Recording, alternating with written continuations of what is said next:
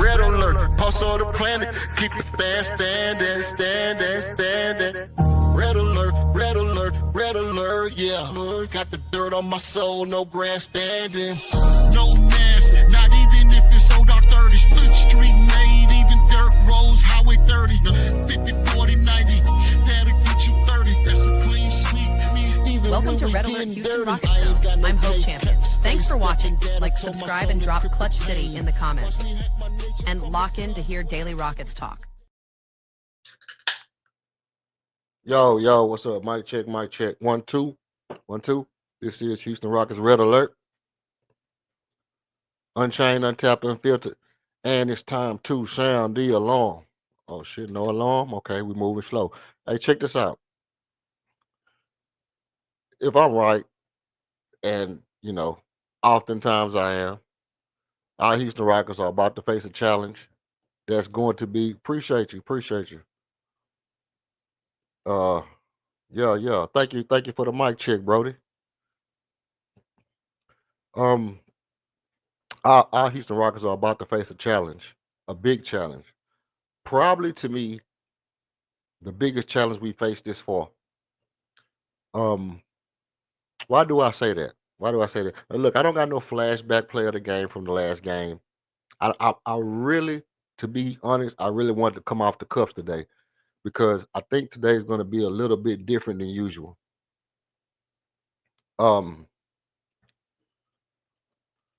So I'm freestyling. I'm gonna tell you right now, I'm freestyling. But I'm still gonna give you that good shit. I don't got nothing but time. I'm here early. I got 4 hours till game time. And we gonna be here. We finna get it in for 4 hours.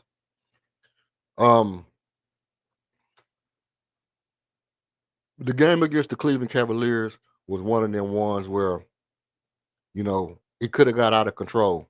It could have got out of control. And I mean that in the sense of, they could have came back and took that game from us when we took our foot off the gas.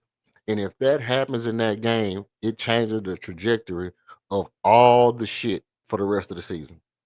Because now you don't know if we can capitalize on a lead. We become a team that we beat easy teams. If we got a lead, we can sustain it. We're able to get out early and take a run. But if we don't have a sustainable advantage or a big advantage, that another team could come back and take the game from us. What we did was we showed if it's a close game, we still can win. If it's a close game, we still had the ability to beat you. And to me, that was important. It was important. It was important enough to make that kind of a statement against a high tier team. I didn't think it had to be that close, but all things considered, it was, and we pulled it off. Now, why am I saying that? Why is that important? Because tonight, 9:30, Amazon Prime, you're going to be able to watch your Houston Rockets face off with arguably the best player in the league. Arguably the best player in the league. Your guy that has beat, and I've said this before, since FIBA until today, he's outplayed every single player that he's played against. Every other guy that was on the other side of the court that was supposed to be the guy, your guy has outplayed him. Alper Sengun has outplayed every single number one option that he's played against since FIBA. Right? He walked into Denver, Colorado tonight. Oh no, we at home. So that's even worse for you. They come down to Houston. We not playing in the Mile High. They come to Houston. They're 11-3. We 10-3. We both only have 3 losses. They've played one more game and got one more win. We win this game. We go to 11-3. They go to 11-4. 11-4.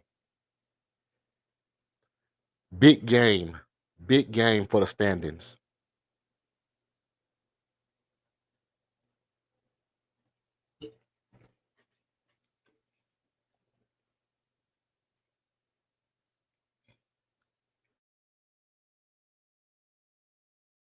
Yeah, you gotta excuse me. I'm just getting off. I ain't ate or nothing. I'm not gonna be just smacking y'all mouth, but I mean, pause. I'm not gonna be just smacking y'all face, but I had to put a little something on my. But look, yeah, yeah. Plus it's a tournament. Plus, is that right? Is that right, Raw? Raz tax is if we get this game tonight, do we go to second place? Did that put us as the 2 seed? If this put us as a 2 seed, if we hit, if the nice game put us at the 2 seed, we got to come out with a swinging. We got to come out of swinging.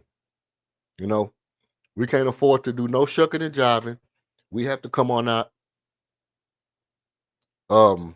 Email's gonna provide us, give us a good opportunity to make this a slugfest.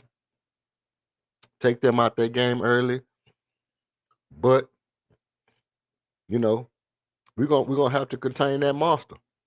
We're gonna have to contain that monster. We're gonna have to watch for Christian Brown. We're gonna have to watch for Christian Brown because young boy sneaky good, sneaky athletic. What they used to say about Reed Shepard, sneaky athletic. He got sneaky athletic. Sneaky athletic ain't gonna get you nowhere tonight, Jack. You either gotta be athletic or not. You either gotta be athletic or not. I don't like this. Tell you some shit out. I'm tell you some stuff I don't like. First of all, um, let me say this. The other night,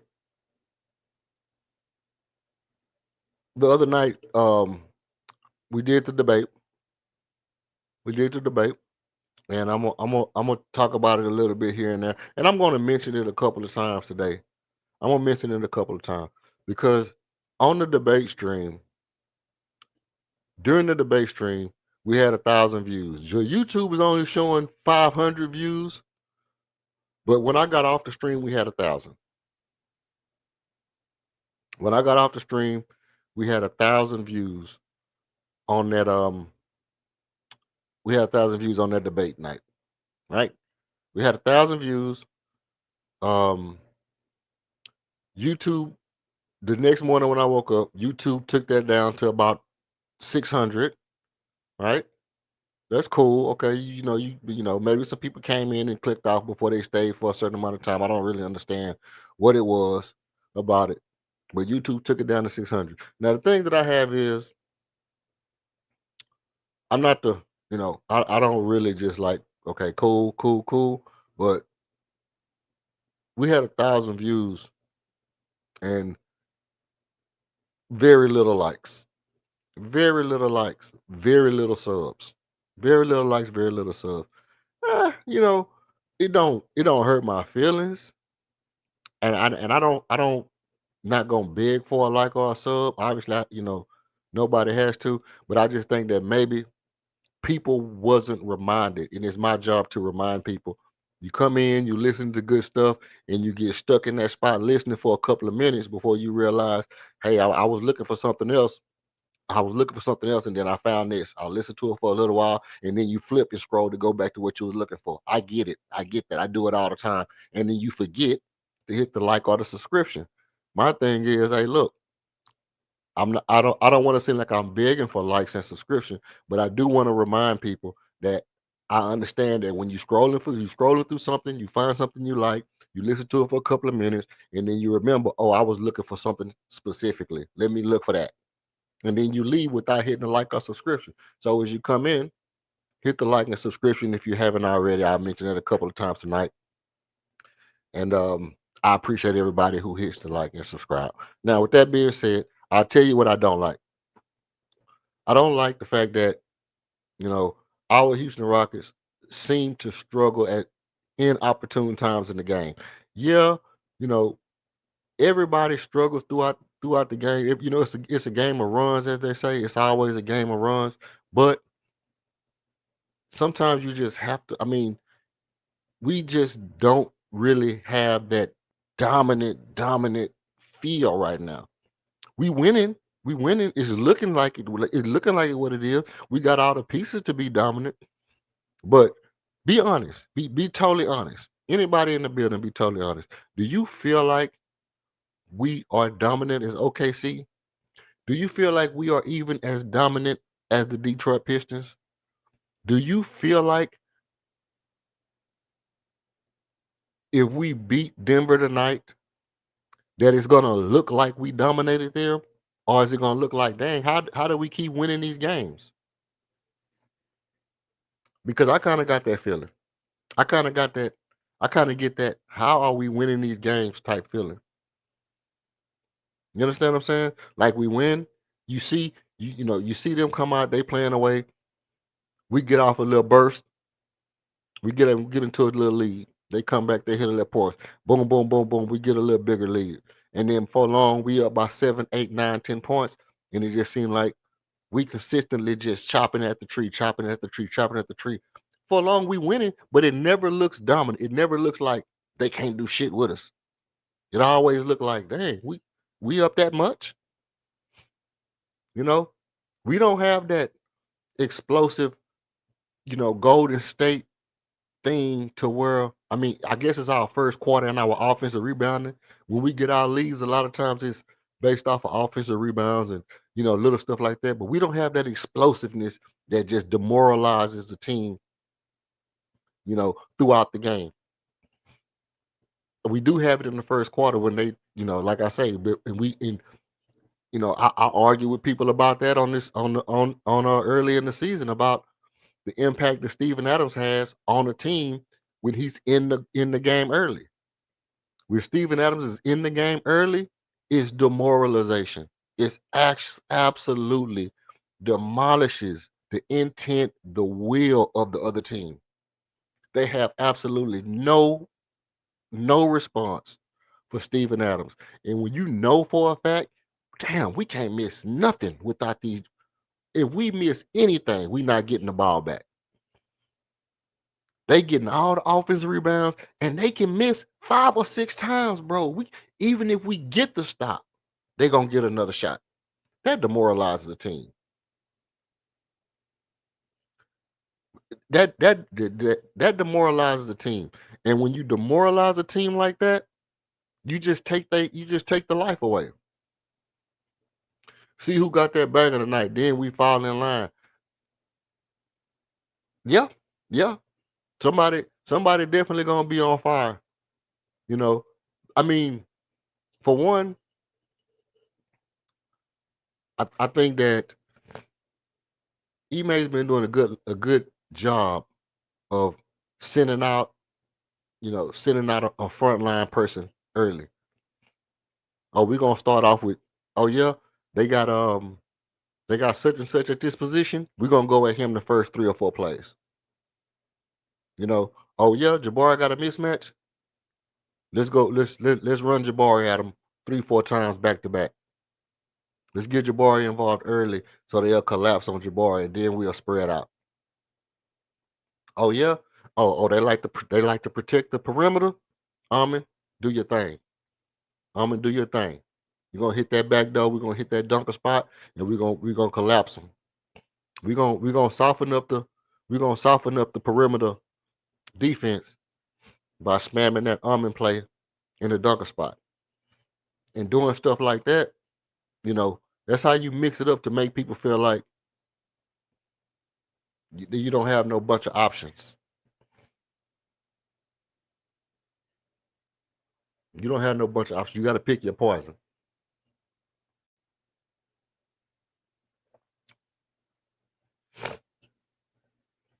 Let's see.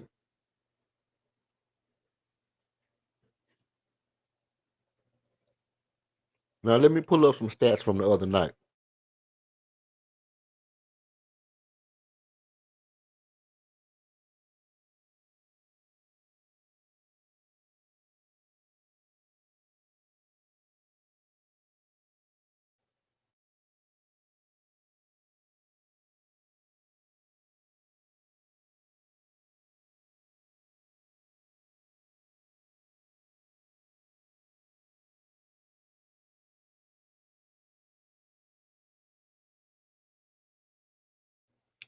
All right, let's get into a couple of these stats. Well, you know what? Damn the stats for another night. Let's just look at overall stats and just we'll just get a nice little glimpse. We'll get a nice little glimpse.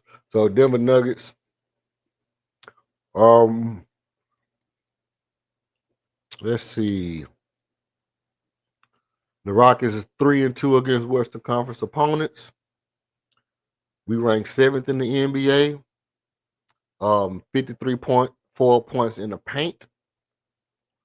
Alper Şengün is averaging 12 points in the paint. The Nuggets are 9-2 in the Western Conference play. Denver is second in the Western Conference with 47.3 rebounds per game. Jokic is averaging 13.2 of those rebounds.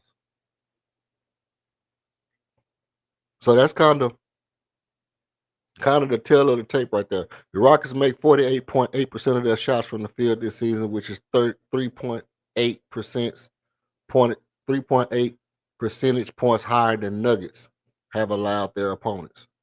Right? So the Nuggets usually average 45%, 45% shooting percentage from their opponents. Houston a little bit over that, damn near 50. The Nuggets also average a little over 12 3-pointers a game.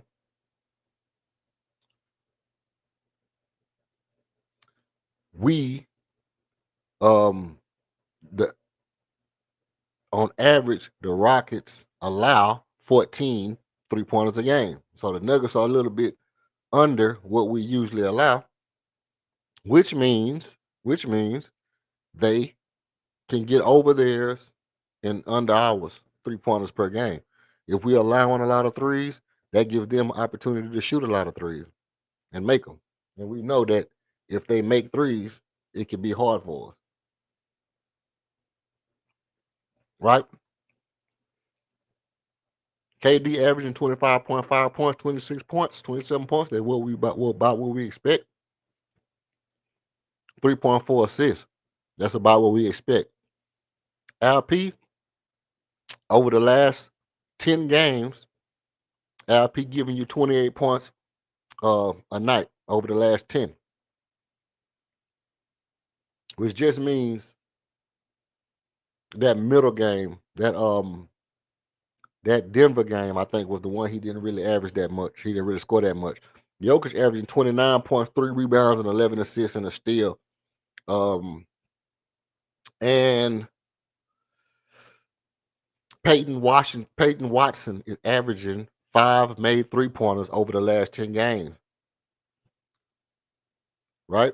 So last 10 games, Rockets 9-1, averaging 123 points, 51.8 rebounds, 26.2 assists, 9 steals, 5.6 blocks a game, shooting 49.4 from the field. Their opponents have averaged only 111 points. So the opponents averaging 111, we averaging 123. That's why we've been winning. The Nuggets 8-2, averaging 123.2 points. So we actually average a couple of decimal points higher than them, 0.7 points higher than them, 47.4 rebounds, 28.2 assists, 8.0 steals, 3.9 blocks per game while shooting 49.8% from the field. Their opponents have averaged 113.3 points per game.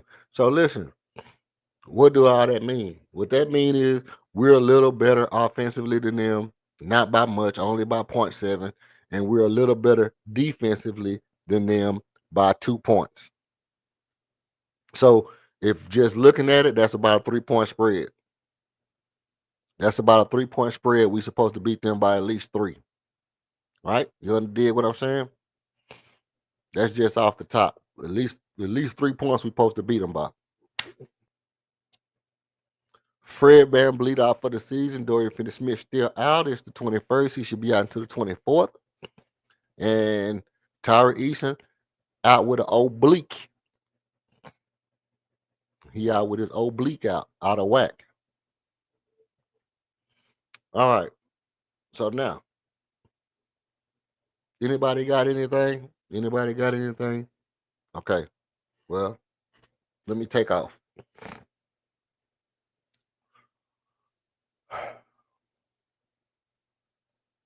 We had the discussion the other night about Reed Shepard. We had the discussion the other night about whether or not Reed Shepard. I think it was me and my boy Buck. Me and my boy Buck were discussing whether or not Reed Shepard should be a starter. I think King said he not ready. King came on and said KOD came on and said he not ready. And you know, Buckmo's argument was, we need a spark off the bench. Oh my God. Argument annoys me so much. That annoys me so much.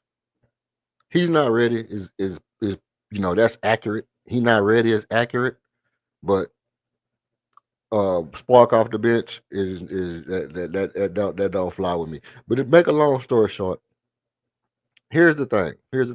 Tonight is one of those games where Reed can continue to gain the ground to where we need him to be a starter. Every game. Because the more games he goes and don't make a lot of mistakes, because listen, by the same token, I've been on here and people have argued this. Your point guard gonna have turnovers. The point guard gonna have turnovers. What's up, Amin Moore? What's up, Archon? Salutes. Thank you for coming in the building, man. Thank y'all for coming in the building. The point guard, Tari Eason got 5 turnovers. Well, Armin Thompson got 5 turnovers. Yeah, well, the starting point guard supposed to have turnovers. Okay, so why would it bother you if Reed Shepard turns over the ball?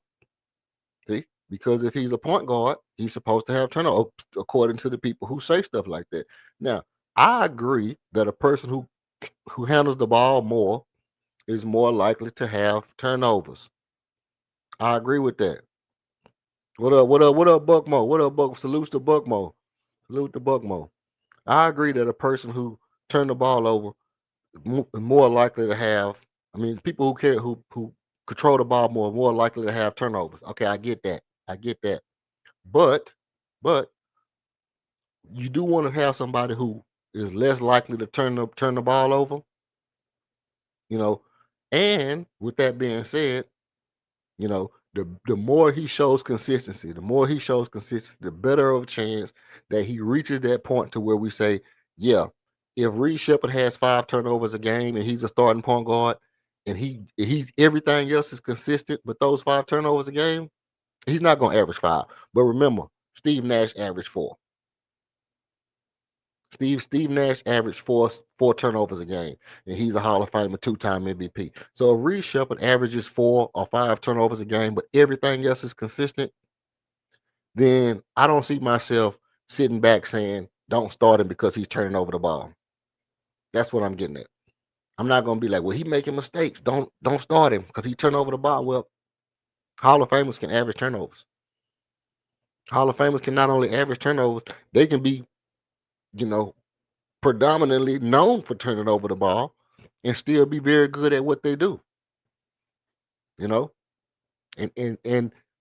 I'm not willing to sacrifice the opportunity to be more explosive, to be a game breaker, to be a game changer, to be innovative, to do all the things it takes to be elite. Because I'm not the kind of person that I believe I have to follow what everybody else does in order to be great. I don't. I feel like being innovative makes you great. Being a game changer makes you great. Stepping outside the box make you great. Doing something the average person wouldn't do, but still doing it successfully makes you great. Following trends, very, very, very, very, very, very, very, very, very good, don't make you great. It don't make you great. I'm one of the people like this. I'll tell you how I feel. Let's say when the Rockets had James Harden and we was having good games. We were shooting the ball well. We had all human player of the world. You know, get your million calls. I seen James Harden dribble one time, pick up a man arm, hit himself with the man arm, pick up the man arm, slap himself with the man hand, put the man arm on his shoulder, get the foul, go to the free throw line. And we had that kind of player on our team. They got Dwight Howard. They said, you know what? Dwight Howard wants the ball too much. You know, he's not good enough to shoot the ball. You know, we'll get somebody who can just set picks and run, and boom, that's it. And then it's like, okay, and then we're gonna have a bunch of space 3-point shooters, whatever, da da da. I was saying back then, we need another big man. They should have been going double big lineup when they had James Harden. You know, because let me tell you something. James Harden and Zubac look dominant as shit. Imagine if we had a Zubac back then. Imagine if we had a Zubac instead of a PJ Tucker. Imagine if we had a Zubac instead of Clint Capella. You know what's funny? We could have had Zubac. We could have drafted Zubac. Exactly. We could have drafted him. He wasn't a super high draft pick. We passed him. We passed on him. Zubac was one of the players that went late in the draft, and I was like, damn, how did they let this dude slip all the way down? We could have used that. And people was like, who is Zubac? Like somebody that's finna be a beast. Somebody finna be a beast. And it took him a long time to develop. It took him a while to develop. But the minute he was on the floor, you knew what he brought to the game in LA. You knew what he brought to the game. Yeah, it took him a long time to be consistent at it. But when you saw him play, you were like, man, if this ever comes to his full potential, if this ever gets to his full potential, it's gonna be a problem. Now, took him a while to get to his full potential. It's a problem. Hell, Elijah One didn't win a championship his first year, second year, third year, fourth year. Jordan didn't win his first year, second year, third year, fourth year, fifth year. It take a little while before you put it all together.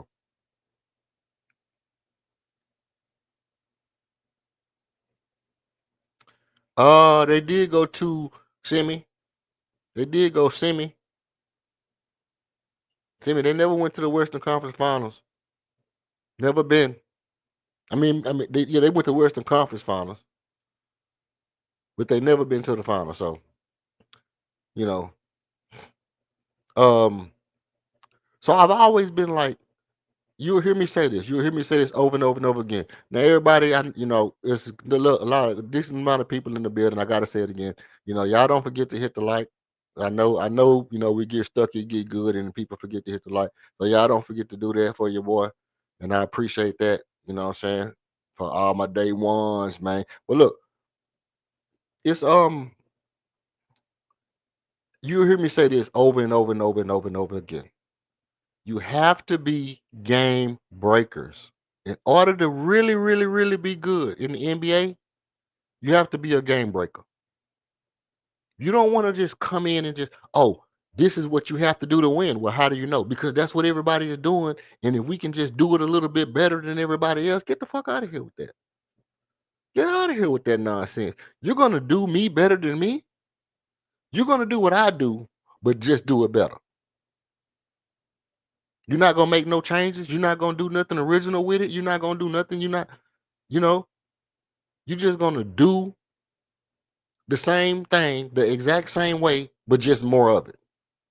It's not going to work, bro. It's not going to work. I mean, it can work because, and I'll show you how. I'll show you why I say that. Because Mike D'Antoni was actually shooting a lot of threes. Actually, okay, let me scale it back. Daryl Morey was really the guy that came in and was like, you know what? Analytics say, analytics say, analytics say. Right? Threes, layups, free throws. And Daryl Morey started to orchestrate that. The Golden State Warriors said, you know what? Great idea. Let me show you how to do it. Right? And then They brought in some people and they said, damn, they took our idea and did it better. Well, let's try to do it back better than them. Let's try to go back and shoot. They shooting threes like we brought it in to do. Well, what we're gonna do is we're just gonna shoot more threes. We're gonna do what they stole from us better than they did. And come on, man, switch it up. Once you realize, because of exactly what happened, got to the game, missed 23 3-pointers. You finally got to the point to where I'm gonna show you I can do what you stole from me better than you can. And then you get there and you flame out because you went all in on trying to fit what other people was doing and just outdo them at what. No, you can't just fit in. You have to be willing to break the mold. Break glass in case of emergency. You have to be willing to break the glass in case of emergency. At any given point, let me tell you why. At any given point, when they was building that team, they could have looked at their team and said, damn, we got James Harden. We got, Robert Covington, Butte. We need to go all in on a big man that can just go crazy on the rebounds and blocks. I mean, you could say Clint Capella could do it, but could he really? Could he really? He could catch lobs. He was a good lob catcher. But what was he really on the rebounds? Oh, you got PJ. Okay, you got PJ Tucker. You got people who can switch everything. So Harden don't have to play defense. How about you get another big man and just go crazy on the rebound? So when you're missing shots, we get out of rebounds.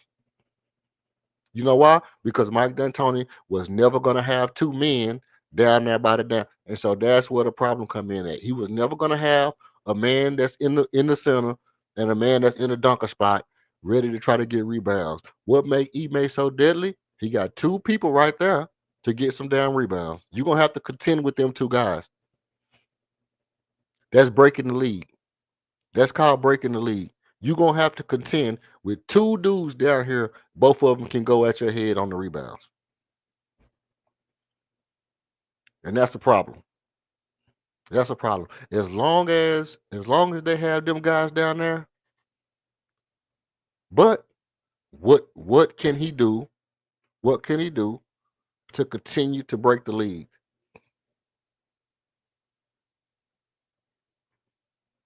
Let me tell you what he can do.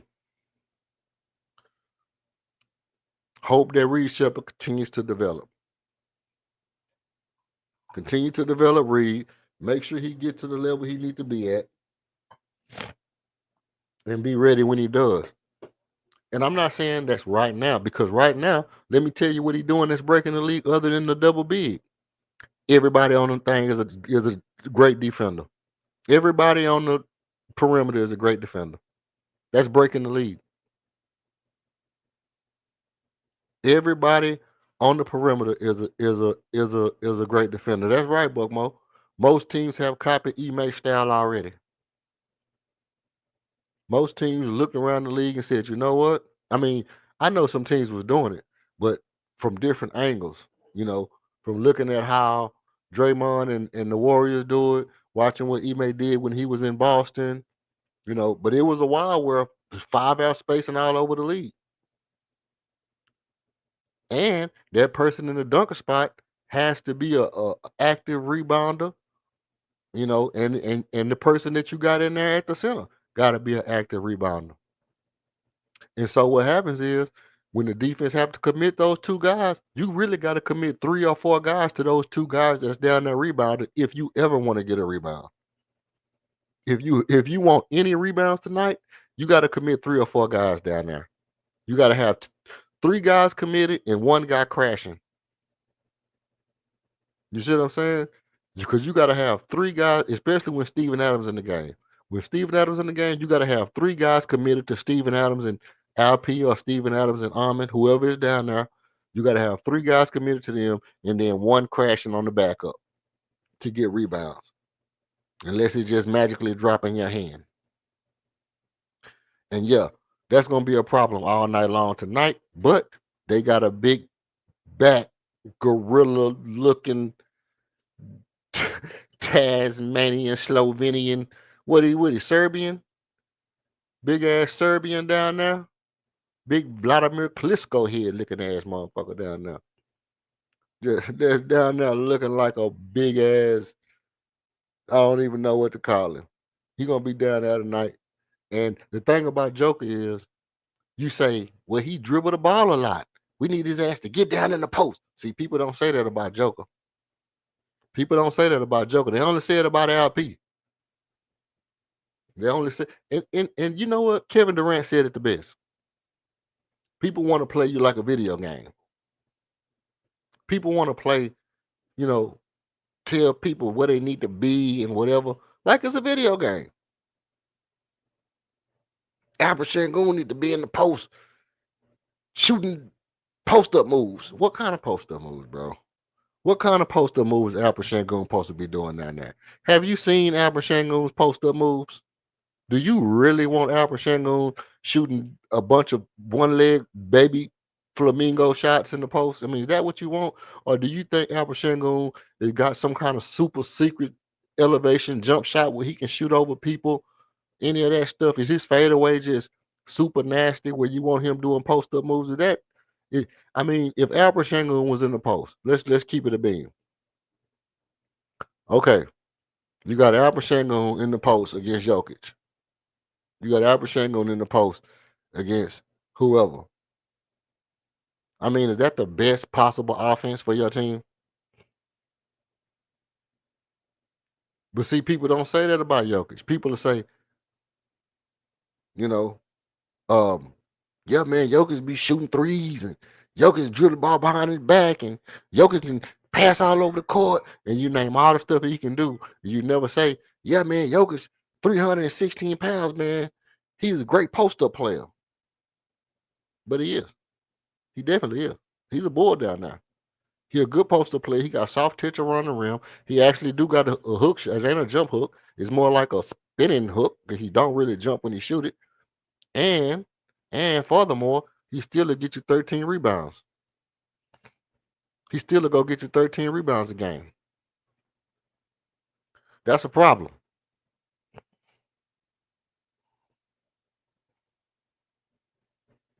Let me see something right quick. Oh, they're going crazy.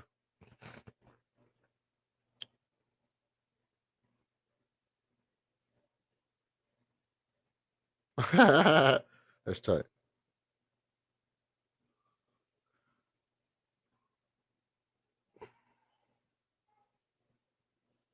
Um,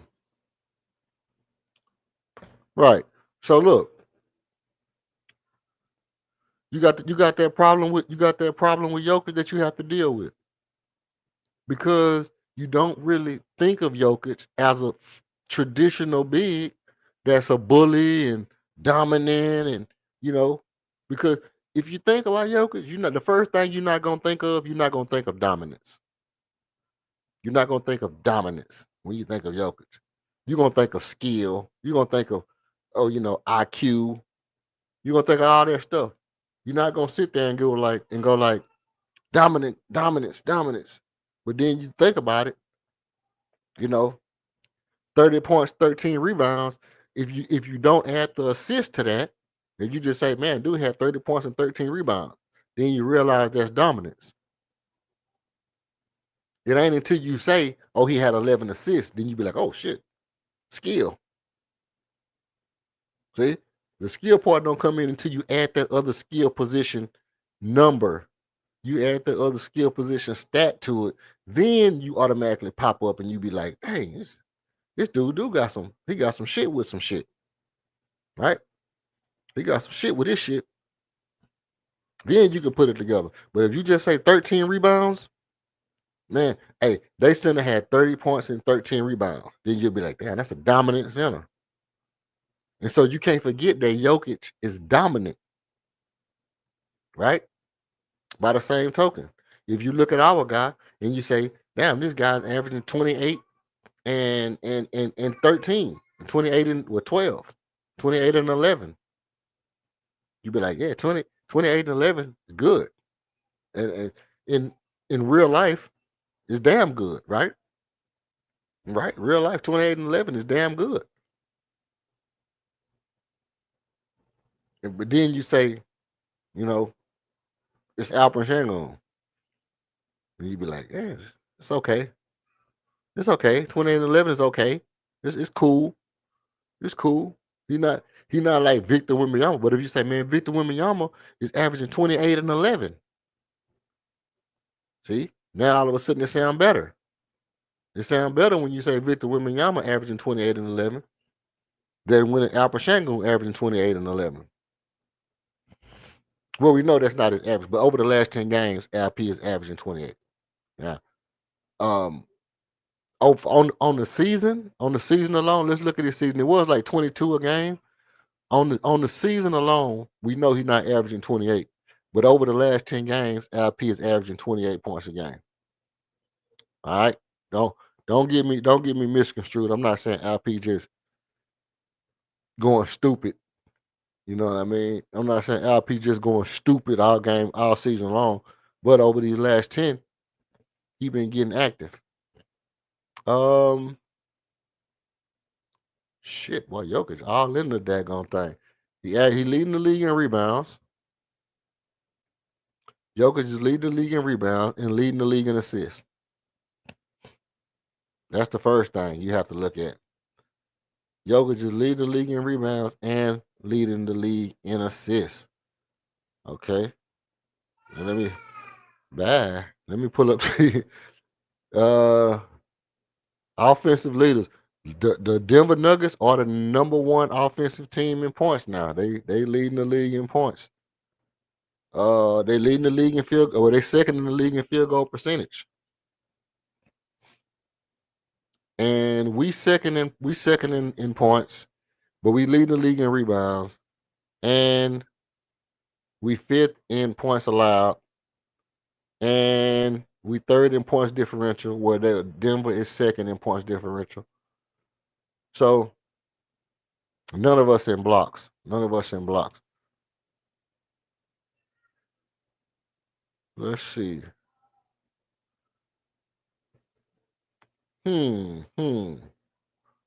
Yes, but what does it mean? Well, what it means is, oh, cheese and rice. Okay. Kevin Durant is 25 points a game. Senguini up to 23 points a game. Senguini, man. Senguini? Your boy Senguini?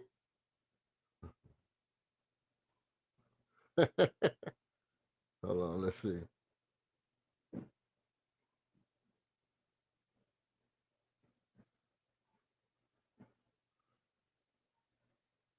Hold on.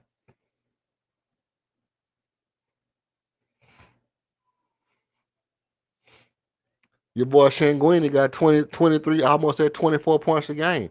He 3 rebounds, 3 offensive rebounds, 7.3 defensive rebounds. So he already okay.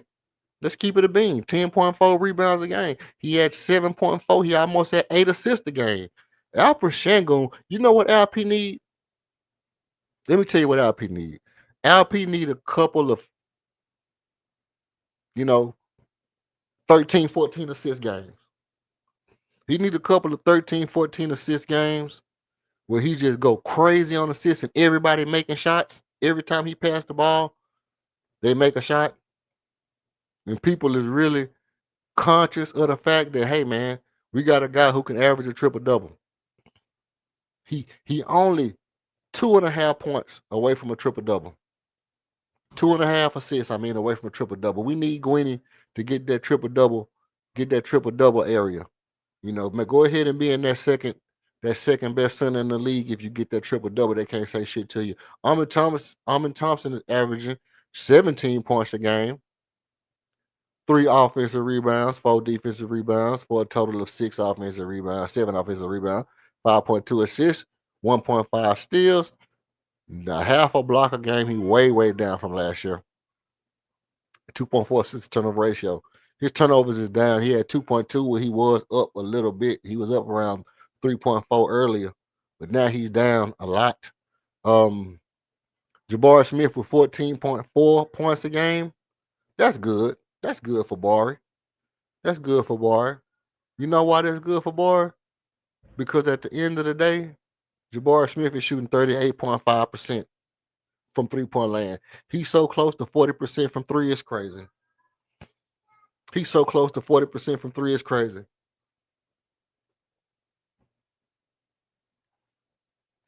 On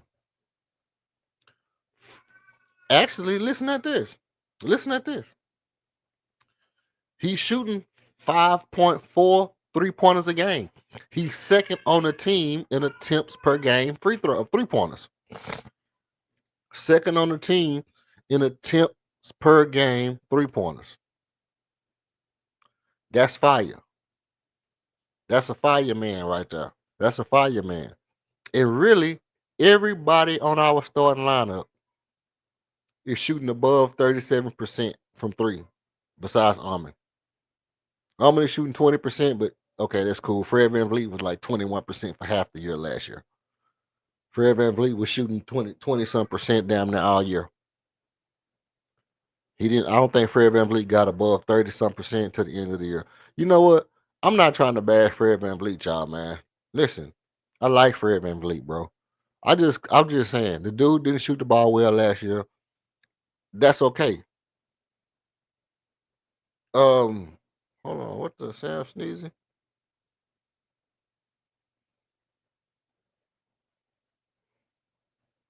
Oh,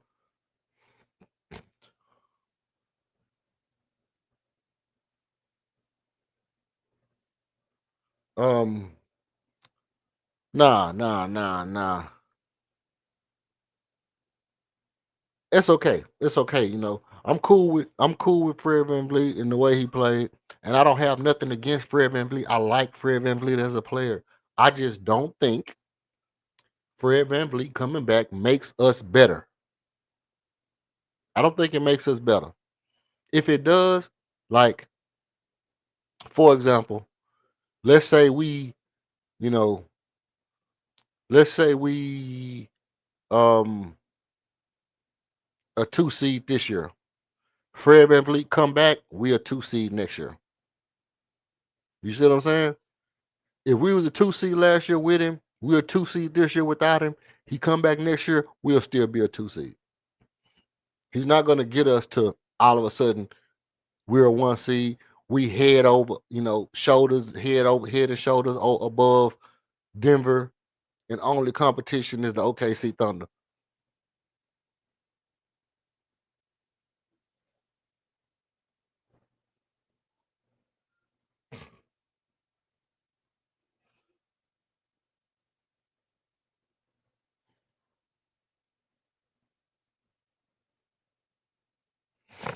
So that's my thing with Fred. And then again, like I say, man, if the dude shot bad last year, he shot bad last year. It don't mean I don't think he hit big shots. And I don't, I don't take him as a bad shooter. I don't think he's a bad shooter. I just think had a bad year last year. He had a bad he was doing some jacking.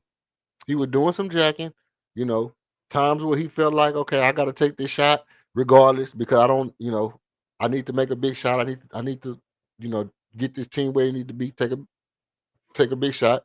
And sometimes some of them shots was Jackie Jonah Cursor. That dog me Jackie Global, goddamn. Jackie Walters, goddamn. Uh, salutes to you. Rob Cortez has stepped in the building. LP ain't there yet, but he's already better defender and drives to the basket better. Absolutely. Let's see. Let's see. I pray. Listen. T dot. T dot. You are 100% right, Brody. You are 100% right. I hope the refs call this game fair and square. Call it down the middle, man. If you look out there and you see Scott Foster, just, you know, whatever you do to calm down, whatever you need to do to calm down. If you see anybody name that sound like, that, sound like Australian beer or whatever it is, look, you're gonna need it tonight. You're gonna need it tonight. And this is one of those games where you see those big name referees that be like, oh, I don't know about this guy. I don't know about this guy. And well, Lord knows when Sky Fox is on the court, I just don't feel comfortable. We've handled the Nuggets the last couple of years. The big loss we took to them last year was with Joker out. Absolutely. Hey, that's a good point, Rob. That's a thigh wall stack right there. Hopefully tonight it goes the same. I think we're a better team. Just need KD to be efficient. Not only did KD be efficient, man, but I like when KD be aggressive early. Would he be trying to get his points so we can get that lead so he can possibly sit down? I love that. I love that. And making big shots down the stretch and knowing that when it's a big shot, it's my time to be KD. Hey, let me tell y'all something. What time is it? 5:51, man. Listen. I have to keep saying this because I realize that, you watching it, you came in, you watch it, you see something you want to hear, you listen to it, okay, boom, then you forget. Hey, I can hit the like and I can help out the stream. I can hit the subscribe so next time it come on, I don't miss it. If that's you, if you haven't hit the subscribe, you don't want to miss it, make sure that you hit the subscribe so that it'll be on your feed whenever I go live. And you hit the like just because, help a brother out. You know what I mean? Then if you don't want to hit the like, don't hit the like. I get that. But if you just didn't hit it because you forgot that you can hit it and help me out, then that's the reminder. So with that being said, let me tell you something about KD. The thing about KD is this. Can I be honest with y'all, man? Cause y'all my peoples. Y'all my peoples. Y'all my peoples. I'm gonna be honest with you. I'm just giving. I want everybody to get situated before I say this, because I don't know. I don't know where y'all stand on this, and y'all can let me know. Man, are y'all starting to feel like KD of like one of the realest niggas that ever been on the Houston Rockets? Like, I'm a Vernon Maxwell fan. Vernon is the real one. He a real cat, just like a real dude. Like, you get real Maxwell. He ain't faking. He ain't doing no shaking. He a real one. He a real one. Y'all get that same vibe from KD like I do? KD give me that I'm a real one vibe. Like, you know, like he he's just a real one. I don't know how to say it without being too, without being too street with it. But if y'all know what I'm talking about, man, just put a one in the comment if y'all feel like KD a real one. When KD say it should have H time on the shirt, H time. No, we've never had. I mean, like, we've had people here that was good. They would say H time, you know, but very seldom do you have people that be like H time, put H time on the shirt. Then y'all seen when he was with Michigan OT? Here with Michigan OT, and Michigan OT was like, man, you think about getting you a grill? He said, I got 3 of them on the way right now. 3? He got 3 grills on the way right now? That's embracing the culture, bro. That means he went to Johnny Dang. He went to Johnny Dang and blessed Johnny Dang game. He went to Johnny Dang and blessed Johnny Dang. And you can't beat that, man. You can't beat that. Not only KD is about the team, KD is a Texas dude, man. KD grew up in Texas. KD grew up in Texas, man. He had some of the best years of his life was at UT. Some of the best years of his life was at UT. Some of his biggest memories was at UT. But I started feeling this early, man, when he said when he put the jersey on, and no girl was like, you look good in your little Rockets red. You know how she talked to him. She was talking to him like she was kind of halfway, she was kind of halfway trying to raise him up. You know what I mean? I don't know what he gonna do for the slab, bro. But all I know is on Juneteenth, if I see KD riding through South Park in the slab, bro, it's gonna be up. It's gonna be up and stuck, bro. If I see KD riding down MLK on Elm Sunday in a slab, bro. On Elm Sunday, if I see KD riding riding down a slab on MLK, it's gonna be up and it's stuck, bro. But old girl was trying to raise him. She was like, I seen you in your little Rockets red, look good on you. And how you feel in your little Rockets red? And he was like, I feel like this the color I was supposed to been wearing. Like, what? That's so hood. That's so gangster. That's so gangster. I should have been in this red. Played myself for about 7-8 years. I could have been in H-Town, in the realest city, in the best city in the world.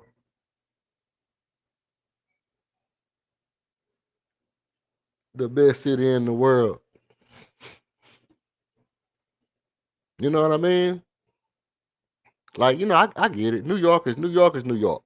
I get it. You ever been to New York? You like New York? Okay, it's cool. You can do some things in New York. But who wants to be in the rain with the rain and the rat piss and the dirt, the black snow and subways with big gigantic possums running around up under the subway, the sweat and breath all up in your face everywhere you walk? Nobody wants to do that stuff, man. Nobody wants to do that stuff every day.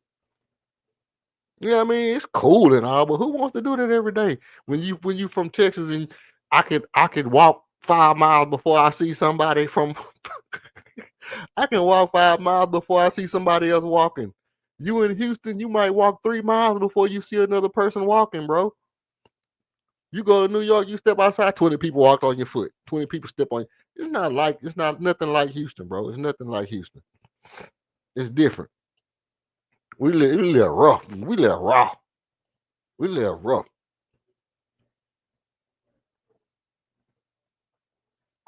But I just wanted to get that shout out. We get that little shout out to KD, man, because real spill. That boy embracing the Houston culture, and he's fastly becoming one of my favorite Rockets ever. Quickly becoming one of my favorite Rockets ever. Quickly. I mean, he'll never pass Mad Max, like I said, because I have personal experience with Mad Max. When I was growing up, you know, well, I was grown, but I have personal experiences with Mad Max, so you know, Mad Max gonna always be my favorite player. Mad Max gonna forever be my favorite player. The way he kicked it with the youth, the way he chilled with us and stuff like that. You know what I mean? Played ball and everything like that with us. Like, you know, didn't act like he was no superstar. He was just a regular dude from where we was from and different stuff like that. So Mad Max always gonna be my favorite player. But KD is on his way up. KD is on his way up. If I ever see KD in the hood hooping with some kids or driving down Martin Luther King in the slab on a holiday or something like that, you know, I'm gonna be very pleased with KD. Wish it could have been sooner, brother. Wish it could have been sooner. If you wouldn't have frauded on James Harden when James Harden was down here playing with James, I'm gonna bring it up one more time. I gotta bring it. I might bring it up a few more times this year. But I'm getting over it. I'm doing therapy. This is like therapy for me. This is therapy for the time that KD didn't come to Houston and went to Brooklyn. I got to bring it up. I said I wasn't going to do this. I said I wasn't going to let my tears cry in the middle of the night. But at the same time, I got to say it. I'm getting over it little by little. What do the Rockets do tonight as far as starting double bigs? That's a good question, Brody. That's a good question. That's a good question. And you know what? I'm gonna tell you right now what they need to do. Well, not right now. Not right now. I'm gonna tell you after these messages. We'll be right back after this commercial break.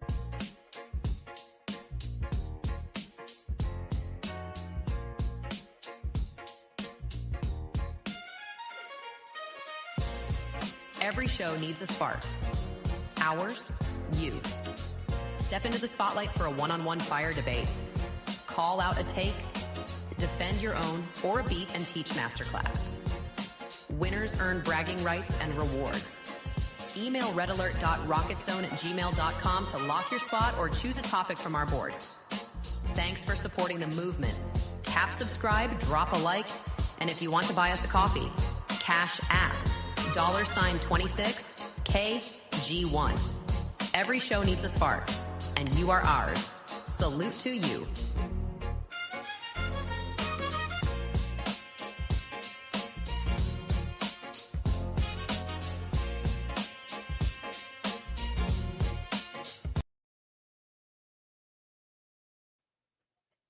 All right, I'm back.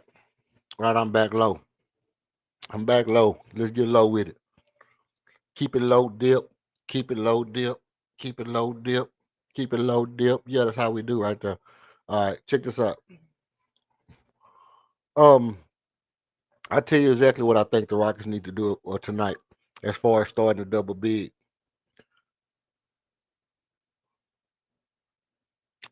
Um, I would say, I would say no. I would say no. I would say no. And the reason I would say no is because, for one, it's just like I said the other night. I don't know if I would want to tip my hand against a Western Conference opponent. I don't know if I would want to tip my hand against the Western Conference opponent tonight. And also, you never know when that advantage could be, when that advantage could mean the most. You know, how you want to deploy it in this game could set up, could change the balance of how the game go. I think ultimately, if it's kind of tricky. It's kind of tricky in that aspect because here's the thing: we know we know that they got Aaron Gordon, and we know that Aaron Gordon is a beast also. But Aaron Gordon can stretch the floor a little bit. Aaron Gordon can stretch the floor a little bit. And do you want Shanguini out there on Aaron Gordon on the perimeter? I think Aaron Gordon has a little bit of an advantage against LP with the ball on the floor. You know what I mean? I think with the ball on the floor on the perimeter, if LP has to hold Aaron Gordon on the perimeter, it gives them a little bit of an advantage on LP. Cause then that really almost forces us into some zone shit. But I think overall,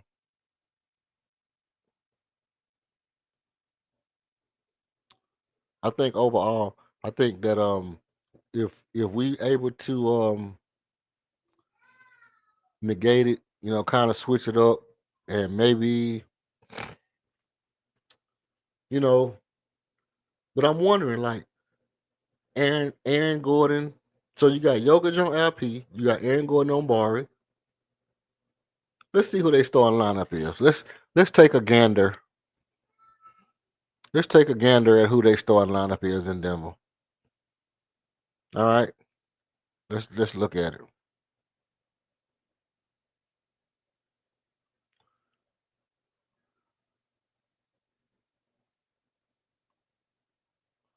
Let's see. Let's see who the starting lineup. What the sound sneezing? Extra, extra, extra. Extra, extra, extra. Let's see how to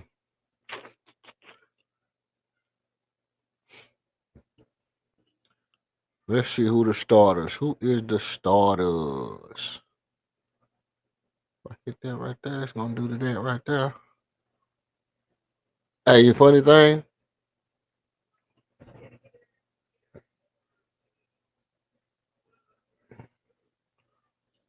Let's see.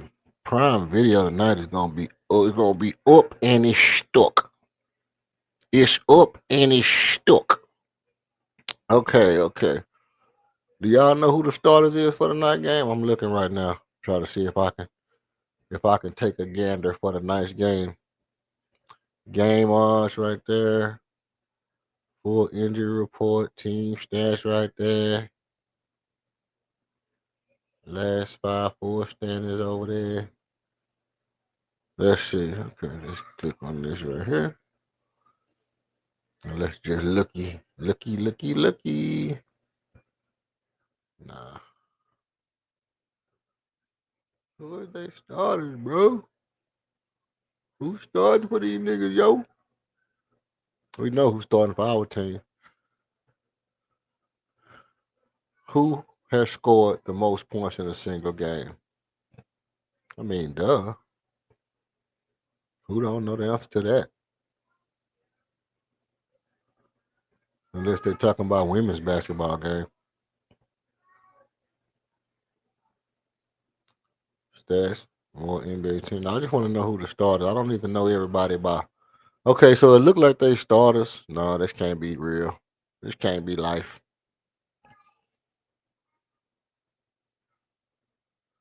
Jesus Christ, people. Depth chart. Let's go to the depth chart. All right, here go they start lineup. Jamal Murray, Cameron Johnson, Peyton Washington, Aaron Gordon, and Nikola Jokic. Nikola Jokic.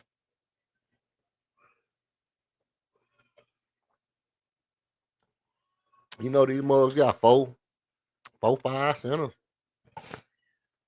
Any one of the Jonas Valanciunas. See, that's another thing. Jonas Valanciunas coming off their bench, bro, and we know that Jonas Valanciunas gives LP more problems than Jokic. You understand? You understand what I mean, son? Son, son, son, son, son, son, son, son, son, son, son, son, son. You understand what I mean, son? Jokic Valanciunas, Valanciunas, Valanciunas, Jokic, no, Valanciunas,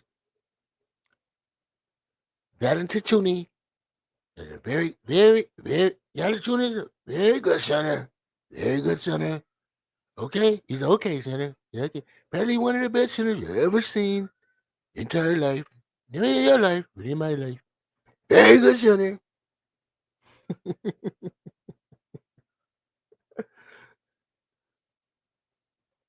Hey, look. Jokic going for 40. Jokic going for 40 tonight. Come on, bro. Shout out to you, Tehran. You a Denver fan? You a Denver fan?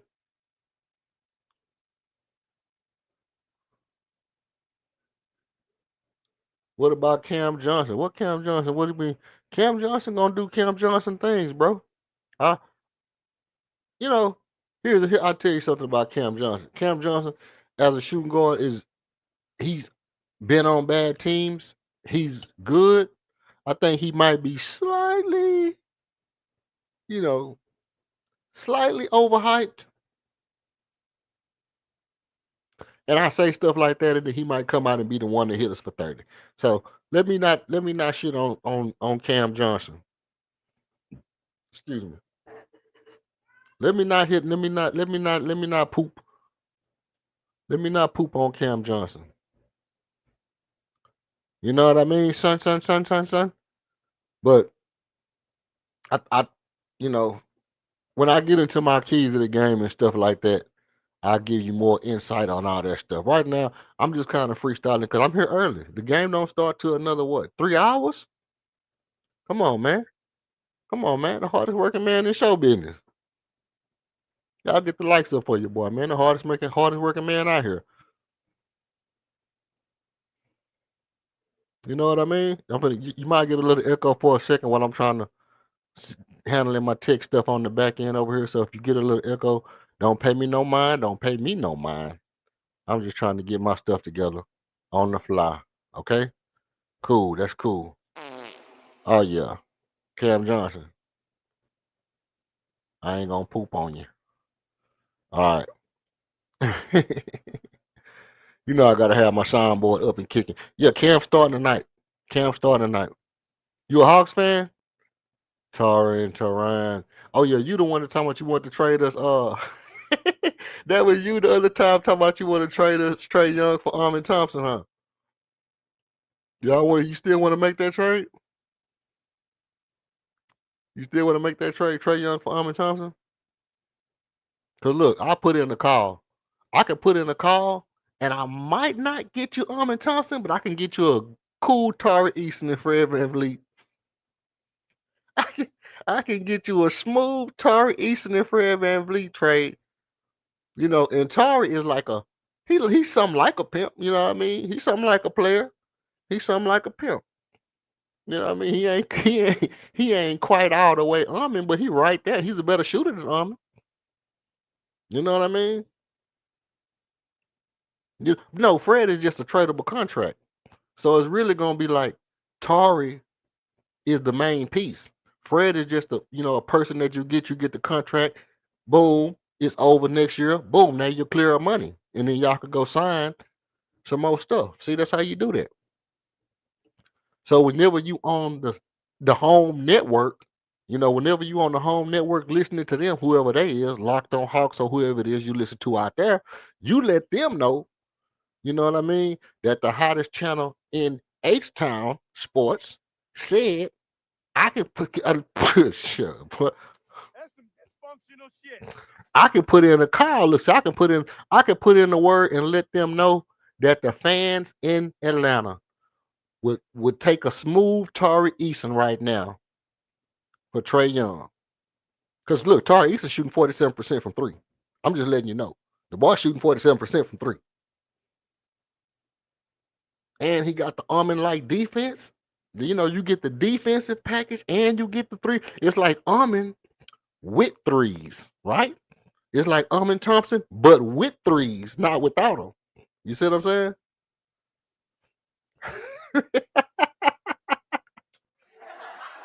listen.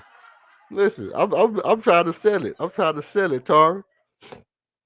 Oh, you let them know, man. You let them know that hey, we can swap it. We can swap it out. Kyrie to Houston, man. Listen, man. I'm gonna tell you something about that. I'm gonna keep it. I'm gonna keep it a whole stack with you, bro. I'm gonna keep it a whole entire stack. Whatever they talking about for Kyrie, I'm not buying. Unless it's Fred VanVleet and Tari Eason, I'm not buying. I'll give you Fred. I'll give you Tari. Like if you want anything off our team, it's gonna have to involve Fred VanVleet.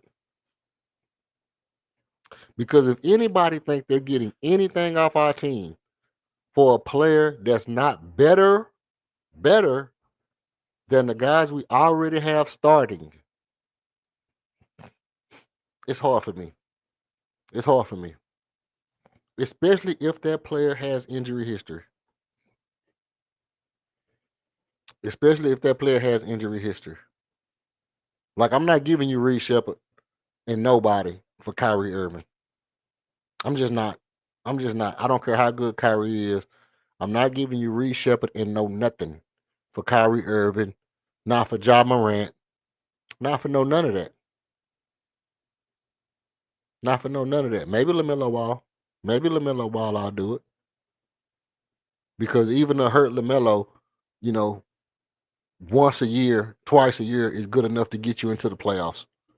He's good enough to get you to, and if he's ever healthy in the playoffs, let me tell you something. If LaMelo Ball is ever healthy in the playoffs, it's gonna be one of the best playoffs ever. Because that dude is an absolute, just, I mean, absolute thrill to watch. Absolute thrill to watch. LaMelo Ball is absolutely one of my favorite players to watch. And the fact that we don't get to watch him a lot, he's not on primetime TV. He don't get a. Only thing we get to see from LaMelo is a highlight reel every now and again.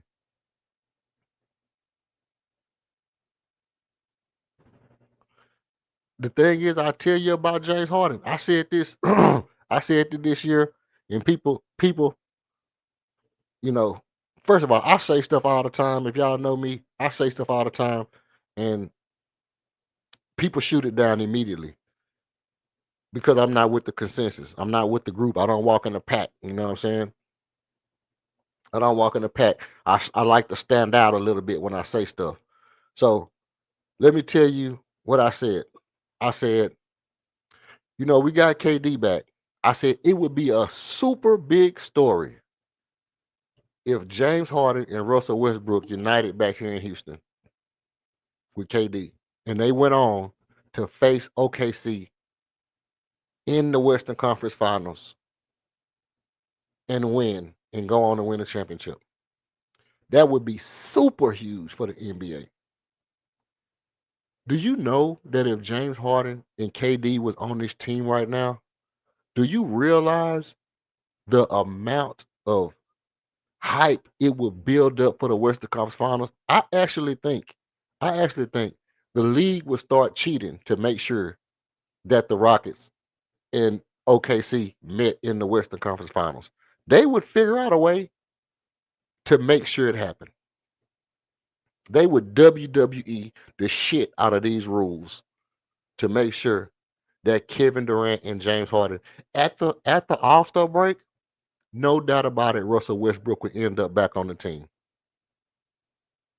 And listen, I know people don't agree with it.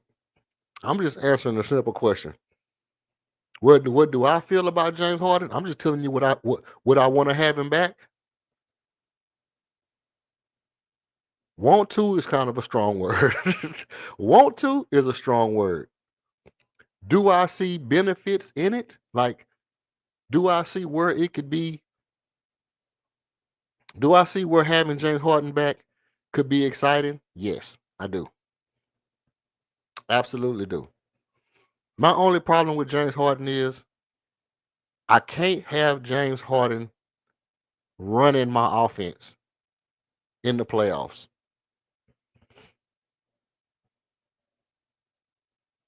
That's just it. You can't have control over the outcome of the game in the playoffs, bro. And here's the thing. If I'm Ime Udoka, I'm Raphael Stone, I tell you that to your face. I tell you to your face. I say, look, you done threw too many damn games, bro. You done threw too many damn games, bro. I don't know if you're doing it on purpose. Look, either you in on it or you stupid. Either you stupid or you in on it. Either way, get your shit, get your ass, and get out of my casino. No, listen. I tell you to your face. I say, look, bro. Look like you done threw too many damn games for me.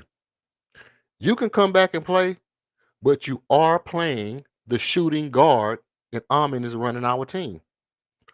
Amin is our point guard. He is the leader on the floor. The offense runs through Alperen Şengün and Kevin Durant. If you want to come and be our shooting guard and buy in on the defensive end and make big shots when we need big shots, oh, he ain't gonna do that. He ain't gonna do that. Well, if he want to come here, he's gonna at least accept it to his face that that's what I need him to do. And people always say, well, somebody will and won't do what they will and won't do. What I'm saying is, if I'm the Houston Rockets, I'm gonna tell you to your face what I think about it. I'm gonna tell you how you're gonna fit in. And if you come here and don't do it, you still have to admit that I told you to your face, this is what I want. Yeah, you can ask the question. You want to come up and ask that question, or you want to ask it from the chat? Does Josh eat hoagies, bro? Josh, Josh eat hoagies, man. I ain't worried about no damn Josh Kogi. Now I like Josh Kogi real life. In real life, I like Josh Kogi, but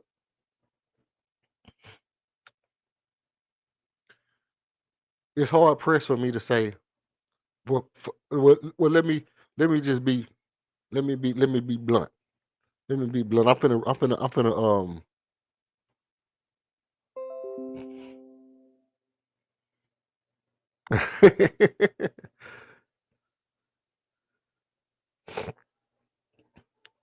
let me tell you about what I think about Josh Okogie. He's not going to be starting for me after 60 after 50 45 50 more games anyway. I don't see no way unless you're starting Josh Okogie in the spot in the 3 and Kevin Durant is your 4. Right? The only way I see Josh Okogie starting for me by the playoff is if he's starting at the 3 and Kevin Durant is your 4. If you understand what I'm saying I don't see no way. I don't see no way that Reed Shepard is not starting if he keeps getting better. That's just a fact. And I don't see no way that Josh Okogie starts over the Messiah.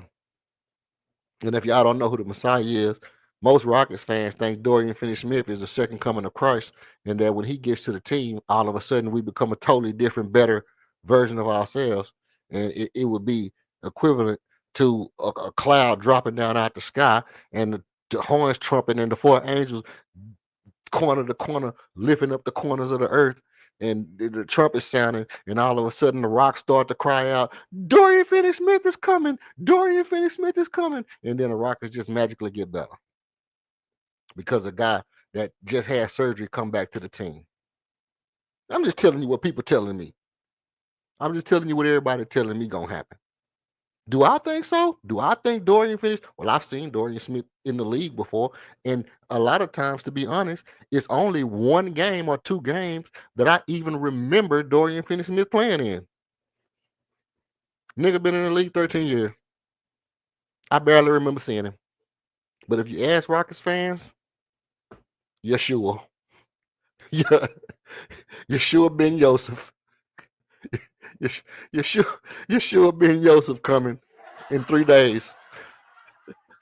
The rapture. Sell your cars. Give all your money to your Uber driver. Yeshua Ben Yosef coming in 3 days.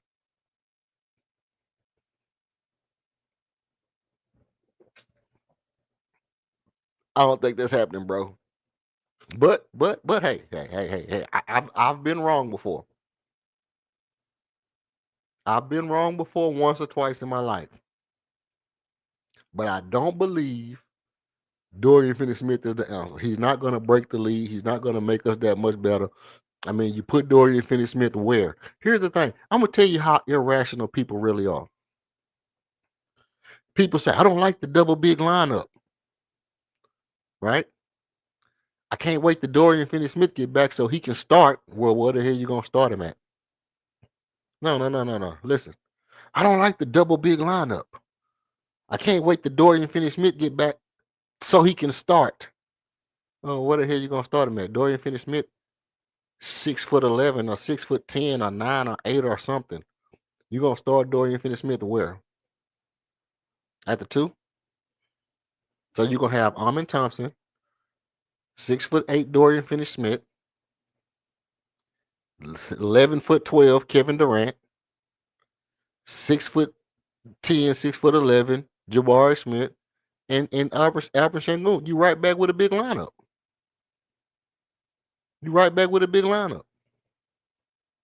So how in the hell you gonna say you don't like the double big lineup, but you want Dorian Finney-Smith to start? You see what I'm saying? It's insane. How the hell you gonna say you don't like a double big lineup when you want Dorian Finney-Smith to start? You can't want Dorian Finney-Smith to start if you don't like big lineups.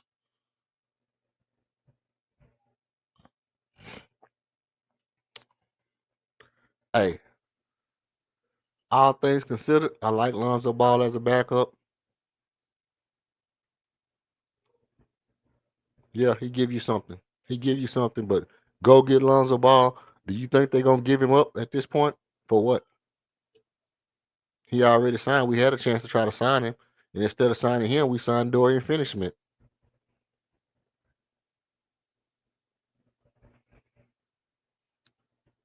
Instead of signing Lonzo Ball, we signed Dorian Finney-Smith. Fred say June the 1st. So we already took out the broke down nigga exception, hurt dude exception. So he out. We filed for the little exception to where we can get some compensation for his contract and we can use to do something. It'll be $12 million. It's half of his $25 million contract. We'll get 12 million of that to try to get somebody. As long as we don't go over the luxury tax with that 12 million, then we can try to find a player to fill his spot. He is out to June the 1st. That's the only way you can find that exception. Go get D'Lo. Hell to the no. Hell no.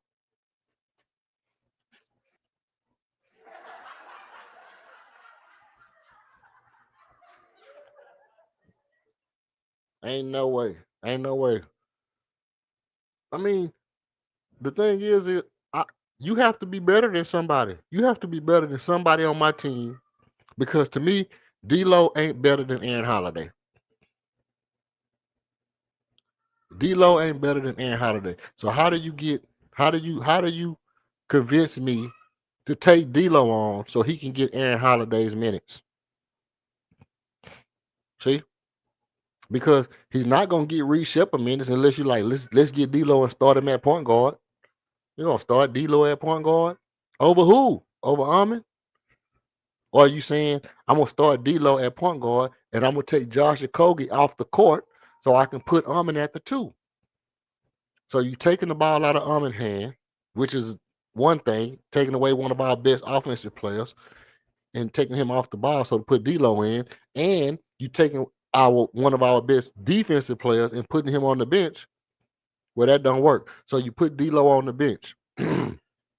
We've seen D'Lo come off the bench for other teams and bring absolutely nothing. Bring absolutely nothing. I'd rather get Patty Mills. I'd rather go right now and find Patty Mills and sign Patty Mills to a 10-day. Um, man, I wish what's the old boy name that played with Al Pacino? The little point guard they got. Give me him. Give me the little point guard from Turkey, man. Give me the little point guard from Turkey. I know he under contract. Buy out his contract. Buy out the little point guard contract from Turkey. Put him on your bench. Put him on your bench because he played with pace. He played with speed. He played with confidence. You come in the game, couple of plays a game,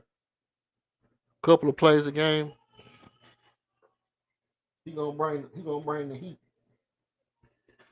He gonna bring the heat. He gonna be ready to come in and get busy. He gonna be ready to come in and get busy. Ain't gonna be no stopping. But that's I do think we need something like that. I think we need something along them kind of lines. Um, somebody who brings something different to the team, man. Somebody who brings something different to the team. Now back to this James Harden thing. So I said that. I said, hey, look, it would be a thing if James Harden came, you know, because this was actually back when they was talking about the Rockets getting Russell Westbrook before he signed, and I was like, you know what? I'm not big on getting Russell Westbrook. I said, but it would be cool if Russ and James and KD all got back on the same team, made a big run, got to the championship, won the championship. That would be cool if they had to beat OKC to do that. That would be a hell of a story for the NBA.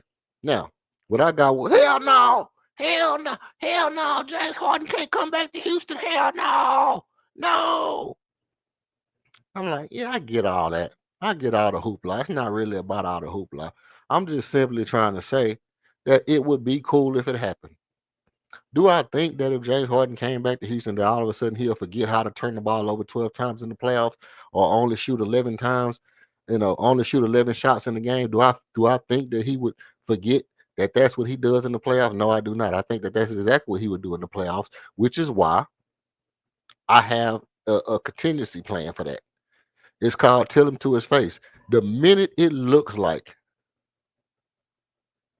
oh yeah, who is it? Korkmaz? Korkmaz, not Chetty, not Chetty. I think it's Korkmaz. The little one, the one that looked like Turkish Ice Tray. He looked like Turkish Trey Young. The little Turkish Trey Young. I would call him Turkish Trey Young. Um, the thing is, it's like, okay, my contingency plan is just that. I tell him right off the back, like, hey, look, you playing a shooting guard, bro. You wanna come to Houston? You want a chance to compete for real? And I'm like this. I'm like, hey, James, listen. I kind of feel like something going on to where you tend to be messing up at certain parts in certain times of the playoffs. It's no secret that people feel this way. I'm gonna keep it a thou with you, bro. I want you to come play for us, but I'm gonna sit your ass in game 5s and 6. You're not gonna get on the court in game 5s and game 6s. So we're gonna be trying to get a big effing lead, game 1s and game 2s. And if I see you if you 2 turnovers, the minute you have 2 turnovers, you go into the bench. You will never get 6 turnovers in a game in the playoffs playing for me. If I'm Ime, I tell him straight to his face. I'm a little suspect. I'm a little suspect about what I think you're gonna do in game 5 and game 6. So any two which ways I see it look like you finna have a bad game, you come sit next to me, buddy. You come sit next to me. Now, if you think you can handle that, if you think you can handle that, boom, you can come back and compete for this championship. If you don't think that you understand what I'm saying, because I know you understand what I'm saying about the way you play in certain games. You've heard it before. Now, I can save you from having to deal with that by sitting your ass on the bench in them games. If you think that you can handle that, then you can come on back to Houston. But if you think for 1 second, I'm going to put you on ball and let you throw the game, stay in LA. Stay in LA with broke leg ass Kawhi, getting paid under the table for whatever the hell y'all doing, and never win. You are the opposite of LeVar Ball. LeVar Ball never lost, you never win.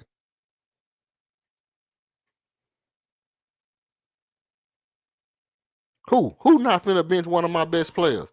Listen, let me tell you something.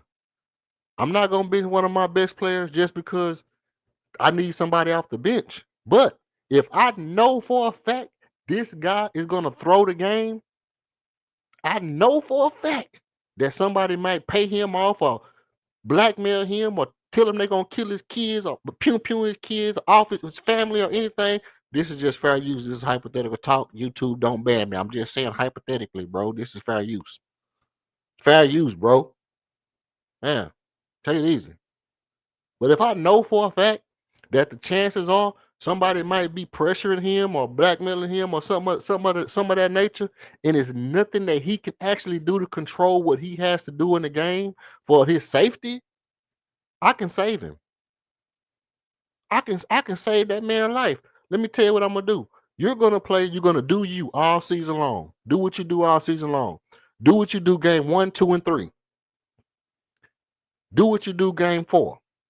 Game 5, you hurt. You on the bench. Game 5, you on the bench. See? And you won't come back in the game. You won't come back in the playoffs until I know that we can win without you. See? You see? And when you get in the game, you are not the ball handler. Armin is going to be my ball handler. Alper Shangun going to be my ball handler. You get in the ball after the shit has broke down and there's nothing else to go. We Alper didn't try to get the ball. He didn't try to do the backdoor dunker spot play. He didn't kick the ball to KD. And everything that fell apart and the ball rotates to you. Now you got the ball. Guess what? If you throw that shit away then, so be it. If you turn the ball over at that point, so be it.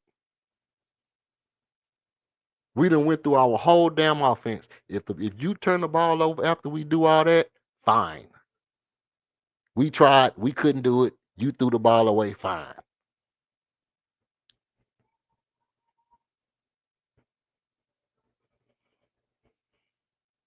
Hey, listen. I got 2 hours and 30 minutes, bro. I got 2 hours and 30 minutes to talk about Harden, to talk about Ja Morant if I want to. I got 2 hours and 30 minutes. Nothing doing except for this game tonight. Nothing doing except for this game tonight on a Friday night.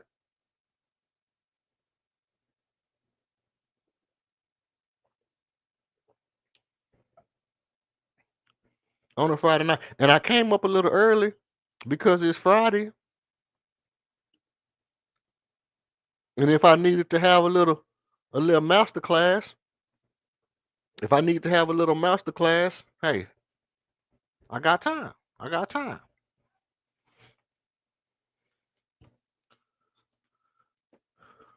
But I do honestly think, no, this is my whole point about the Harden thing. My whole point about the Harden thing is he probably can't be controlled. But I think honestly, well, no, he can be controlled because something is some reason why he's turning the ball over the exact amount of times, the exact number of times. In all the games where people say he flamed out, the turnover number is exactly 12. So he can be controlled. He can be controlled. Now, my thing is, can we win with him on our team? And I think you can. I just think in that particular game, in a particular game where I see he's having a bad game, remember when he played for Houston and he was starting to flame out? And was that the Rick Adelman year? And Rick Adelman set him on the bench, and Corey Brewer and Josh Smith and everybody took over, and we came back and won that game and got to the fucking. Remember that? Yeah, it's the same thing. You sit him on the bench and you let them other guys go out and win the basketball game. And that's what people don't do. They let him keep doing. Was it Mike D'Antoni or was it Rick Adelman? I think it was D'Antoni. I mean, not D'Antoni. Kevin McHale. I think it was Kevin McHale. Kevin McHale had been around the league long enough to know when you're throwing a game. He said, you know what? Oh, that nigga throwing the game. Put him on the bench. Put him on the bench. Come on, sit down over here. I'll let Corey Brewer come out. Let Corey Brewer go out there and bring us back. I'll let Corey Brewer go out there and bring us back. And Corey Brewer go out there and beat the Clippers. Him and Jay Smooth. Corey Brewer and Jay Smooth. And what's his name? James White and Montgomery. Like we had White and Montgomery out there, and Jay Smooth and Corey Brewer. Yeah, I put these guys out there and let them go play with full energy and bring us back. And that's why when people be like, "No, we shouldn't get Harden," I be like, "I don't care if we get Harden or not. I know how to put him on the bench if he start throwing the ball away." The first time I see him cross over and somebody rip him, let me tell you something. I put James Harden go on the court. We run our offense. James Harden get the ball. He cross over. And all of a sudden, the crossover ain't fast and somebody rip him. Come on, sit down. Come on, sit the first time. Come on, sit down. You're too good for somebody to rip you. I'd have seen you do it. I'd have seen you do 117 crossovers in 6 minutes. And all of a sudden, now somebody can rip you. Come on, sit down, bro. I'm not falling for that. Come on, sit next to me. Bring your little smelly beard. Bring your little beard and your beard all that shit. Come sit right here. Yeah, bring your little coconut oil and shit, and your lavender and your coconut oil, and sit your ass right next to me. I'm telling you right now, bro.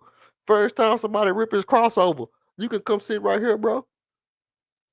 In the playoffs, yeah. In the season, okay, get your money. In the season, get your paper, bro. Get your paper in the season. Because we got another game tomorrow. It ain't gonna cost us if you doing your thug thizzle. You got the whoever the Dominoes and whoever their names is, the Bombitos and whatever their name is. You got all them up your back, or Fifth Ward Boys and whoever else all up your back. Okay, get your paper in the season, but in the playoffs, get ripped one time and see don't your ass sit down. And I don't know why Tyronn Lue let them do that shit, and Nick Nurse and all these people let them get away with that shit. You know good and damn well ain't nobody rip no. You know good and damn well ain't nobody rip no James Harden. Is that 6C Charlie? Let me find out that 6C Charlie in my chat, bro. 6C, that's you, bro? Let me see something. I got to do this. I got to do this. Well, hey, there you go right there. You can hit the link, 6C. I should have been dropped the link. Now, anybody in the chat, man, y'all come in, hit the like, hit the subscribe. I know sometimes you come in, you looking at stuff, you listening, you forget. Hey, man, I forgot to hit the like. If you forgot, this is your reminder. I'm gonna slow down for you and see if 6C want to come up and talk. And while we wait to see if 6C want to hit, you're not gonna miss nothing if you just swipe down. You hit the thumb for your boy, hit the subscribe for your boy, and come back. Like I said, we did the stream the other night. We had crazy numbers. I did crazy numbers. YouTube took about 400 or 500 views from me. I don't know why. I still haven't heard back from them.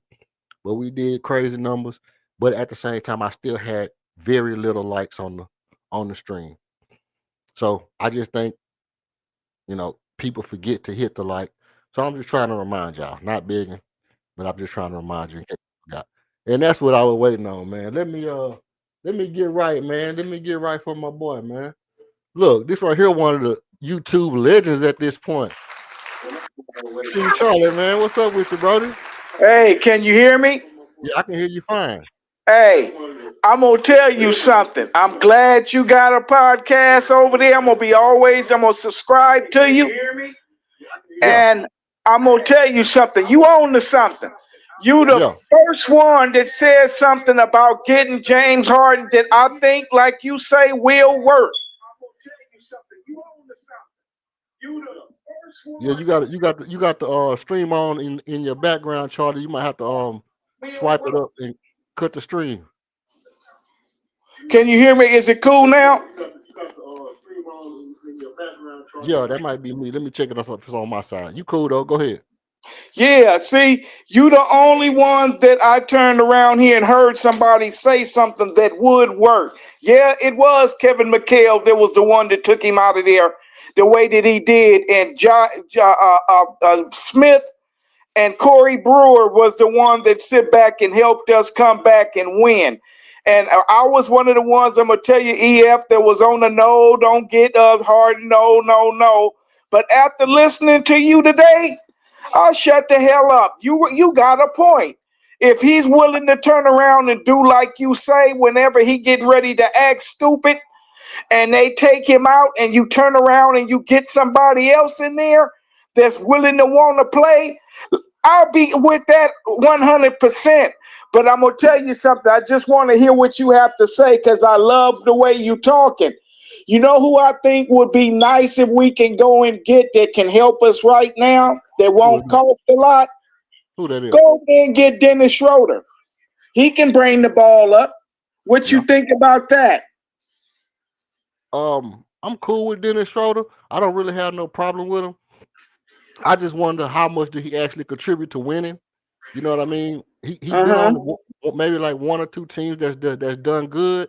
But my thing about Dennis Schroeder is how much better is Dennis Schroeder than Aaron Holiday? Okay, I'm with you. You got a fact again on there. You know what I'm saying? I like that Reed Shepard is doing pretty good. I do. Don't get me wrong, but I'm not confident that he's going to be one of the ones doing what he's doing when the playoffs or when they start to put the pressure up. Because Kevin Durant, I know you notice he be sitting around there, coughing the ball up, which was Right. something I didn't know because I only watch the Rockets, and if I see him, you got to be playing against the Rockets. I'm a diehard Rocket fan like you are.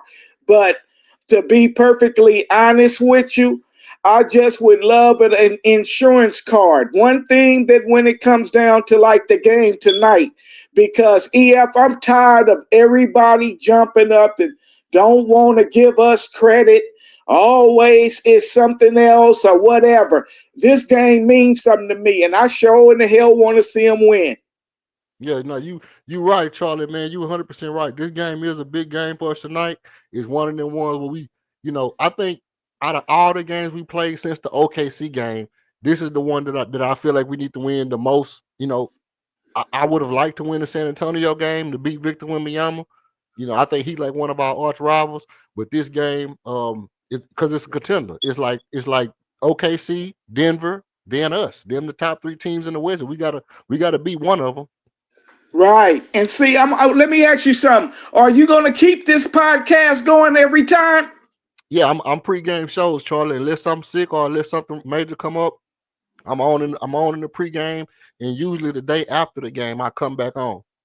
I'm going to subscribe to you, man. I like your style. I like what you talking about. I like who you are.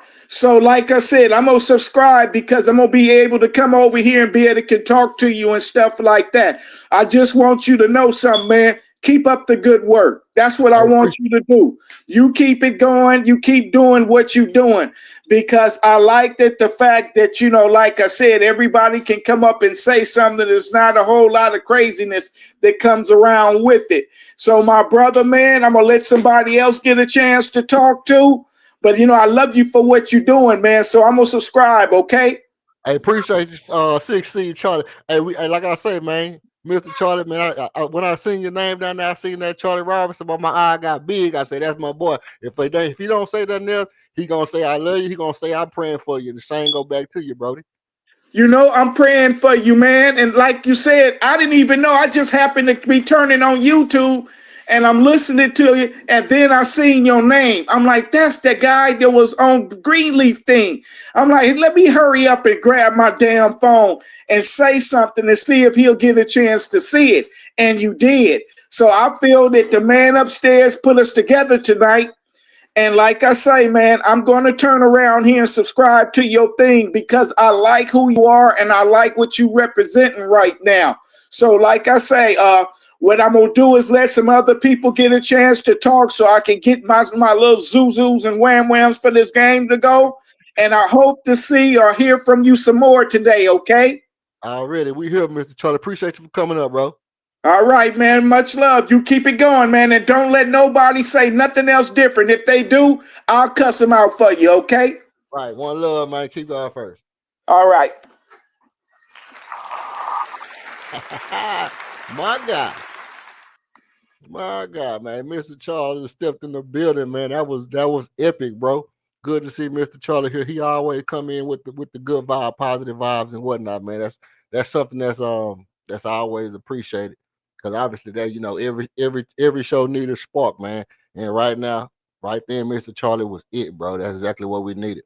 Now, yeah, like I say, he agreed with me because he understand my point. It just take a little difference of it take being direct, it take having vision, being creative, and just knowing what your limits is. Because obviously, if you can win without James Harden, you can win with him. And if people realize that, hey, we can't control him because the person who can't control him just not gonna put him in the game at that time, then it makes a difference. Then they might get off his back. You might be the one that make people if and I'm just a conspiracy theorist talking. I'm just a conspiracy theorist talking. If by some stretch of the imagination, it's a reason why he be flaming out in those games, and they realize that, damn, in those big games, he's gonna be sitting on the bench. Then they realize they don't have no power. They might just leave him alone and let him play basketball. You know what I mean? The people who feel like, oh, well, every game, 5 game, 6, he gonna do this and that. Well, he won't do it here because he won't even get to play that much if he try it. And then maybe people will stop. Maybe that phenomena, maybe that flame out phenomena won't occur, right? And then you can kind of change the narrative around it. And even more so than all that, to be honest, I would like for James Harden to retire a Rocket, you know, for no other reason than if you want to be known as the second best Rocket of all time, you can't retire being away from Houston longer than you was in Houston. That's ridiculous. The 16 year freaking what's it called? And the most time you've spent has been away from the Rockets. Like, I would like for you to retire as a Rocket. It would be cool. Come back to Houston, have some kind of a run and retire as a Rocket, retire your jersey. We understand it's a business, but you know, it's always cool to go back home. Nothing like returning home. Salute, Mr. Charlie. You know. Now, he brought up something that's kind of important to me too. Not as important, but something that we talked about before. The the Dennis Schroeder thing. You know, that Dennis Schroeder situation to where it's like just getting a guy who's known, who we know can be consistent at what we don't have, the things that we missing. Well, here's my take on that. Um, where I agree with Charlie on this point. Reed Shepard has had problems, and KD have turned the ball over. But go back to what I was saying. Is the person that we get, are they better than anybody on the team? You know, and whose minutes are they going to take, and how valuable is that person's minutes to the team? So it will go like this: you get it in the shoulder. He coming off the bench. Okay, well, he coming off the bench. Is he getting Reed Shepard's minutes? You know, so now you taking our best 3-point shooter and reducing his minutes, or like how does it work? Well, we gonna start him. So you start Dennis Schroeder. Now you taking a minutes from a Kogi, right? You start Dennis Schroeder, then Almond goes to your 2, then you taking minutes from a Kogi. So whoever that person will come in, it's the same thing I said about Malcolm Brogdon. I'm so glad Malcolm Brogdon retiring. Let me tell you something. Let me tell you something. Let me tell you something. I'm gonna tell you one thing. If I don't never tell you nothing else in your life, I'm gonna tell you this right now. I'm so damn glad Malcolm Brogdon retired. I will never be so happy than the not here Rockets fans say, go get Malcolm Brogdon. Go get Time Lord. Go get Time Lord and Malcolm Brogdon. Come on, bro.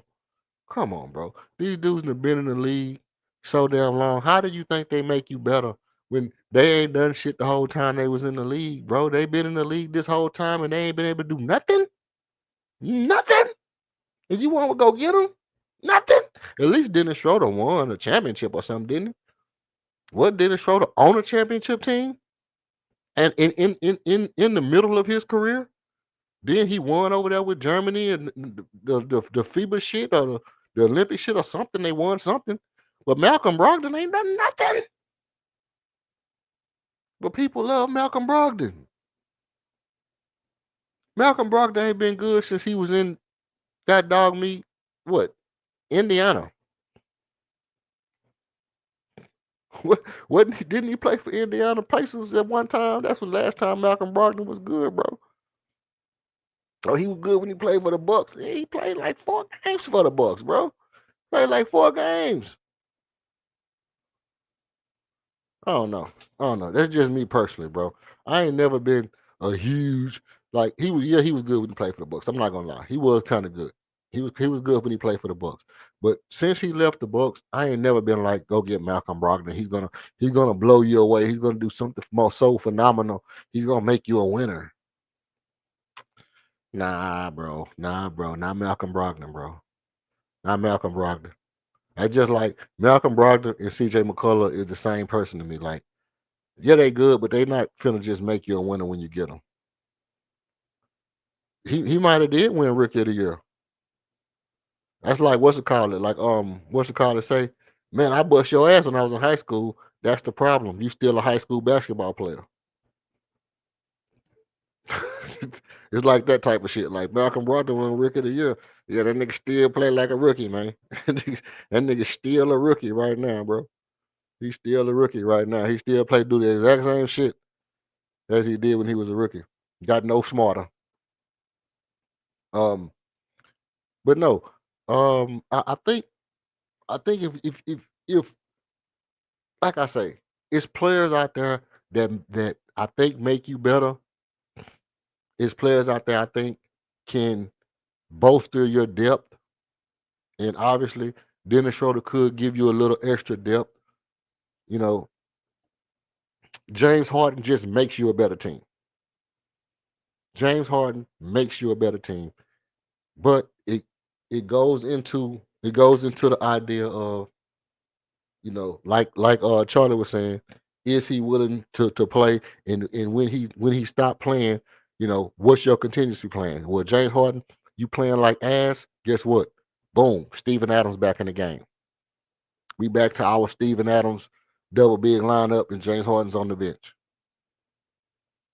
You know what I mean? James Harden playing like ass. Okay, we don't need you in there. Reed Shepard, and boom, you back in there. You coming off the bench instead of James Harden is our shooting guard. You already off the ball. It's little things like that I feel like you can do. Same with LaMelo Ball. Same thing with LaMelo Ball. If you get a player like LaMelo, and you're like, yeah, but he might get hurt. Yeah, he might get hurt. But what if he's healthy in the playoff? We've never seen like the shit that Halliburton was doing last year in the playoffs. The shit that Tyrese Halliburton was doing in the playoff last year would not hold a candle to the shit LaMelo Ball would do in the playoffs. Think about that.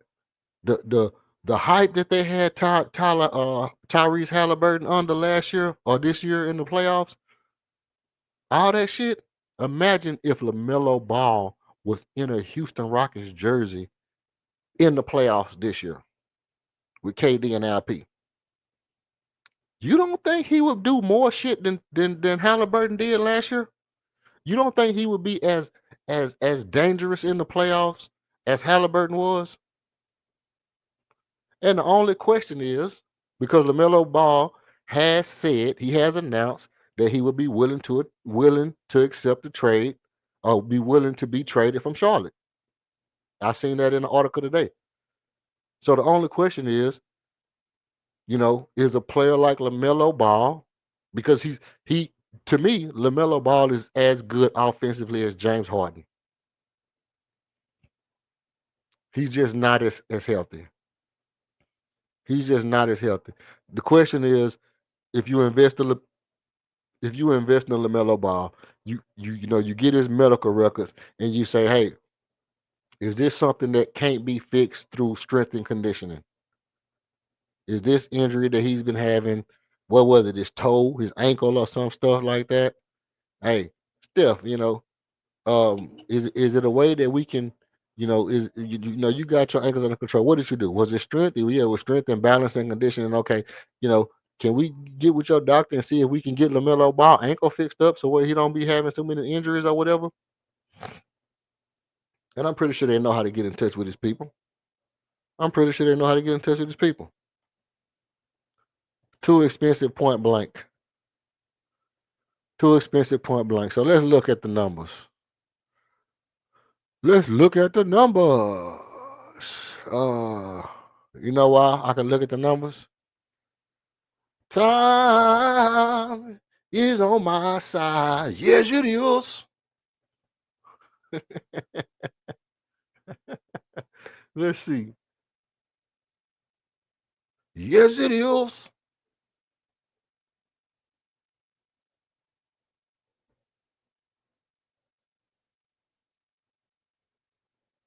Okay, let's see. Transaction injuries, rosters. Let's. Okay, where is it? Okay, here we go, right here. Teams, bang, bang, bang. Let's see. Bang, bang, bang, bang. Bang, bang, bang, bang. Okay. Man, come on now. That's not really, bro. Not too expensive, bro. Not too expensive, bro. 37 million is not that crazy. 37 million is not that crazy. To be honest, Jabari and Fred VanVleet for LaMelo Ball is an easy swap. Easy swap ain't no swindle. Easy swap ain't no swindle. Fred VanVleet and Jabari Smith Jr. gone. Out the door. LaMelo Ball in. 6'7" point guard. And then, like I said, to be at age 24, let me tell you something. It's one guy. Let me tell you something. If they said right now, hey, we want Reed Shepard, we want Reed Shepard, Fred VanVleet, and Jabari Smith Jr. We're gonna give you LaMelo Ball and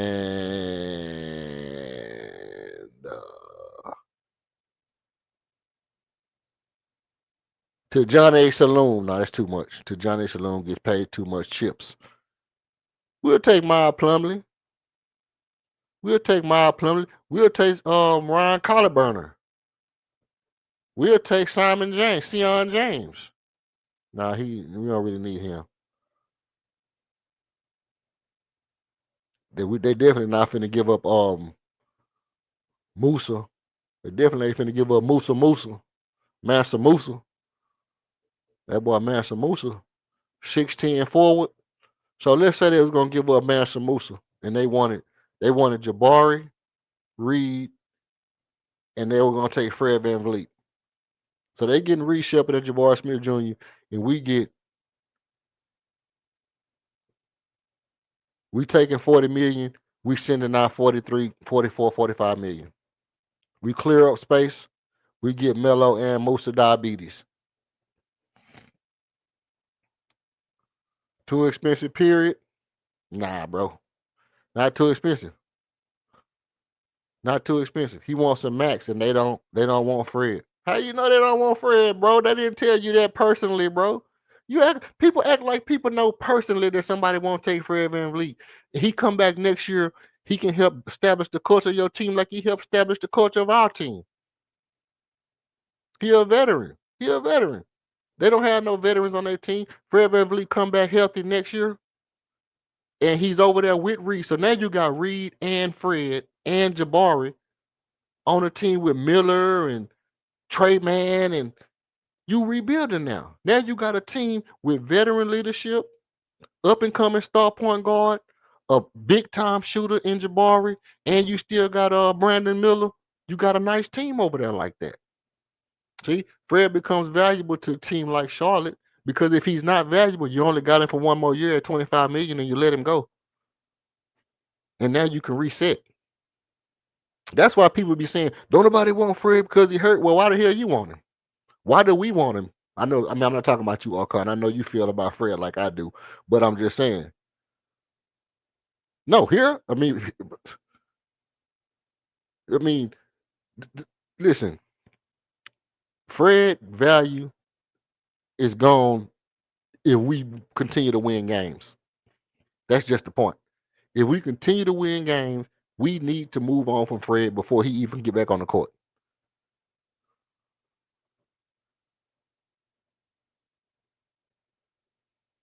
Reed, Jabari, and Clint for James Harden. Reed, Jabari, and Clint for James Harden. No, because that money don't add up. That money don't add up for nobody. What for James Harden? Because Jabari get 20 million a year, and Reed Shepard is like at what 6, so that's like 26, and Clint get like 2, so that's like 27, 28. You know, not enough for James Harden. For Ball, well, no, Ball get 37 million, and I guess we could do it because we get the exception, but then we'd be over the cap. So we have to. The thing is, Jabari has to be in there. They would want Reed if they're giving up. LaMelo,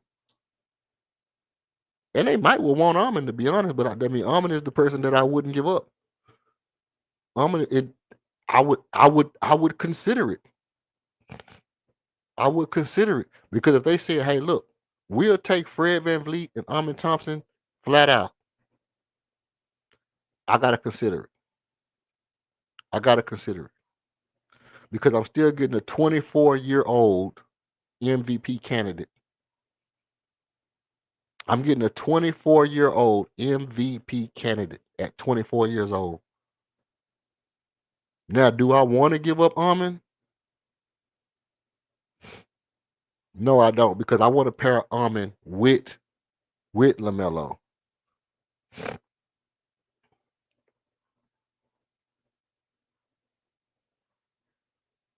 A million more. You just jumped in the. Hold on. Was you even over here, bro? Oh yeah, you was here. You was here. Okay. Cause you just jumped in the screen talking about how I ain't gonna give up, bro. You ain't even say hello, bro. You just came straight in. It came from my head, bro. A, mi- a million more just came in the chat and just came straight at me, bro. Peace to you, fam. Peace to you. Peace to you, big homie. No, no, we went through the hard thing. I don't think he has to change. I think he just got to do what he gonna do, and I think the coach got to be the coach and understand what's going on. The coach got to be the coach and understand. You tell him off the back. Look, you're not going in the game. If you in the game and you turn and somebody rip you, you coming to sit down. If you throw a bad pass, you coming to sit down. That's Ime being Ime. It has nothing to do with James Harden. It's just saying, hey, look, I got eyes. I got eyes. I've seen you play. If you do that dumb shit, you sit next to me. You go out there and do some dumb shit, you sit next to me. That's just it. That's just it. So that's what Kevin McHale did, and that's how we got over the hump when he was trying to do that shit back in the days. But Kevin McHale grew up in the mob era, so he know when shit looking sketchy. Kevin McHale know when shit looking sketchy. You better put your ass on the bench. But with that being said, LaMelo Ball did say he was willing to be traded from Charlotte, and that's an actual possibility for us. And I'm just saying, if they say, hey, look, because here's the truth about this idea. We can say to Charlotte, hey, we got a shit ton of picks. We got a shit ton of picks. We can give you Reed Shepard and Jabari a shit ton of picks, but you have to take Fred VanVleet to make the money match.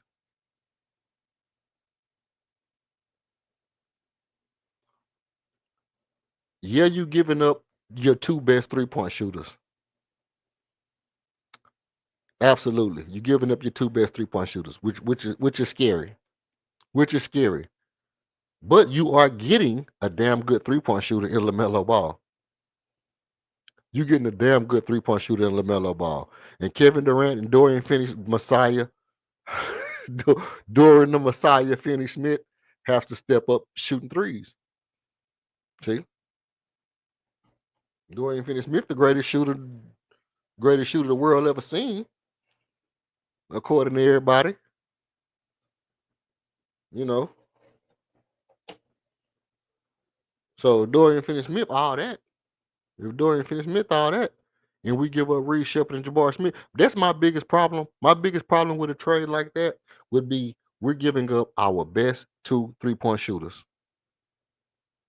We just got good enough to shoot threes, and we're gonna give up both of them. I don't know. But you know what would work? You know what? Because they would want for LaMelo, they would want a shit ton of picks and at least Reed Shepard. This is the thing. If they was going to give up LaMelo, they would want a shit ton of picks and at least Reed Shepard. Because the picks is the asset, Reed is the prospect, and then how do you make the money match? Right? So that's where it's like you throw in Jabari, not as a throw in, but as a damn, it's hard to turn down because now you're getting two good players and some picks. Now it's hard to turn it down. And then you say, well, to make it easy, to make it light on us, Fred VanVleet. And now maybe we get back a shooter. So they send back LaMelo. Maybe they send us back somebody who's a decent shooter. Just a decent off-ball catch and shooter.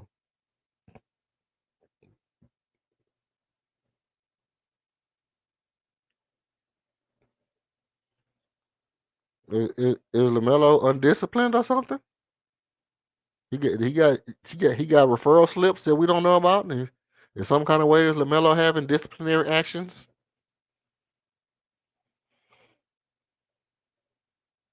Oh, I mean, he's definitely probably not as disciplined as Jabari and Reed. I give you that. I give you that. Jabari Reed is going to be way more disciplined than LaMelo, but you still got LP, you still got Armin, you still got KD, and now you just added in LaMelo, who is a pass first point guard who don't have to score 30, don't have to score 40, but if you get to slipping, he'll bust your ass for 40. And he'll get you 40 and 13, 40 and 15, 40 and 16. He'll get you 40 points and 15 assists. All flair, all grace, all fade away from threes, pull up from half court. Any shot on the court, he can make it. Any shot on the court, he can make it. Any pass from 93 feet, he can make it. Any pass from 93 feet, he can make it. Any shot from 45 feet, he can make it. Like let me tell you something. I'm gonna tell y'all something right now. Anybody who come in this building, first of all, hit the like button first. If you haven't hit the like, hit the like. No, you might have forgot it. Okay, cool. Let me keep going. Hit the subscribe too. Hit the subscribe too, because I am gonna tell you right now. I ain't gonna take this shit. I'm gonna tell you something right now, Archon. Let me tell you something. It's Friday. It's Beat and Teach Friday. It is a Beat and Teach Friday. I'm gonna tell you something right now. If you try to sit here and tell me on a Friday night that there is any reason not to take LaMelo Ball, we got smoke. We got smoke, bro. We got smoke. I'm telling you right now. Where my joints at?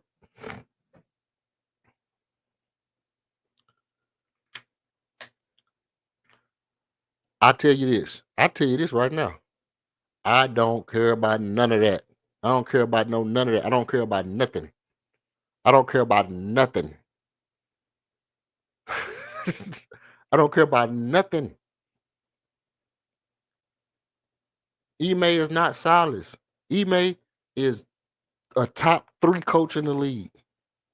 Ime is a top 3 coach in this league.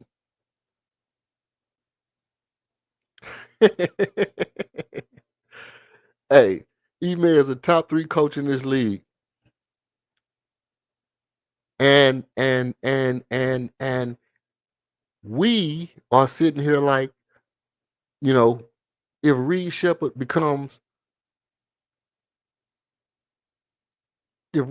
develops into what he needs to develop into, should he be a starter? And there's people that's telling me, well, even if Reed Shepherd is a top 5 point guard in the league, he still can't come off. He still got to come off the bench. Reed Shepherd will never be a top 5 point guard in the league. You don't know what the hell the man gonna be. I'm saying that if Reed Shepherd is shooting 47% and turning the ball over 2 times a game, if he turning the ball over 2 times a game, he's shooting 47% from 3. He getting you a steal and 2 steals and a block a game. You're gonna continue to leave him on the bench. And people are like, yeah. You gonna leave him on the game? Yeah. You gonna do it? Yeah. Can you dig it? Yeah. I don't mean to be rude. I had so many questions. I got so many questions. No. It wasn't the Silas that was in JG. It was Josh Christopher.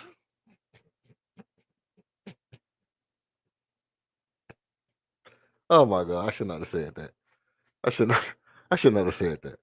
I should not have said that. My bad, y'all. My bad. This is a rated PG show, man. This is a rated PG show. I did not have to say that out loud. I said the quiet bits. I said the quiet bits out loud. No, listen. It wasn't. It wasn't. Oh my God. Listen. It's not Silas' fault. JG didn't have heart, bro. This is what happened when you a pretty boy and you get what you want all your life, bro. You get that I'm a pretty boy. I can fail under pressure type shit. When you hungry and you know that you can't fail under pressure because you've been the ugly nigga all your life, then you know you don't worry about that pretty boy shit, fingernails and none of that shit. I don't. Somebody, let me tell you something. Let me tell you something about me. Tell you something about how I am. All that barking and trying to fight and looking tough and all that stuff. I don't care about none of that. I don't care about none of that. All that talking for the sake of talking. Care about none of that. The minute they told me, the minute somebody said I was soft, he'd have had to sit me down. He would have had to sit me down. I'd have been shooting that bitch like I was crazy. Yeah, you tell me I'm scared, I'll shoot this bitch like I'm crazy out here. Don't tell me I'm scared. You can't tell me I'm scared like I won't shoot the ball. I'll shoot this bitch 76 times in the first quarter.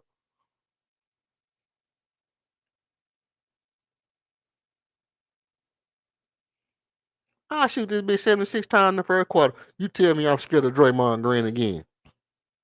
I'll shoot us out there. I'll kamikaze this whole damn team. I'll kamikaze this whole damn team. You try to tell me I'm scared of somebody. You think I won't? You think I won't shoot this bitch? Okay, y'all. Guess what? I'm gonna go in here every time and try to make somebody foul me. LP, you never touch the ball. Let this nigga tell me I'm scared again. I'm finna drive this shit every time. Bulldoze through 3 people. He gonna be like, nah, man, you ain't scared, bro. Don't shoot no more. don't, don't don't shoot the ball no more, bro. We know you ain't scared, man. We know you ain't scared. They might still would have traded me, but it wouldn't because somebody thought I was soft. They said this nigga crazy. This nigga's insane. This boy don't got this boy mine ain't worth $5 in Chinese money. Get the, get this fool off my team, man. Get this fool off my team. This boy mine ain't worth a bag of chips, man. I'd have been shooting that shit so much, they'd have thought I lost it.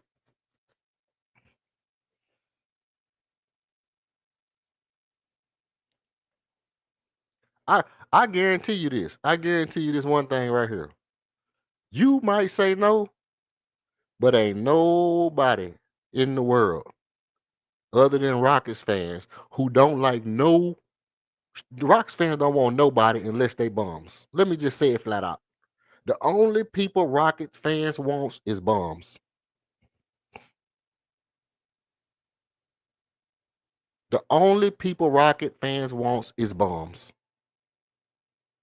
Name me one superstar. Name me one good person that you want on the team. I'll wait. Matter of fact, I'm gonna mute up until somebody puts somebody in the chat. Everybody hit the like button because we're gonna be here for a minute. They never gonna name somebody good.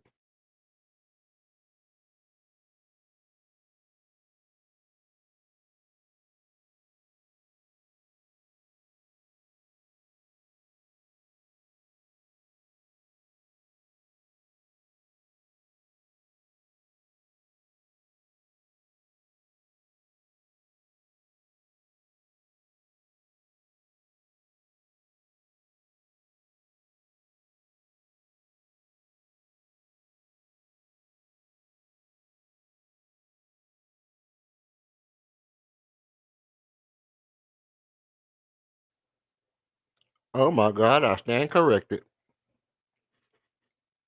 I stand corrected. You are an oak. I stand corrected. You are an oak, Buckmo. You are an oak.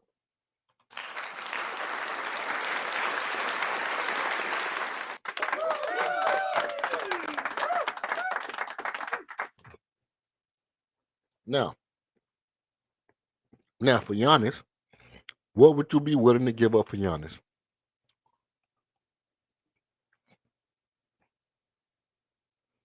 What would you be willing to give up for Giannis? It'll have to be something like the same thing.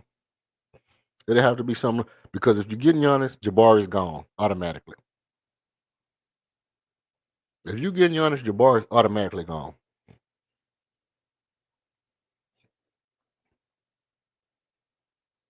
Okay, appreciate that, man. Hey, that's a good look, fam.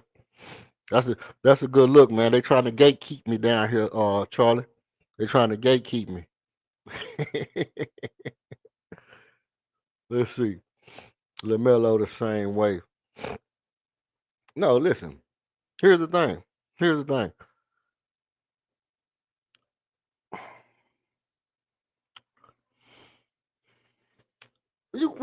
I mean, you could say you could say like maybe we would lose too much because Jabari is a significant.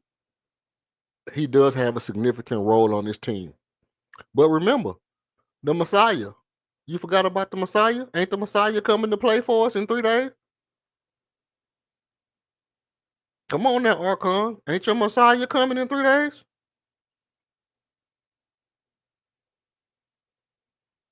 The savior of Houston Rockets franchise coming in 3 days. Dorian Finney-Smith about to pop up. He gonna come into Toyota Center, riding on a donkey, waving Palm Springs all in the fucking air.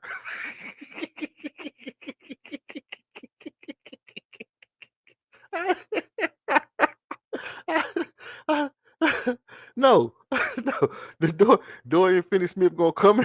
He gonna come riding into the Toyota Center, riding on a donkey, waving palm tree leaves all around. That's your Messiah, bro. that's that's that's your Messiah, bro. No, no. Let me tell you something. Okay. No, hell no. Hell no. Y'all smoked out. LP Jabari and Reed? No. No. I'm not giving up LP for no Giannis. I'm not giving up. Let me tell you something. Anybody I want, I'm gonna tell you who I'm not giving up. I'm not giving up Alper Şengün. I'll give up Amin before I give up LP. What are you talking about? What are you talking about? See, people act like Amin is untouchable. I'll give up Amin before I give up LP. Ask you right now, who would you rather have, Amin or Asor? Who better, Amin or Asor right now? See, you can't really say. You will say Amin. You will say Amin. But deep down in your mind, you know, like, man, they're about even. They're about even in real life.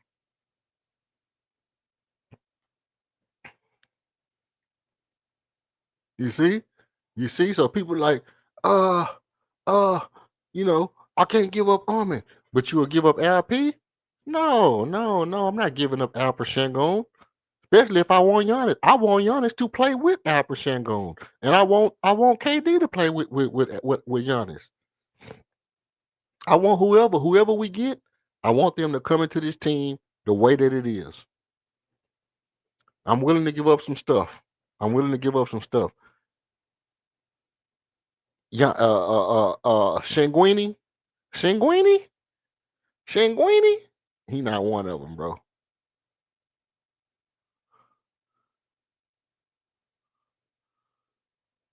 James Harden ain't done nothing. Hey, man, well, where was you at during the debate, bro? Where was you at during the debate, man? More you talking about James Harden ain't done nothing? Nobody would listen. Hey, hey. Nobody was saying that during the debate. Everybody was acting like James Harden is, James Harden the best player since that we ever had since Hakeem Olajuwon. James Harden is the best thing ever to be a Houston Rockets other than Olajuwon. He ain't had no flaws in his game. He was a top 5 defender, according to King. He was a top 5 defender in Rockets history. All that foolishness. I've said about Dorian Finney-Smith. I will even play real.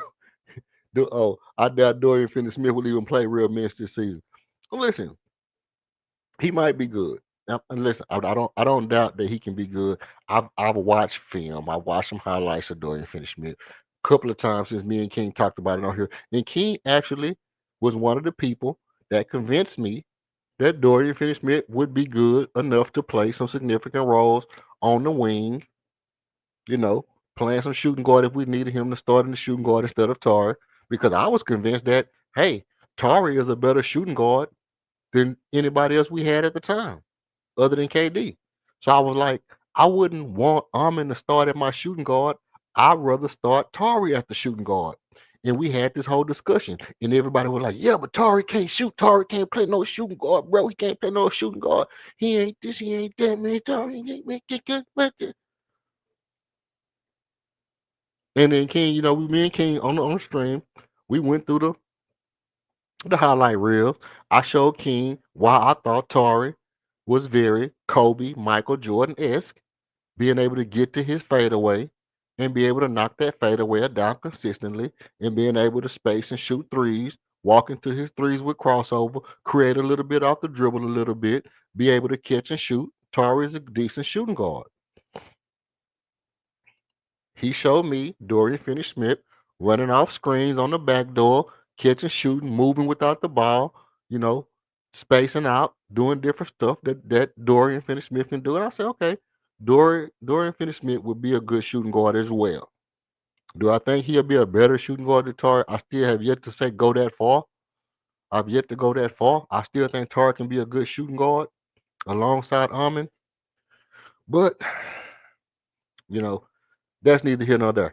I said you would have to sign to give up Şengün to get Giannis.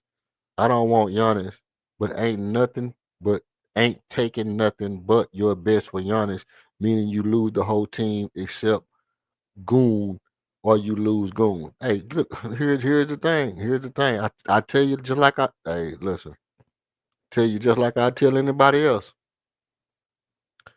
If Giannis say, man, look, I really want to go to Houston, but if y'all can't get me to Houston, get me the best place you can get me. Now, with that being said, San Antonio has the best pieces to offer that they would be willing to give up for Giannis. San Antonio has the best pieces that they would be willing to offer to give up for Giannis.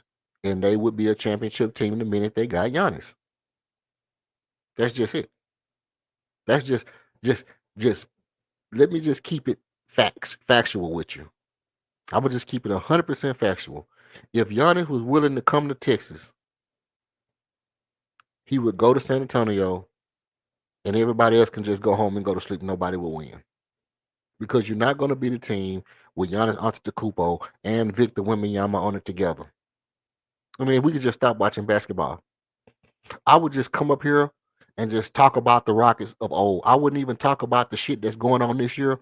If Giannis joined San Antonio, I just would talk about. I would bring up Mr. Charlie. I would call LC on the phone, and I would tell LC, you know what? We doing a tribute to only old Rockets shit. we not even talking about the modern Rockets no more.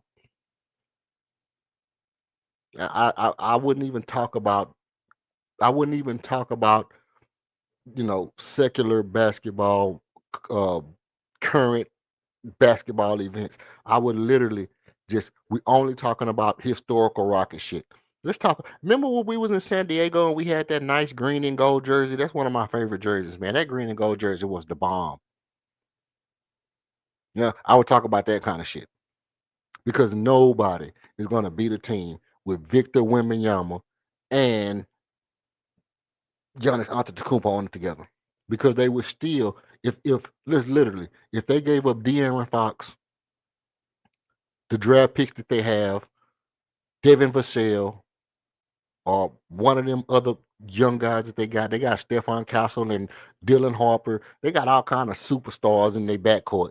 They could give you two superstars.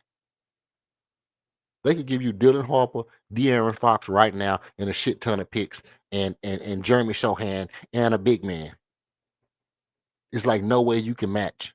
There's no way you could really match what San Antonio could give up to get Giannis.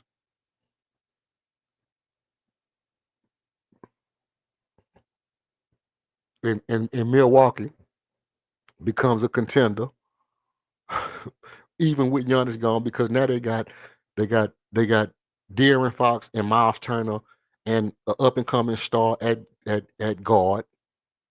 Let's just say Milwaukee says, you know what? Give me De'Aaron Fox and Stephon Castle.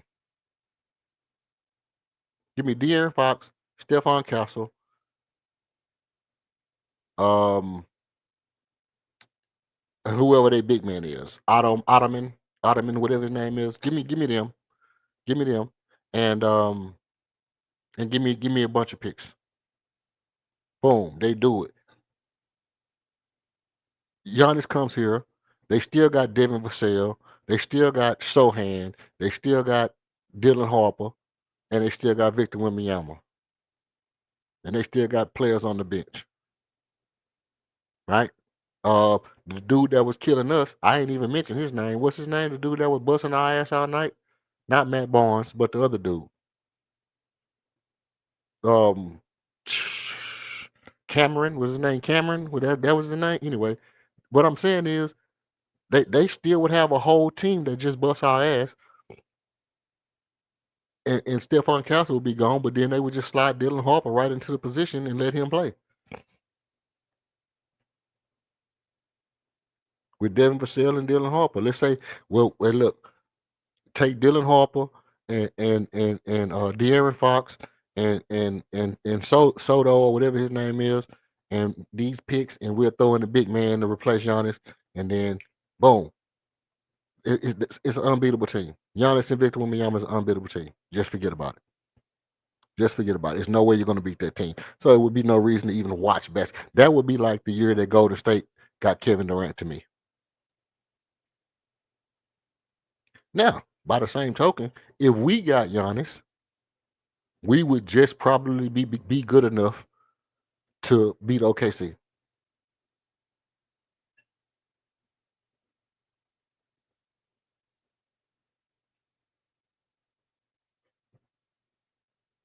Why? Because for one, the league is already ready to crown Victor Wembanyama the Prince, Captain, Chief of the world. Why they even barely want to give us credit as it is?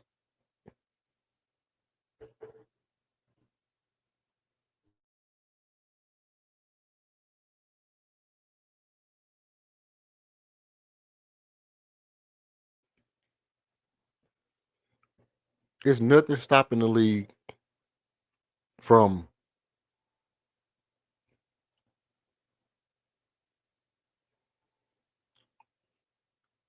I might still be on. I might still be on, Charlie. Sometime I'll be on here 11, 12 hours straight, bro. Ain't no telling, just depending on how I feel. Peace out, man. Um, it's hold on, hold on, hold on, hold on, hold on, hold on. What's the definition of overrated? Because I thought about this. First of all, let me say this. I took the stream down to edit it because, like I did the other stream, I took it down to edit it. Actually, I tried to edit it in the studio. I tried to cut it in half in the studio, and when I cut it, it reduced it down to 2 seconds. I cut it wrong, so I had to go back into my StreamYard elements, take it down, and edit it right, put it back up, so I can put it back up like I did the other one, where I cut it. Yeah, no doubt, no doubt. If I'm not on today, if I'm not on after the game, I'll probably be back on tomorrow to do a recap of the game. You know, or next pregame. Yeah, so I took it down, edit it. I tried to leave it up and edit it, but I don't really know how to work the studio. I'm still kind of new to the YouTube studio shit. So I cut it. I thought it was uploaded right. I went back and looked and it said like 2 seconds or 2 minutes or whatever it was. And so I went on ahead and took that, pulled that, and I went into my StreamYard, downloaded the whole thing, and then I could take it into my editor, edit it, get it back up so y'all can watch it. Just the first part, and then the back end part where we was all chopping it up. I'm probably gonna make that private for people that subscribed only or something like that. You know, and we'll leave the debate up, and then we'll make the other part of it because if we was on that going different, we was talking about different stuff on there at the end of the night. And there was a lot of different stuff going on. But it is going to be back up. It is going to be back up. And what's the definition of overrated? Because I thought about it. I thought about overrated overall. I thought about overrated overall. I was like, you know what? I think some people think overrated and they think, the first initial thing they think of is this person ain't as good as people say he is. I think about it a little bit differently. I kind of think this person is rated higher than in comparison to what other people would be rated in this situation. Something like that. Something along those lines.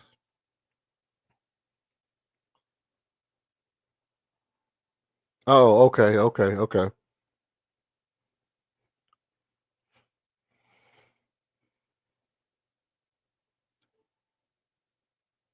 Oh, okay. We're talking about the Jane Harden thing. Okay. So I think like, yeah, you know, that's a totally different thing. Because still in my own mind. In my own mind, I'm like, if I said, and it is what it is. It is anyway. Anyway, it is what it is. Like,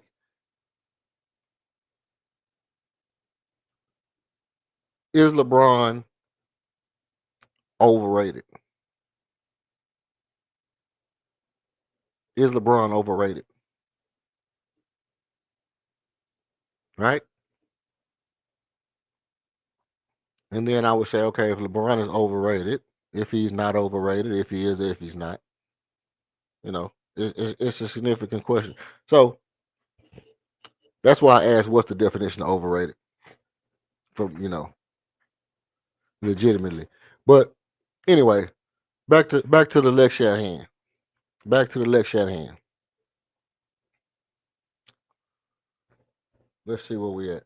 It's 8:10, man. We quickly approaching tonight's game. And I'll tell you something else. I realized that first of all, my OBS has crashed.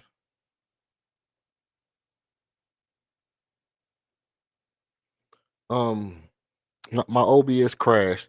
That's why my overlays and stuff not on my screen. You know, and that's why everything that's usually up there is not up there. So yeah, the screen look a little naked. You don't see no feed, no Rockets feed, nobody popping up on the screen. My little players flashing and all that stuff. My OBS, and I have since the other day when I shut my computer down. I haven't shut it down since because I got so much stuff open that I don't want to close out, and I don't want to close it all out and lose my spot where I'm working at. Because I can lose my spot, then my OCD will take over, and I'll never get it all back up in time to do everything I need to do, and I kind of need to go through it all piece by piece and knock it all out. So that's why my overlays and stuff is not up. Um, what else? What else? What else? What else we touching on? What else we touching on? I tell you what, everybody that's here, look.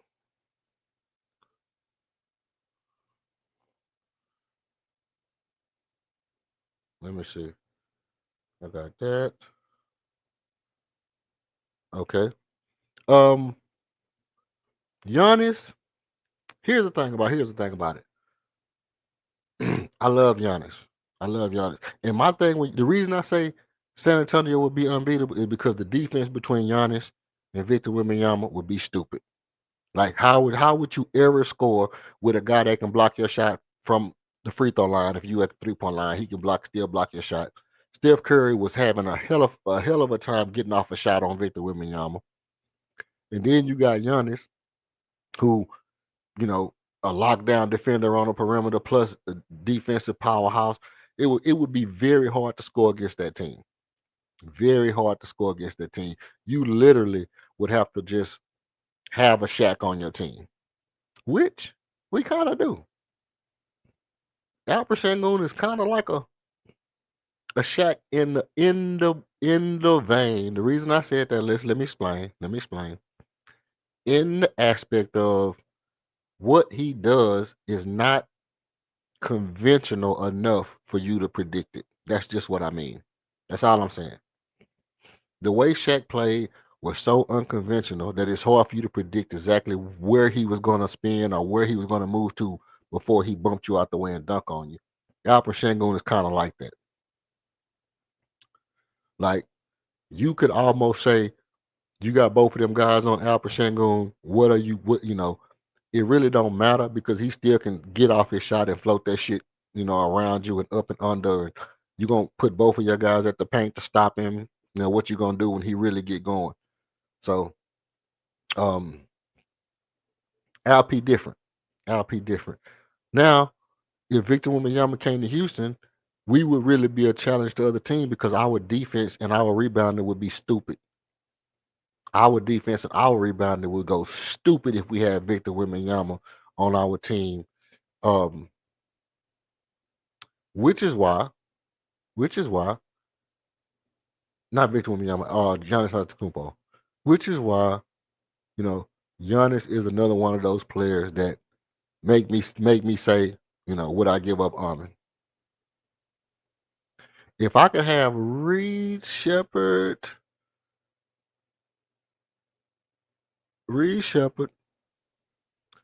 um, man, but then who do you got as your shooting guard? Then you really don't got no shooting guard. But then you got KD, Giannis, and LP. Yeah, I don't know about that one. Not really a good match. Not really, really a good match, but still kind of a good match. You know what I mean? You still kind of have a good match because Giannis is kind of like a Armin Thompson type player. You know, he kind of an Armin type player where you don't necessarily want him shooting threes, but he can get you some open shots. He can get you some open shots if he getting downhill, getting to the basket and going crazy like that. Giannis could get you baskets. He can get you open shots and whatnot. So yeah, I don't know. I still feel like overall our draft picks, people don't realize how good our draft picks actually are. And that's why Phoenix is trying their hardest to be very, very, very good because they want to minimize the value of our draft picks. Let's just be honest. They want to play so good that our draft picks don't have no value. And when we gave them Dylan Brooks, we kind of helped them. We kind of helped them do that. You know, it was kind of it was kind of a bad move to keep them draft picks because I kind of feel like you could have looked around the league and maybe moved some of them draft picks for other people's picks who were still set to be bad. You know, or maybe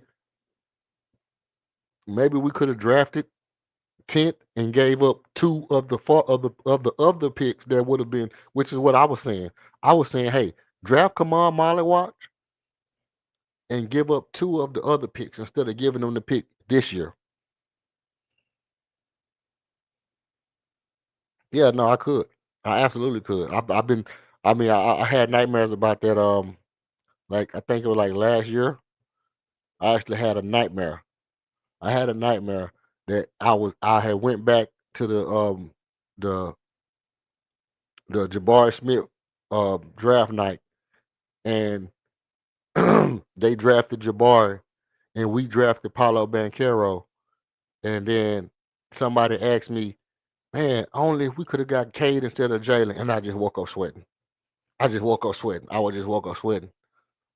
I had sweat dripping all in my eyeballs and everything. It was salty sweat dripping all in my eyeball, and I just couldn't even go back to sleep. You ever wake up in a sweat and you can't get back to sleep? That's how I woke up. Just as soon as somebody asked me, like we drafted Paulo, and then somebody was like, man, but Paulo and Jalen, you know, both need the ball. What if we could have got Cade? And then I just, ah, ah, ah. Woke up. Oh no! Woke up sweating, screaming. People looking like, oh, what's going on with you? Bad dream, bad dream. Nobody never asked me that again. Nobody never asked me again. If we could have got no, listen. If we could have got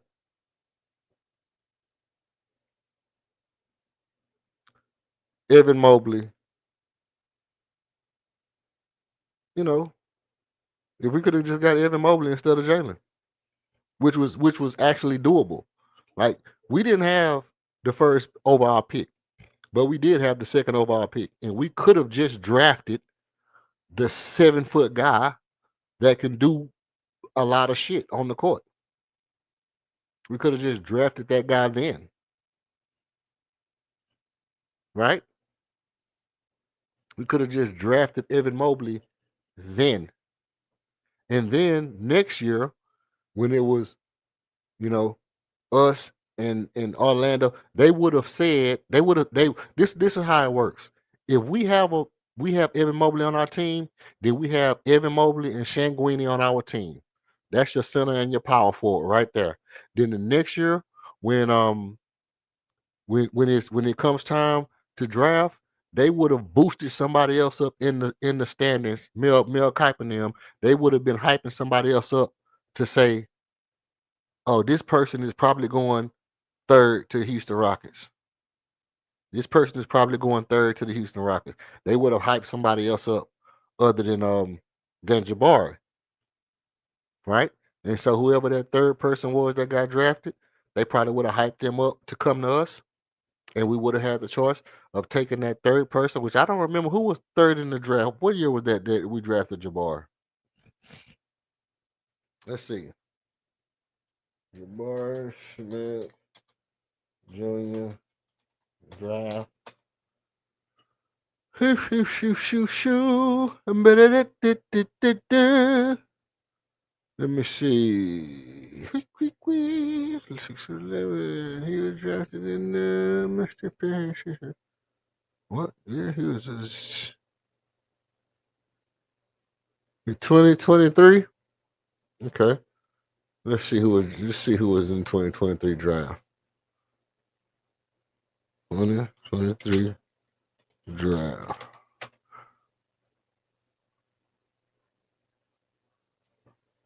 No. 2023 NBA draft class. That's 20. That's Victor Wembanyama joint. That might be talking about 22 then, Home Slice. 22 then. Let's see what that look like. Yeah, that's more like it right there. Let's see. Keegan Murray.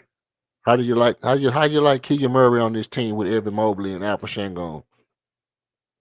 You think that's nice? You think that's a nice pickup?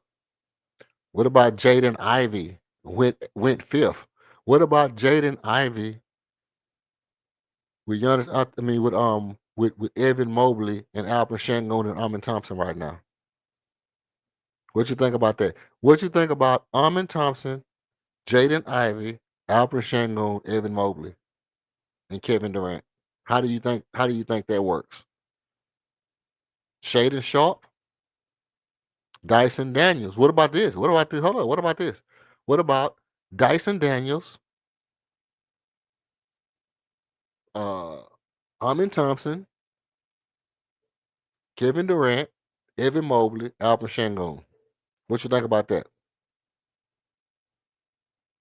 Any of these sound good to you? Any of these sound good to you?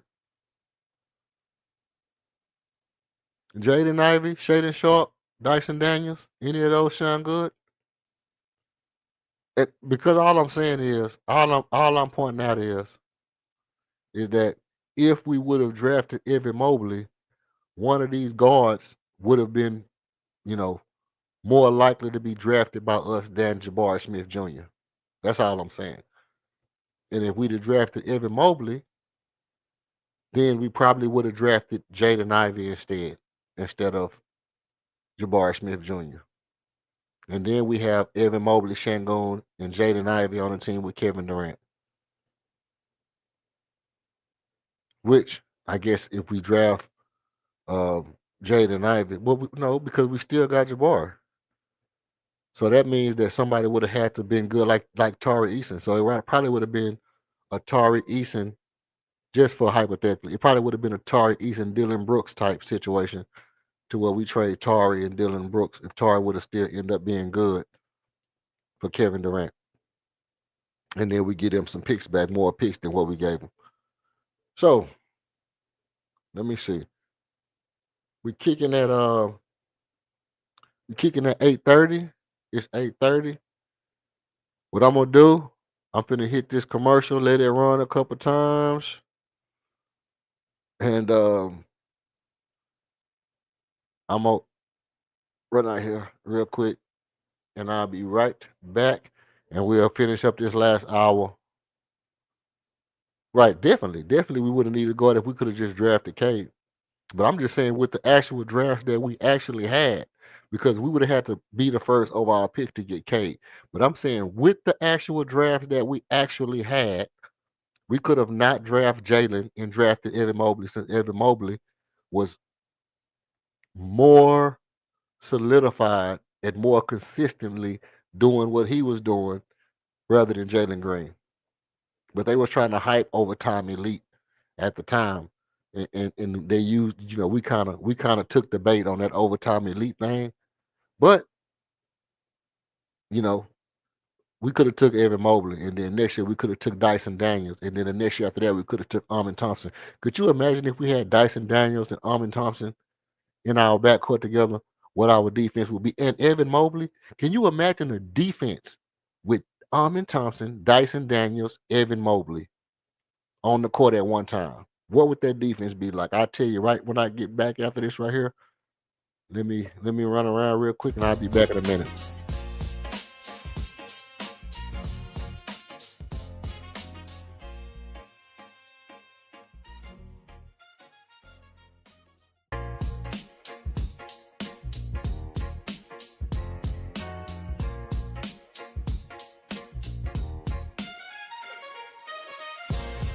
Every show needs a spark.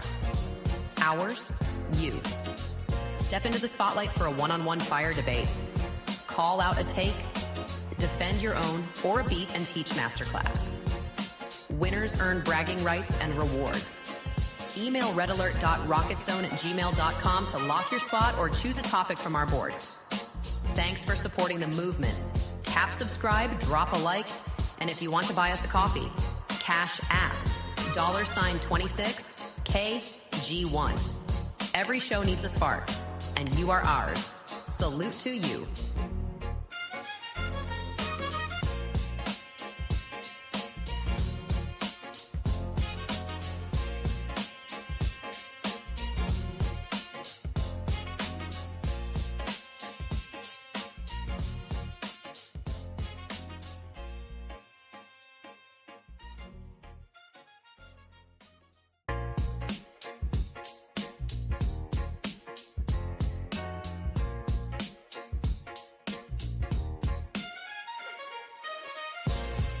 Every show needs a spark. Ours, you. Step into the spotlight for a one-on-one fire debate.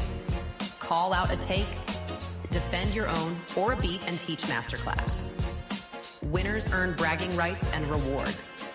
Email redalert.rocketzone@gmail.com to lock your spot or choose a topic from our board. Thanks for supporting the movement. Tap subscribe, drop a like, and if you want to buy us a coffee, Cash App, $26KG1. Every show needs a spark, and you are ours. Salute to you.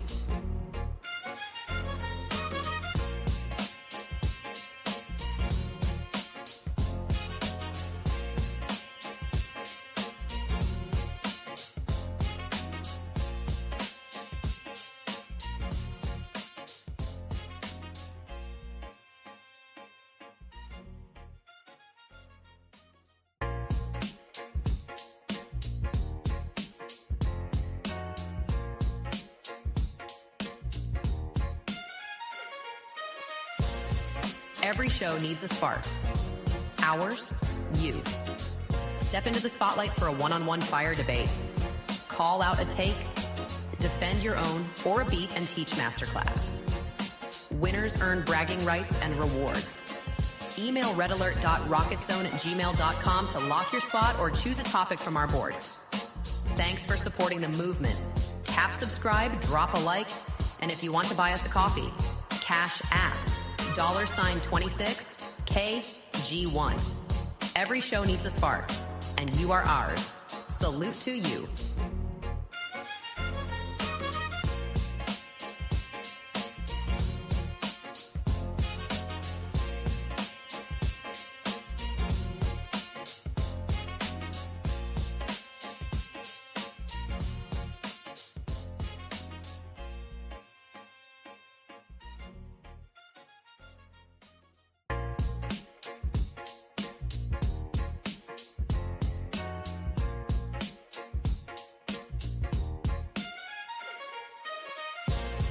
Every show needs a spark. Ours, you. Step into the spotlight for a one-on-one fire debate. Call out a take, defend your own, or a beat and teach masterclass. Winners earn bragging rights and rewards. Email redalert.rocketzone@gmail.com to lock your spot or choose a topic from our board. Thanks for supporting the movement. Tap subscribe, drop a like, and if you want to buy us a coffee, Cash App, $26KG1. Every show needs a spark, and you are ours. Salute to you.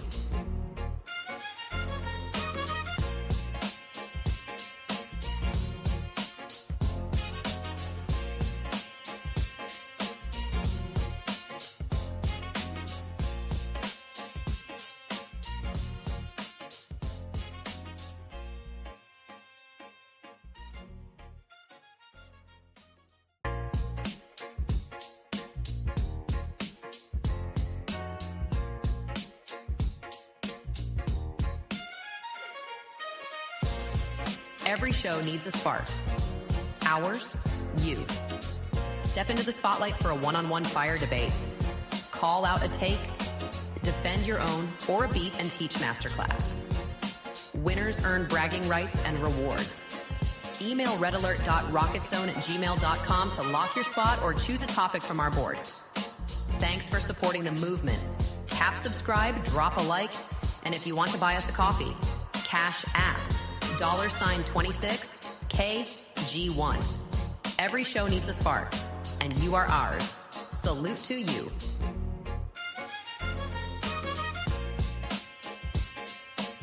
All right. Enough of that. Oh, appreciate you. Hey, look, we back. All right. Let's get into that last question because I had a little time to think about it while I was getting things settled up. And we're gonna get into the regular routine for this last hour before the game. Come on, what we got? About a good 30 minutes here. We're right on time. All right. Oh no, we already touched on that on the K thing. But here we go. Well, let's get into our regular mode for tonight. And tonight, I'm gonna start off with the players of the game because somebody asked about it earlier. I think it was Torrin asked about Cam Johnson. I think Cam Johnson is the player to watch tonight because obviously he can go on a scorcher, and what we don't need is Cam Johnson going on the scorcher. Actually, tonight's game is going to be a lot about whether or not we can really, really affect players like Cam Johnson, which is why I think Josh Okogie is going to start tonight. I actually think Josh Okogie is going to start tonight because of the fact that Cam Johnson is a player that you want to stay attached to early and get him out of his game, right? We get Cam Johnson out of his game, because we need as much guard defense as possible, much perimeter defense as possible. And with Murray and Cam Johnson in that backcourt, it's going to be very important that we keep an eye on Cam Johnson for one, which leads me to my keys of the game. Now, y'all chime in with who y'all think the player of the game, the player to watch from the Denver Nuggets is going to be. I think it's going to be Cam Johnson because I think keys to the game for tonight's game is going to be one, hand down, man down. Hand down, man down. We have to be able to contest 3-pointers and the variation of shots that their backcourt can shoot from. They have two guys that can shoot from anywhere on the court, all three levels. Those two guys that they have can shoot on all three levels. They can shoot mid-range, they can hit threes. Either one of those guys can really get hot, and we know what Murray looks like in the season, but this is going to be a playoff atmosphere type game. So Murray could be on the scorcher tonight. Cam Johnson could be on the scorcher tonight.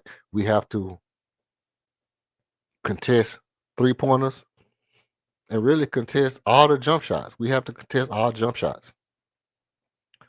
If Jokic is going to beat us by himself, make Jokic beat us by himself.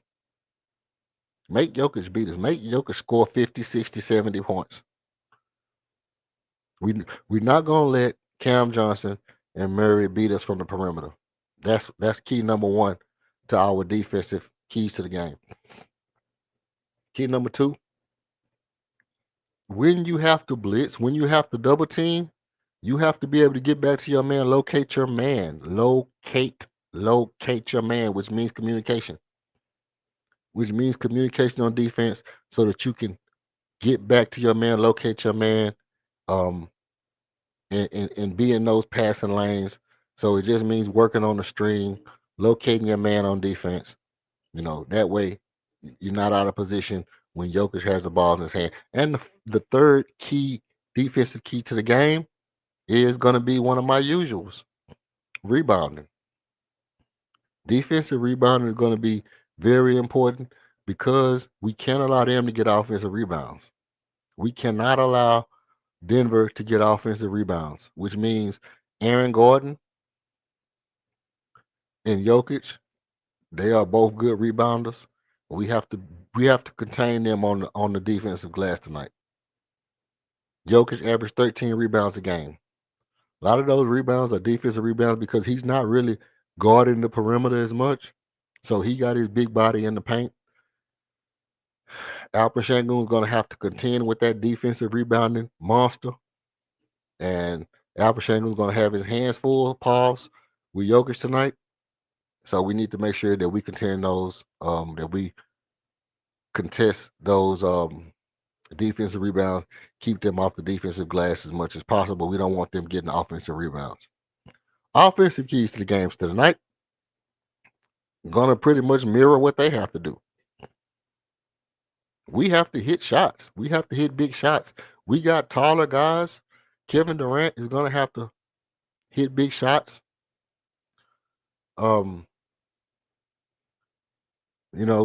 is going to have to be big for us tonight from the perimeter. Reece Shepard's going to have to hit big shots for us tonight when he comes in the game. Obviously, their backcourt is not great defensive guards. So that's going to give Reed an opportunity to get off. And my third offensive key to the game is get Amen Thompson going early. What am I talking about? I'm talking about shots at the basket. I'm talking about Amen making shots at the basket is going to be a big key to the game for us. We want to put pressure on the rim. So Amen in that dunker spot, that little spam play, beating this man off the dribble, get Amen going early. Those are my keys to the game tonight. Let me know what you think about my keys to the game tonight. Do you think that's the key to success? That's what we need to do to win tonight. Those are my 6, my 3 defense and my 3 offensive keys to the game tonight. I don't have a flashback play from the other game tonight, so we're going to skip that. And we're going to go straight to our X factor for tonight. Our X factor for tonight's game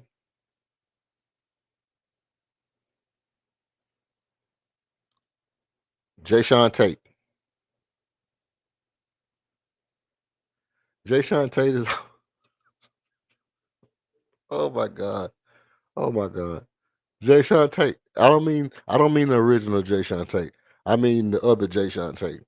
The other one. the other the other version of Jay Sean Tate, the better version of Jay Sean Tate that we have. Josh Okogie is our X Factor tonight. Josh Okogie has to hit some threes tonight. He can't be, he can't get a triple single. And I mean triple single. He can't be out there with one, and one, and one and play good defense. Josh Okogie can't give us that. You can't give us 1 point, 1 rebound, 1 assist, one steal. You can't do that tonight. You have to give us a little bit more than 1 point. Josh Okogie is going to be important because Tari Eason is not there with his oblique injury. We know what Reed's going to do. Reed's going to get you about 12 points, maybe more. He's on an upslide. But I think Josh Okogie can be the X factor for tonight's game if he can get some open looks from 3 and he can knock them down like he was knocking them down pretty consistently earlier in the season when we went on that big stretch where we was winning a lot of games. So Josh Okogie is our X factor tonight. I'm just sorry. He got to do more than give us a triple single, quintuple single, whatever he be giving us. All them 1, 1, 1, and 1. All right. So Josh Okogie is my X factor for the game. Tell me what you think about the X factor for the game. Being Josh Okogie, do you feel like Josh Okogie could be a contribution to the game offensively? And if Josh Okogie is an offensive contribution to our game tonight, how much more likely does that? How much of a opportunity does that give us to win the game? I think that's the part where Josh Okogie can really be a factor for us tonight.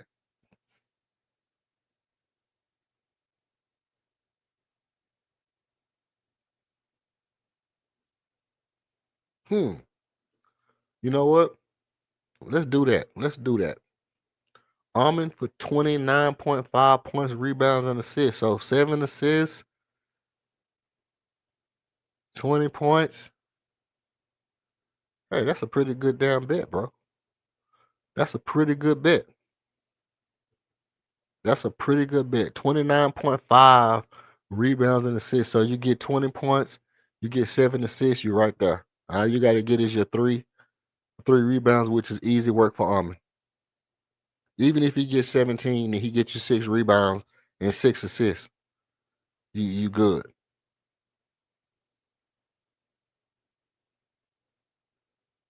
Right? So he get you 17 points, 6 rebounds, and 6 assists. What's that's 13? So that's 6 to 6, that's 12 plus your 17, so that's 29. That won't quite get you there. So you gotta have 7 and 6. Yeah, you gotta have 7 assists, 6 rebounds, or 6 rebounds and 7 rebounds, 7 assists, 7 rebounds, 6 assists, and 17 points. That'll get you to 30. And that's a good bet. I mean, either way it go, I think it's a good bet. It's hard to say Almond not gonna get 17 points. Almond good for 17 points. He good for 6 or 7 assists. He good for 6 or 7 rebounds. If he gets you 7 and 7 and 20, it's easy money for you. Easy money on that bet. That's a good bet, Buckmo. We might have to start taking some of your bets early because whenever you put your bet in this chat, you've been hitting it pretty regularly. And now all we need is for one of these betting sponsors to realize that Buckmo gonna make people money, and then they can go ahead and endorse this channel. They can go ahead and sponsor this channel and let me get my chips. Let me get my chips up off Buckmo. I can make a little money off your Buckmo. It's capitalism at its finest, bro. This capitalism at its finest. we are right wing thinking political shit going crazy over here, bro. We capitalist over here, Brody. I got crazy parlay set up on a stake. Hey, let me know what your parlay is. We'll go ahead and we'll put that up in here so our fans, man, anybody who's listening can get a chance to make some money tonight. I might even mix y'all two shits together. I might even mix y'all two shits together and go ahead and smack me one. I might smack me one tonight. And salutes to you, Ramon, Ramon 98. Salutes to you, Brody. Appreciate you joining the channel. I appreciate your like and subscription. You know, as you come in, that way you don't miss us when we pop back on. We do be on for pregame shows. Sometimes we be on here for 11, 12 hours. If you ever feel like you want to hit the link and come up and say something, you're more than welcome to come up. Give us your takes, bro. Love to have you, Brody. Salutes. Welcome to the channel. 10 leg, 1 1 5 5 151. Huh. What's that? Tell me what that means. Let me know what that means, bro. I don't even, you know what I'm saying? I don't know what it is, but let me know what that means.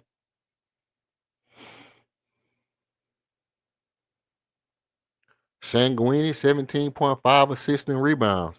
Hey, this looking good, bro. Sanguini. So 7 assists, 10 rebounds, 11 rebounds, and 7 assists.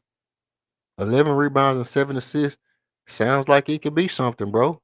For Sanguini, 11 rebounds and 7 assists could be something for Sanguini. That could be something, bro. That sounds like another good one. Was that a goblin? Was that a goblin or was that a red goblin or a green goblin? Don't even tell me what you plan on. Just let me know if it was a red goblin or a green goblin. I know what it was. What the hell? What? Hold on, hold on. Talk to me quick, but don't talk to me slick, bro. Let me pull out my phone. Shit, shit. Put that in the chat, man. Oh, it's no, I mean, oh, it's a regular, but they do have goblins on the site that you was on. Do they have goblins, Buckmo, on the site that you was on? Let me know if they got goblins on that site that you was betting on. We'll know who it was. We can't give them no shout outs until they shout us out. I mean, we struggle streamers over here, man. We struggle streamers. But man, why don't you hey Ramon, put a couple of them bets in the chat, man. Put a couple of them bets in the chat. Let us eat with you, fam. We family over here. You invited to the cookout, bro. It's all together. So okay, y'all all put all y'all stuff together. So if one miss, everybody miss. One Rockets win. Okay, so it ain't on that.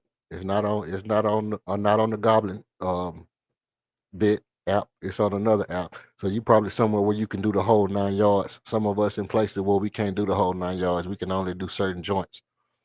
But Rockets win. I got Rockets to win. That's a good one.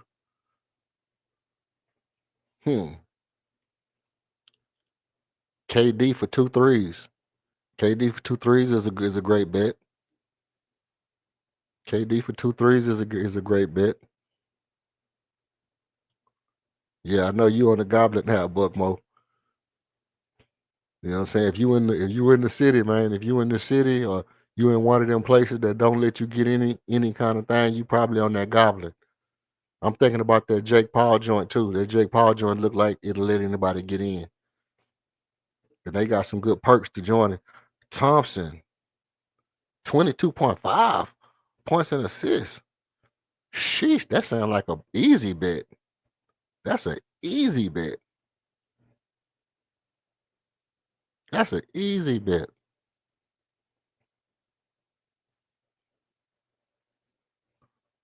I'm gonna put that up there. Gordon over 1.5 threes. Okay. I see Gordon for 2 threes. Gordon for 2 threes is a good bet. I can dig it. You on to something. Jabari Smith for a block. Okay, that's scary. That's scary. Jabari Smith for a block is scary.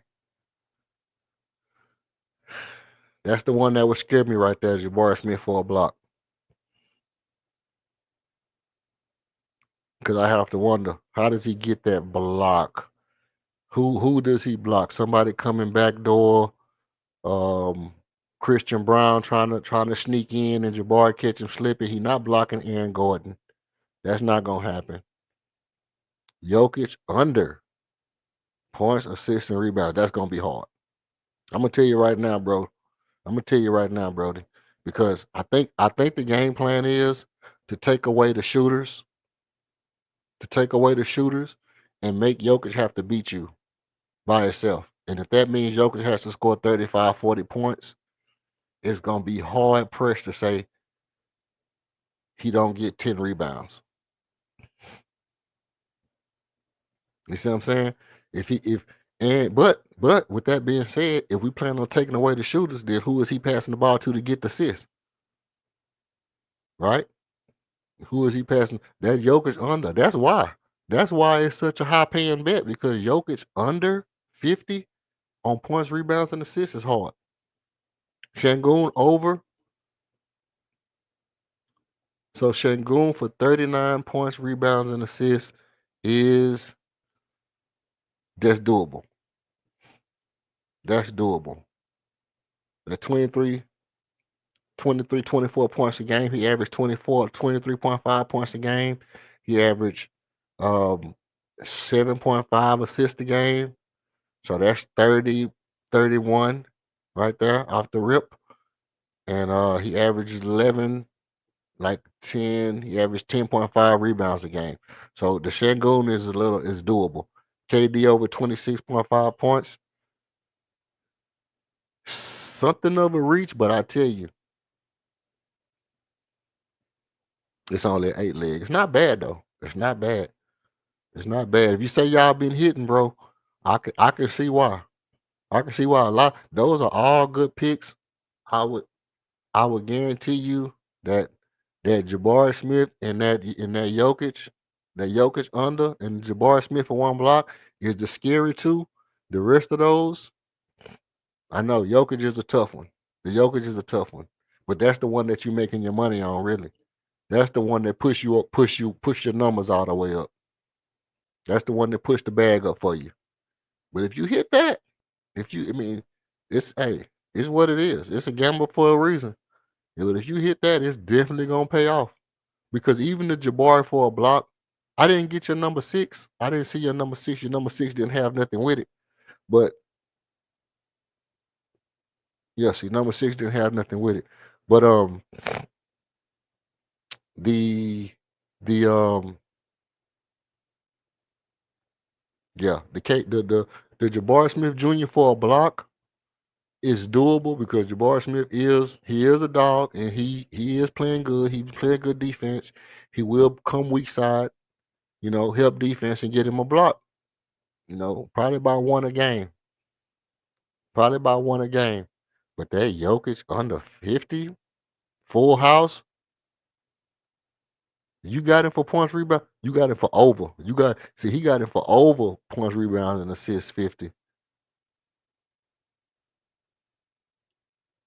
And see, that's what I'm saying, Buck. He got Jokic for the under. You got him for the over. And what I'm saying is Buckmore probably right, but they're not gonna give him as much money for being right as they're gonna give Ramon. Because if Ramon is right, that means he took a real risk. That's a real risk he taking right there to get that extra 10 stack. To get that extra 10 stack. And it's probably gonna pay off. The way he's smiling up there, I trust that smile, bro. He's smiling like he finna eat good. He finna eat good tonight. I trust that smile, bro. That smile is legit. he look he look like you can trust that, bro. You know what I'm saying? He could be a salesman with that smile. Like if I my man's look like, yeah, we got this shit. You can bet on this shit, bro. It's looking tempting, bro. It's looking tempting. He look like he convincing me with it. He look like he eating good with it. I might take the under on the 50 on the 51 for Jokic, man. I might take the under on the 51 for Jokic, Brody. Man, these all good bets, bro. These all good bets. And I appreciate y'all, allowing our fans to listen. All our fans out there listening, these guys and gave you a lot of good ideas, man. If you want to smack something tonight, y'all want to make some money, You know, check out some of these ones we got. I'll run them back for you so y'all can get another look at them. And hey man, good luck, good whatever. I mean, I don't want to jinx it, but you know, everybody gonna get their chips if you do your thing. This right here is a good one though. I'm in 20.5 PRA. That's a good one. Sanguini over 18. That's a good one. And this little 8 leg, I don't know what app he on. I don't know what he what he going through. But if you want to put it in the chat, you can put it in the chat, bro. Let us know what you on. I ain't gonna put it up here and get nobody no pub. But if you want to put it in the chat, what you going through, just for the people in the chat, that's a perk that I'm out that the people that's listening to this channel can get for being in the chat. They can get that perk of my man Ramon blessing y'all with what he going through and how he getting his chips. You know, I'm probably gonna turn chats off um during playback. So if you don't get to see it right here live, you won't even get to find out what app he was on, what he was been through. But that Gordon for 2 threes is a great one. He had Thompson 22.5 points and assists. That's a good one. Jabari Smith one block. That's a scary one, but I think it's doable. Under 50.5. That's 51 PRA for Jokic. The Rockets gonna have to have a great defensive game plan. But here's the thing. Let's just say, well, here's the thing. This is where it gets sketchy at. I'm gonna tell you like this. Tell me what you think about this, Ramon. Um,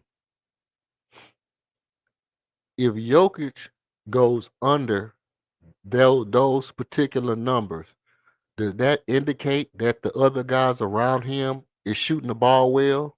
And if the other guys around him is shooting the ball well without him, like if he's not assisting out to other people and they just getting their own money, they getting their own money off the bounce or whatever. Let's say Cam Johnson and Jamal Murray just start getting off without Jokic's help. Does that kind of lean towards the Rockets losing this game tonight? That would be that would be a little contrast in what expectations for me. That would kind of concern me. That's kind of what it is about this particular one. I think that bothers me is that it's double sided. It's like a double edged sword. Either it's hard to say he's not going to get this, but if he doesn't get these numbers, does that mean somebody else is going off on their own merit? Is Jamal Murray just going crazy on his own merit? And if they go crazy on their own merit, can the Rockets win this game tonight? Which was your first actual bet, which it's a little hard. It's a little hard for me right there. Now, we at 9 o'clock, pushing 9 o'clock. Hey, you a Rockets fan, Ramon? You a Rockets fan, Denver fan, or just basketball fan in general? Let me know. And I appreciate everybody for pulling up and chopping it up with me. Now, what we want to do is we want to let anybody know if anybody want to pull up, anybody want to get off some takes for this last 30 minutes. I'm gonna drop the call in, and you more than free, more than welcome to call in, get off your takes before we get ready for the game tonight. And I'm probably gonna shut it down for tonight when the game come on, and probably not gonna be on here 12 hours like I usually do. That's gonna that's gonna allow me to come back tomorrow and come back with some shit. But I kind of want to stay on and kind of call this game for some reason. I kind of want to call this game. I think it's gonna be an exciting game tonight. You know what I mean? I kind of gonna want to talk a little shit about this game, especially if the refs get to doing silly shit. If the refs get to doing silly shit, like who was that? Who was that said that? Let me go back up here and see. It was either Tarin or Mr. Charlie that said, I hope the refs call a fair game tonight. Who was that said that?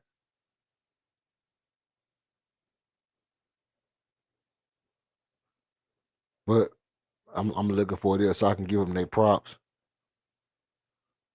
because that's gonna be a big thing tonight. That's gonna be a big thing tonight. In a game like tonight, the thing that you can really have a problem with. Oh, that was T dot T dot 4493 T dot 4493. Salutes to you. That was a big point that he made early. 'Cause he only left one comment. He only said one thing, and what he said I think might be the tail of the tape. This might actually be the tail of the tape. In a game like tonight, that's a potential playoff game. I tend to think, you know, with my 10-4 hat on, I tend to think that this is one of the games the league uses to set up a narrative for later. So this could be a game where, you know, Jokic get a shit ton of foul call, or LP all of a sudden start going to the line like 12 times or some shit, right? Or KD don't get no calls, even though we know one out of every two shots somebody is fouling him and he falling down, right? Like we've seen KD shoot the ball consecutive times and hand fly off the ball and body fly to the side and he you know getting pushed out the air, fall down and shoot the ball. Sometimes he get the call, sometimes he don't. But you know what his pure shot look like, how pretty it is, and when he's shooting the ball and his body going to the side, you know somebody pushing him. But they don't always call that shit for him. But it could be tonight could be one of those nights where they just swallow their whistle and they let these two Western Conference Finals contenders duke it out.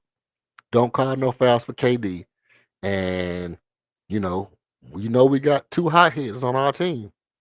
We got two cats on our team that be ready to throw hands anytime something happens, and that's Bari and that's Armin.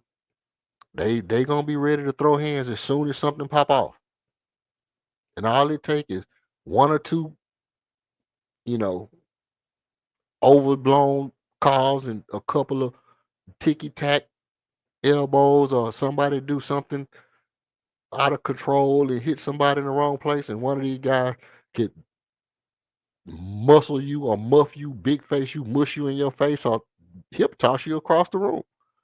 Anything, anything goes when you out there with Bari and Armin. You can get hip toss. Don't think you can't. Your name Christian Braun. Hey, watch how you talking. Watch how you. But look, Christian Braun don't look like he weak, bro. Christian Braun don't look like Tyler Hero. Christian Braun look like you try to hip toss him. He might got some I wrestled in high school shit with him. You know what I mean? Christian Christian Braun is one of them players in the league that I talk about. Like if you look at old school film or basketball cards or posters or anything, you look at their arms when they dribbling the ball. This is how you can tell the difference. Like people talk about, oh, in the old days basketball was different. Do this, do this. This is anybody who wants to take this challenge. Do this. Just pull up an image of an old basketball player in game and watch how his biceps and arms is flexed up while he just doing a regular act like dribbling. He just dribbling the ball, but his full muscle package is out. Pause. His, the muscle package is crazy. Muscle package is insane, bro. I'm going wild tonight. I'm I'm going down, bro. This is out of control. Listen, but when they dribbling the ball back in them old days, you pull up their basketball card, they got their whole muscle flexed. They got their whole muscle flexed. And you look at these players now when they dribbling, it's all relaxed dribbling. It's all relaxed dribbling. That's why you can, you can look at the difference and be like, they not playing as hard now as they was playing back then. But Christian Brown is one of those guys who always look like he dribbling the ball hard, always flexing, or either he a workout warrior or something. Because that dude look like he's cut up. He look like baby Bruce Lee when he out there dribbling. He out there looking like baby Bruce Lee for real. You understand me? Yo. Shout out to everybody, man, in the chat. Tonight's been a good night, bro. Tonight's been a good night. And then, like I said, KOD, salutes to you, Brody. Salutes to you, Brody. Salute to the chat. Yeah, salute to the chat. You headed into the highs, man. I know you headed into the highs. Hey, you see, I had I had the what's it called it down, man. I say, man, damn this damn debate, man. Take this shit down, man. Take this shit down. No, that's not what happened, bro. That's not what happened. I explained earlier why it's not up. Just in case you wondered, I had took it down. I had tried to edit that shit. You know how I cut it, the debate from the discussion, how I cut it last time. You know how I cut it last time. So I tried to cut it, but instead of downloading it and editing it like I did last time, I tried to do it in the YouTube studio, which I'm not familiar with. So when I edit it and then put it back up, I thought I had edited it and then put the back part up for private and the front part up for public. Come to find out, the way I cut it was only like 2 seconds or 2 minutes on the whole video. So I ended up losing it, but I got another copy in StreamYard. So I had to go back and download the copy in StreamYard. I just realized today that it didn't post right from YouTube. So I downloaded the copy in StreamYard. I'm gonna chop it up, discussion from one part, because we were going crazy in the discussion. We was talking about all kind of pew pews and you know what I mean, busting people white meat and all kind of stuff. We was talking about all kind of stuff. You know, that boy that boy Archon tapped out on us. It was crazy. That was like that was a crazy night. Your boy Busting Grapes was on there cracking jokes. You know what I mean? So it was wild. So I wanted to cut the discussion part and just leave the debate part up and then put the discussion part separate. That's kind of how I like to do on the debates. And then that way, what I'll start doing is I'll start making the discussions private for for subscribers only and stuff like that. You know, you got to be a subscriber to catch the discussion, but the debate will be made to be made public. But no, I didn't try to shout change your wisdom, brother. We're gonna get it back up so they can hear your take your little victory lap. take it take your little victory lap before the next debate come, bro. I got a challenge coming from. I'm finna challenge you to another debate ASAP. ASAP. I'm one of them. Hey, I'm one of them ones like this. If you fight me today and you win, if you fight me today and you win, I'm letting you know right now, Jack. you you know how your mama and them was when you was little. Boy, you better go back out there and fight. Hey, you better go back out there and fight that boy again. And you better not come in here until you win, because you gonna take two whoopings today. You gonna take a whooping anyway because you fighting. Hey, my mama was a goon with it. My mama was like, hey, if you get in a fight at school, you better win because you're gonna get a whooping anyway for fighting. So you better not make yourself take two whoopings. you better keep fighting until you win because you're gonna lose when you get home. Shoot. Go back every day in school. I'm gonna take this whooping when I get home, and I'm gonna whoop this nigga ass today when I see him. You win today, coming right back tomorrow, goddamn. Let's get it on, sucker. Come on, sucker. Let's get it on. But nah, you know how it go down, Brody. We're gonna get your wisdom back up for you. Ah, there you go. There you go. You know what? Let me tell you what I'm gonna do to this comment. Watch this.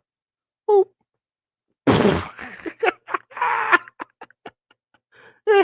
Yeah. Yeah. You see what I'm saying? You see what I'm saying? That's how easy that is. You know what I'm saying? We ain't gonna let you flip the narrative, Brody. We 1-1, man. We 1-1. We gonna have a tiebreaker. We're gonna have a tiebreaker. And I even thought about it. I say, you know what? I could just make it I could just make it super interesting and just bring back the same exact debate. Let's bring back the Tracy McGrady versus Jay Harden debate. And let's replay it.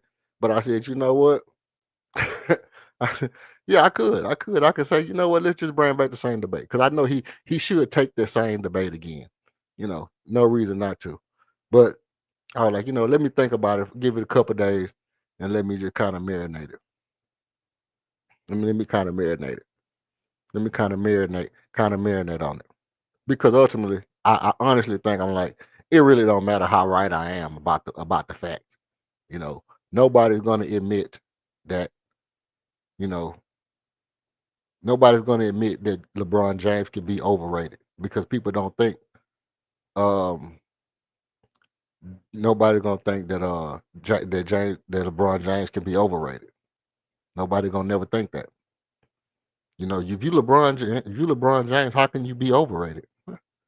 Because you might not supposed to be the number two greatest. You might not supposed to be the number two best player ever in the whole history of basketball. You just might not.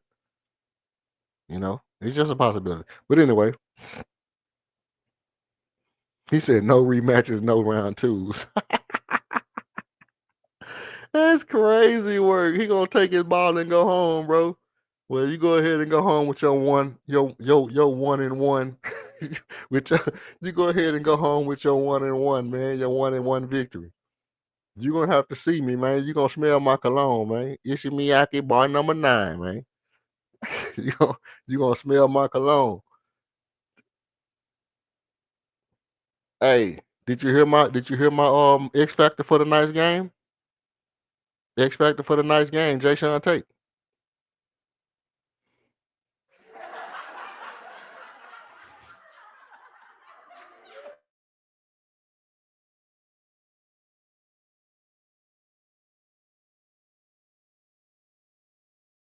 No, no, absolutely not. X Factor for tonight's game, Jay Sean Tate, man. Whichever Jay Sean Tate you want. Whichever one. The the original Jay Sean Tate or Jay Sean Tate 2.0. Either one you can have for tonight's X Factor for tonight's game. Hey, guess who pulled up on me, King? You'll never guess who pulled up on me today. Look up in the chat. Can you see it? Your boy Charles Robertson, man. That boy Uncle Charlie found my channel, pulled up on me today. 6C Charlie, man. 6C Charlie pulled up on me. Bless my game. I was like, man, that boy 6C Charlie pulled up. I love when 6C Charlie, because 6C Charlie he gonna automatically come in and give you some, I'm praying for you, I love you, man, and all that, all the positive vibes and all that stuff like that. Come on, bless the channel, Uncle Charlie, man. Appreciate that. Appreciate that. Keep God first. KG1 brand.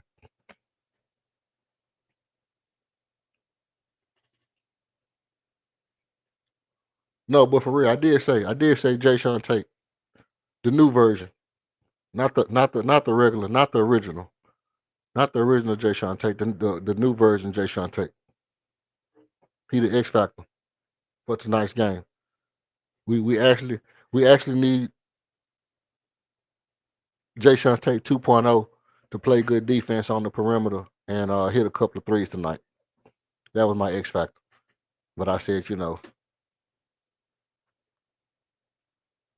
that's big for us. Oh, you were listening in the background? Singing in the background. Everybody say singing in. I'll just be over here singing in the background. But yeah, man. Look, like I was saying, tonight's game going to be I think it's gonna be a slugfest. It's gonna be a slugfest. And I could have really been a step higher if I would have been more on point if I said Steven Adams is our X factor for tonight's game, because we know how Valanciunas gives Şengün problems.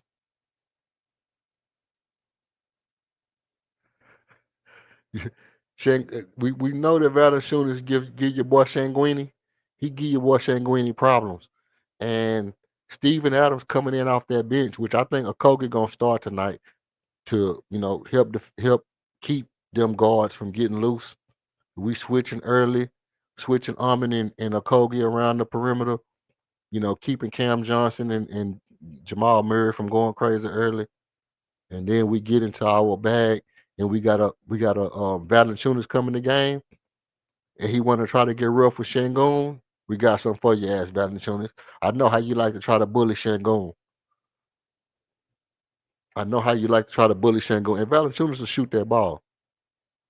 He'll shoot that ball. So what we got for you, Valachunas, we're gonna give you a big helping heap of Aquaman. Steve-O, mate. We'll give you a big helping heap of Steve-O, mate. Strongest nigga in the league right now. Best offensive rebounder in about the past 5 or 6 years, bro. When he healthy.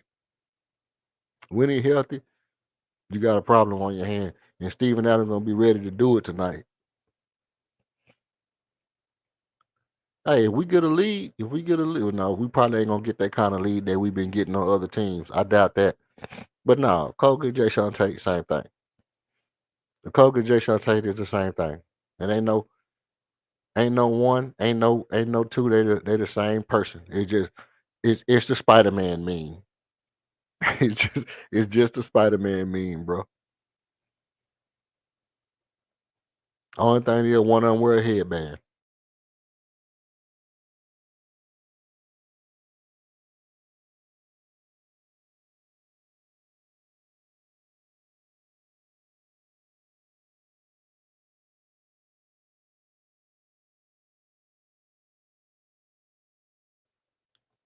And oh yeah, speaking of that, for anybody who went to the U2K, anybody who went to the website, I just found out that something was broken on my website, so it wouldn't let people check out.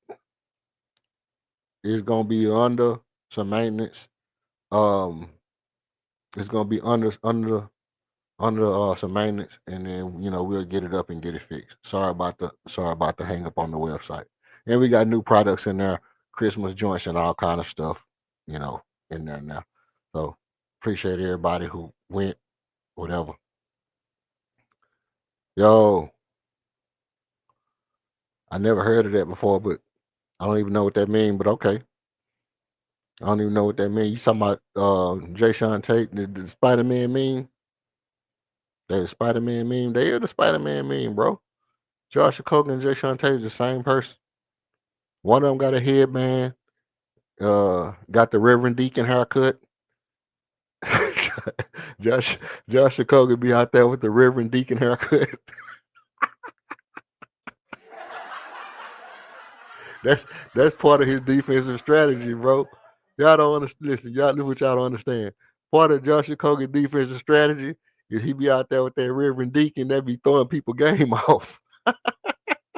That Reverend Deacon haircut be throwing their offense off. Y'all think he just be playing good defense. People be out there laughing at that Reverend Deacon haircut he be wearing. it be making people can't dribble right, dog. If you, you see somebody, if you see somebody on the basketball court with the Reverend Deacon haircut, you know you finna have a hard time scoring the basketball. Cut that Reverend Deacon off your head, boy. You better. You gotta cut that Reverend Deacon off your head, boy. You better.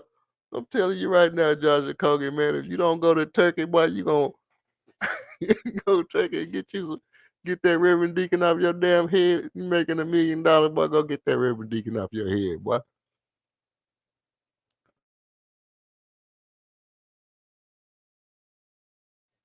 Boy, you better go to Turkey and get you a BBL hair. You better go to Turkey and get you a BBL hair, Josh Okogie.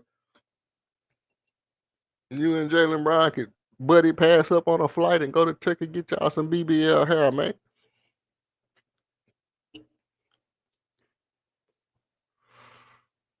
But look, what time is it? We 14, you know, about that. About that.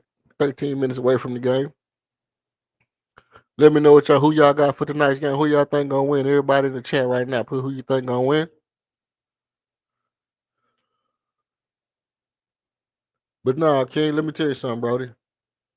Let me tell you something. The other night, bro, tell you what we did the other night, bro. We did over 1,000 views on that stream the other night, bro.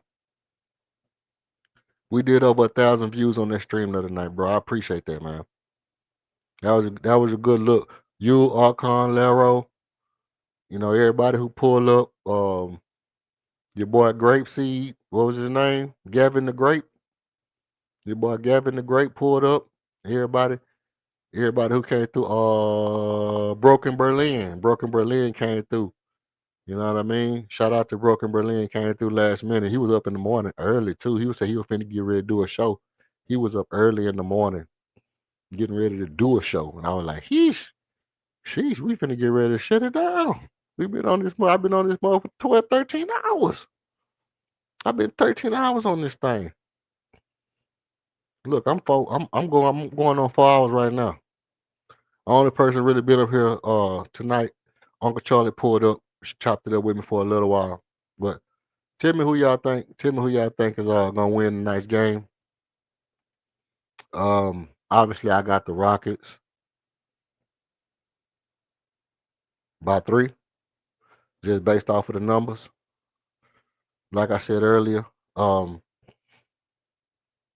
we average 123.9. They average 123 point. What was it? 1 or 2 or something like that. We was 0.7 better than them.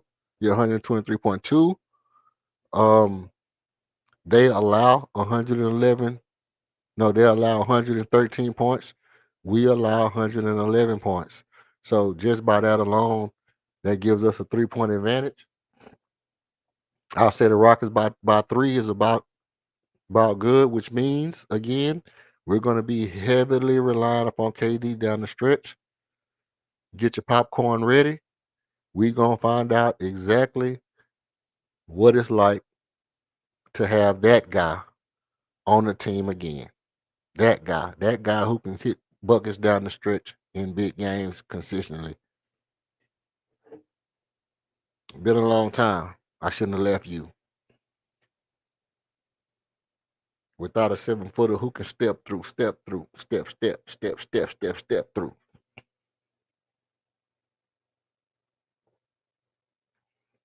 That's It's gonna be a good game, man. I'm ready. We on Amazon Prime tonight. Amazon Prime to me is probably the best. Probably one of the best ones I like. I like the Amazon Prime when the games come on there. Probably one of my best ones. Um, Only thing about Amazon Prime is, you know, obviously I like the halftime show when we got Kevin Murphy. Kevin Murphy always, you know, I like when Murph. I like when Murph talk because Murph be bringing that old school mentality. He still talking about stopping and popping, knowing we ain't gonna stop and pop, bro. You still out here talking about stop and pop? You know ain't nobody finna stop and pop, bro. There ain't nobody did that shit since John Barry. Ain't nobody did that shit since John Barry. Yeah, man. Speaking of that, we were talking about the other teams the other night, and I was sitting there like, man, I cannot get in here and tell these niggas that these dudes up here tripping, talking about the Rockets. Man, Tracy McGrady's out there with Bob Sura. Tracy McGrady literally, when Tracy McGrady came to the team, he literally had Bob Sura, David Wesley in the starting lineup, bro. Bob Sura and David Wesley was in the starting lineup with Tracy McGrady, bro. Don't act like Bob Sura and David Wesley wasn't in the starting lineup. Come on now. And Jawan Howard. Man. Bob Sura, David Wesley, and Jawan Howard, bro. What kind of what kind of team is that? First of all, you got David Wesley playing shooting guard, posting up. It can't even jump and you trying to do fadeaways. What are you doing? You 5'6", bro. You trying to post up somebody? You not no Mark Jackson. That was the best thing we did when we got Mark Jackson. It wasn't until we got like Skip to my Lou and stuff like that to where the team was good. And then once we had a good team, it started getting exciting again. But I used to hate David Wesley and Bob Sura on the floor together. Jeff Barry. Remember we had Jeff Barry? Jeff Barry, bro. We had Jeff Barry. At one time, we had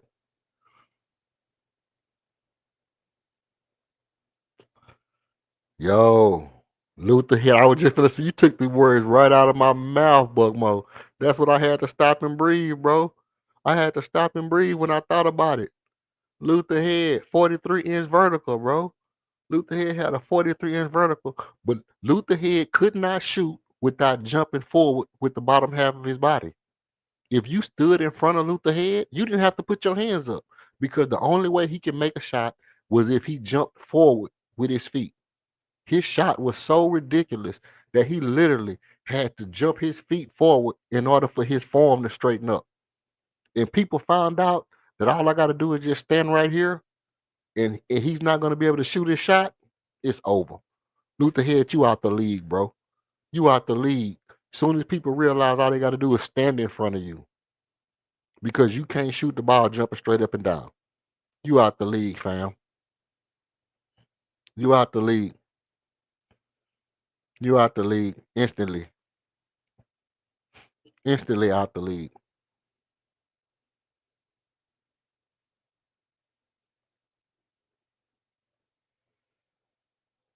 Crazy work. Crazy work, bro. Bob Sura. and Aaron Brooks and Luther Head as you're in your backcourt. Aaron Brooks and Luther freaking Head, bro. First of all, your name Luther in the 21st century. Your name Luther in the 20th century, man. Like you wasn't born in the 70s. Your name Luther. Like if you wasn't born back in Vietnam days, your name should not be Luther, bro. if, if you if you didn't have to dodge the Vietnam draft, your, your name your name better not be Luther. You better not Ray. Your ass better not be in that trunk, Ray. That's all I know. Your name better not be Luther, man. Oh, Luther head ass nigga. Oh, Luther head ass nigga, man. Oh, let me hold you tight. Look at that. Ooh, look at that. Hey, your name Luther, bro. In the 21st century? Come on, man. They should have knew something was wrong with that. They should have knew something wrong. As soon as they looked at that on the card and they saw that boy name was Luther, they should have been like, nah, man. That nigga name too old. That nigga got an old last name, man. You might as well get a nigga named Bartholomew. We might as well get a nigga named Bartholomew, man.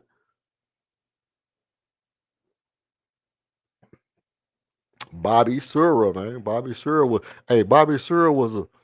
he was an explosive dude, man. He was an explosive dude. Oh, you know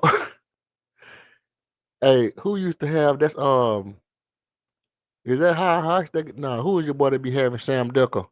That be having Sam Decker getting with the ball getting hit in the face. They used to pull up. I forgot your boy name. They be having Sam. Sam Decker was one of them ones. But you know who used to be fire? Hey, your boy used to be fire. Chase Budinger, man. That boy Chase Budinger was fire though, dog. That boy Chase Budinger was fire. Chuck Hayes, man. Hey, I thought about Chuck Hayes as the most overrated Rocket. Only reason I didn't use Chuck Hayes was because his ratings wasn't high. He was never rated high. He was always a low rated player. But as far as overrated, as far as people hyping him up too much, Chuck Hayes and Aaron Brooks was it. They just didn't have high enough actual ratings. They was never rated anywhere near the top of anything. But as far as just players, as far as players that was big upped, that was like highly touted or highly, thought of in the Rockets community, Chuck Hayes and Aaron Brooks was my first two people I thought of. 100%. Chuck Hayes and Aaron Brooks was the first two people I was like, okay, it's definitely going to be Aaron Brooks or Chuck Hayes. And I went back and I kind of looked around and I was like, they just not rated high enough for me to make a real argument. Because they're not even really rated high. But as far as guys who were starters that should have never fucking been starters, Like two people. If the question was two people that should have never been a damn starter, Chuck Hayes, you number one on my list, boy. Chuck Hayes, number one on my list, boy. Chuck Hayes, number one on my list. You can't because you can't be PJ Tucker in the God dog me era with Yao Ming on Shaq and Yao Ming on the floor. If Chuck Hayes was playing right now, okay, I get it. If Chuck Hayes was playing right now, okay, I get it. You know, the average center is 6'10". The average center is, 6'9", 6'10". You know what I mean? Maybe 7 foot. You got a couple of niggas that's over 7 foot. But in that era, the average center was 7'1", 7 foot, 7'1", 7'2", 7'3", 7'4", 7'5". They were getting bigger and bigger and bigger and bigger. Hashim to beat Taco 5, they were getting bigger and bigger. Just get the biggest nigga in the draft. Whoever the biggest one is, just get him. Just to have a tall body out there standing up under the rim. Let him get dunked on 2-3 times. So what? Chuck Hayes will fit now. Chuck Hayes would be a beast right now. In today's league, where all you got to do is be, all you got to do is be able to set screens and be strong and switch. Oh, Chuck Hayes could switch. Chuck Hayes would be a strong ass switching PJ Tucker type player. He couldn't shoot no threes.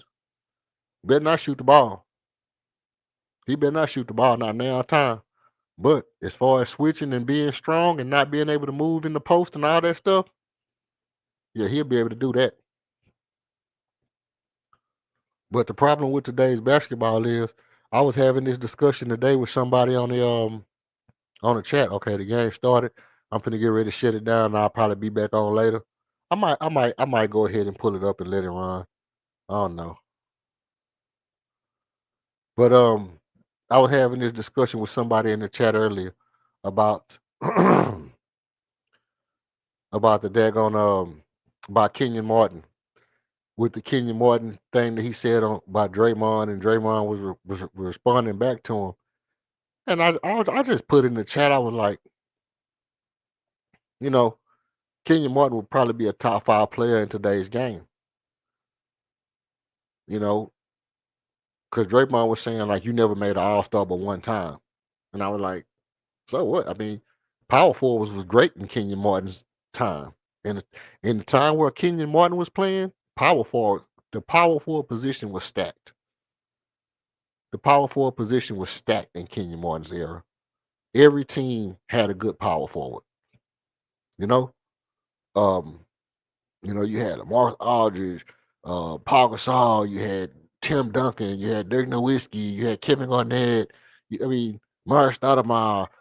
It was power forwards scattered throughout the league that's going to be Hall of Famers.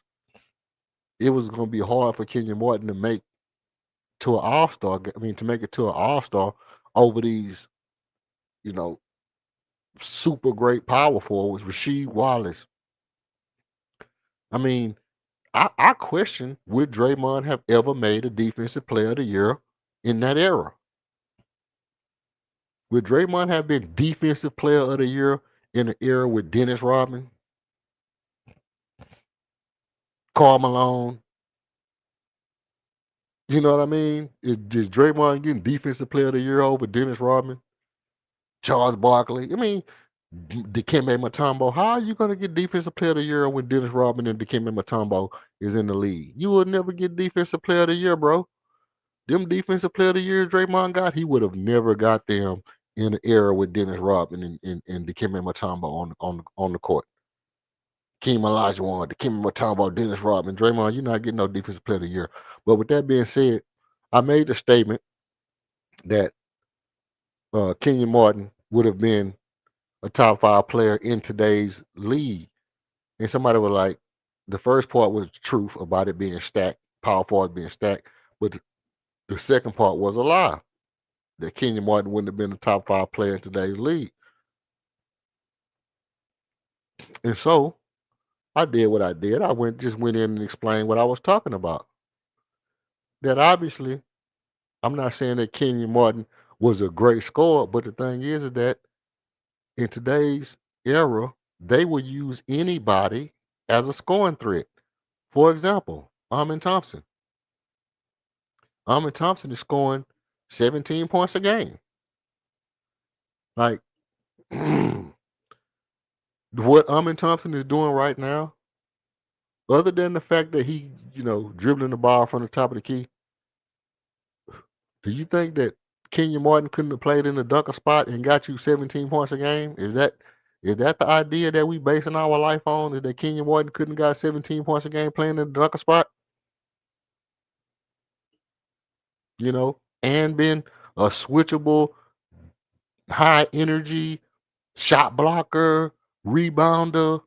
I mean, like, what are we talking about here? What are we really talking about here? Are we saying that because he didn't play offense then that he couldn't have got you 20 points a game in today's era? I hard for me to believe that Kenyon Martin couldn't have scored in today's era and got you more than 20 points. Right? So that's kind of where I'm at with that.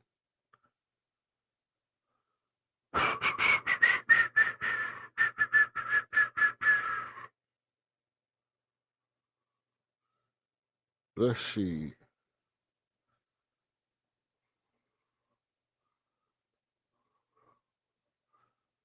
Uh,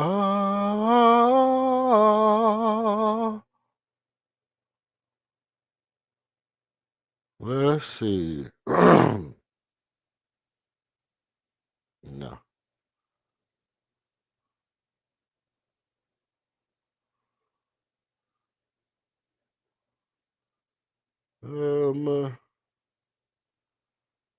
So the game ain't started yet, is it?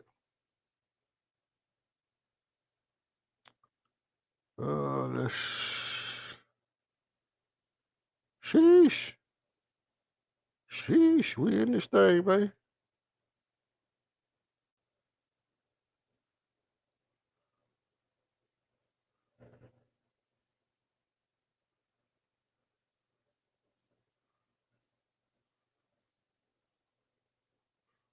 Uh, come on, man. Pull up. Pull up for your boy. There we go. I want that.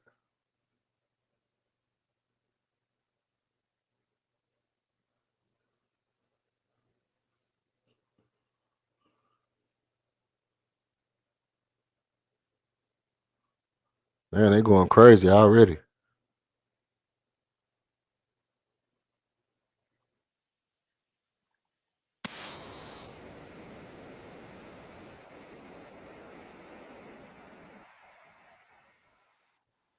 Kmart overrated? Nah, bro. Not really. Kmart really, really not overrated like that.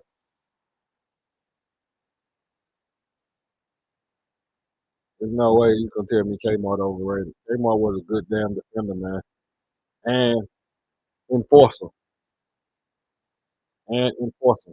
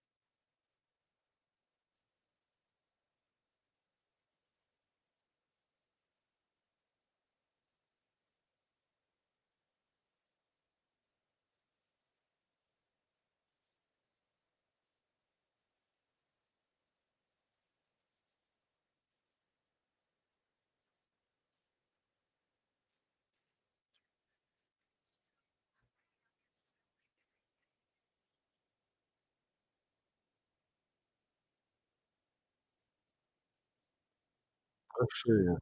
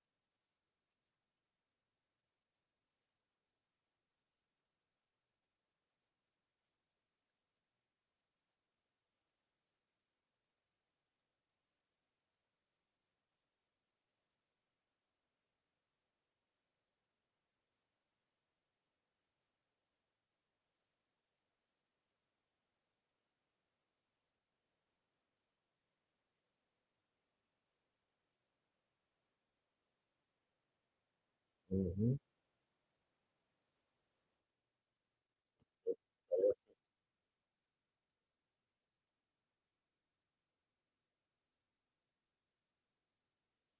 All right. Yeah, I'm trying over here trying to shut up right now. Singing. Who is this singing the national anthem? I don't know. They ain't started the national anthem yet. Not on Amazon.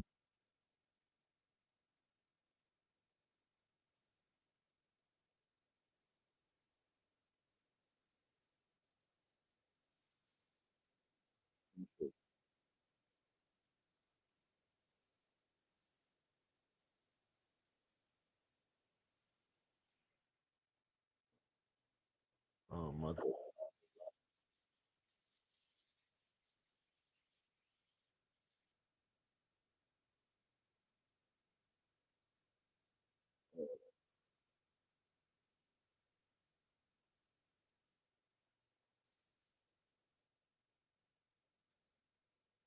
Up in here.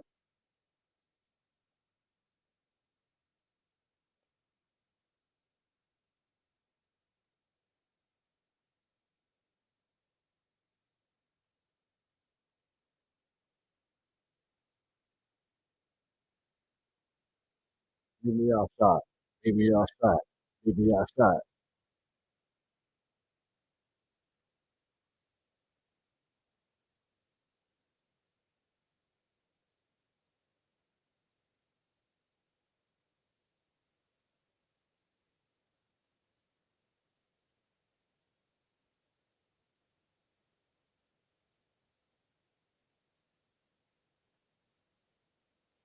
All right, let's see what we got going.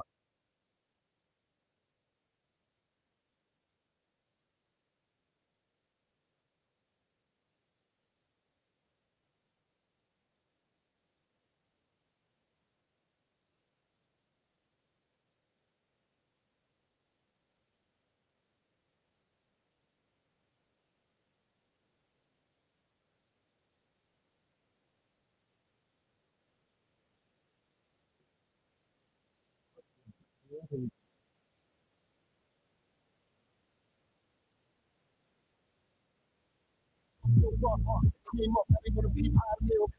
Good to the front of the wheels. All flats and close no beers. Place that like this bill. Throw with the song and the word that I'm moving. Can't see through it. Don't give it a book, I gave room. Just fluid, I've been in the clay, paying my dues. Should've took a boat, shit so fluid like a fool. I didn't get too far to be caught in the mix. I be moving with purpose. Ain't no kids, no circus. Got straight out the furnace. Drinking no break, no circuit. Gotta shake off the furnace. Gonna be big, I ain't working. Obviously, full, no turkey. Count my blessings, I live it, I get it. Talking about money, my language is different. They whisper my name when they see how I did it. I don't even know how I'm come but that's all that I know. Now I make plays, I ain't taking the flow. Turn on my name with a planet and chrome. They follow the road.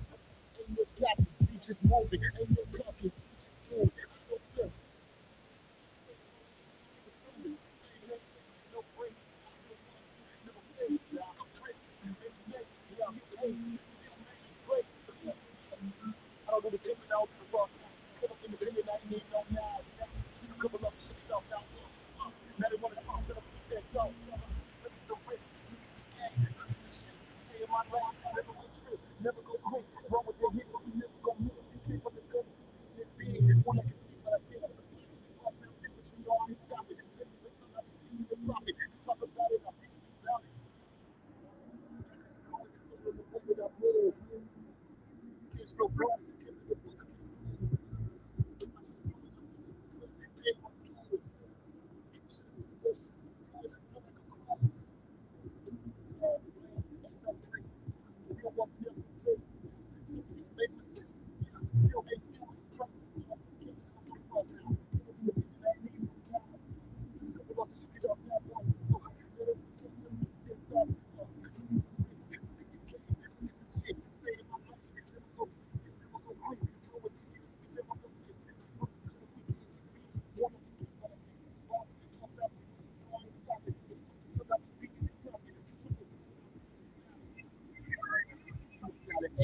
I know what it is. You ain't got a trip. I know how to live.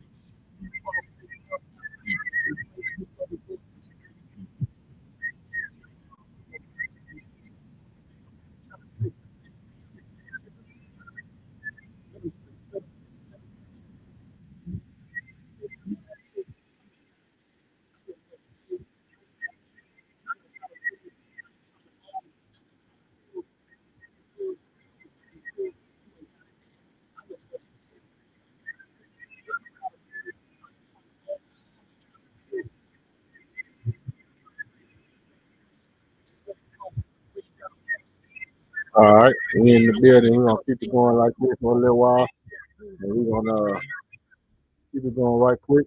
I'm gonna take a little break. I'll come back. We'll talk about the game, man. I'm gonna drop the link if anybody wanna come up and talk about it with me in a minute.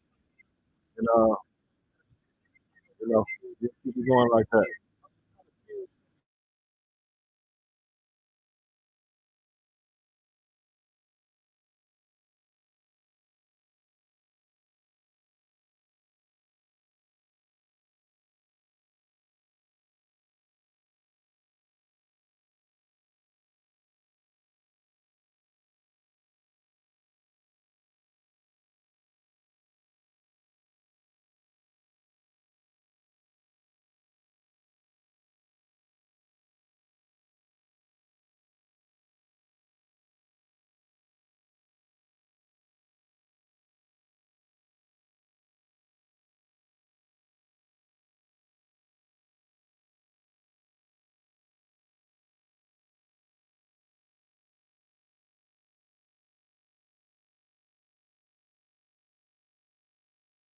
I'ma keep it real.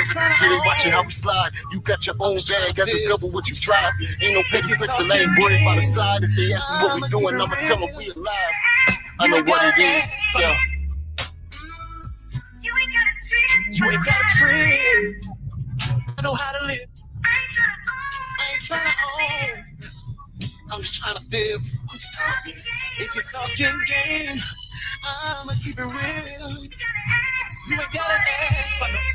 Klaus was shit. Total fucking war. I'm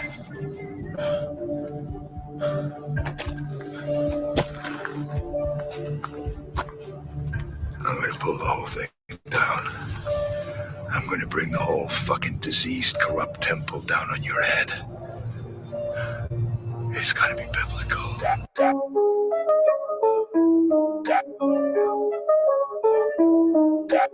1 million, 1 billion, 1 trillion, 1 zilly. Today's price, not yesterday's price. Today's life, not yesterday's life. Today's price, not for yesterday's price. You can try to be out there, it's all cap stupid. Nigga say we hockey sign a little rap stupid. Nigga be a slave whether you free or not stupid. Call you fool what it is if you can't see the fly stupid. Mass manipulation and anticipation, yeah. Infiltration, churches, home, curvature, bro. You ain't Haitian, nigga, you just hating, bro. Wave surfing, serving like a waiter, you just waiting, bro. Pizza, this is cold pizza when we wake up. Please release us and feed us. Peace, we just want peace. We just want a piece of that power without that peace. I say I pull up with that chauffeur. It's not a driver, it's a horn. Listen for, yeah, I know this is foreign. If I got them chickens built, not a bird, it's a form. Free that chicks, some black magic, this is John. I'll keep my head up, and you will end this. I'm just getting warmed up. 1 million, 1 billion, 1 trillion, 1 zilly. Today's price, not yesterday's price. Today's life, not yesterday's life. Today's price, not for yesterday's power. Seeing how looking with your looking ass, dummy. Should be out here looking for more than some cash, dummy. But don't tell you never what could go in class, dummy. And when you out of school, you can be another crash dummy. Turn a page, turn a wage in your early days. Sit up in your conscious phase, I hit burn a sage, yeah. Niggas stalking rising chakras, and that's a rising chakras. If you get shot while getting stuck and shit, say shooting chakras. Ain't chasing never catch a shell, someone catch it on a cell. You just wanna sell it, don't care as you better sell. Silly, Feel me? Really? I was 6 souls, yeah, 46 billion, yeah. Today's price, that's today's life. Today's life, not for yesterday's price. Really? Really? Yesterday's milli, tomorrow that's a trilly. 1 milli, 1 billy, 1 trilly, 1 silly. Today's price, not yesterday's price. Today's life, not yesterday's life. Today's price, not for yesterday's price. New world or the old earth, goofy. Order out the chaos, do your own search, goofy. Trading shit for shit that ain't got no worth, goofy. Birth a nigga mind, get your soul touch, goofy. Go on in and I'm camera trip. Get some red alert. Real book, you can book it, bet you'll hit a hurt. I'm way more cool, I go to work. This is full of twerk. I'm in the flow like full of dirt. You don't know the dirt. Come from the soil, hand in the dirt. Yeah, we got it out the mud. Can't see us in your way. We ain't even got the mud. You can write it out the plug. We ain't even about to budge like a tug. On your cord, we don't even need a plug. You can next it. Pick it up. This is restricted. I'm invested. Perfected. 1 milli, 1 billy, 1 trilly, 1 silly. Today's price, not yesterday's price. Today's life, not yesterday's life. Today's price, not yesterday's shot.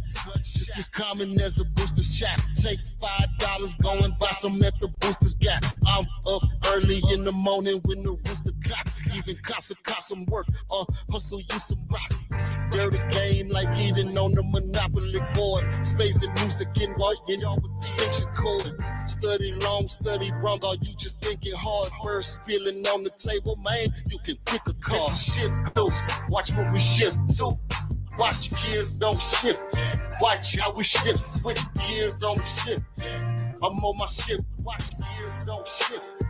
We went from standing in the block like what's the business? We don't run the streets no more.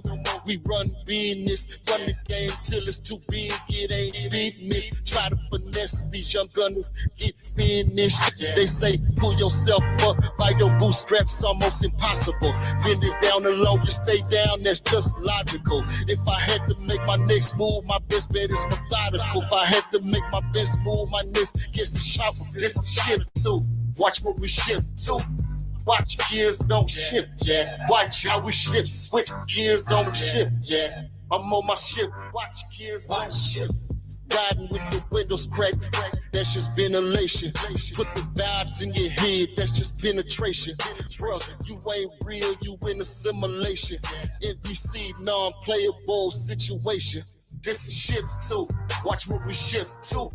Watch gears don't shift, yeah. Watch how we shift. Switch gears on the shift, yeah. I'm on my shift. Watch gears don't shift. Watch gears don't shift. This is shift too. Watch what we shift to. Watch gears don't shift, yeah. Watch how we shift. Switch gears on the shift, yeah. I'm on my shift. Watch gears don't shift. Watch gears don't shift.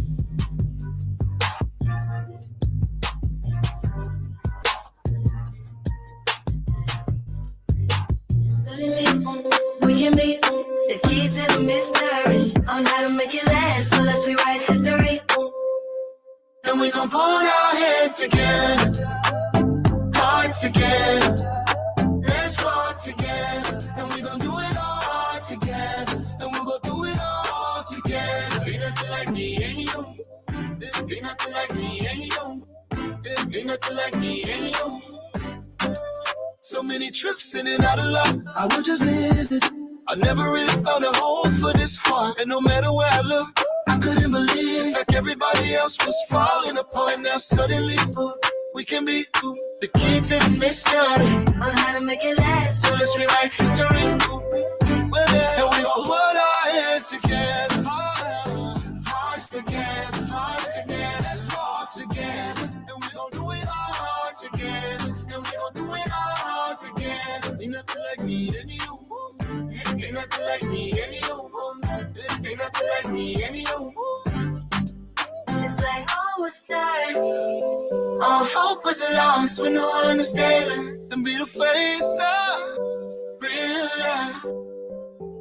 And now suddenly we can be the key to the mystery. Oh, how to make it last, so let's rewrite history. And we gon' put our heads together,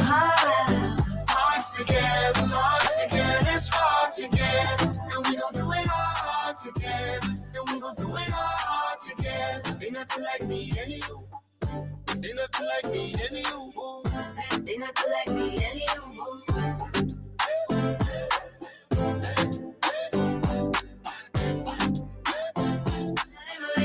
Cause they ain't never been there before, and now suddenly we can be the key to the mystery on how to make it last. So let's rewrite history. And we gon' put our heads together, hearts together. Let's walk together, and we gon' do it all together. And we gon' do it all together. Ain't nothing like me and you. Ain't nothing like me and you. Ain't nothing like me and you. So many trips in and out of love, I would just visit. I never really found a home for this heart, and no matter where I look, I couldn't believe it's like everybody else was falling apart. Now suddenly we can be the key to the mystery on how to make it last. So let's rewrite history. And we gon' put our heads together, hearts together, hearts together. Let's walk together, and we gon' do it all together. And we gon' do it all together. Ain't nothing like me and you. Ain't nothing like me and you. Ain't nothing like me and you. It's like all was started. All hope was lost when no one understood and be the face of real love. And now suddenly we can be the key to the mystery. Oh, how to make it last, so let's rewrite history. And we gon' put our heads together, hearts together, hearts together. Let's walk together, and we gon' do it all together. And we gon' do it all together. Ain't nothing like me and you. Ain't nothing like me and you. Ain't nothing like me and you.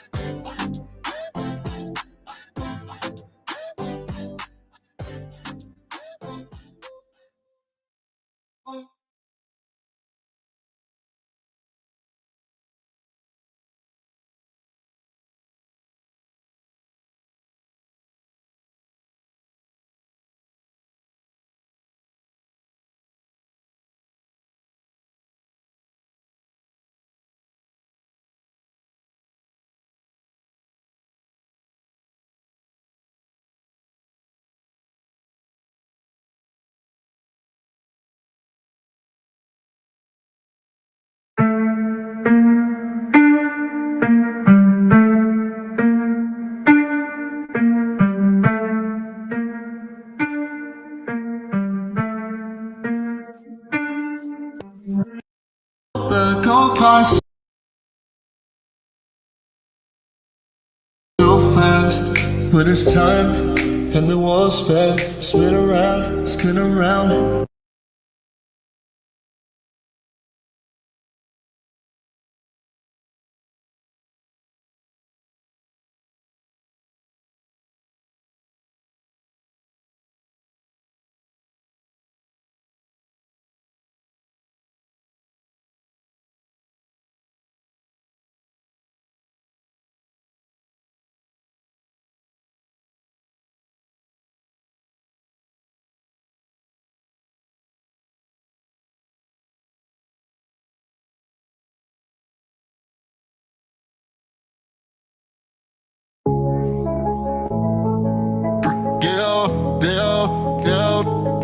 This ain't a dream, It's a grind, it's gutter.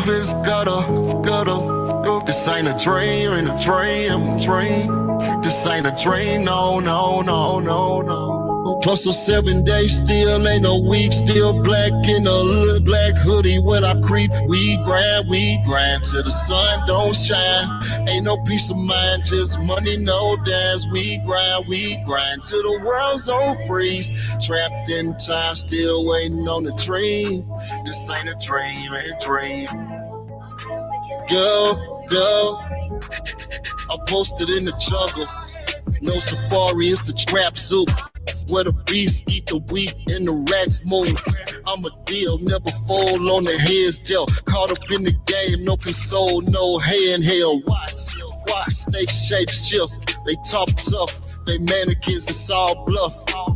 Off from where the broke dreams got a hammer grip. Money talks, I let it speak, fluent speak. That's a tongue that said it. This a grind, this gutter. This ain't a dream. This ain't a dream, no. Hustle 7 days, still ain't no week, still black in a little black hoodie. When I creep, we grind till the sun don't shine. Ain't no peace of mind, just money, no dams. We grind till the world's on freeze. Trapped in time, still waiting on the dream. This ain't a dream. Hit the pavement heavy. No tracks, but it's concrete. The seed to the con game on low with concrete.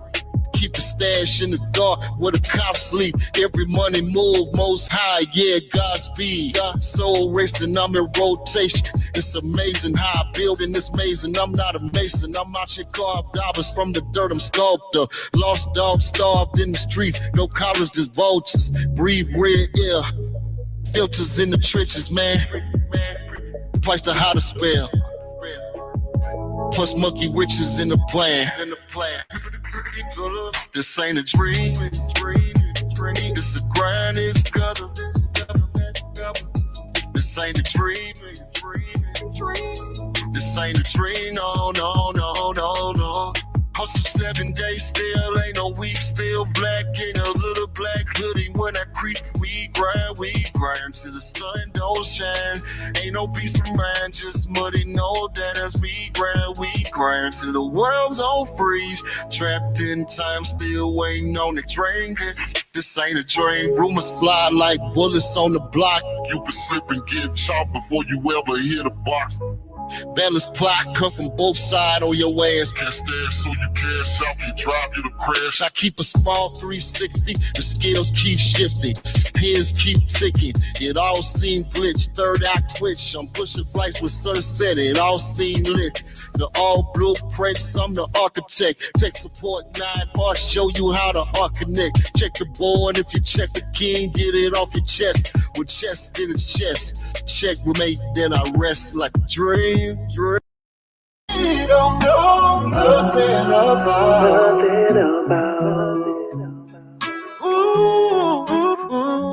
And I've been stargazing too long, and I'm way too high.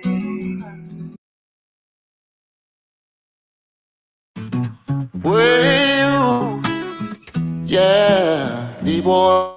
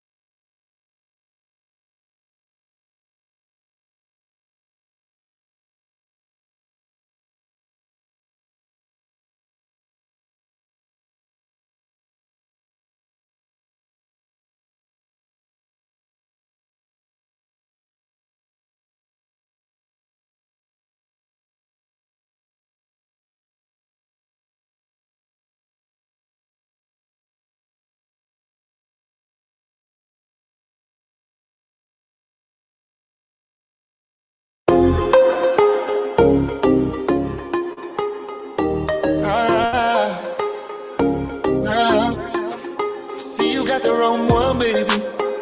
Cause they just ain't me. Yeah. And I know your reputation. Don't need the candles, put them out. We don't need the music, let's be loud. Ain't no pressure, put pressure on you. Ain't no pressure, put pressure on me. Ain't no pressure, put pressure on you. Ain't no pressure, put pressure on me. Lay next to me, next to me. You get the best of me, best of me. Let me stay you up. Can I stay in love? Who can be turned? Don't fight so fast. When it's done, when the war's spent, spin around, spin around. We don't need the candles, put them out. We don't need the music, let's be loud. Ain't no pressure, put pressure on you. Ain't no pressure, put pressure on me. Ain't no pressure, put pressure on you.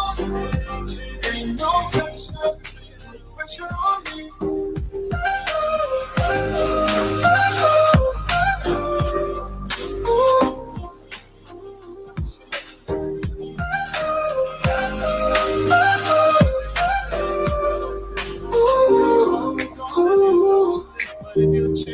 We don't need the candles, put them out. We don't need the music. Ain't no pressure, put pressure on you, pressure on you. No pressure, put pressure on me, pressure on me. No pressure, put pressure on you, put pressure on you. No pressure, put pressure on me.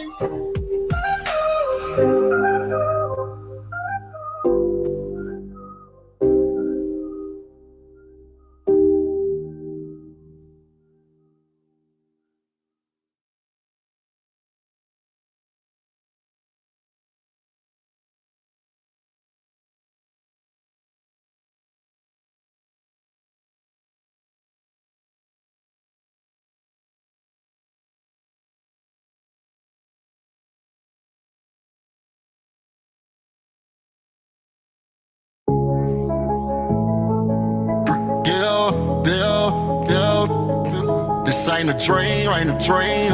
I love to breathe a life. Even how much younger had was hard. It seemed like it was gonna be a sprint, but I'm still running, we're still running. Lost a lot of friends and loved ones at the past, and the only way I felt alive was learn how to let them. And the time goes by, it all seems so fast, so fast. Why do we see things this way? Never smile down on us. Wait, heavy way down on us. And the rain seemed like it's going around us. People always seem to find a way. Walking a path that I think was a chosen girl in the rest. Didn't have all the talent, but I still did my best. And it seemed like this road was too long to make it to the other end.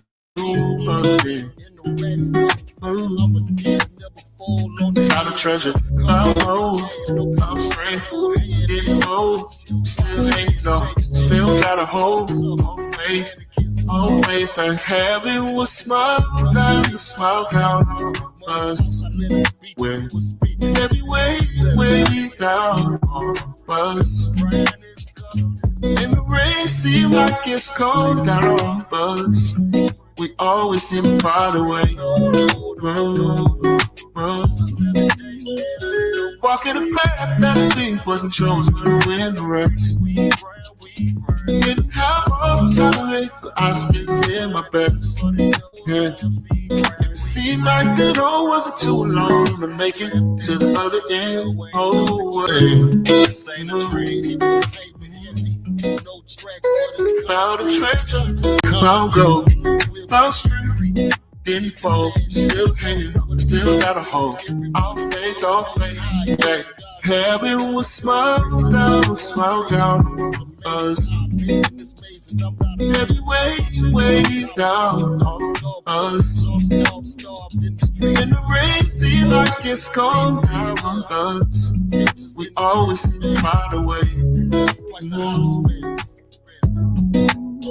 And it never was a dream to be the one with this story. All the glory, all to the glory. If I ever knew how good it felt to overcome the struggle of being the one you saw. Heaven will smile down on us. Every way down on us. And the rain seems like it's cold down on us. We always seem to find a way.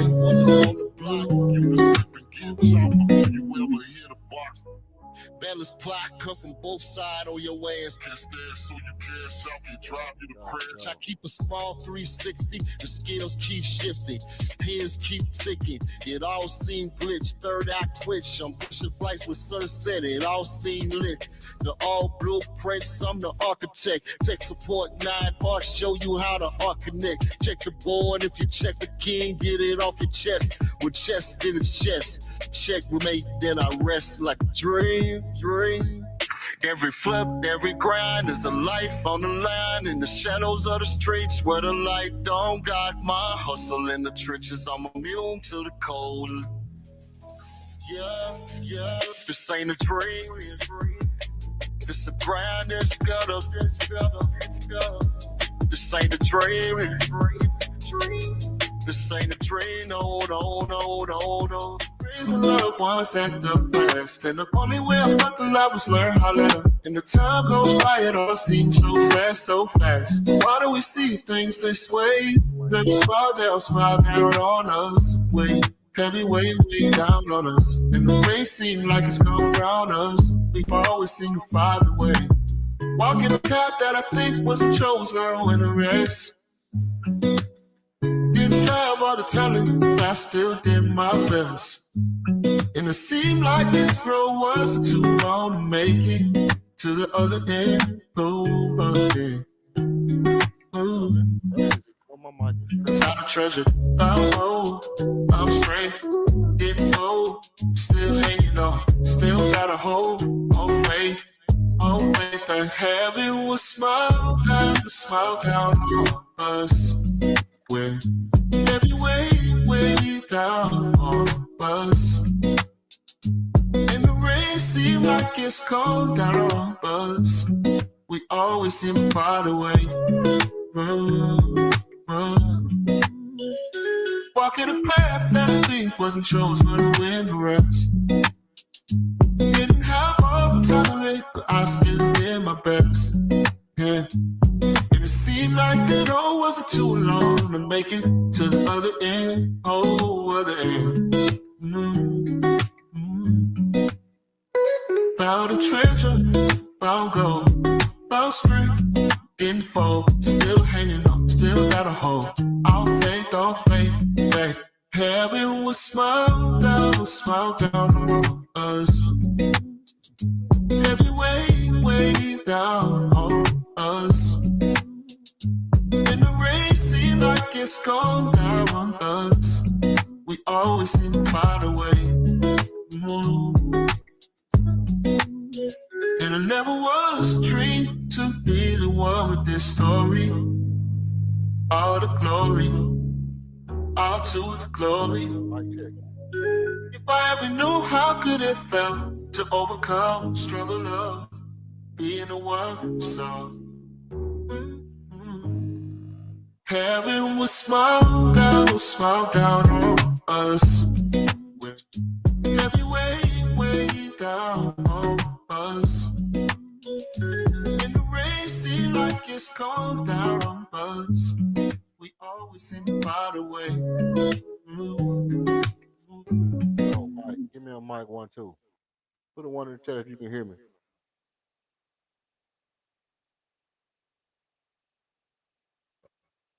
Okay, now I'm back. Man, I'm talking about my audio. Whenever that internet go out, it do me badly.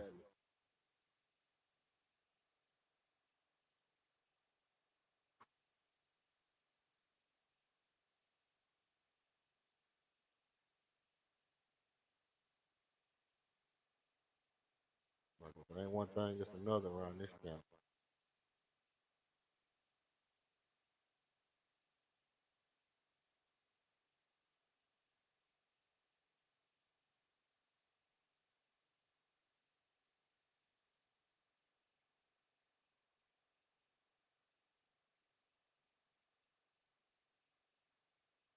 I used to wonder what love was, what is it? And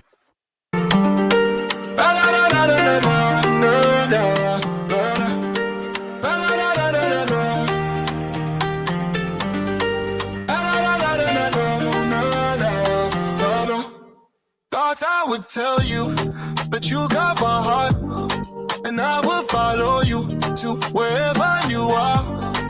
I can't escape all that you meant to me, so I just recreate ways to say I love you, so that you won't forget.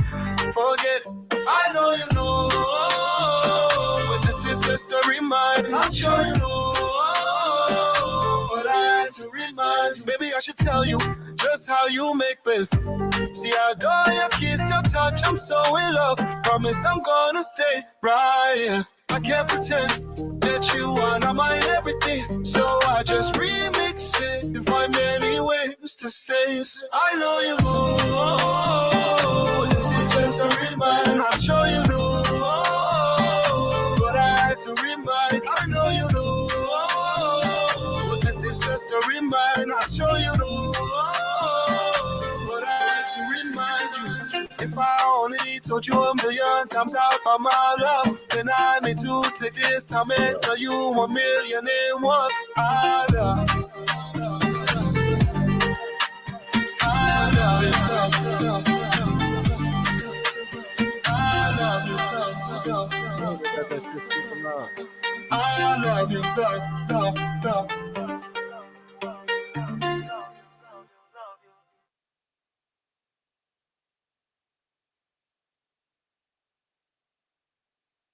Yeah, I don't know, Brody.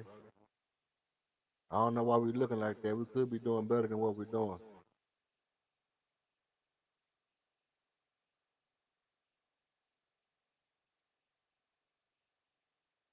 My echo on?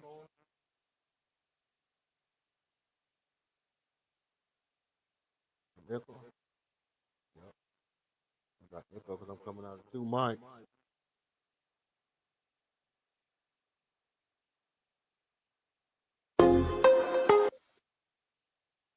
Jesus, nice.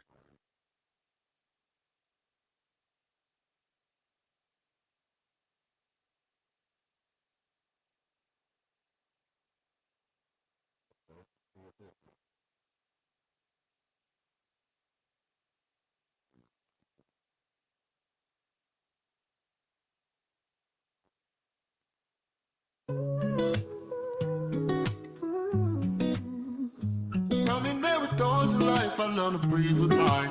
Even how much younger had was hard, and it seemed like it was gonna be a sprint.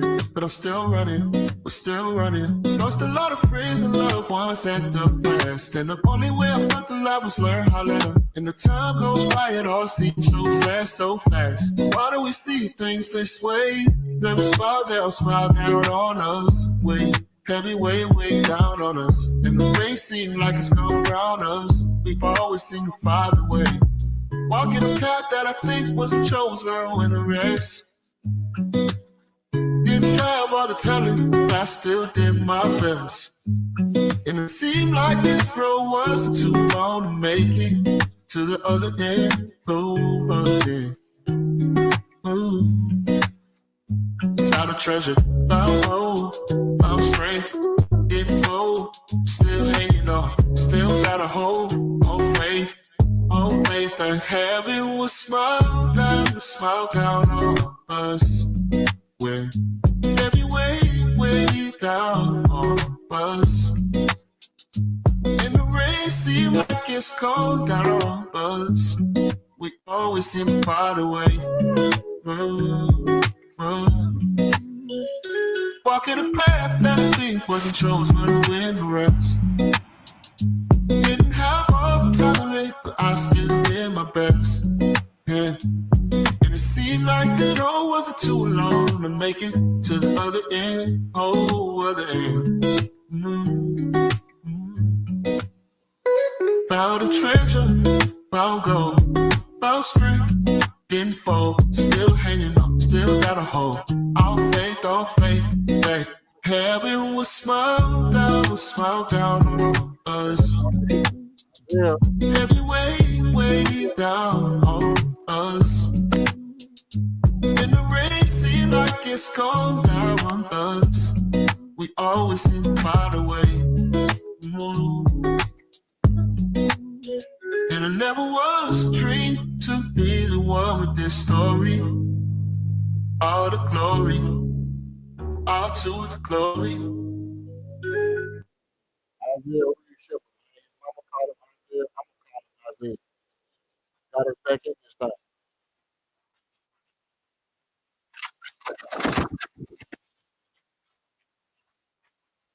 With every way down on us. In the rain, seem like it's cold out on us. We always seem to find a way. Say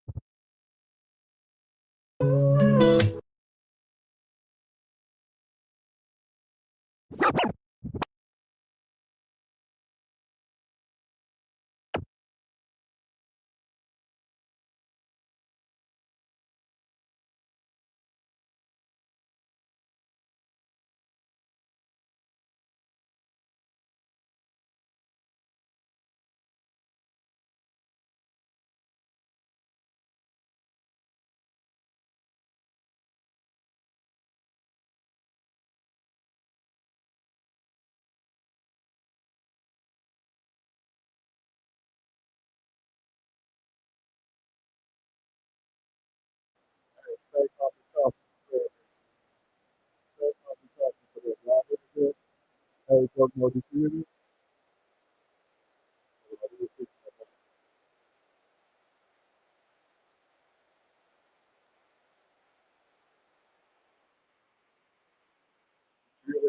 you give me one more question.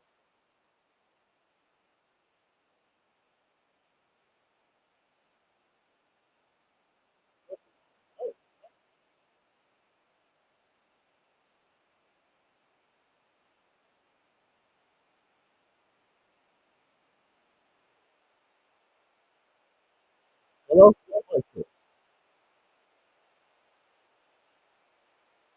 Mic check, mic check. Mic check right there, right there. Okay, mic check right here, right here, right here.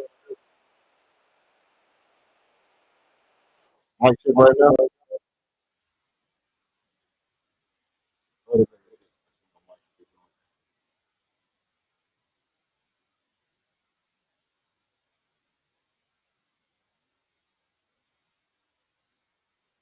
I have no idea. Ever since that man, ever since that shit went out on the internet went out and messed up my whole little setup.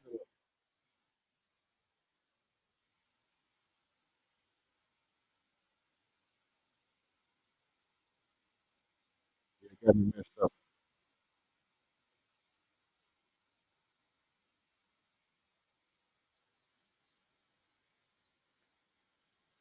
Hey, but anyway, that boy Reed Shepard told a lady, talking about Armin Thompson told her next time he dribble and don't shoot the ball, he dribbled and pass up open shot. Armin told him he gonna punch him in the face. That's real shit right there. I'm gonna punch you in your face next time you dribble and don't shoot the ball. I'm gonna punch you in your face. So that's real. I know my mic acted up. The internet went off. All my settings off. My whole shit. My whole shit. Probably gonna have to shut the screen down. And I'm not gonna even get it back up.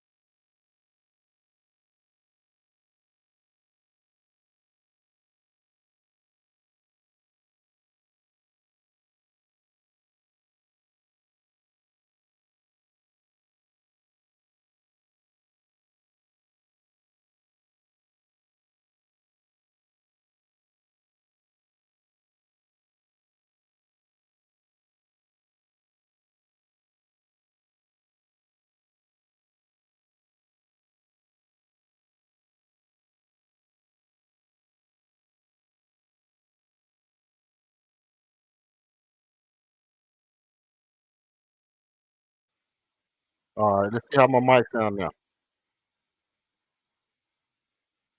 Nah, I don't see. I don't see why you say that, bro. I have no earthly idea how my mic sound now.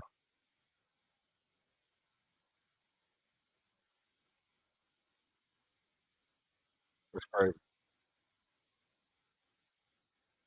Mic check one, mic check one. Let me see. Mic check one, mic check one.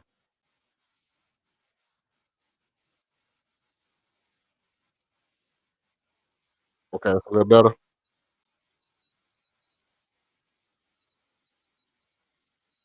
No, okay. He getting it. No, I don't understand why you say don't put Reed in the starting lineup. He, he just basically saved our life.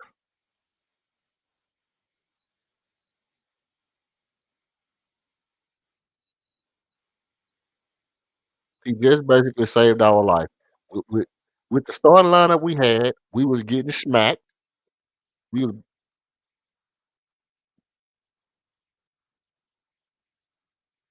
yeah, we were basically getting our cheeks handed to us on a plate, and Reed Shepherd came in and saved our life.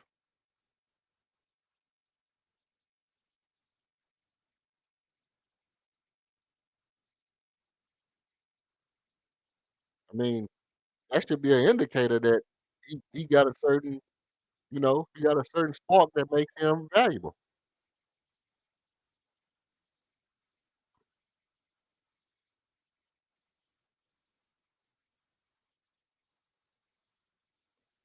But it was looking scary at first. I ain't gonna lie, it was looking scary at first. Reed came in the game, turned the game around for us. Now I don't think ain't no turning back. 'Cause they don't know how to.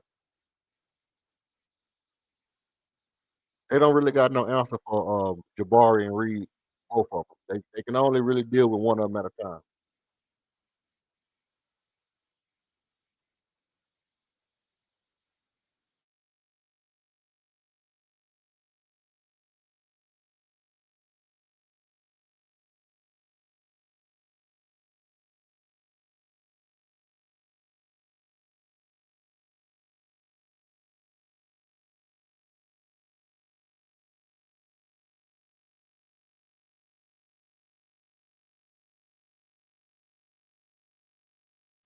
So what you saying is you want to always be down by 10, 11 points, and then Reed have to come back and bring us back.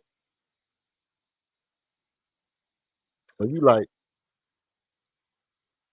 hey, let's go ahead and leave him on the bench so that a team can just key in on the couple of players we got, and then we okay. You want Reed on the bench. You want Steven Adams on the bench. You want a Kogi starting. Crazy, man. Crazy work.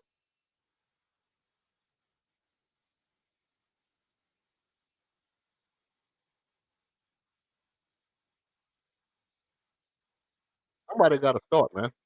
Somebody got to play. Y'all want to roll out there with just 4 players. Y'all want to have 4 players, bro. And I bet, I bet if I said, hey, you know, would y'all rather start Clint Capella and bring LP off the bench? Some of y'all would be like, yeah,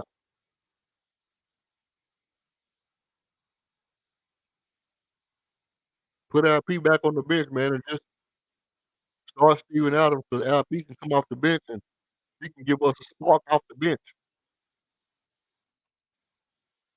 If that's the case, why not put all the players on the bench? Put KD on the bench too.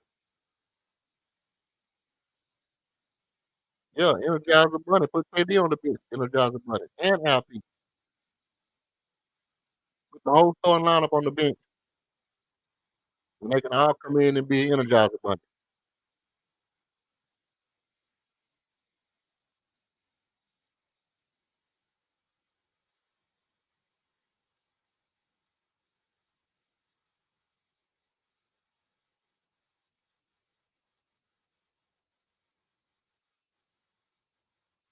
What you think about that? What about KD? What about putting KD on the bench as the energizer bunny? He old. He the one that don't need to play a lot of minutes. And to be honest, For what you saying, it make more sense for KD to be on the bench than it do for Reece Shepard.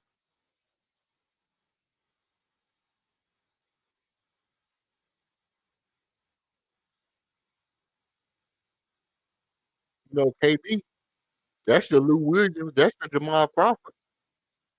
That should come in off the bench and just score points.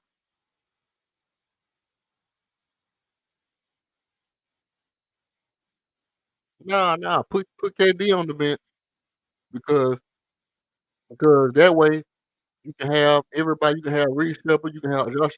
You can put Amin Thompson, Josh Okogie, Messiah Finney-Smith, Jabbar Smith Jr., and Alpha Shangoon on the floor, and then bring KD off the bench and Reece Shepard, and they can come be energizer bunnies off the bench. What about that?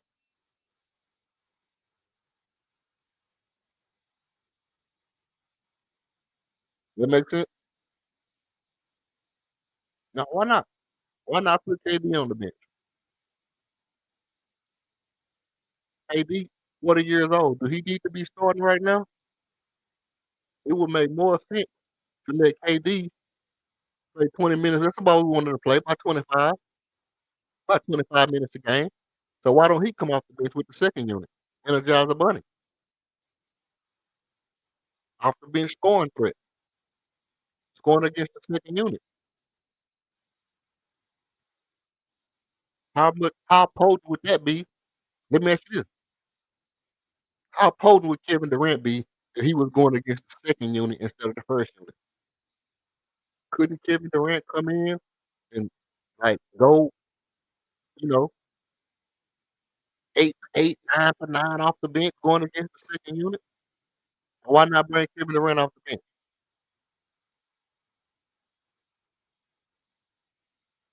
No, I'm asking. Why not bring Kevin Durant off the bench and he can go against the second unit? Don't that make sense too? Why do you not bring Kevin Durant off the bench? There ain't but one else. It makes more sense to bring Kevin Durant off the bench than to do Reece Shepard. I mean, right now, yeah, Reece Shepard ain't ready. He's supposed to come off the bench. He's supposed to come off the bench right now because he ain't ready. Yeah, you're right about that. Because he ain't ready. But you can't give me the rationality of why not Kevin Durant. If Reece Shepard to start and play just like he's playing when he come off the bench. And we don't know that because we haven't seen him playing against the first unit, start playing, 36 minutes because obviously to stay focused and keep your win. We saw how he got tired in the summer league. We know that he got tired and he can flame out in this and the third. So we don't know that he can do this for 36 minutes a game. We don't know that. So I agree with you on that part. But if Reece Shepard can play the exact same way that he's playing now for 36 minutes a game, he as efficient as he's been for 36 minutes a game. If he can do that, why not bring KD off the bench and start Reece Shepard? Let your old man, let your old man come off the bench and be efficient against the second unit where he can dominate. He can still get you 25, 30 points off the bench.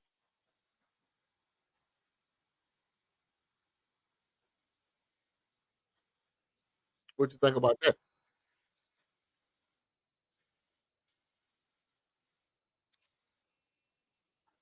Ooh,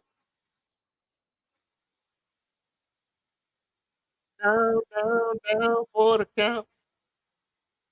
I can't walk away. Can't walk away. See? You ain't gonna answer because you know it makes sense. You know it makes sense for KD to come off the bench. That's what Ray Allen did. Ray Allen came off the bench. See? When Ray Allen was 36, 37, he was coming off the bench. Why KD gotta be a star?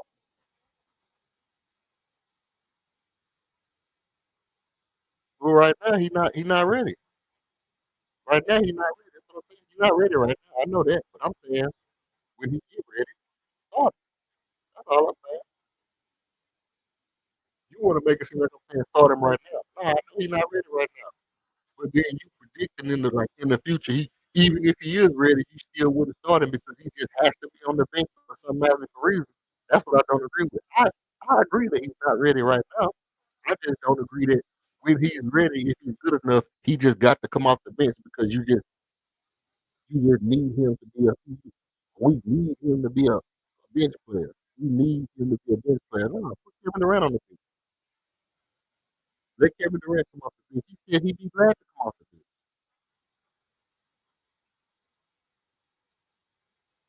Who's trash? Kevin Durant? Kevin Durant trash? Or Reed trash?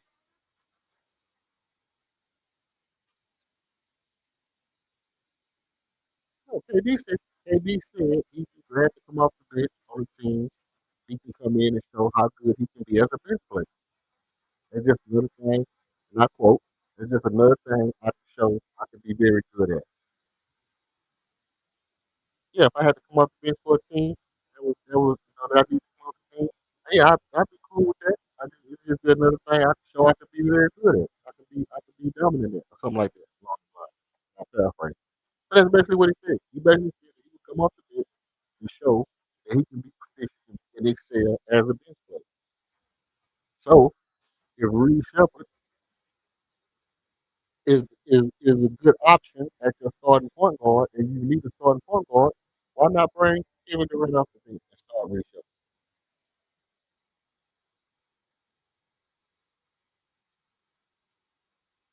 Yeah.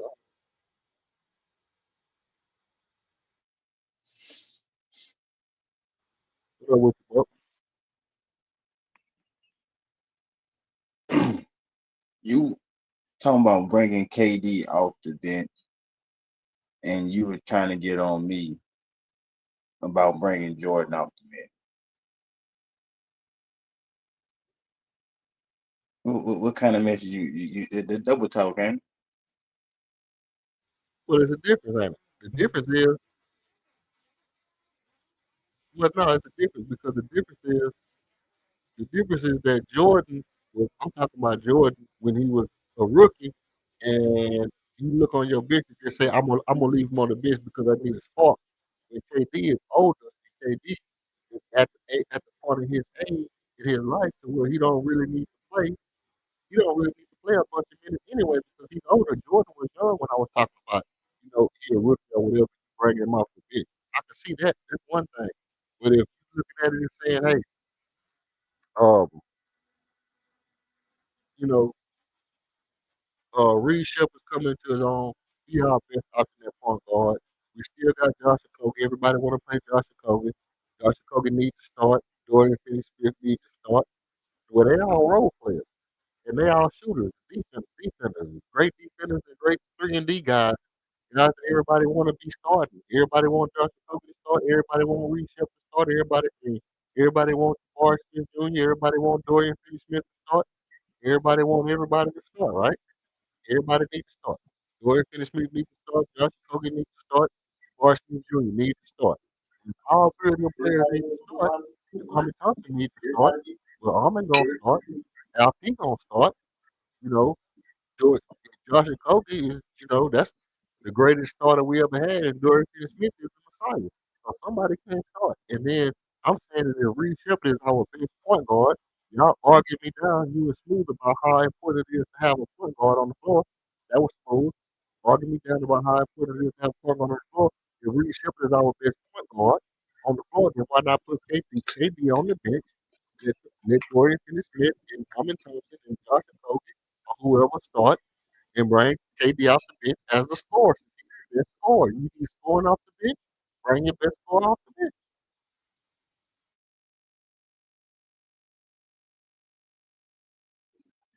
he? Reed is not a point guard though. He's trying to learn how to play point guard. That's the only flaw in your argument. Reed is not a point guard yet. Well, no, I say when he is the best point guard, when he's the best option at point guard, when Reed Shepard is our best option at point guard, at some point in this year, I think we're gonna look out there and we're gonna say Reed Shepard is our best option at point guard. There's no point in trying to go get you know, a D'Lo or somebody like that. Reship is our best option at point guard. Now, when Reship is our best option at point guard, why put him on the bench for scoring when you got Kevin Durant, who can be a better scorer? He's older. You can break him off the bench, get him rest. Don't have him playing a bunch of minutes on his bad ankles and knees Achilles and all that stuff. Give him 20, 25 minutes to come off the bench as a scorer and go back to the bench. Where you don't have to risk him getting hurt, having to play 35 minutes a game as a starter.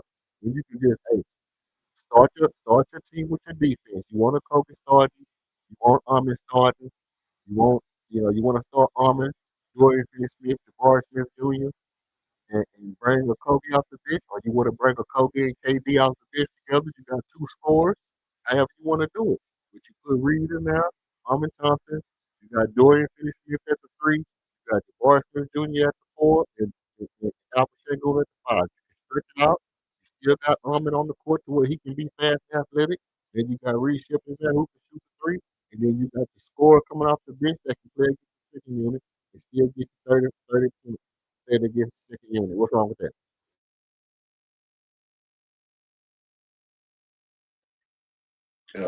Everything is wrong with that. Everything you said was wrong with that.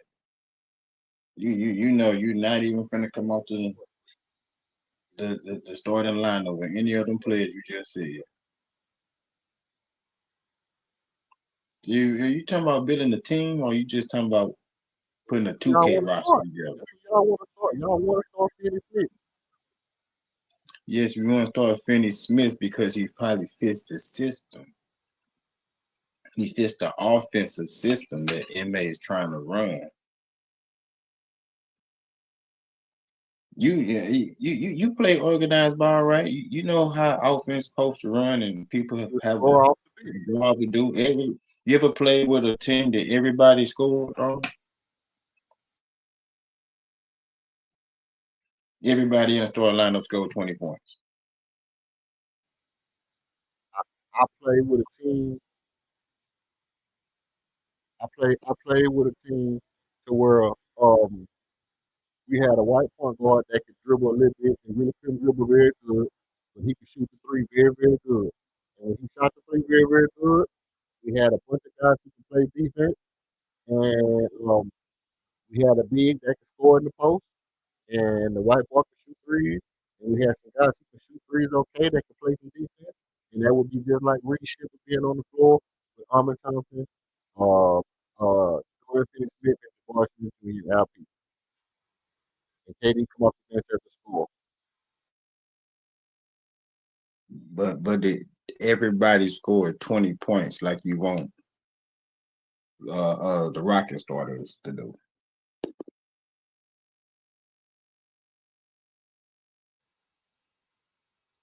I mean, would I like for everybody to score 20? Yeah, I would. But if KD's on the bench, then I don't think everybody going to score 20. If I don't think Dorian Finney-Smith going to score 20 if he's starting. I think Dorian Finney-Smith might score. DeMar score like 15. Dorian Finney-Smith score like, you know, 12, 13 points. Reed Shepard score like 15. Armin Thompson score like 17. LP score like 25. KD come in and get 27, 28 off the bench. But isn't this formula working with Reed coming off the bench? Isn't it working? And you see, he started the third quarter. They set Steven Adams down.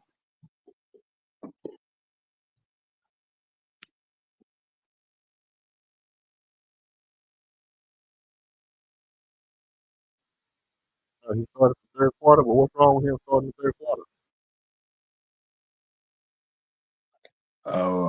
If the offense is stagnant, we ain't not gonna have that spark plug. That's the problem. Just like right now, they getting ran out the gym. They got to call timeout. He's not a starter. He can't hold anybody. He only weigh 185. So who is he actually gonna hold out there? He's 185. They're gonna put him in the box and they're gonna post him up, and he not ready yet. You keep him at his role off the bench, coming there 15, 20 points, you go sit back down.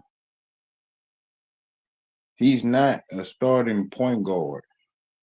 He's learning how to play. You just want to throw a 2K roster out there and then just say, or one of the AAU teams, and just everybody just running gun. Everybody has a job on the floor. So, and Reed's job is to come off the bench and get us that spark, when our offense is stagnant. What's so hard about that?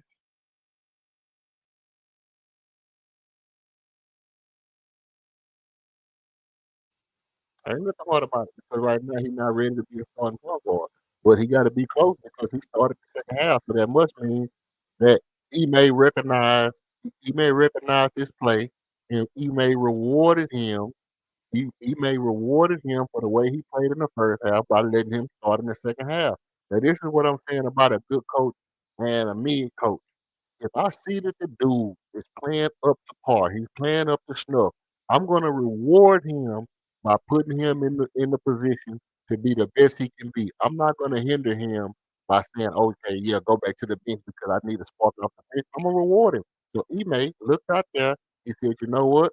I'm gonna reward Reed Shepard for what he did in the second quarter right there, and he rewarded him by letting him start the third quarter. That's how you give what they call I forgot exactly how they call it, but when you give somebody a reward for what they output. You know what I mean? It's just the right way to do it.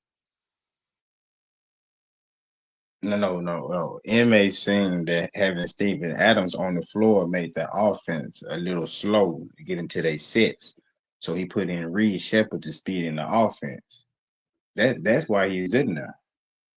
Because he doesn't do anything with Jokic. That's why they went on that big run. So you sit him down, you put Reed in there, you speed the offense up. That's why he's in there. He's not in there because he rewarded him for what he did in the first half. He's in there to speed the offense up. You know that. You play basketball.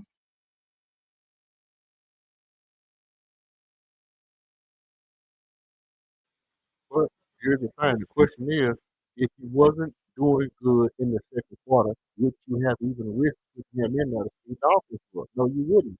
You wouldn't have put him back in the game right in the beginning of the third quarter if he didn't show that he could carry that load in the second quarter. So now that you've seen that he can carry that load, you reward him by giving him the opportunity to continue to do good. That's how you make good basketball players. You say, okay, he showed me that he just like they did with Josh Okogie earlier in the year. Josh Okogie showed me that he's gonna play hard defense. I'm gonna reward him by giving him an opportunity to play good defense on the best player. He showed that he can do it. I'm gonna keep rewarding him. When he starts to slack off and starts to do dumb stuff and starts to not produce on the rebounds and not produce on the weak attack, come sit your ass down on the bench. Because he could have started Josh Okogie right there in the third quarter. But he didn't start Josh Okogie because Reed Shepard has been playing better.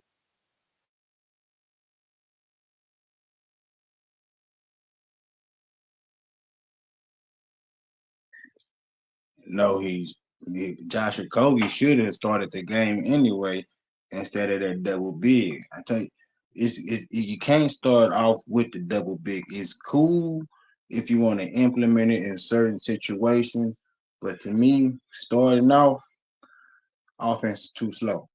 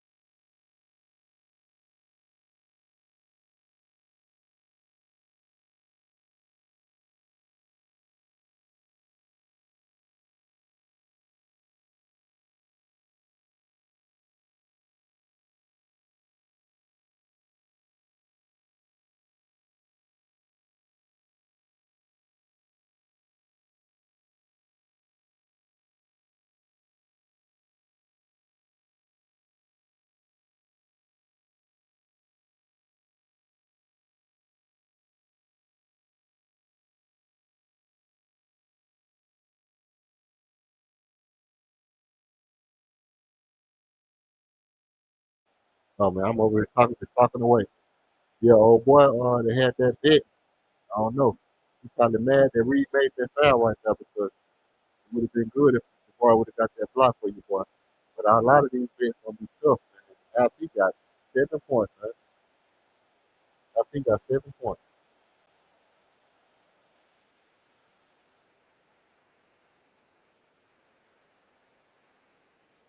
Boy, 1 for 9 of the field. And you see right now with Reed Shepard with his starting five, can't get Huh? his shot off.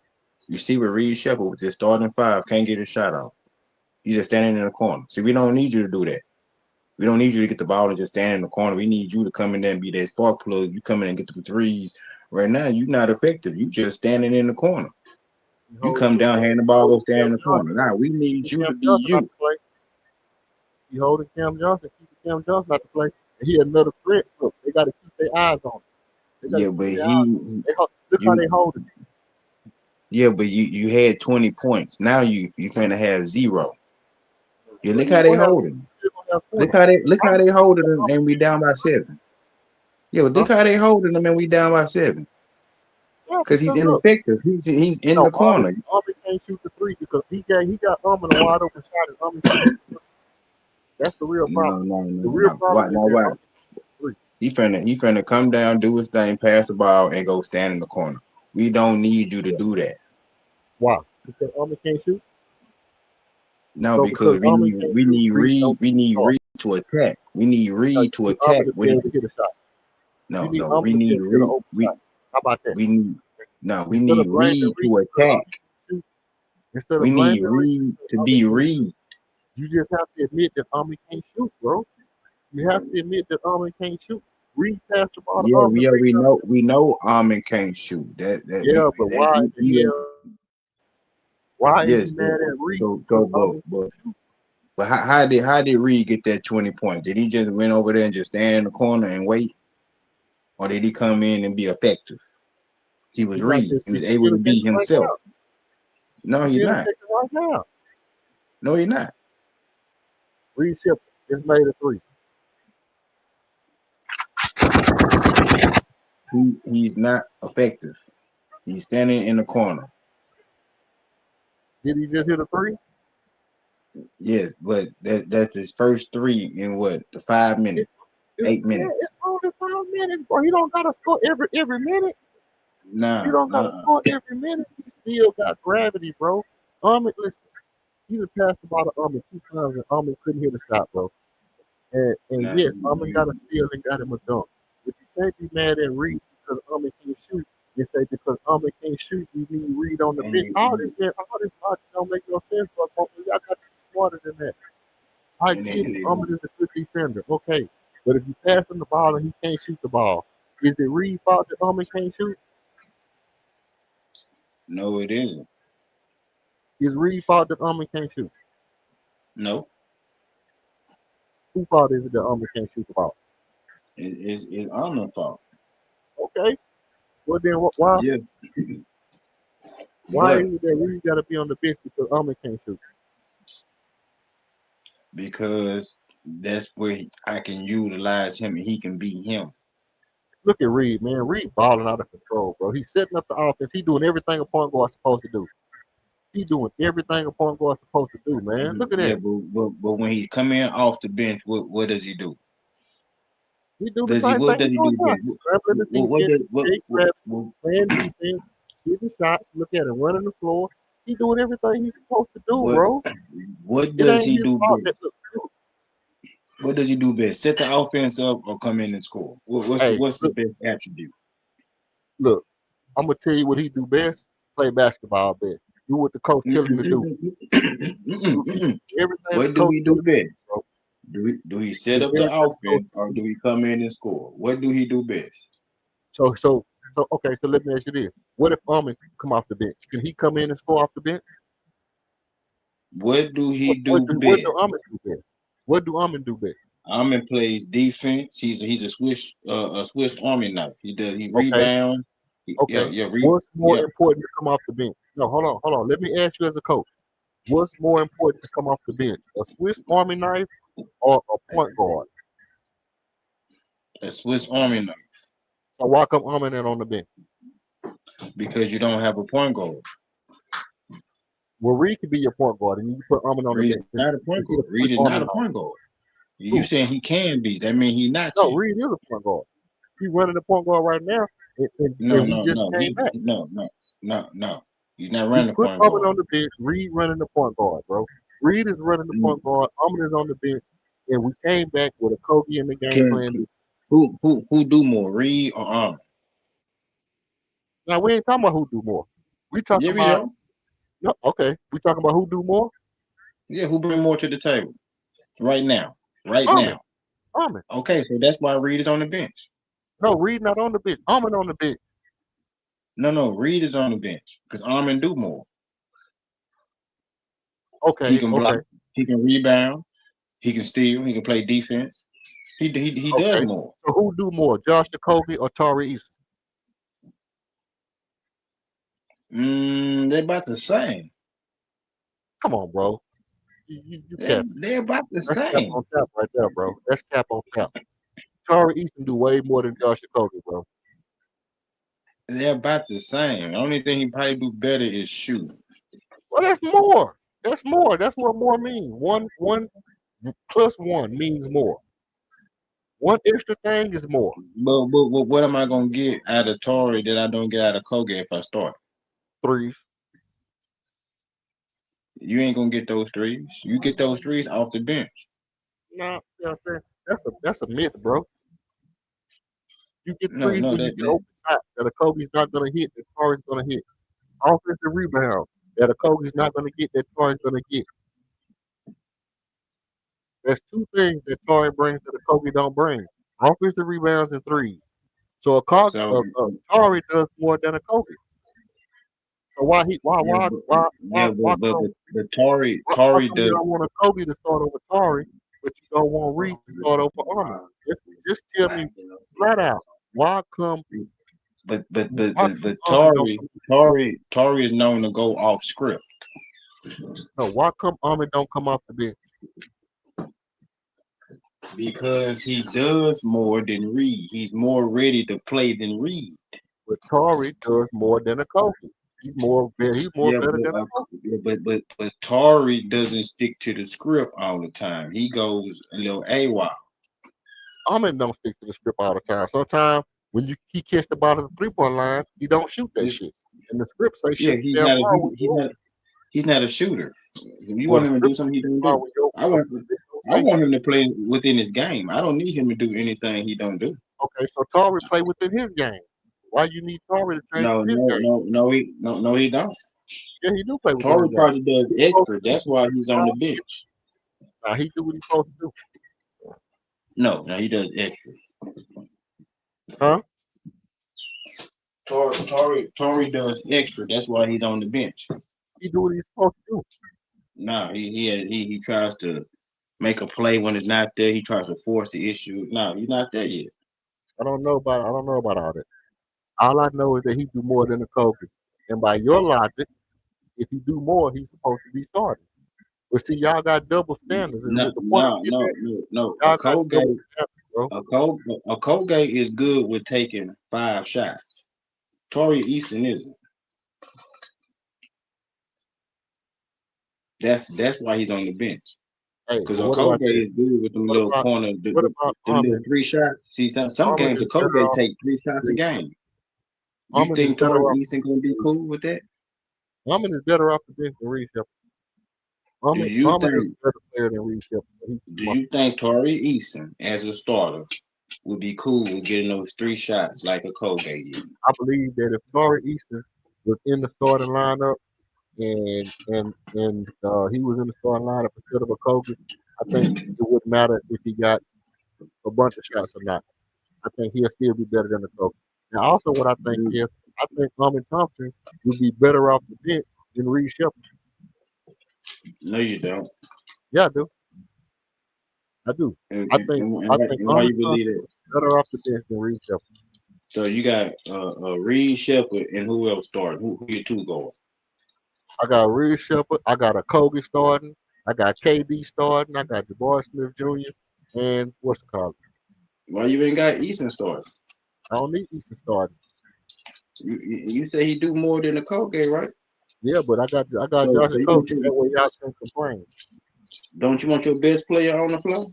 I ain't worried about that. I'm worried about y'all don't have to complain. So I'm gonna put a Kobe in there starting. That way can't nobody cry. And then I'm gonna have Reed Shepard out there. And then boom. Now what? Now you might as well get ready for a lottery pick. Why?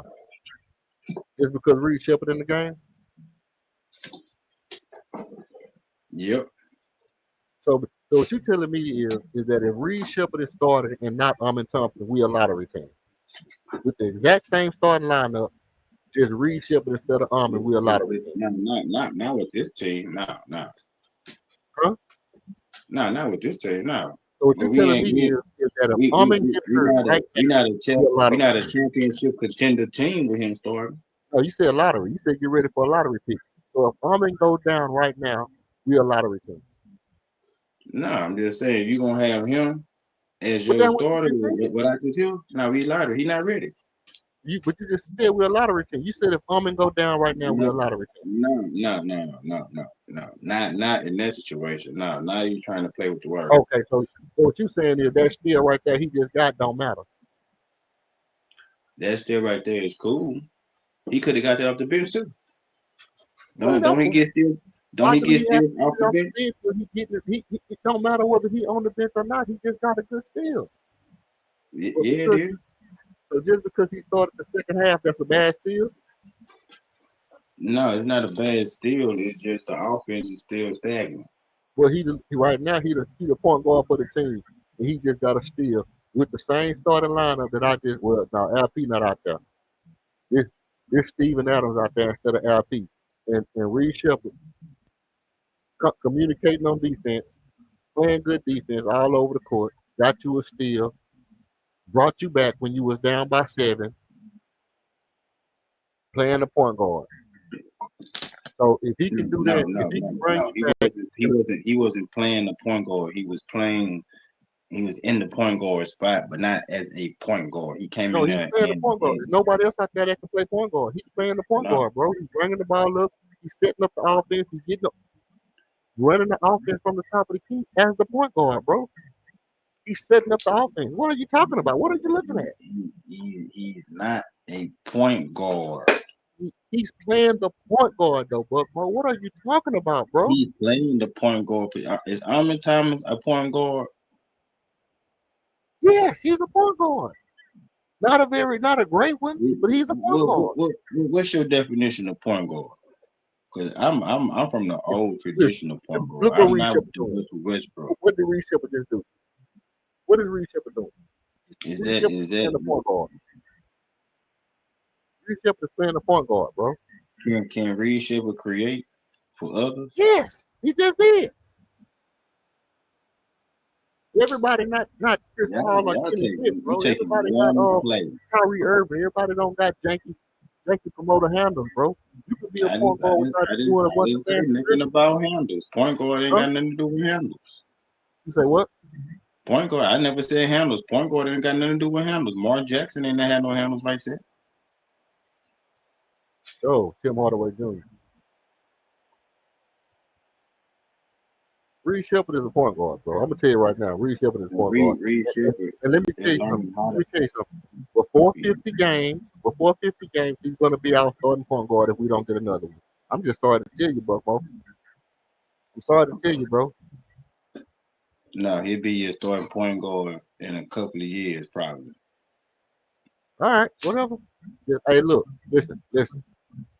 You just stay a regular to the channel, bro, because everybody who's telling me I'm wrong, hey, y'all, hey, y'all gonna have to hear from me. Everything that I done told y'all, bro, everything that I done told y'all act like I don't be knowing what I'm talking about. Y'all just like, y'all just like to say stuff just to be saying stuff, and I be telling y'all, bro, I know what I'm talking about, bro. I know what I be talking about. Now, until they get a scoring, somebody off the bench who can score, Reed come off the bench. Yeah, Armin Thompson gonna be on the bench if he keeps shooting the ball like that. No, Thompson not going back to the bench. Why? Why? That's your corner. You're not gonna put one of your cornerstones, face of the franchise on the Exactly. bench. Thank Your you. Reed Shepard is not a franchise cornerstone player.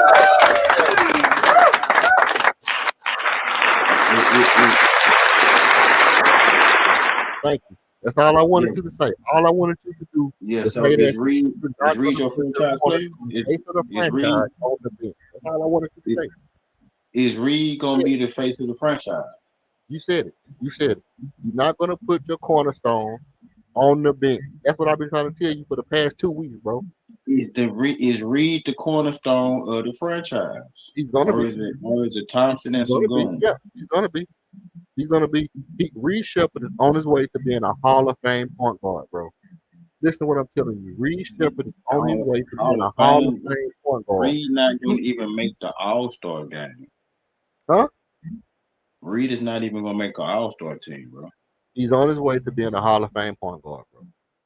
He's never gonna make a first NBA All Team, second or third. He'll still be a Hall of Fame.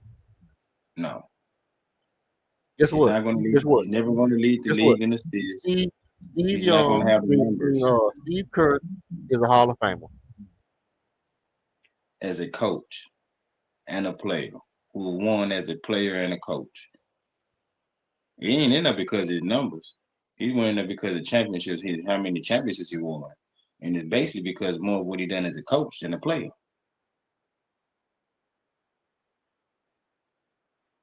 Reed Shepard is never gonna make an All Star team.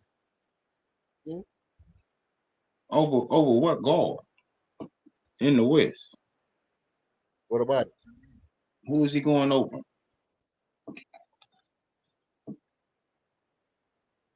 What guard is he? Because we know Luka and Shea is already the backcourt. So who else is he gonna beat out? First of all, Reed Shepard is 19 years old. You know how old K. Gilgis and Luca is? 26, Luke, 27? Luka like 23, 24. Shea probably No, about like 20, 27. 25, 26 years old, bro. Nah, Luka's about 24. Luka's still young. Luka came in like 18.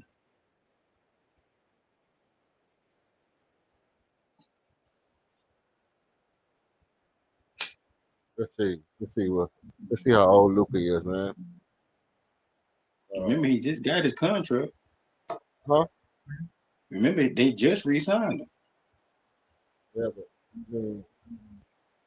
shoot. 1999, how old that make it? You were born in 1999. How old that make Luca? 99, 26. 20, 26. He ain't going Yeah, nowhere. Luca 26. Shea He about just 20, not 20, he just 26. not hitting his prime. Yeah. That's what I'm saying. Reed Shepard is 10 years, damn near 10 years younger than these dudes, bro. These dudes will be on their way out the league. They Reed ain't gonna is never always be finna, there. Reed not gonna make an all-star team, man. Hey, I Reed, think you the, might be the, the wrong, best bro. Reed might do, the best thing that Reed might get up under his belt is a 3-point competition. Hey, That'll be guess the what? only way. That'll be the only way he make the all-star Guess what? or make the all-star weekend. Guess what? I don't believe it. I don't believe that. I believe Reed Shepard is gonna be one of them ones, boy. Reed Shepard gonna be one of them ones, man. I'm I'm I'm looking at the dude play and I'm saying, you was here, bro. You was this what I don't understand about you, bro. Well, you know, a lot of y'all, I ain't gonna lie.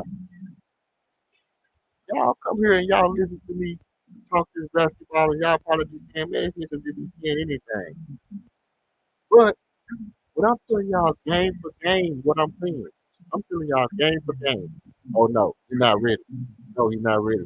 Now I need Reed Shepard got to come out of. I've been saying this since summertime. Reed Shepard got to come out of being aggressive. If he's not being aggressive by game 5, I'll be ready to trade him. Oh no. Okay, he's looking like he was aggressive, but he had a bad game. Okay, yeah, he was aggressive, but he had a bad game. But he's still, I'm glad he's being aggressive. Oh, you know what? When Reed Shepard play with speed, if he keep playing with speed, he's gonna get better. Okay, he's playing with speed now, but he's turning the ball, he's turning his back and letting people steal the ball from him.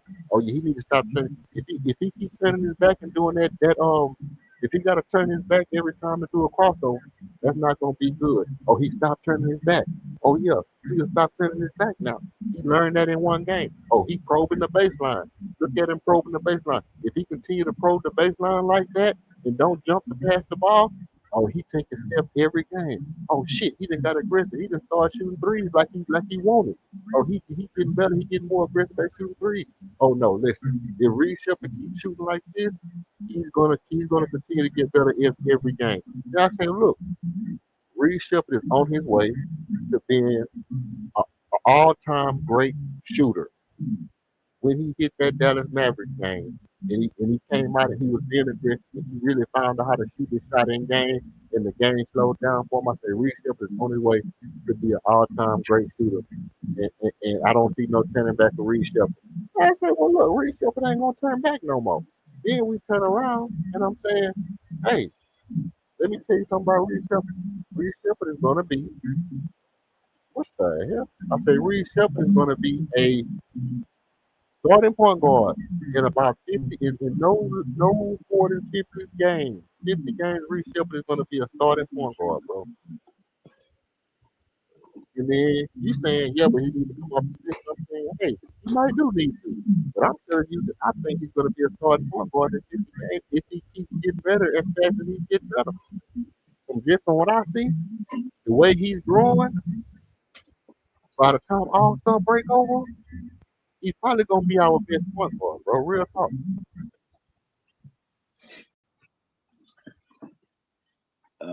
He got a lot to learn, and Huh? it's gonna take more. He got a lot to learn, and it's gonna take more than 50 games for him to Yeah, get he to got a where. lot to learn. I mean, he's not gonna learn it all in one year, bro.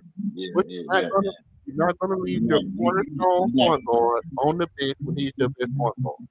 he's not finna gain inmate trust in 50 games. You said eBay was gonna trade him too. Yeah, he may still don't trust him to start him. If you did that, you would have gave him some reps last year.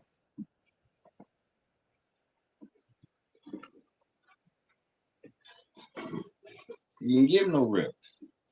You most spend time in the G League. But if you would have kept bring him off the bench now, you could have gave us a sport. Now we still down And because nobody off the bench can give you anything. Who they brought a Kobe off the bench, he didn't give you nothing. yeah, You because bring Kobe Steven Adams off the helped bench, for he don't give you nothing. You bring Clint Capella off the bench, he don't give you nothing. So you bring Reed off the bench because at least he can give you something. yeah, Then yeah. just what he gonna give you when he run around with these starters.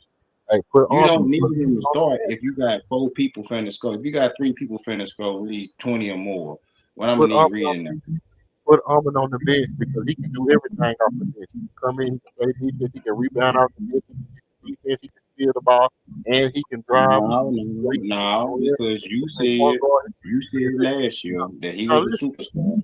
listen, listen. You If, said he was if, a superstar last year, and you can't have a person like Armin Thomas coming off the bench. that's what I said.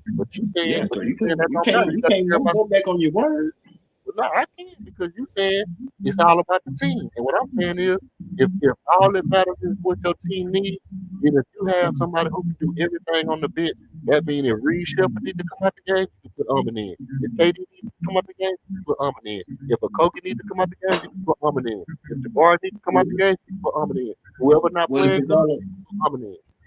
well, if it's all about the team, then Reed Shepard, you still come off the bench. No, What's the no, problem? no. If it's See, all that's about the team, not admitting what I'm saying is right, bro. And you know what I'm saying is right.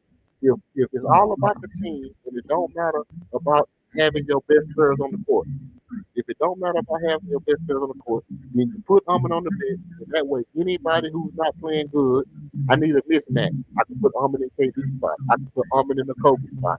I can put Armin in Jabbar spot. I can put Armin in LP spot. I can put Armin in Reed Shepard spot.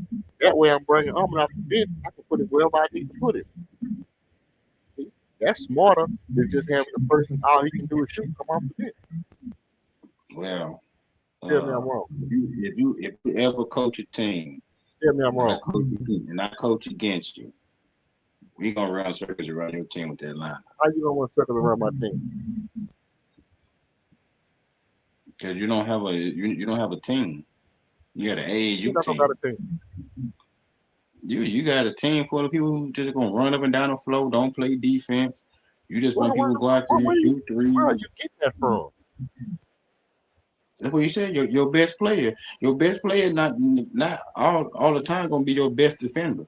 He might just be your best scorer. What does that Not have the to do best with person on anything? the team. Not the best person on the team, but you're the best scorer. You're the best scorer. That's a Yeah, different well, what that mean? category. What does that got to do with anything? Look, see, Almond right there. Come off the bench and do that. See what he just did? He came off the bench, got a rebound. Look what he's playing. Small forward. No, he came off the bench because he took a breather. Oh, he hurt. That's not what he did. That's not what he do. Murray tried to hurt him. So you just want a Murray tried team to out hurt him. there. Murray tried to fall on his leg and break his damn leg. What that was You just dirty. want a team out there who just gonna run, score, and Who said just that? I've whoop never de said whoop. nothing like that. You don't even That's believe what you that said. You said yourself, you want bro. your best player on the floor. Huh? See, sometimes. What about your smartest player? You don't want him on the floor? Yeah. I mean, if he can play. I don't want a damn coach on the floor. But like Fred VanVleet, I'm not going to just put Fred VanVleet up there dude on the floor if he's not good enough to play. So Right now, they you got put three somebody guards out out there. there. So Oh, who big shot Maury. Big shot would you Maury. rather take? Who would you rather take? Chris Paul or Russell Westbrook? Huh? As your as your starting point guard, who you want, Chris Paul or Russell Westbrook? Chris Paul or who? Westbrook. Russell Westbrook. Chris Paul. Yeah. I mean, But Russell to be Westbrook honest, do probably more. Russell Westbrook or Chris Paul gonna say his hamstring hurt right when we have a big game. So probably Russ because Russell Westbrook ain't never fake Nah, like he was hurt when I know he wasn't hurt. But Chris Paul you every building time Chris Paul will you say he hurt when he's not hurt and make you lose the game. So I probably no maybe no no take away the hurt, take away no. All right, now you trying to throw in move the goalpost with the hamstring. I'm just saying starting no, point guard. I'm saying You I'm got saying they both rookies. They both rookies. okay. They both Now on the board, as, 1 and 2. as a rookie, I'm taking Chris Paul as a point guard. But what's Westbrook do more? I don't care about that. That's what you say. You say you're taking the best player, so the best player would have Yeah, been Chris Paul a Westbrook. better player.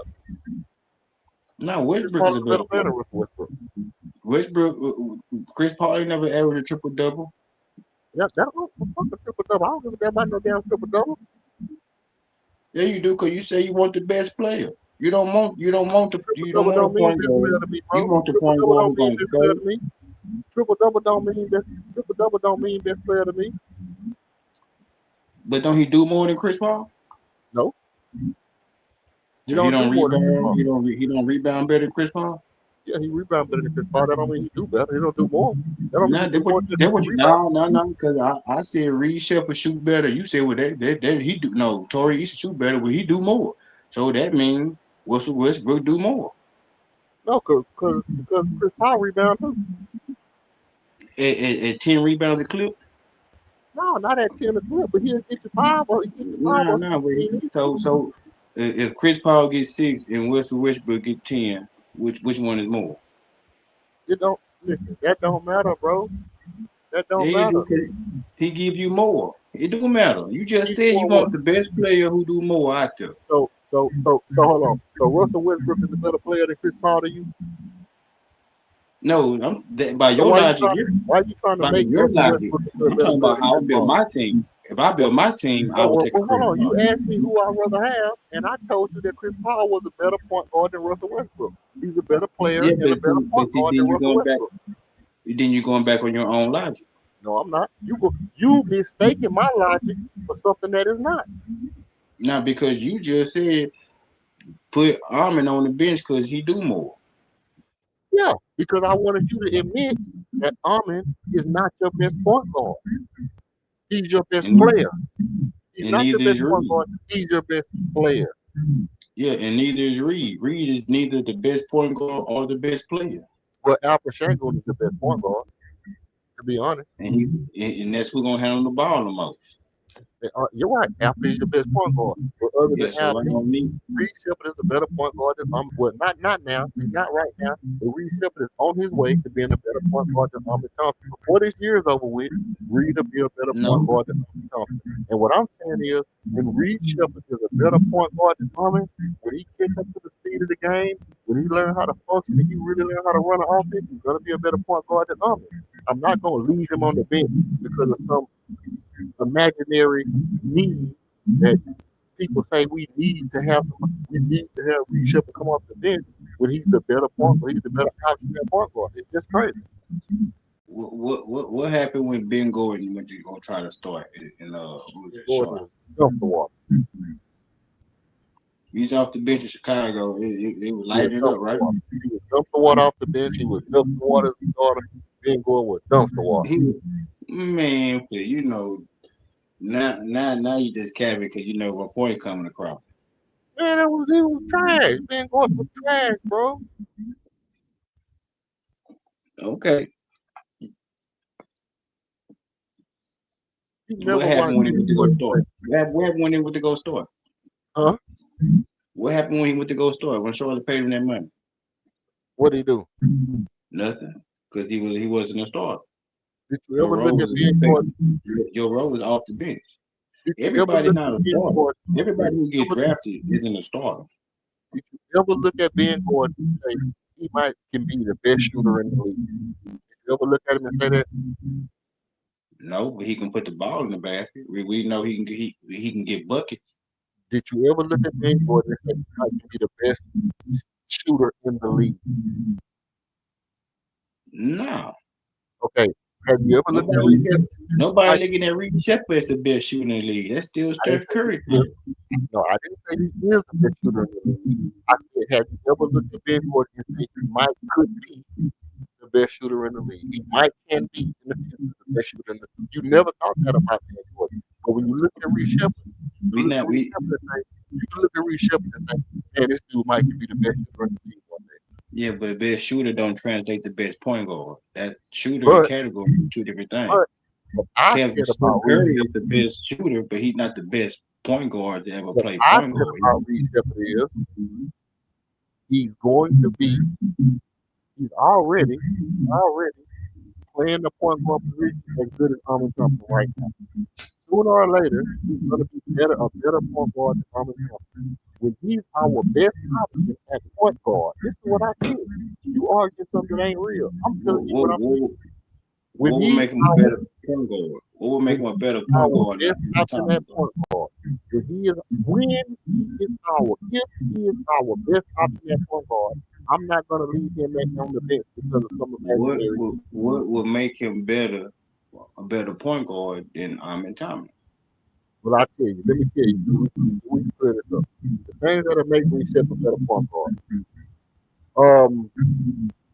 When he learned how to take command of the team, if he shows that he's a leader on the floor, he communicates better, he shows that he got the fire, the team trusts him, the team wants him to be a leader, and they want to follow him in the battle. They trust that he's gonna do what he's supposed to do in the times of need in the trenches.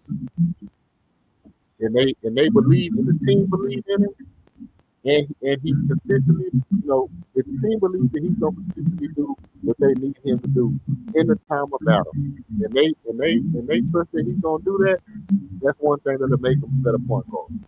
Now, learning the scout report, being a film room warrior, doing this right here, what he's doing right now, running the offense well. Look, knowing all the angles on the court, doing shit like that, cutting back door. He's steady moving without the ball. Look how he's moving without the ball. Constantly moving his feet. All that shit that he's doing right there. And if the team trusts him as a leader, hey, he's gonna be a better point guard. Look how he always in the corner. Look how he got all the way to the corner. He was moving everywhere without the ball, running around screens and everything. That doesn't make him a better point guard. What don't make him a better point guard? Running around the court. So what about all the other shit I see? No,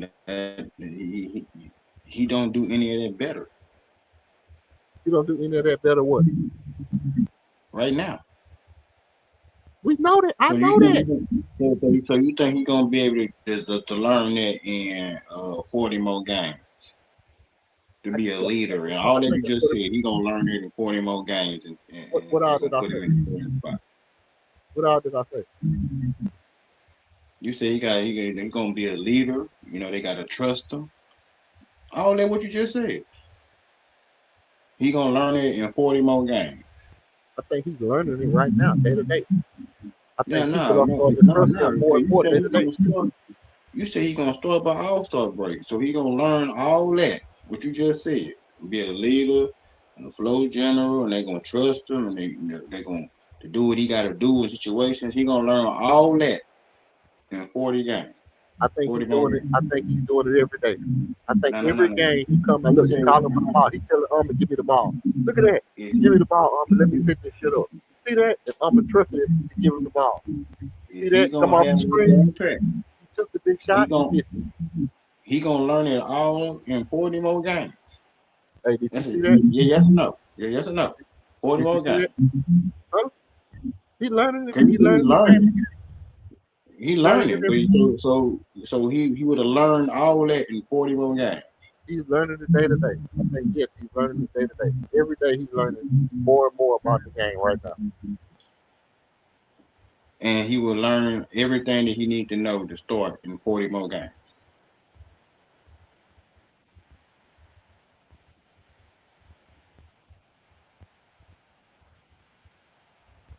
Hey, I don't see why not. Yes, you don't even believe that. See, I told you, but I got you on the I don't camera. see why You he don't can't. even believe it.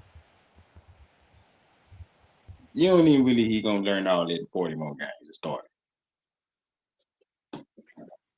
Nah, I was trying to fix my mic. That's why I didn't answer right then. But yeah, I believe he will. I believe Reed he's learning will every day. start. Reed might start next year. Might. It depending on what they do with Van Fleet, because they still want to see how this team gonna look with Van Fleet.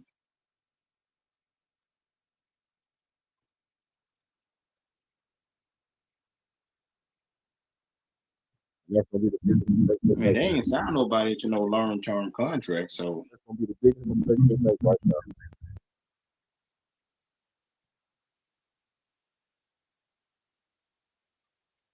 do you think this team have a better chance to win a championship with Reed at the point guard with the same team or Van Fleet? I think I think myself personally, I think they have a better chance to win with Reed at the point guard.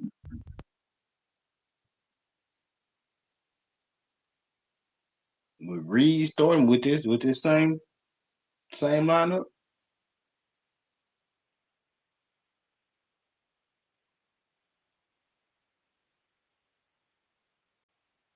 Yeah, nah. 100%. Reed coming off the bench, yeah. Reed starting, nah, I don't see it. Hey, if you ever coach again Not with not not not right now. if I'm you ever talking about coach, if you ever, Reed if you right ever coach, now. Reed right now versus a Van Fleet right now.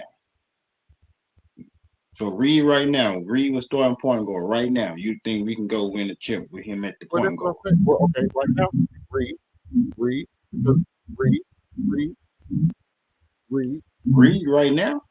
Reed, because because Van Vliet can't even walk. We're not gonna win it with Reed right now. We're gonna win it with Reed doing what he doing off the bench. You remember you gotta have a bench that's gonna get you at least 25 to Van maybe Vliet 30 points. in the That's a bed. good bench.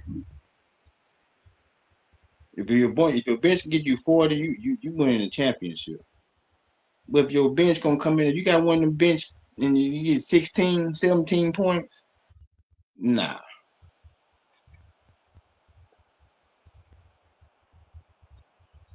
See, they read 26. That's 20. Van Vliet in the bed is the best opportunity for us to get better.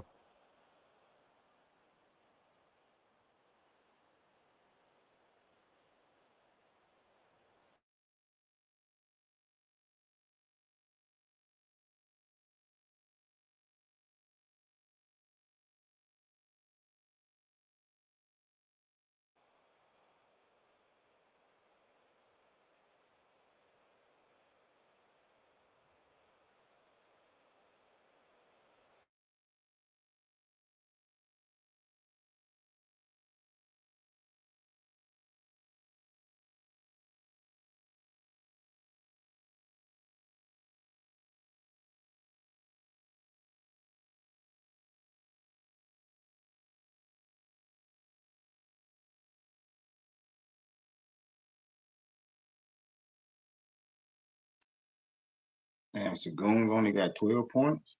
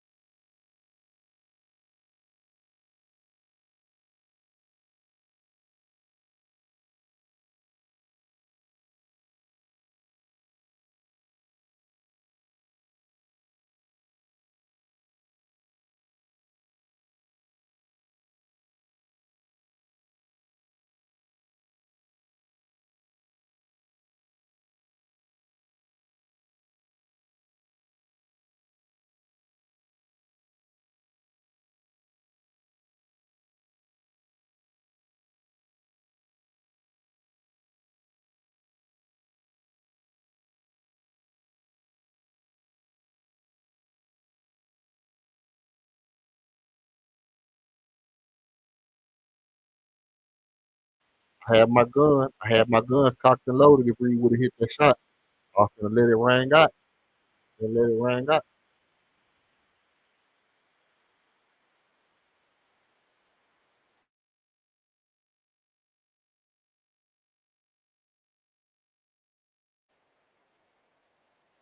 So Reed Shepard going to the line. Let's see. Reed Shepard going to the line. 99-97. 3 minutes and 40 seconds left in the game. As the Rockets look to overcome a small deficit. Championship caliber team going to shoot three. Fouled on the play. Steven Adams comes in for the offensive rebounds just in case of emergency. Alfred Sengun, your workhorse, is battling, not shooting and not having a good scoring game.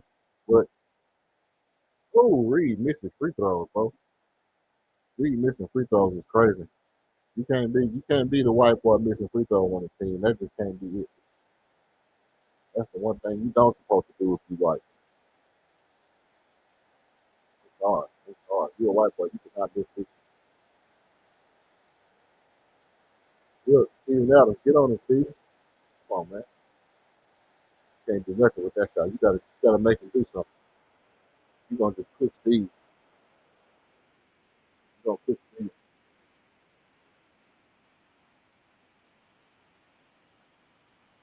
He was cooking right back. Steve get him with the rebound.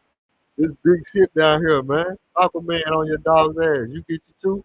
Look, he calling plays. Joker's running down the court, running the offense and shit. Look, he calling for the ball. He calling the play and shit like that.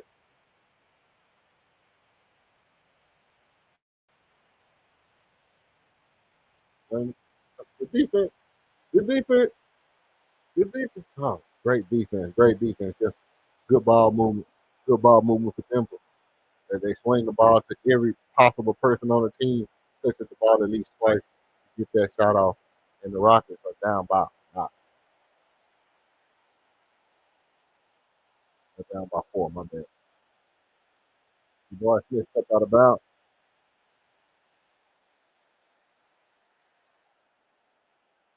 Time out for the Rockets. The boy Smith strong on with the ball. Jokic gets mad trying to take the ball. He's so aggressive.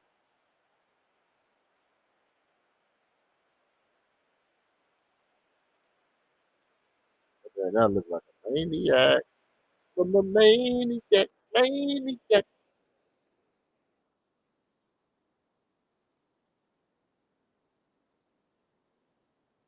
So the game down the stretch in the clutch, man, looking real sketchy. It's looking real sketchy right now.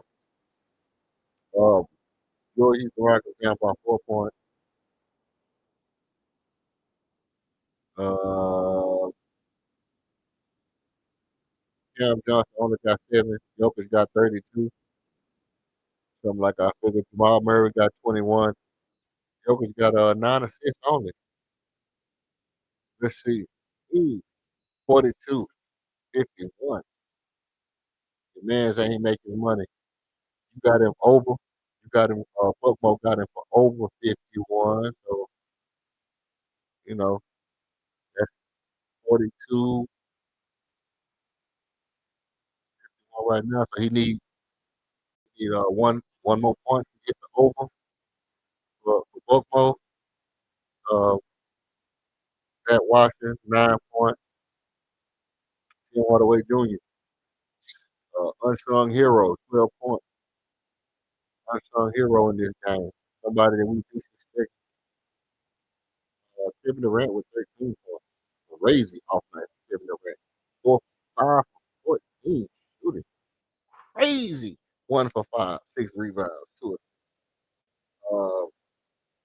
I mean, I hate to tell you, this. Forrest Smith Jr. got 18 points, 6 for 18 shooting, 4 for 9 from 3. Steven Adams, 2 for 2, got 5 points for you. He got 8 rebounds, bro. Forrest Smith also has 11 rebounds tonight. Armin Thompson got you 17 points. Reed Shepard got you 27. See, this is what I'm saying. If KD was coming off the bench, hey, KD was coming off the bench, he might would have got you more points, man. He might would have got you more points coming off the bench. Reed Shepard got you a mean ass 30 feet. I'm just saying, bro.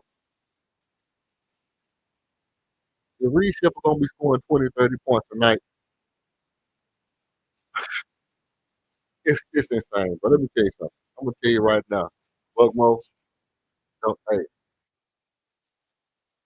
if Reed Shepard gonna be scoring 20, or if Reed Shepard is scoring over 20 points, I'm gonna start muting your ass and come over here and talk about Reed Shepard don't need to come in the game. I ain't big on muting nobody, but if you start coming up here and this dude scoring 30 points and you talking about he can come off the bench, he's getting better and better and better and better and better. He have a couple of 30-point games, he got a couple of 25. He gets to the point where he averages 21, 22 points a game and ain't turning the ball over, and he got you 4 assists, and he got you 2 steals, and he's shooting 5 for 8 from 3. I'm telling you right now, bro. I'm gonna start muting your ass, bro. That's crazy.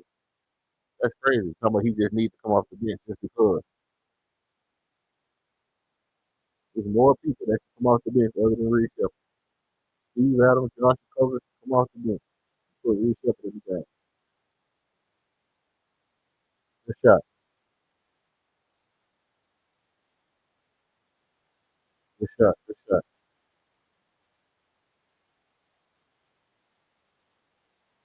Owen Thompson with the dunk. Off the Shangon assist. Kevin Durant gets the easy rebound. Pushes it up the court. Kevin Durant pushes the ball up the court.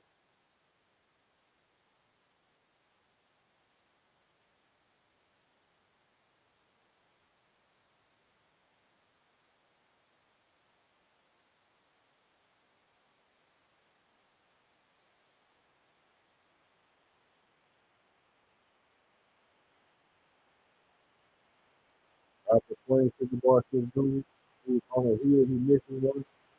While Murray took the ball out of bounds, the ball go back to the Rockets underneath. The Rockets basket ball goal. Rockets get another opportunity.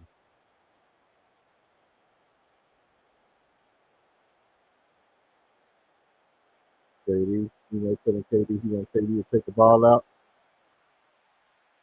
get the ball to your best passer. KD off the screen. They chase. After try to set him the screen. After try to set him the screen. They keep good pass.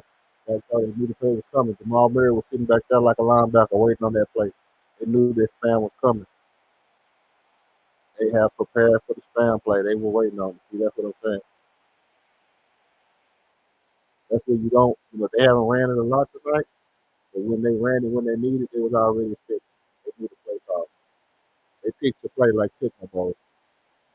They picked the play Jamal Murray with the steal, gets the other side, gets the basket, rewards your point guard to make it a good play. I'm in talking with the ball roll. He picks it up, pushes it up court, and he gives it to their set. Albertson moves going crazy. Whirly to the goal. Block from behind.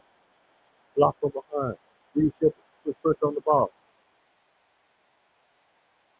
Pressing all over the foot, pressing all over the foot. They just trying to rattle them up. They want to speed them up a little bit. Deep in there. Call a foul. They got a foul to give.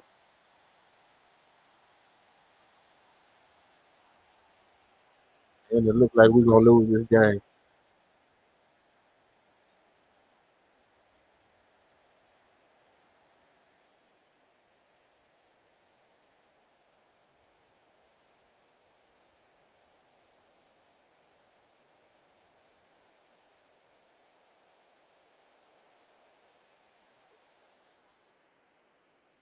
was just smart defensive play by Jamal Murray to read that play. You missed a couple of big threes for us down the stretch. He is now 2 and 6 in the game. I'm not sure. The Washington team is now 4 and 10 for 40% for the Bar Smith Jr. And it seemed bad. It seemed bad because we shot 10, but he's still 40%, which is a good number for the Bar. We just got to make this big one that we're going to need right here. We're going to need a big shot from the Bar or KD or somebody. This is one of those opportunities for us to have a, Tracy McGrady type moment. It wouldn't hurt. It wouldn't hurt to have a Tracy McGrady type experience right now. Somebody just come and go crazy. Uh, yeah, man. It's looking Grim Reaper out here. Looking like the Grim Reaper out here.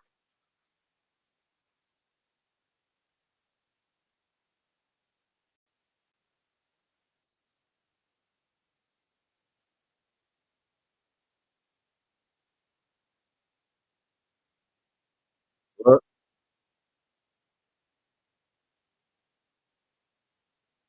yeah, it's crazy. Crazy work. Crazy work. So the Rockets I mean, basically, you got to foul. You got to get a three, you got to foul. You know, you basically got to get a three. Well, let me see. Let me look at yeah,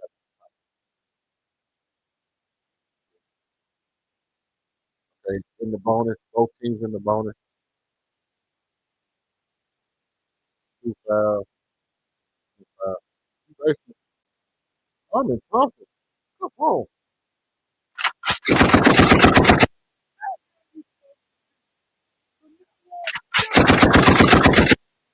how you supposed to shoot.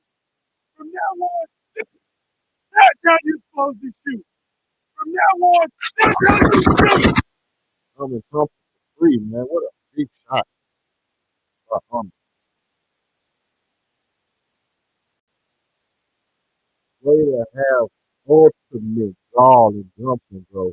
That's a huge shot by Armin Thompson, bro. Major, major shot from your star guard. That's just, that's just, you know, that's just courage, bro. That's just dog. That's just doggedness right there. You're not, not the best shooter, but yet it's still, you got the courage to take that big shot in the big moment. I practiced it. I believe in myself. I know we need it. I'm gonna take it. Knock it down. If they take the foul, Cameron Johnson goes, makes 2 out of 2 from the free throw line. I'm gonna pass the ball up court advantage after Shampoo makes it jump. It's a 3-point ball game. Now we just need to stop. We just need to stop.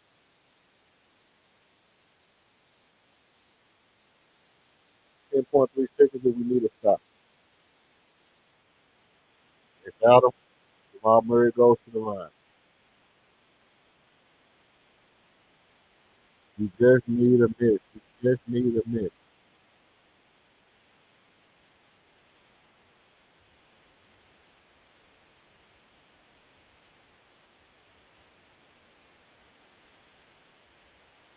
Jamal Murray looking like a smurf. Yes. Yes. We in this thing. Over basketball. We're here. We're here. Come on. That's what. Look at Tar hyping him up on the sideline. Tar getting him riled up. One more miss. Ooh. Both position ball game, 4-point lead for Denver Nugget. As your Houston Rockets look to look to steal one. Look to steal one from the Denver Nuggets. Listen, listen.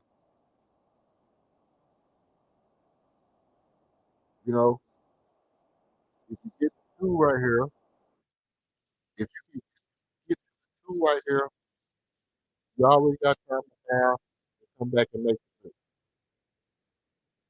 You know, um,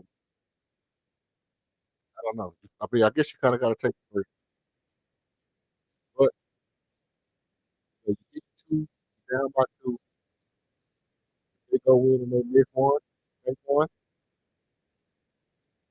you know, and you come down and you try to make the first close out. So you want to get the first shot. You don't necessarily have to take the two right here. You- If you if you don't take the three right here, then they need to miss a shot. If you take the three right here, then they can make both of them. If you make a three right here, then you can make both shots. So you still got a chance to win. You only really got two, two more two more possessions. They're not gonna let you foul every single. Sooner or later the game gonna be over. You only got about boom, good shot, good shot, good shot, good shot, Barry, baby. That's how you supposed to shoot. That's how you supposed to shoot. That's how you supposed to shoot. From now on, that's how you shoot. Good shot, Barry. It's a big shot, man. It's going down at 8 times. That's how you supposed to shoot. From now on, that's how you shoot. It's a 1 point ball game. 5.5 seconds to go. DeVar Smith Jr. makes another big shot in his illustrious career as the big shot maker for your Houston Rockets. Believe me, you, DeVar Smith Jr. is a big shot taker and a big shot maker. Good city, baby. Here we go down the stretch. 5.5 seconds. Houston Rockets. It's a full timeout to the Denver Nuggets. And we look to steal one at home.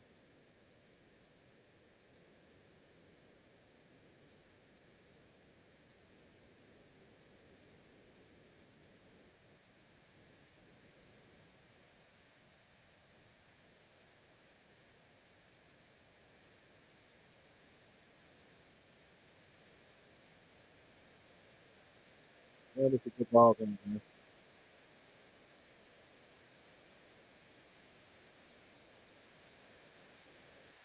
I got it. I got it. Before I got it. I got it. That's why cool on the other side of the pillow, man. Before I cool on the other side of the pillow, man. I got it. Yeah. Get the ball to me. I got it. I'll make it. No big. Give me the ball, man. Give me the ball, man.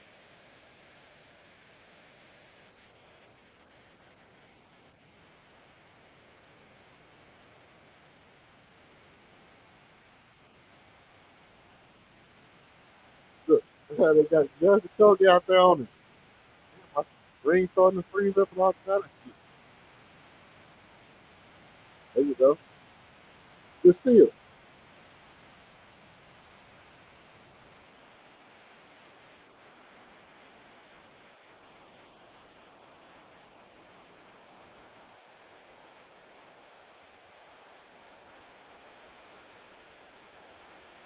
That's what Justin Kobe is. He's impactful right here, man. Justin Kobe is impactful right here on this switch. I'm strong enough to kind of be up Jokic a little bit, but I'm also good enough for this switch. He gets no action. Travel. All ball. Let's go. Let's go. No, that's a fight. Oh, he called travel. No, the ref called travel. No, the ref called travel, bro. Oh, okay. So I thought he called travel.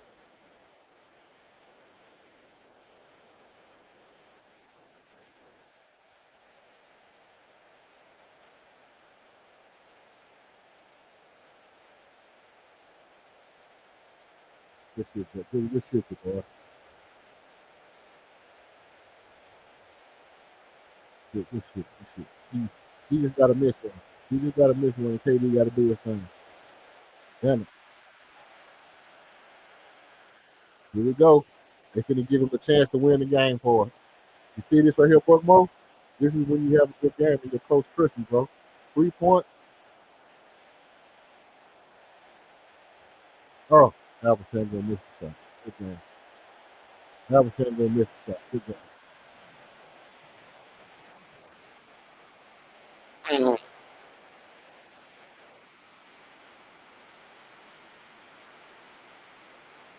Yeah, we couldn't get the ball to Reed Shepard. Man.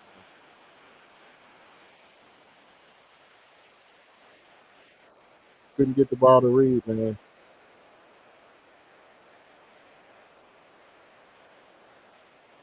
Look at KD like, damn, y'all didn't give me the ball. I'm Kevin Durant. Y'all didn't give me the ball.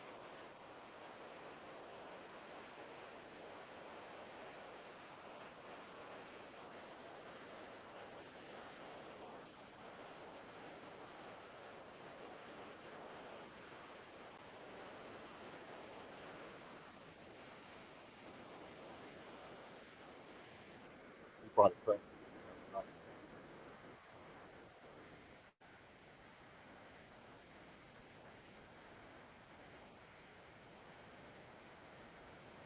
But Reed went to the locker room immediately. But Reed mad.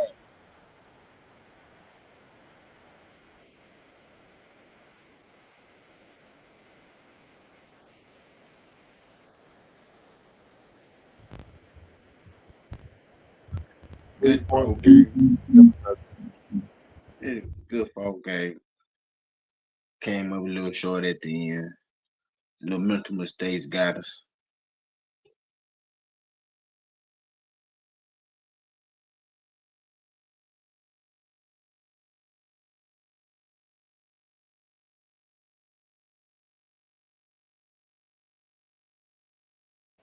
Yeah, man. It was a crazy game down the stretch.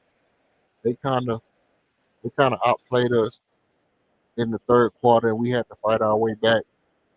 Um, we kind of had to fight our way back in the third to get back in.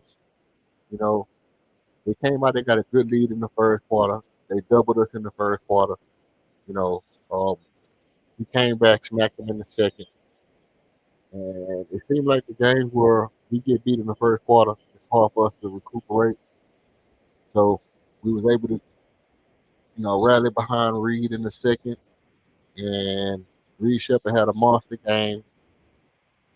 The second and third quarter, he played big for us. He sat in the fourth for most of the fourth quarter. He sat down, and we had a good comeback. We had a good comeback. It was a game where we was pushing to get in striking distance. We got ourselves in striking distance, you know, but it took every possible thing in the world to get this game within three. We closed it within three behind Jabari Smith Jr. making big shots and Amon Thompson making big shots. These guys were fearless tonight. They, know, overall, they just never let up, man. They showed that thing that we saw in them last year where they don't give up, you know. They just never stop fighting. They always feel like they in a game. They down by 20, they down by two. It don't matter. They're gonna fight all the way to the very end. They're gonna always feel like they can win. They're gonna always feel like they can pull something out to get a victory. And that's really what it takes to make a champion. Um, but they were going against an actual savant in Nikola Jokic. And um, I think the actual play that won them that game, to be honest, was when we try to hit the spam play. When we try to hit the spam, the Armin Thompson backdoor, KD, KD LP, little give and go, dribble handoff, give and go play. And LP get the ball in the middle of the court and then hurry up and dump it down to Armin. We ran that play and LP just turned and fired it in there. And Jamal Murray was just sitting back there like Sean Taylor or somebody. He was just back there looking like Merton Hanks. You know what I mean? He was literally back there like Troy Polamalu. He was just sitting right there, you know, sitting right there in cover two. You know what I mean? Jamal Murray was just right there in cover two, waiting on the ball. And after he turned and threw it, and Jamal Murray shoots off the other way with the steal, pushes it down court, kicks the ball over, swings it, gets the ball back, drives to the goal, and and Jamal Murray getting that steal the steal from Alperen going on the backdoor play to Thompson, I think was a play that really got them this win. If we get that play to Thompson on the backdoor play, the the play I call the spam play. If we get that pass to Thompson, we probably win this game. But obviously they read the scout report and they knew the play time. And I don't know if LP was aware that people can, know your plays sometimes, but they just knew the play. Obviously, the thing is that you have to understand that this team is copycatting our style. This team has built their team up like us. They went to the double big like us. They run some of the same damn sets. They got people in the darker spot. They really running our playbook. They running our playbook on defense and offense. So we basically play like a mirror version of ourselves. We play the same game. They play the same game as we play. This coach has rebuilt this team to do the exact same. Like it's like what's the movie The Water Boy? Like The Water Boy is like they actually got Ime Udoka's folder, went back to the lab in the off season and implemented every damn thing that Ime Udoka did last year into their team this year because this coach he didn't know what to do. He really didn't know what to do. I think he just said, you know what? We're gonna build our team up like the Houston Rockets. We're gonna run some double big, and we're gonna be a powerhouse like the Houston Rockets because we got an Al Pacino of our own, and that play was I think the play. I think that was the straw that broke the camel back for us, but we still fought through it. I believe we get past Omen Thompson, we tie the ball game up, and we get off to the races, and it's a different outcome. But we wasn't able to get it. They flipped it right there, and that was the point. That was the spot where they got off to the races, and we never could overcome it from there. That was our chance to overcome it, and we didn't get it. Um, so let me read some stats. Let me read some stats out to y'all right quick. Um, and then I'll start dropping links or whatever. Obviously, it's only me and Buck up in here right now. If people pull up, we'll chop it up. If people don't pull up, I'll shut it down. I'm slightly frustrated with this one. I'm slightly frustrated. Not really. Not really frustrated like that, but I'll tell you what it is in a minute. Let me cut the volume down on the game.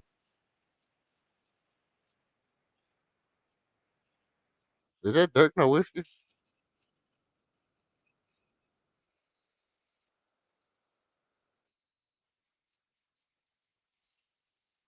All right. Let me read the stats to y'all right quick. Um,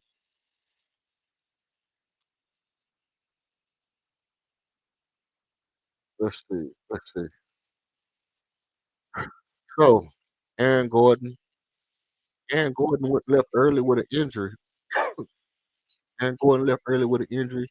He only had 1 point. He only had 1 point with a free throw. He was 1 of 2. He had 2 rebounds.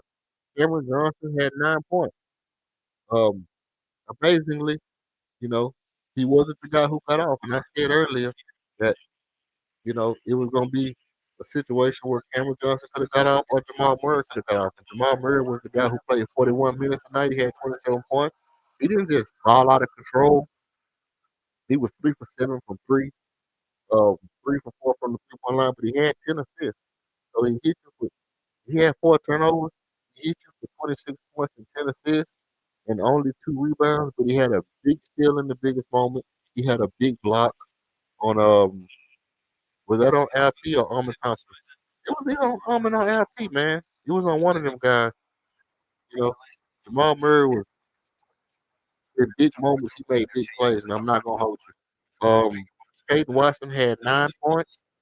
He was 3 for 5 from the field goal. He shot no threes. Didn't make no threes, but he was 3 for 4 from the free throw line. He had 10 rebounds, bro. Peyton Watson had 10 freaking rebounds in all 4 positions. That's that's crazy work. Oh yeah, I forgot what color was up. And he had 1 steal and 1 block as well. He was a plus 15 for that team. Justin Jones didn't do much of nothing, 3 points. Tim Hardaway Jr., the unsung hero, Excuse me. Tim Hardaway Jr., the unsung hero, he was 5 for 11. He was 2 for 3. I mean, 2 for 7 from the 3 pointer, and he had gave you 3 rebounds and 2 assists. He was a +4. Other than that, Yoni Valanciunas was only 4 for 8. He only had 8 points. He didn't really get off on nobody. He tried to, but he only had 1 rebound.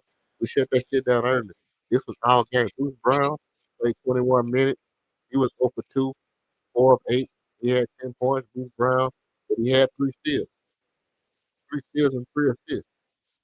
You know, but Bruce Brown wasn't the impact guy for tonight. um, you know, Bruce Brown wasn't the impact guy for tonight. It wasn't necessarily him that did it. It was really overall Jamal Murray it was really Jamal Murray that cost that you know put us away tonight. Uh, let's, let's see. I get the stats for your Houston Rockets and let's look at these stats for these boys and how they panned out tonight.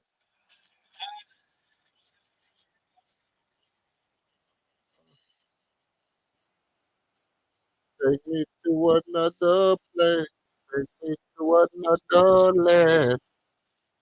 Make me fucking all don't hate man. Let me understand your plan.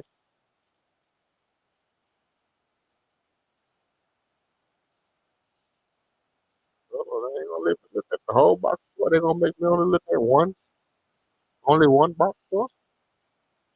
It's supposed to be at the bottom, bro. They can't just make me look at only at the end. Not cheap there. Box score. All right, here we go. Kevin Durant did not have the best game tonight. It's okay. You know, KD. You know, you win some, you lose some. Leo, still the fight of the day. Kevin Durant had 13 points. He was 1 for 5 from 3. Yeah, 4 for 14. 5 for 14 from field goal range. He was 66% from the you know from the free throw. 7 rebounds, 2 assists, 2 turnovers, 2 steals and a block. You know, so he did put up a fight. Um, Jabbar had 21 points, 7 for 20, 5 for 11, 11 rebounds. You know, and it goes to show that on the game where your superstars don't play well, we got guys that can step up and get you the dub. You know, let's be real about it. Let's be real about it. We got guys who can step up and get you a win if our superstars don't play well. Jabbar had 4 assists. He got your block for your mans and them, but the Rockets did not get the win. That 15,000, oh, that 15,000 would have looked good in your boy pocket. Um, Here it is. 5 points for Steven Adams, 2 from the field goal range, 8 rebounds, a little bit under his norm, but he had 2 assists. He only had 1 turnover. He had 5 offensive rebounds and 3 defensive rebounds. Steven Adams was a plus 14. When he was on the floor, we simply were better. Period. Period. Period. Period. When Steven Adams was on the floor, we simply were better. Let me tell you what else. Armin Thompson had 22 points. He was 10 of 18. Very efficient night for Armin Thompson. Very big 3 pointer for Armin Thompson. I can't tip my hat enough to Armin Thompson. Knocking down the big three in the clutch when we needed a three, just down by what was it? We were down by 5 points, down by 6 points. Armin Thompson hit the big three to get us within three. Um, 1 for 1 from the free throw, 7 rebounds, 2 assists, only 3 turnovers. So he's under 4 turnovers tonight. Just a good, great game by Armin Thompson. Very great game by Armin Thompson. But unfortunately, he only had the 7 rebounds, and we were really a -10 with Armin on the floor. I think it was because they were able to get off to that early start, and Armin was starting. So I don't think it was because he had a bad game. I think it was just because we started out slow, and they had a little bit of a game plan for how they wanted to play us to begin the game. they just got out to a better start. We didn't come out. We didn't come out punching them in the face like we should have. But played a great game. That -10 and Armin and -16 for Shangoon. You know, a lot of that was. I think Armin -10. A lot of it was on KB Alpha Shangoon being being shut down by the Denver Nuggets. Now, Clint Capella, 0 for 2, nothing. Aaron Holiday, 0 for 3, nothing. Josh Okogie, yeah, yeah, 2 for 6. 2 for 6 and 3. Okay, okay. That's what we needed you to do. We needed your 2 for 6. You did that. That's all we asked. That's all we asked from you. Get your little 2 stinky funky rebounds. Get your little funky assists. And 2 for 6 from 3. Not bad. Not bad. I'm not gonna cry about that. Not gonna cry about that, Josh Ogie. Um, in the man of the hour, the player of the game, your up and coming starting point guard for the future has continued to grow game to game, continue to make bounds and leaps. His mama call him Isaiah. I'm gonna call him Isaiah. IRS tax collector Isaiah Reed Shepard had 27 points tonight. This is the best game of his career by far. I think this was a game he left the court so fast because he felt like this was a game we could have won. This is a game he did everything he could to win this game tonight, and ultimately kind of let him down. The team kind of let him down a little bit.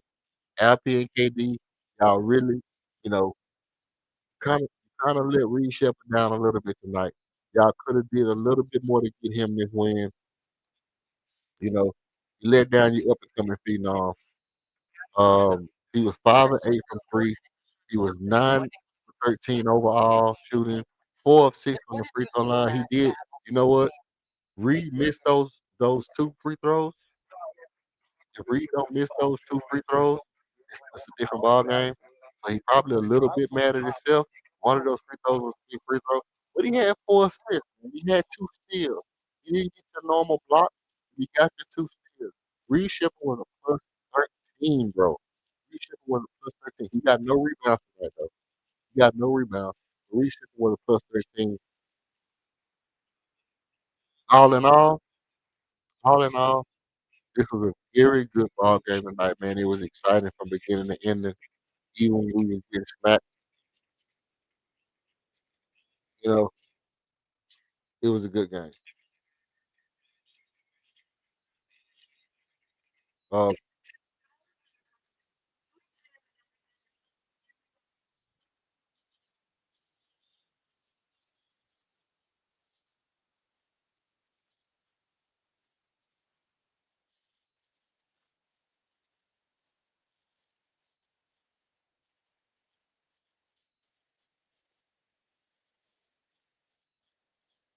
let's see. So what?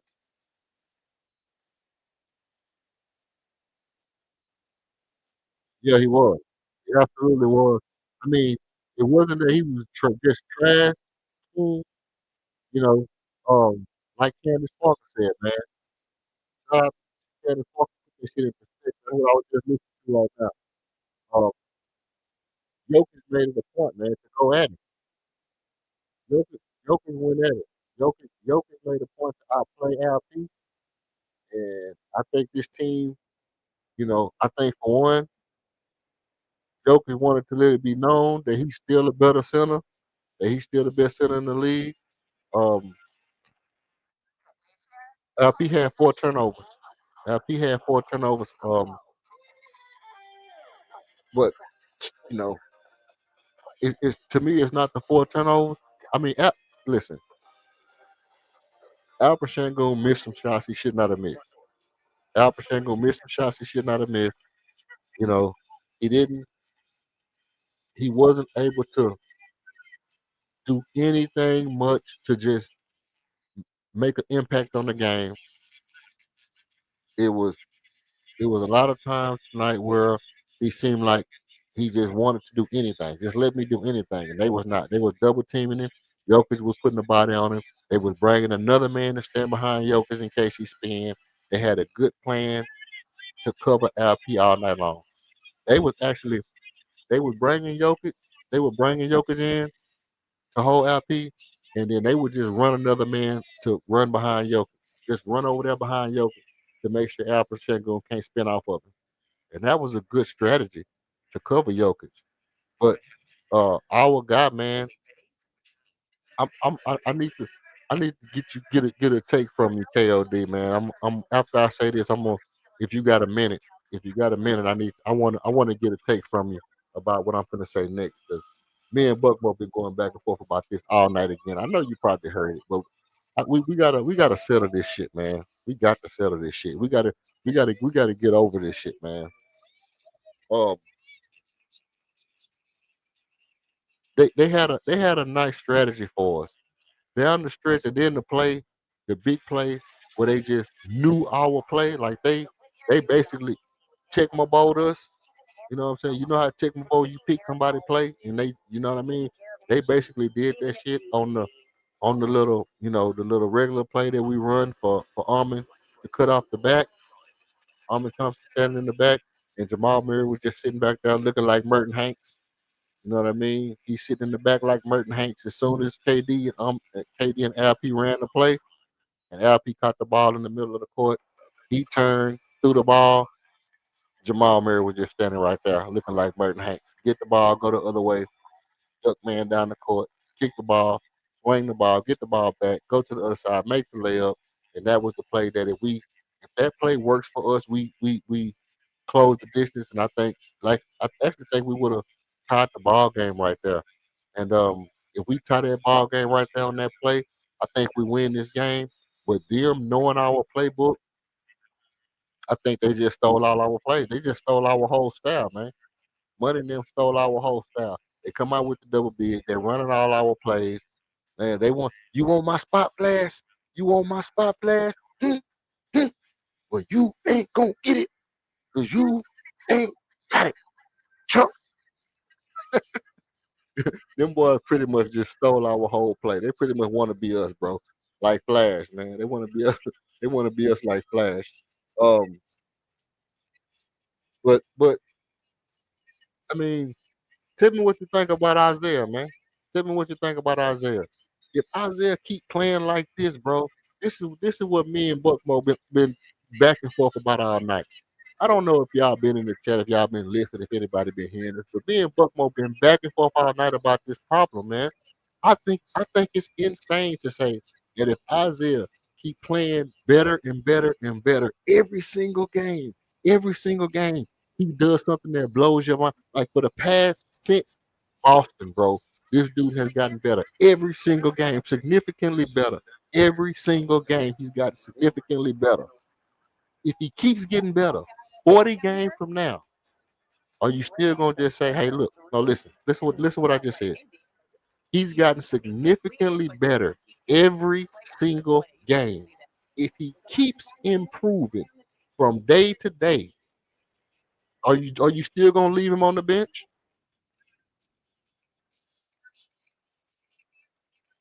Can you leave him on the bench if he keep playing better like this?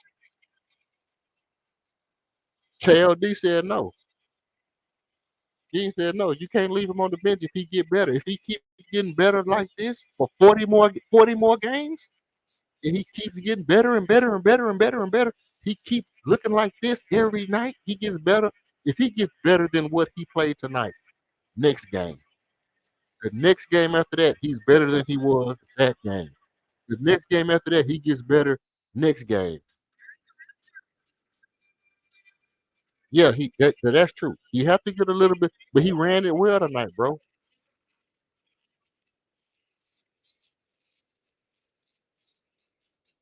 No, no, no. Listen, he ran the pick and roll well. He ran. Did y'all hear? Did y'all? I mean, what am I saying? Am I not saying let him grow? I didn't say start him right now. What? What? I mean, what am I? What am I not saying? Let him grow? Man, get off my screen with this nonsense, bro. And nobody want to answer the question, man. Nobody want to answer my question. If the dude from game to game is getting significantly better, if he's better, if what he did tonight, if he's better than this next game, if he plays better next game than he played tonight, and then the game after that, he play he plays better the next game than he played next game. So take what he did tonight, make it a little bit better.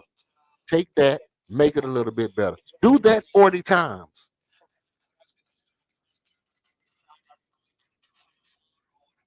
So you mean to tell me if Reed Shepard is basically over the next 40 games scoring 25 points a night, getting you damn near 10 assists a night, and 2 steals, you still gonna say, oh, he need to stay in his role. That's what y'all trying to tell me? Man, look, I'm not putting none of that crap on my daggone screen. Man. Yeah, out of here with that nonsense. There's no way you can tell me that if the dude is better next game than he was tonight, and better the game after that than he was then, 40 times from now, 40 more times than tonight, he gets better and better and better and better and better. 40 more times, he gets better than he was tonight. That by 40 or 50 games from now. So by the time it's 60 games, it's 20 games left in the season. How can you just say, "Oh well, no, he need to stay in his role, man. Play your role, man. Play your role, man." Get out of here with that stuff, man.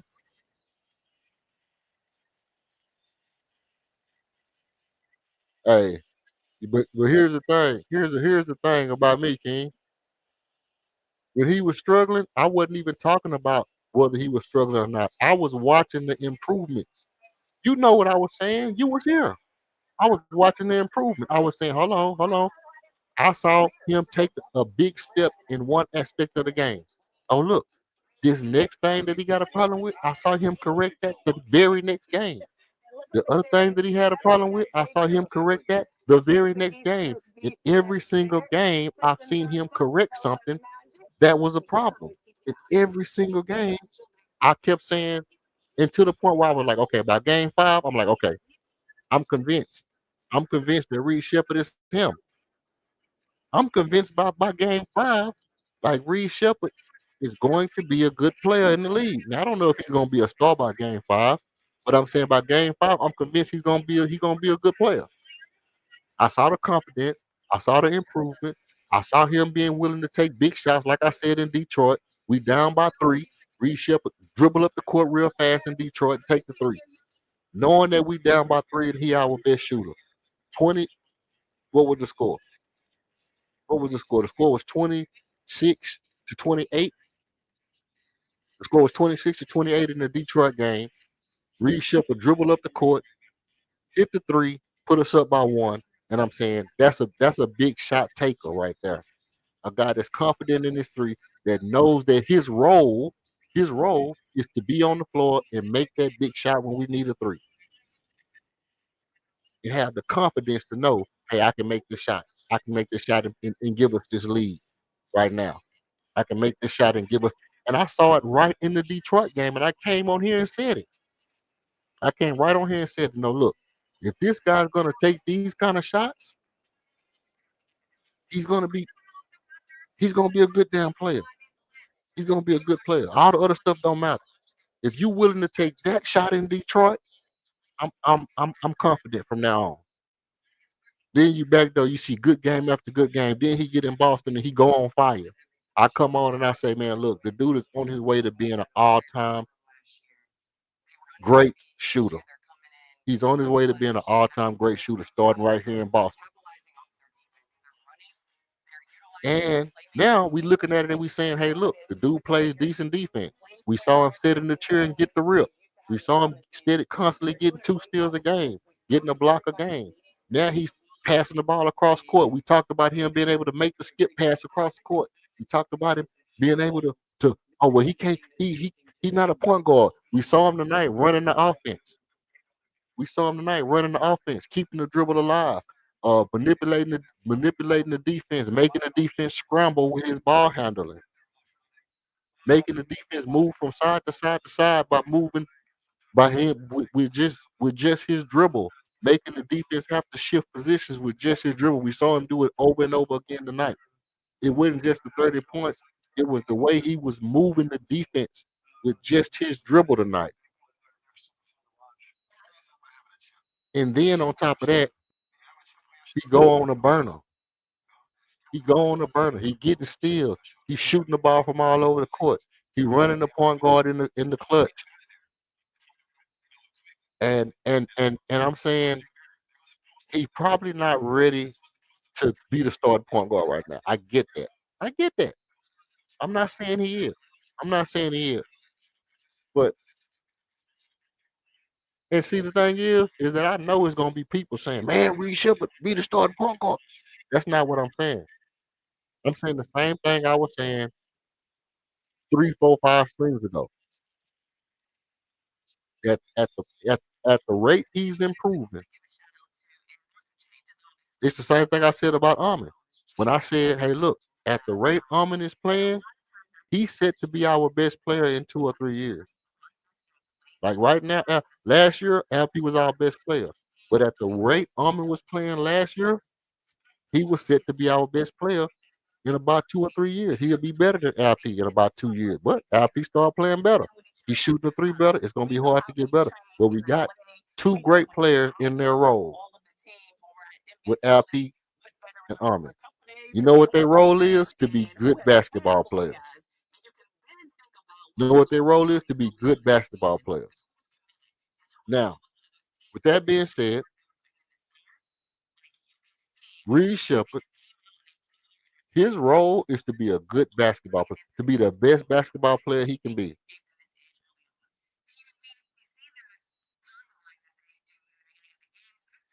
And I saw him do everything that he was supposed to do tonight. I saw him do every single thing he was supposed to do tonight. And I'm saying, yeah, he probably still not ready. He probably still not ready. But if he does this consistently, if he does this consistently, I'm not gonna be like, yeah, man, leave him on the bench, man, because he a role player.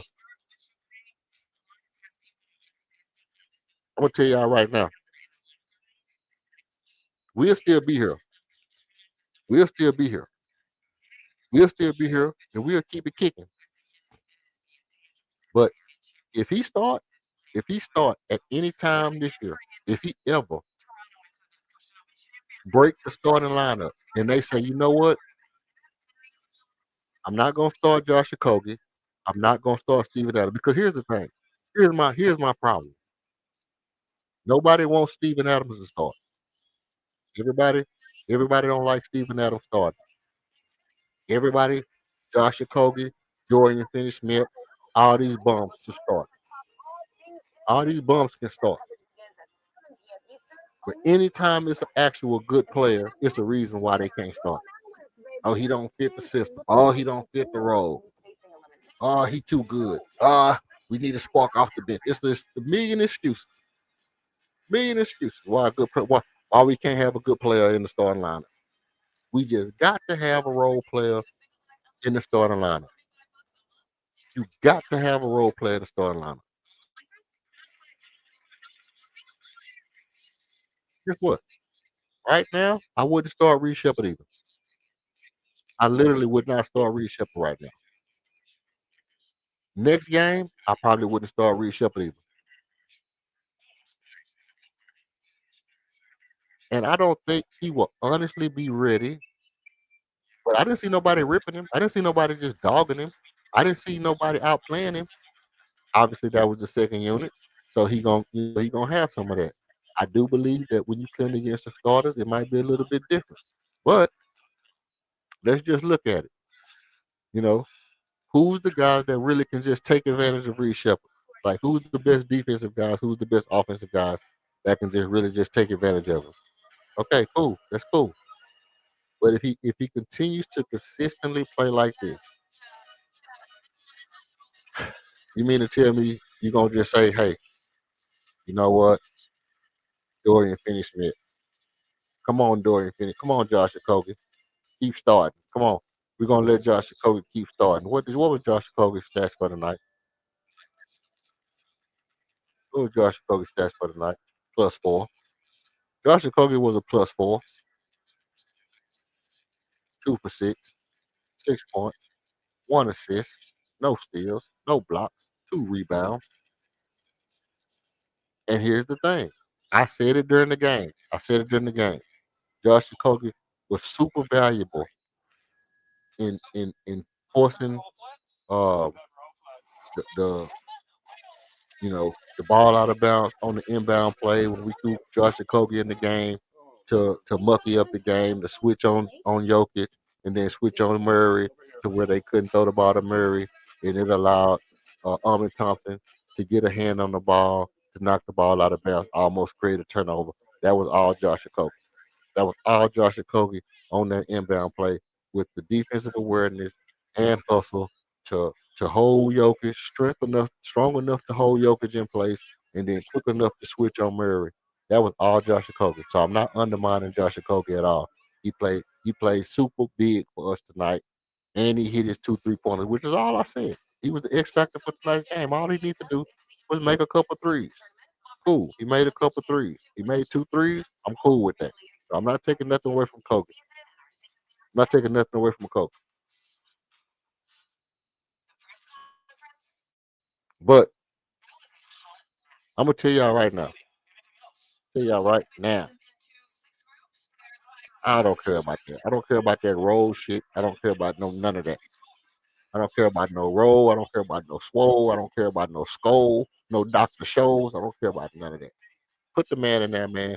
If the man continues to get better, put him in there and let him play. I don't come to me talking about no we need sparks off the bench, man. Oh, lightnings and sparks begin to fly. Is he getting yet? Ooh, my secret. Look at that. What about no damn spark on no bench, man? You want to spark off the bench? Go hire Lou Williams back in the league. Go get Eric Gordon, man. Go get what's his name? Mathurin or somebody, man. Go get you a spark off the bench. Put no damn star point guard on the bench. Because I sit here and I said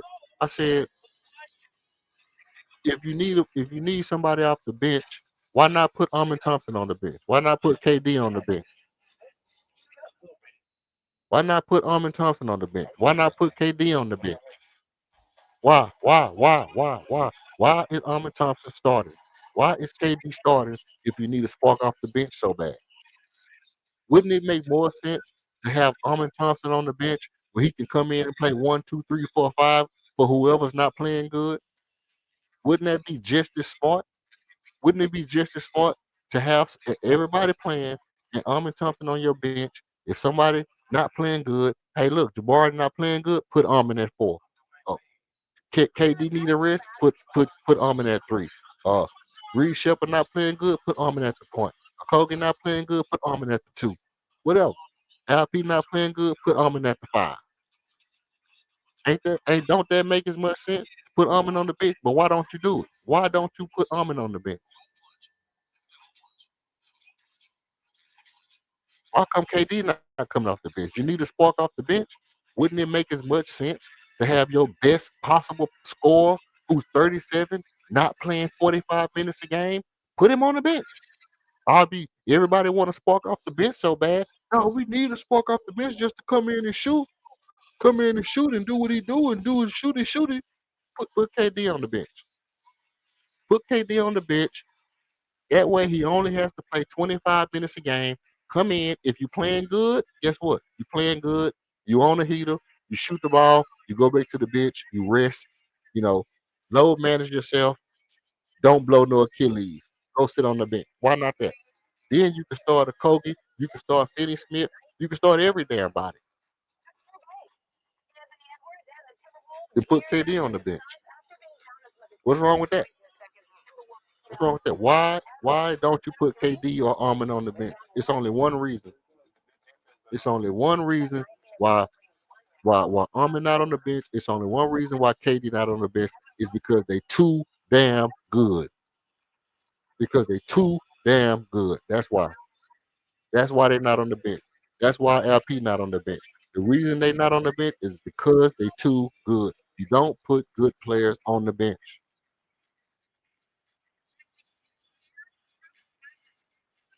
And see, I asked the question 100 times. Nobody wants to answer the question. Why not Armin on the bench? Why not KD on? Because they're too good. So why all of a sudden every other good player got to stay on the bench?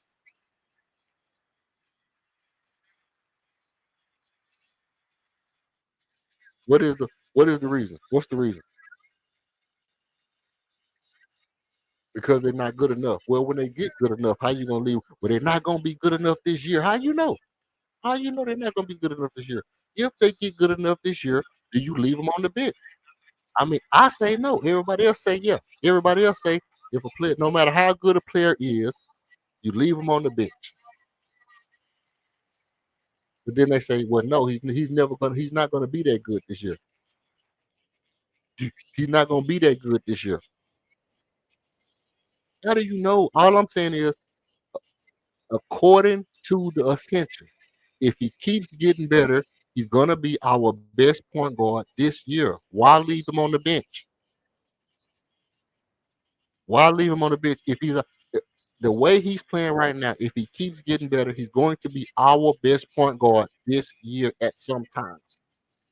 Why leave him on the bench? It just don't make no sense to me. Oh, because of the fit. He fit better off the bench. Put KD on the bench. KD will be a great fit off the bench. He'll be a super fit on the bench. Super. Jamal Crawford coming off the bench. Get your buckets all you want. Come off the bench. And he old. And you can save his legs. It's because he's too damn good to put him on the bench. So when Reed Shepard is too good to be on the bench, you're gonna leave him on the bench for what reason? For no reason other than just being ridiculous. Other than just not making no logical sense to nobody. But then again, hold on. Then again, I'm just me. I'm just me. I'm the guy who obviously don't know shit. Because when I said you don't start Jabari over Armin Thompson is finna be your best player.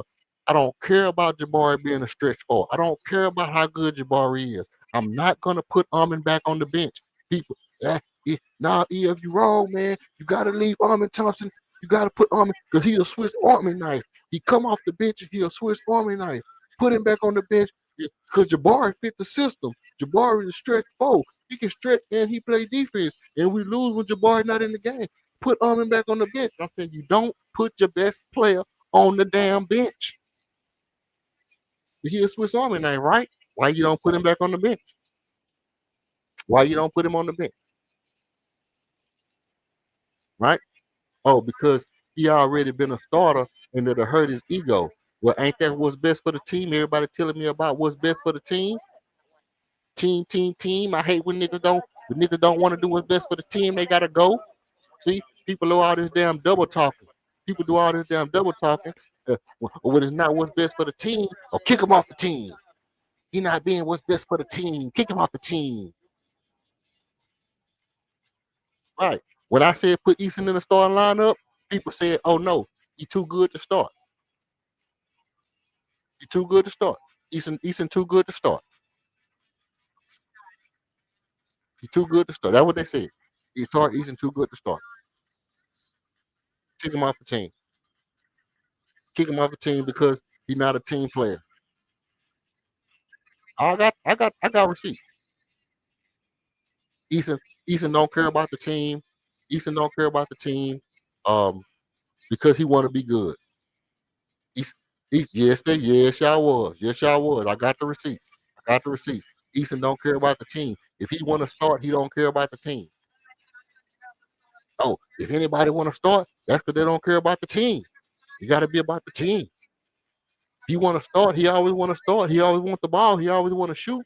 He want to shoot. He's not gonna get no shots. He want to come in and get shots. He want to do his own thing. He want to shoot the ball. He don't care about the team. That's what y'all was saying. That's what y'all was saying. They only got 5. You know what? Here's the thing. Here's the thing. Look, at the end of the day, listen.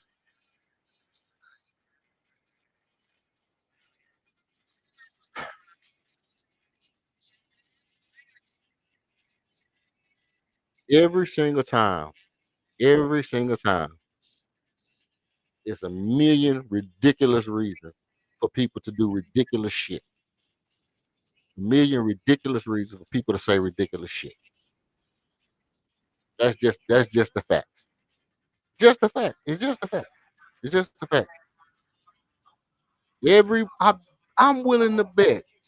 Now one of nobody is gonna come up here and say, you know what? I said Jabari was supposed to start over Armin, and I was wrong. Ain't nobody gonna say that. Nobody's gonna admit that they said Jabari should start over Armin, and they was wrong. Everybody's gonna swear. Everybody's gonna swear that when I was going on these platforms, that nobody was arguing with me. When I'm calling and calling on these platforms, and I'm coming on your platform and I'm saying no, no, no. And guess what? Guess what? Guess what? Here's the thing. Here's the thing.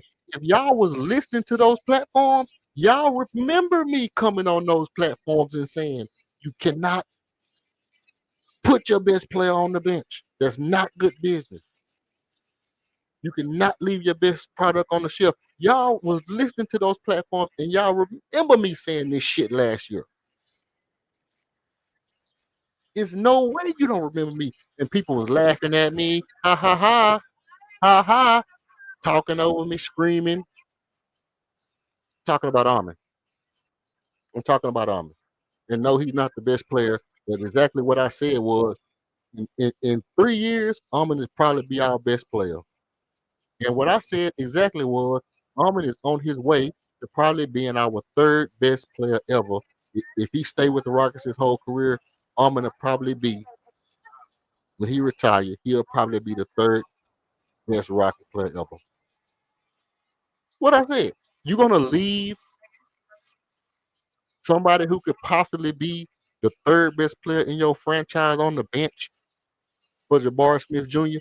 No shade to Jabari Smith Jr. I love Big Shot Barry. If you listen to the stream tonight, you know how much I like Jabari Smith Jr.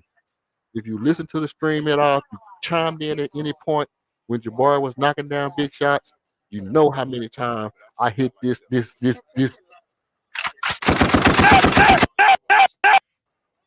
how you supposed to shoot. From now on, that's how you shoot. You know how much I love Jabari Smith Jr. if you listen to the stream. That's not my point. My point is, you know for a fact, if you was listening to streams last year, you heard my voice beating the table on people's streams and getting laughed at because everybody want to argue about the fit, about Swiss Army and I coming off the bench, Jabari being a better fit.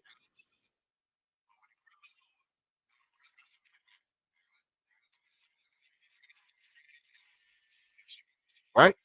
Right? Tell me I'm lying.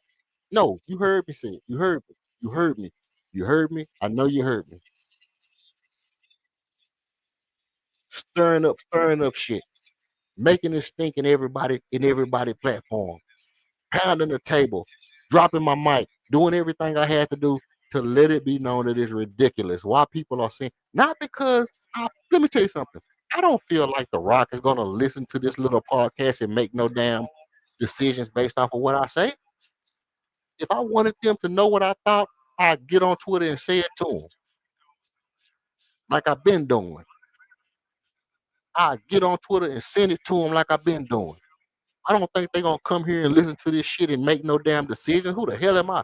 Do I do I think Steven Spielberg gonna watch one of my short films and steal my idea and go make a movie about it? Do I think Quentin Tarantino gonna come on here and hear me say some shit and go take my lines and go use my lines in the script. No, I don't think that shit's ridiculous. The shit's ridiculous. Ain't nobody listening to this little ass podcast, little shit, and stealing my ideas. That shit's ridiculous. But you niggas heard me say the shit. You heard me say it. Y'all heard me. And y'all heard people repeat what I said after the shit happened. Because y'all know for a fact, y'all heard people saying that Armin should have started and we should start Jabari over Armin. Y'all heard people saying it. Y'all heard people saying it. It was the consensus thing to say. If you wanted to sound smart on people's podcasts, if you wanted to sound smart on YouTube, you say shit like, no, Jabari fits the system. He's a system guy. Armin is a Swiss Army knife. You can plug him and play him anywhere. He can play the 5. He can play the 4. He can play the 3. And if you need him to play point guard, he can play that point guard. Bring Armin off the bench. And I don't listen to the consensus. I tell you what I know about basketball, what I know about business, what I know about being innovative, what I know about being creative, what I know about being a pioneer, what I know about being an outlander, what I know about being an outlaw, what I know about being a game breaker. That's what I tell you. That's what I come up here and talk about. I don't come up here and tell y'all about how to walk somebody else's fine line. I'm not up here trying to talk to y'all about how to follow a fucking trend or be somebody else.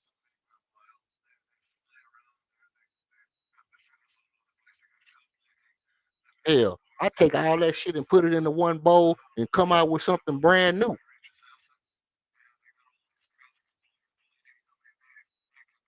Yeah, we playing James Naismith basketball game. We didn't invent basketball, but you think I'm gonna play it like they played it? You gotta be kidding me. You gotta be kidding me. So yeah, I hear people when they say stuff like, you know, uh, Josh Okogie fit the system. I'll tell you what you can do with your funk ass 2 for 6. Take that funk ass 2 for 6, turn that some bitch sideways, put that bitch in the oven, sprinkle some honey and some cinnamon on that mug, pull it out the oven.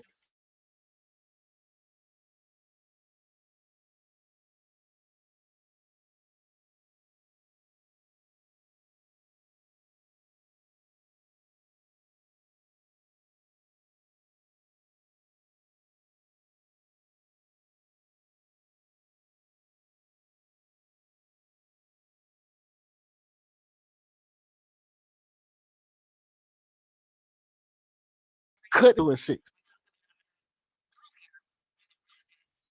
I don't care about the norm. I don't care about what the normal thing to do is. I don't care about Norm from Frazier. I don't care about Norm Nixon. None of that. I don't care about no norm. I'm trying to break the game. I'm trying to break the game. Yes, Buckmo. Yes, Buckmo. I do want my best players to play. I know you only got 5 people that you could put on the thing. Where you at? Where you at, a million more? Because I'm gonna start getting to y'all comments right now. I had to get on my soapbox because I'm tired of all this foolishness.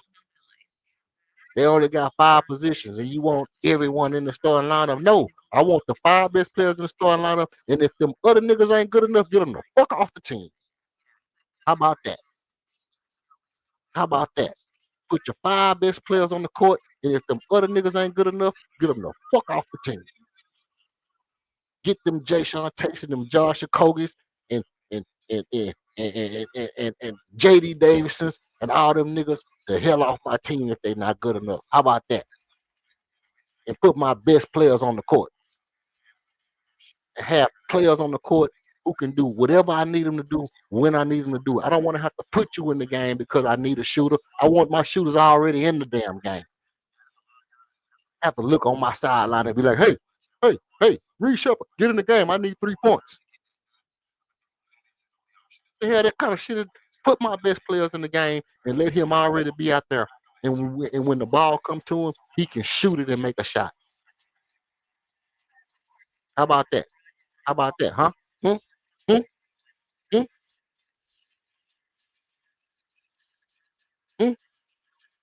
Hmm? My Dick Gregory shit. Hmm? Hmm? Hmm?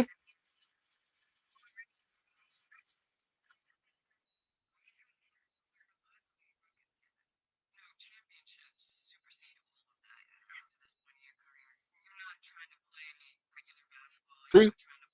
See? This is what I'm trying to tell you. This is what I'm trying to tell you. It ain't about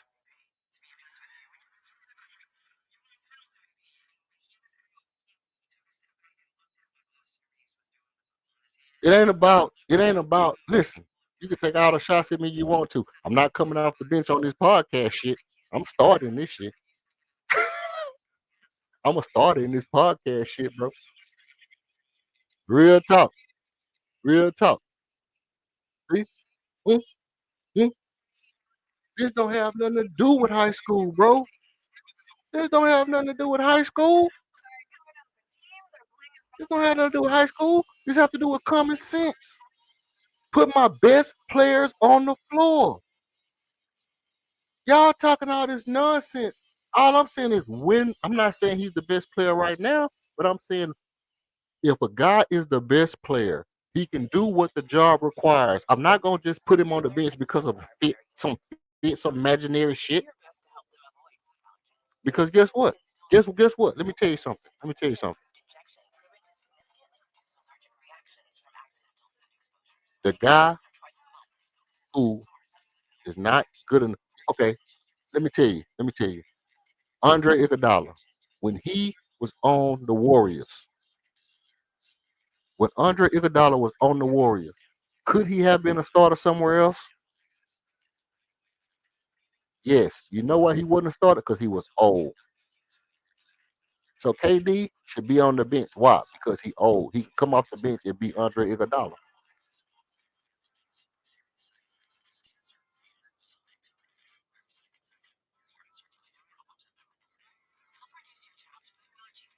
See, but see that shit.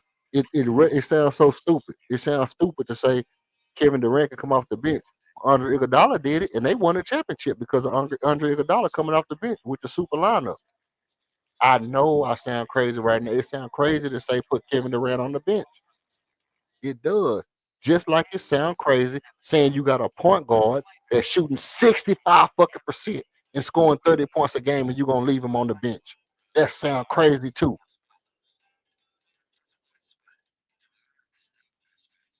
That sound crazy as well. That don't sound crazy. You got a point guard scoring 25 points a game and shooting damn near 60% from three. Oh, but he need to stay on the bench because that's his role. That don't sound crazy. Write that shit down somewhere. Just write it down on a piece. When you get time, write it down on a piece of paper. I have a point guard that's scoring 25 points a game, shooting 60 fucking percent. You got to put fucking percent up in there. Excuse my language. Excuse my language, YouTube. Fair use, whatever you want to say. It's fine. 4 assists, 27 points a game, 2 steals, plus 13,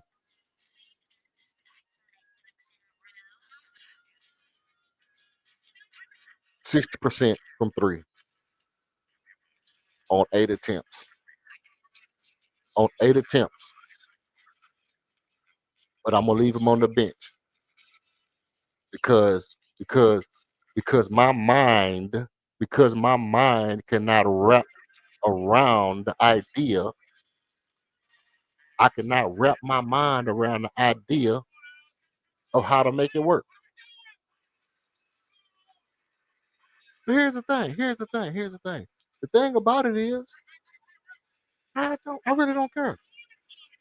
I really don't care about what somebody else, the capacity of somebody else's own mental shit. I don't care.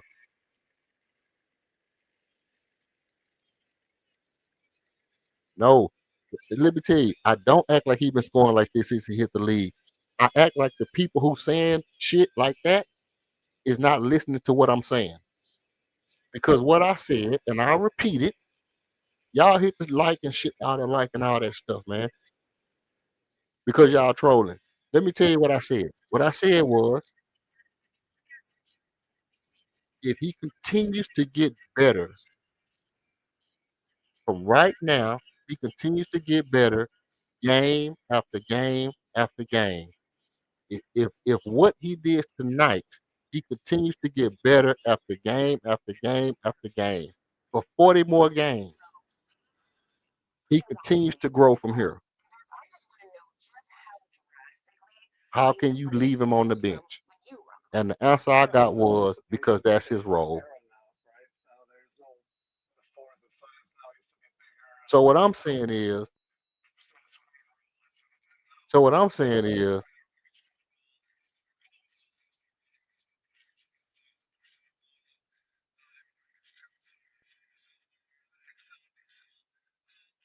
what I'm saying is, if he continues to get better from here, from from the from October to November, he went from barely being able to score a bucket to scoring 30 in a game against the best team, one of the best teams in the league. Can we agree that that's the fact? Can we agree that it took him 1 month? 1 month. It took him from barely being able to get a bucket, turning the ball over, looking like a daggone deer out the woods, looking like a turtle with no shell in October. On October the 12th, when we started, he was out there looking like a turtle with no shell. And a month later, he scores 30 points and 4 assists in a basketball game. 30 points and 4 assists in a basketball game. And I'm saying, like, in 2 more months, if he gets better, the same amount better as it took him to get this good in 1 month, give him 2 more months, right? If he gets 3 times better than he was when he started, 2 times better than he is right now, how will you leave him on the bench? Smooth. If you say something crazy, I'm muting your mic. Come on. Well, you may as well mute my mic because I'm sure finna say something crazy because you talking crazy right now. Okay, go ahead. Feel free. Good take off. Man, listen to what you just said. I just want you to listen to what you said. You said from October to November, he scored 30 points. Okay, I want you to look at the games before that. What did he score? And then tell me if he should be in the starting lineup. And see, that's why I'm saying, like, you being fanatical about it right now. You going off of a couple of games, 3 or 4 games where he scored these many points. And tonight, he scored 30. So now, all of a sudden, we supposed to just put him in the starting lineup.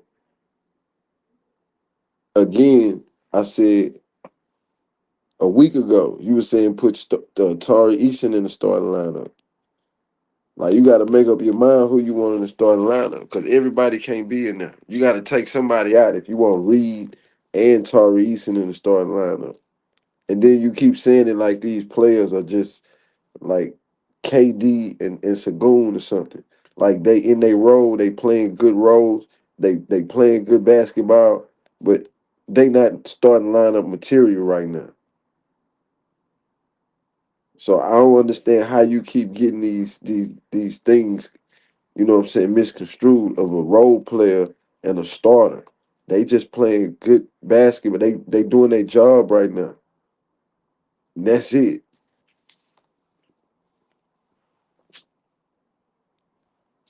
You done? You finish or you done?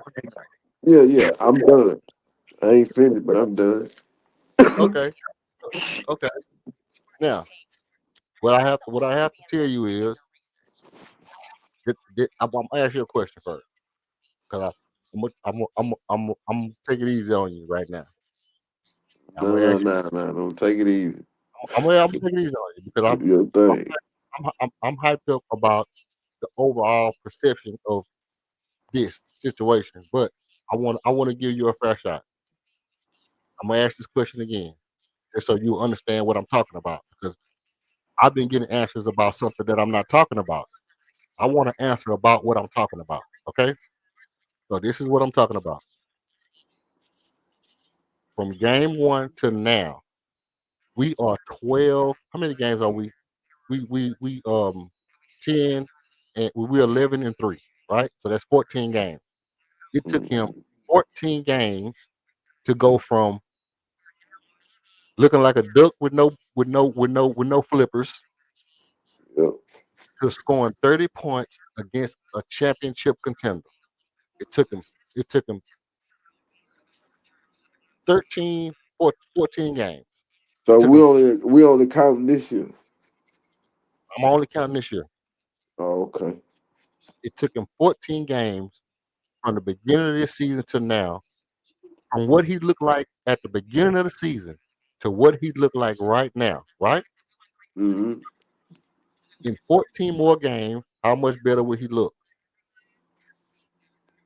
So the question is basically his trajectory. He should be starting off of his trajectory.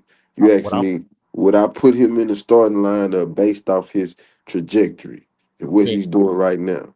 I'm not saying put him in the starting lineup right now. I'm saying Yeah, not in 14. that's wait a minute, wait. If you're not saying put him in the starting lineup right now, then what's the conversation? If That's you're right. not saying put him, what we waiting until 5 years or 3 years or 4 years? Yeah, of course, them No, no, players gonna be gone. So yeah, no, he'll be a starting lineup then. no. What I need to do, I need you to walk with me slowly. I need you to walk with me slowly because, like I say, it's the weekend. It's the beat and teach. It's the beat and teach. I'm not just gonna beat. I'm not just gonna Mm-mm. teach. I'm gonna do both. So I need you to walk Come with me. on with it, cause sound like I'm teaching you. Cause Okay. you saying put him in the starting lineup, then you saying don't put him in the starting lineup now. So when the hell do you want him in the starting lineup? Yeah, you gotta listen. Well, come on, I'm walking with you. I Watch. got my walking shoes on. You gotta watch and pray. You can't watch or pray. You gotta do both. But this is what I'm saying.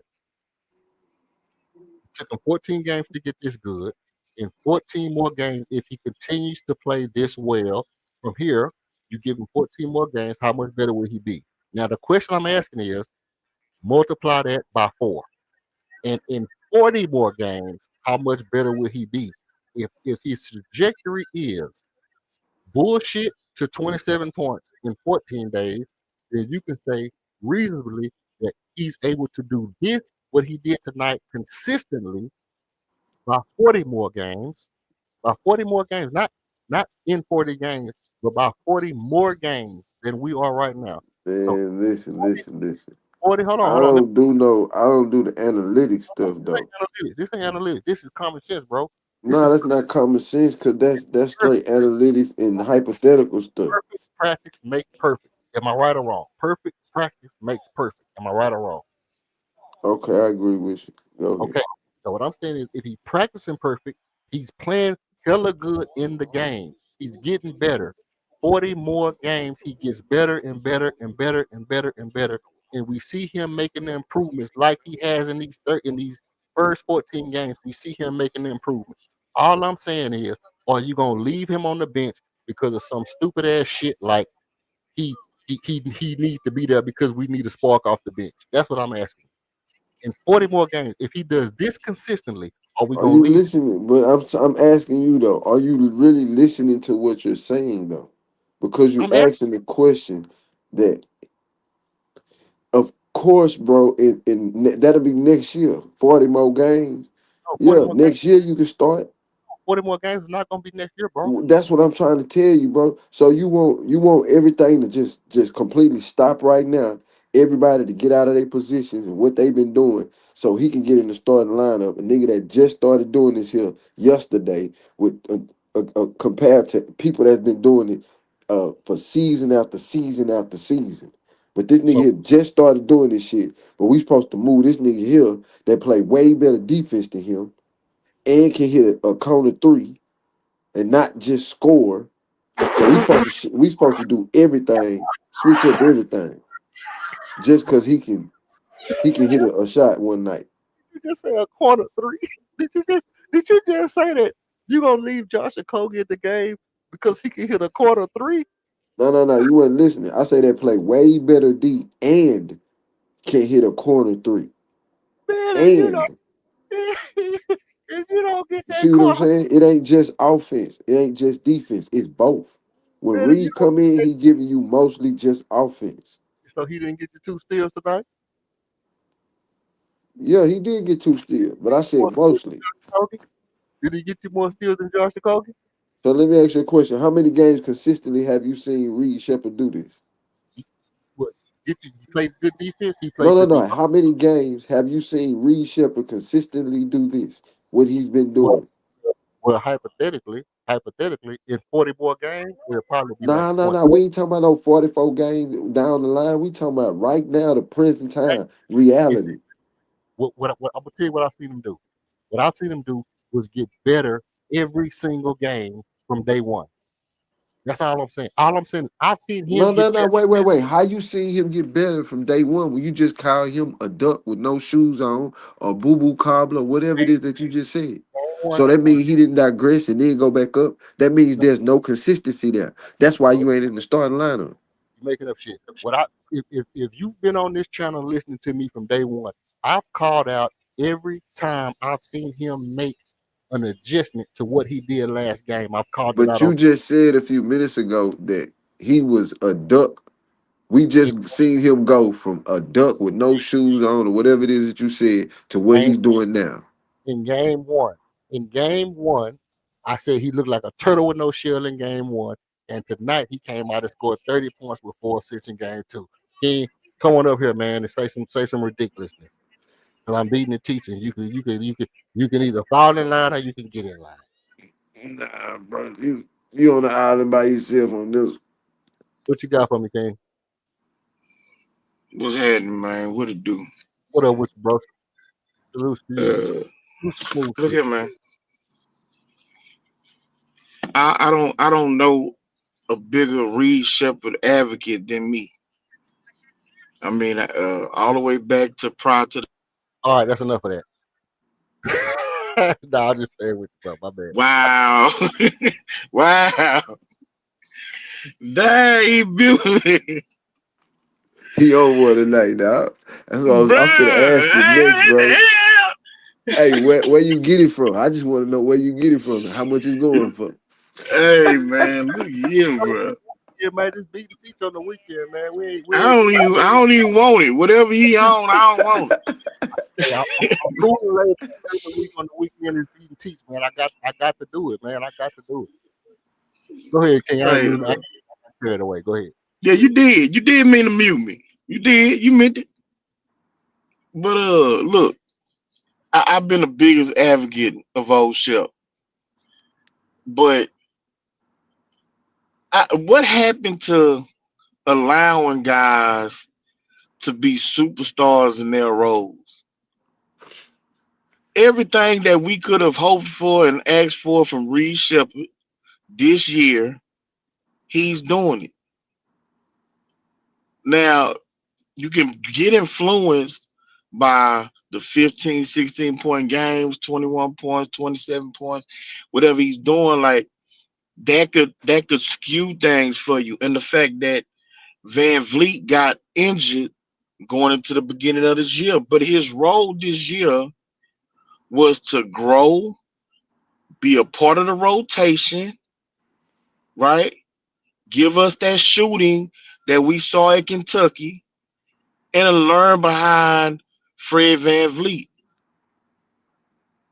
I don't understand what's the rush. Not to mention that we put Armin Thompson in the point guard role, and because Armin Thompson excelled off the ball in the dunker spot, don't nobody want to live through his mistakes, want to live through his growth of being the starting point guard. Like, bro, relax, homie. Leave Reed Shepard where he at.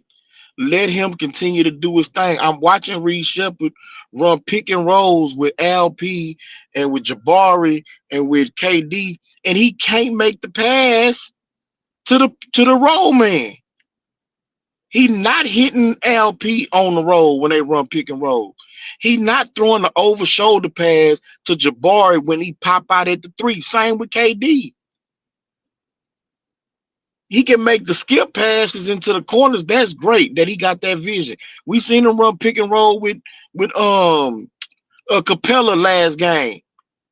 And Capella rolled to the back and he was able to throw that long from the three-point line. But bro, the art of running pick and roll and being able to put that bounce pass as your man is rolling, being able to hit LP on the move so LP can then make his move or pass it back out. That's what Van Vliet was able to do, which elevated LP's game. If you got a shooter like Reed Shepard that can make those passes, it further opens up the offense. He hasn't shown that he's willing, he's comfortable, whatever it is, to make those passes yet. Let's let the young man grow, bro. Okay. Like it's like you put a cake in the oven, and as soon as you start smelling the aroma for the cake, you want to snatch the cake out and cut it. My nigga, it still ain't ready, bro. I'm saying that, but I'm also saying it's only gonna take 45 minutes, bro. It ain't gonna take 2 years for the cake to get ready, bro. That's Yeah, all but I'm my nigga, we 13 games in, so basically it's been like 10 minutes. and You I got the and I cake in the oven for 10 minutes, you want to take You it out. gotta let him Put the cook, icing man. on it. uh, You Let him want to put the cook. icing on it after 10 minutes, my nigga. Like let the cake bake, bro. And even after it bake, you gotta let it cool off. Like okay. my So nigga, you are too for you rushing the process way too fast. Yeah. Hey, another. You remember when them old schools used to say when you got a cake baking in the oven, don't run in the kitchen. yeah, yeah. Yeah. See, Okay. Yeah. sometimes you gotta chill, bro. You gotta sit down, let the cake bake, man, and let it do what it do. Cause you're gonna get to running around and shit while the cake in there and it's baking, and you gonna get to stomping and moving around, and the cake gonna goddamn fall. You Yeah. gotta chill, let that boy bake and let him cook. You gonna put him in a position to where you putting too much pressure on him now. Now you're in the starting line over KD and you getting starstruck and all that. Man, Hold on. Can I Hold let on. that say man do what he do. can I say one more thing before you go, EF? Go ahead. There's also a way that as much as we've seen his confidence increase, you can kill his confidence because at this point, I also don't think that he's strong enough defensively. I also think that he's still showing glimpses of him gambling too much on defense. And if he starts getting picked on and he starts getting cooked, and MA feels like his lack of defense, lack of strength, along with the offensive issues that he still got to clean up, what MA is like, man, you compromising everybody else on defense. You're compromising, our defensive integrity. I'm gonna have to put you back on the bench. What is that gonna do to his confidence then? You can Okay. also damage his confidence by moving too fast. Good point. Now let me say this. Has anybody heard me say start Reed Shepard tomorrow? Now I heard you say by the All-Star break, but I'm saying I said let by four him let him games. I let said bro, I said what I huh? said. I said around the All Star game, he should be looking like our best point guard. And I said by at least by after 60 games in the season, before the last 20 games, he'll probably take the starting position. So I want to ask this question. If it's 60 games in, and just say the Rockets are moving, they doing good. They in the shit second seed, third seed, and they right there. You gonna break all of that up, and you gonna put him in the starting lineup. Who you putting on the bench? if Reed Shepard is our best option at point guard, bro. Everybody crying about we need a point guard. This is what I want to ask you, Smooth. Everybody crying about we need a point guard. If they get a point guard, are you gonna put that point guard in the starting lineup if he's the best point guard? That's all I'm asking. Yes or no? Yeah, You if he's the can't you best can't do point that. guard, but Reed Shepard ain't the best point guard. No, no. We're not gonna do all that. Reed Shepard ain't the best point guard right now because that's not what I'm talking about. I'm But you saying said like wait a minute, but I'm saying at the All-Star break, if Reed Shepard is the best point guard by the trade deadline. No, okay, let's take Reed Shepard out the equation. If at the trade deadline we get a point guard, that's our best option at point guard at the trade deadline. Do you put him in the game and start him at the trade deadline? And who the hell do you take out? Answer the question, please. It's the same thing. If my team is rolling, then no, I'm not gonna even go get no Not point guard. exactly. So what do I And need it for? That's why I keep trying to tell you that. you using a false premise, EF, because you going off the overreaction after the first two games, where the whole world and the media was pushing it, YouTube content creators was pushing it. They need a point guard. They ain't got no point guard. Blah blah blah. Without allowing the two guys that we were tasking with the job to grow in that position. Like allowing them to make mistakes and to learn how to play with the other players on the team and just grow naturally.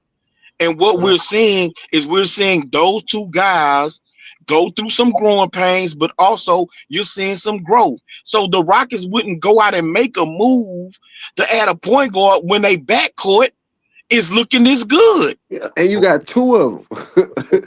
What I'm saying is, if it's a better point guard at the trade deadline, y'all won't even get them. No, for what? No, you're not gonna break up the continuity of your team. Everybody then got entrenched into their role 60 games in, and now you finna throw a monkey wrench in it to try and incorporate somebody from the outside to now try to learn how to play with the guys on this team that's been playing together for 60 games. So This late in the season, no, that don't make sense. That don't make sense. So if Steph Curry is available, Jalen Brunson. Man, come on, EF. If Jalen Brunson is available at the trade deadline, you're not gonna get him and start him.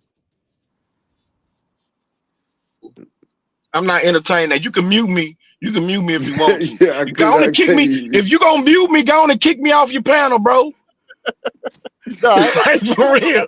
If you gonna mute me, go on kick me off. I ain't gonna kick you off the panel. I just want y'all to not overlook the question and not act like what I'm saying. No, because that's nonsense. If Steph Curry become available, come on, bro. Like, man, come on. You just making up stuff to try and make yourself seem right. Nope. Like, that's ridiculous. What I'm doing is y'all saying ridiculous stuff. I'm saying that if it's a better point guard that's available at the trade deadline, y'all gonna just not get them because of some imaginary shit called continuity. When it's a point guard out there that's better, that's gonna make your team better, you're just gonna automatically imagine that if you get a better player, you're not gonna be a better team. Listen, so tell me that don't mean tell me the team. Tell me the team. You tell me the team that's a top 2-3 seed. They are playing well together. The team is rolling, and they go out and they just inject a new starter onto their team where there's no injuries. Like, if it's a major injury and then you make that move, okay. But according to what you said, there's no injuries. The team is rolling 60 games in, and you're going to go out and trade away not pieces off your team that got you where you at, and you're going to try to bring in another starter, some imaginary great player that's going to be available at the trade deadline, and you just going to push them into your starting lineup to fool with what you got going on. What team does it? What team did it? Okay, so listen. Here's the thing. Answer the question, please. I'm thinking. First of all, I'm thinking. I got I'm trying to remember if it was ever a team that done it. Maybe like the Rockets when they got Clyde Drexler. You might can say that when they got Clyde Drexler, they was you gonna be thinking a long time because it ain't been done. No. Not even that. The Rockets was a bottom of the West. Hold on. Remember, they made the playoffs as a 6th seed that year with Clyde. But at the same time, you got to look at the fact that we had a good team. We already knew we was going to turn the corner sooner or later. And Vernon Maxwell was out for a couple of games because of his stuff. We needed a shooting guard, and they ended up getting Clyde Drexler for Otis Thorpe and somebody. So we ended up with Clyde Drexler and Tracy Murray, and they traded Otis Thorpe and somebody to Portland. Okay, cool. But the point is, they brought in a starting shooting guard when they had a starting shooting guard with continuity.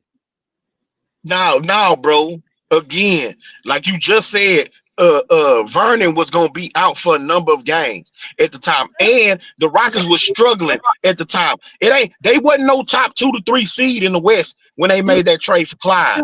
it wouldn't have mattered if Vernon was playing or not. They was Now not gonna. it would have mattered. They was not If they gonna would have not. been a top 2 to 3 seed and Vernon was completely healthy, they don't trade for Clyde. Bro, they was not gonna. They was not gonna not get Clyde Drexler and keep Otis Thorpe, bro. You Yeah, crazy, man. okay. Well, me and you, we agree. Agree to disagree. Yeah, we agree to disagree. They was gonna get Clyde That's Drexler. right. They was gonna get Clyde Drexler regardless, bro. There's And no I way. say they wouldn't have. And I'm saying So that what that proved? is hypothetical, but at the end of the day, we both know that it don't make sense to say you got a chance to get an all-star player, you got a chance to get a Hall of Fame player, and you're gonna not get him because of some imaginary shit that's called continuity. And I'm not saying that every time it's a good player, you can throw him in a lineup and automatically your team become better. That's not what I'm saying. What I'm saying is if you look at your team and you say, you know what, we really don't have a guy that can do everything from that position that we really need, and we have the opportunity to get a guy that can do everything from our position that we need, and we think this guy makes our team better. I'm not gonna just be like, hey, I'm not gonna get him because some imaginary shit that people just don't want to accept the fact that a team can be better. My nigga, that's not. But a team that is successful, that's not imaginary. I was bro. just finna say that, bro. Why do you It's think not that that's imaginary. Like imaginary? if they are a good team. As a matter of fact, the Rockets last year was a number 2 seed. What did they do at the trade deadline? Probably nothing. Nothing. Why? Uh, Because they was excelling. well, They because was winning. They was playing well. And MA and the team decided, look, our young guys are showing improvement. We are playing well right now. We are not finna mess this up just to bring in some quote unquote better player. and And if they are excelling this year and they in the top 2 to 3 seed and they are playing well and the team is getting better and they have gelled as a unit on both ends of the court, they're not gonna break it up to bring in some quote unquote better player. oh look, I seen Archon pop up. Did he drop back out? Yeah, Archon popped up and then dropped out. All right, pop back up, Archon. I can throw you up in here and go ahead and listen to what kind of foolishness you finna say, because I know you coming with some Yeah, foolishness. I'm finna get back in here, man. But bro, Man, you wilding right now, man. I'm not standing by what y'all talking about, King. I'm not I standing by. know it. And that's okay. I'm glad somebody up here to push back on the nonsense. You know what I'm Oh, talking about? Because and I'll say when Jabari got hurt, I said that he shouldn't have lost his job to injury. okay. That when he was healthy, for him to get back into the starting lineup, because how well we was playing defensively, he was another shooter to spread the floor and to create space for Jalen to be able to get downhill without arming. It clogged up the paint. But And MA made the decision to stick with Armin. Cool. We had success that way. can I ask you a But question? our defense did slide with A little bit, Armin in the starting lineup that's a fact, fam. a little Our bit, defense slid. Yes, a it little, did. a little bit. But you got to remember he had Okay, yeah, but it slid. And I he had, thought that the pairing of Armin and Tari was better coming off the bench than Tari and Jabari. so That's just my opinion. before you go, I want to ask you one point. I want to ask you one point before you go.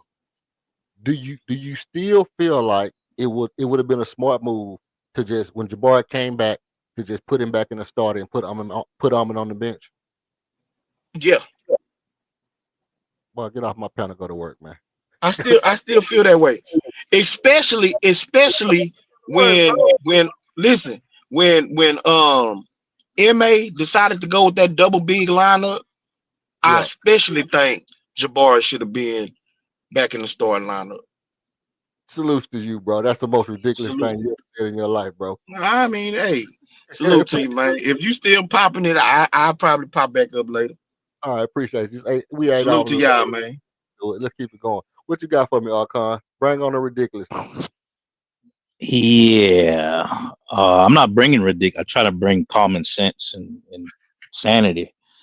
Um, I think originally how y'all got down this path was about, because I didn't hear everything. I just came in. It was I heard about uh Reed Shepherd starting this whole concept of Reed Shepherd starting, right? Yep. So, you know, I don't know what your definitive statement was, but before the hypothetical of his growth rate.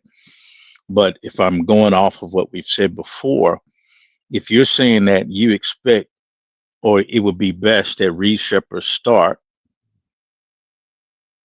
let's say 25 games from now, right? That makes sense. Is that relatively your position?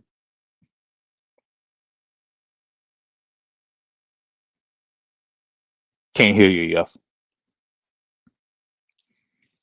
Well, I'll just keep positing that. Let's just say that your position is somewhere that he should be starting somewhere between what is it, the next 25 games. In the next 25 to 30 games he should be starting, and then King's position is that, well, you know, let him develop, let him continue to develop, right? Let the cake continue to cook. It's too early to be talking about, taking it out of the oven. But the thing that you kind of got off on, I don't want to hammer it too much, but the thing you got off on was about uh that, there's like some common sense. I don't want to say common sense, but some expectation, let's say a certain trend, as far as his growth rate would happen. And that would rate him to be in the starting lineup versus, let's say, Josh Okogie. So just come to the first point, what I want to make. Because you were saying that you wouldn't want him to come off the bench if you know that he's developed, let's say from point A to point B. At this point, why would he be coming off the bench? To me, that it's pretty easy to answer that. You got to understand, I mean, like, 6 man, where does that concept come from? What's the purpose of that concept? What does it really mean?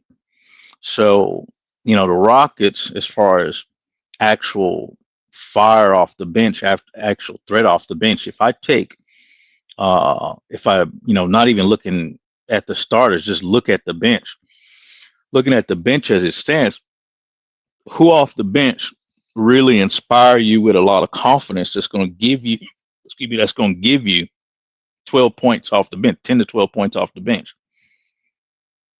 I'm not seeing that. Okay. So you need to have somebody coming off the bench, or you need to have the bench, producing in concert. But with the injuries we have, basically you got to have somebody come off the bench that's going to be able to continue the pace of the game, and then to give you some meaningful production off the bench. At the moment, Reed Shepherd is doing that. And I would say it'd be reasonable to expect that with time, Reed Shepherd's going to get even better in doing that. We saw he just put up 27 points off the bench, right? So if I know I got a guy that legitimately can get me 16 points, 16 to 20 points off the bench on any given night, and I don't have too much else going for me off the bench for this season, why would I disrupt that? That's a secret pattern, That's a pattern as far as managing the game, managing the flow of the game, which is, like I said, that's the core concept of the whole 6 man. That's how that was created in the first place, right? So, So go ahead. first of all, yeah, you did have the idea. You did have my basic idea right. My basic idea is exactly that. Is that Hmm. if he continues to get better as he has from game to game, to the point to where now he's a viable threat. He's playing very good. And as far as King talking about the pick and roll, I mean, are we going to act like it's not a known fact that Alfred Şengün has not been setting great picks? Everybody knows that. Everybody knows that Alfred Şengün don't set great picks. That's a known fact. So Reed Shepard not running the pick and roll great to LP. It might have something to do with the way he set picks. I'm not sure because what I saw Reed Shepard do tonight was, like I said before, I watched him manipulate the defense with his ball handling, just moving his body into the open spot and making the defense have to shift to make a good pass. Okay, he didn't turn the ball over. He had 2 daggum turnovers and he scored 20 points. He had three assists tonight. Now with that being 4 assists tonight, yeah, he had 4 assists tonight. So with that being said, I thought the 6 man had something to do with my best positions, my best options at every position is on the floor. I got my best options. No, that's not that. No, that's not the 6-man concept. Hold on. I have my best options at every position on the floor. Now, the next best person to come into the game is my 6 man. That's what people think it is. Who came up with the 6-man concept? I mean, Red Auerbach, Boston Celtics. The first 6-man, John Havlicek. And so John Havlicek wasn't no scrub at all. But that being said, he wasn't better than the other guys that was on the floor all the time either. Are you sure? Yeah, I mean, was he better than Bob Cousy? No, he wasn't better than Bob Cousy. He was just good at what he did. He wasn't better than on the floor. He was just good at what he did. I'm going to say that, like I said, the way people understand 6-man today is not the concept. I'm just going to say that flat out. So, you might want to investigate that for yourself to prove me wrong or not. But I kind of bet the farm on that. I think that's something that's come into being as a result of some coaches having the philosophy of what you're saying. I want my 5 best men on starting on the court. But what I'm saying, like I said, it's a game management technique at the end of the day, because you can't have your best people on the court all the damn time. And you have to, you understand how the matchups work, right? Mm-hmm. Who's in and who's out. So that's where I'm coming from with that. I'm not going to argue about, the picks and all of that. I mean, that's details that is not really that interesting. Mm-hmm. Because I'm not trying to say that Reed Shepard isn't capable, right? I believe Reed Shepard be capable. As you've heard me say, I'm not a fan of Amen Thompson playing the point guard at all, right. But and in order to get Reed to become what we need, I mean, like an actual point guard, not a shooting guard, an actual point guard, you have to develop that. And let's say, even if it's going to be either Amen or Reed, they have to get reps at that position, right? Mm-hmm. So what I've been seeing, like you said, from game 1, right? And I think Buck, you didn't explain this to Buckmo, but I think that was Buckmo that was talking. I'm not sure that was talking. When y'all were arguing about the ducks out of the water and all that. Oh yeah, that was Smooth, a man more. Oh, okay. So Reed Shepard's last year, his first year doesn't count at all, really, because he didn't even get 6-man minutes. Right. He was just like a random piece that was thrown in at certain times, right? And not really expected to do much other than not screw the whole game up, right? Right. So, I mean, I think Reed Shepard got, probably at the most 8 minutes, continuous minutes at a time on the court out of the 50-some games that he played. So it was literally a rookie season without continuous minutes, and he didn't really have a role, because it was like, what are we going to do with him? Are we going to see, is he going to shoot? Is he going to handle the ball, or is he going to, shoot off? What's he going to do? Right. So he really wasn't like gelled with the team. He wasn't really even integrated with the team, to tell the truth. So if you look at, the deer in the headlights phase, there was a lot of that last year, right? A lot of, being lost, running around, don't know what to do. Then we look at game one, as you said, game one, still wobbly, right? You go from wobbly to this. Yeah, common sense tell you that the guy is not going to be, inconsistent down, because he's consistently improving. We see that. And I agree with you, everything that he knows he needs to work on, he comes back the next game, he's worked on it. So he's constantly improving. But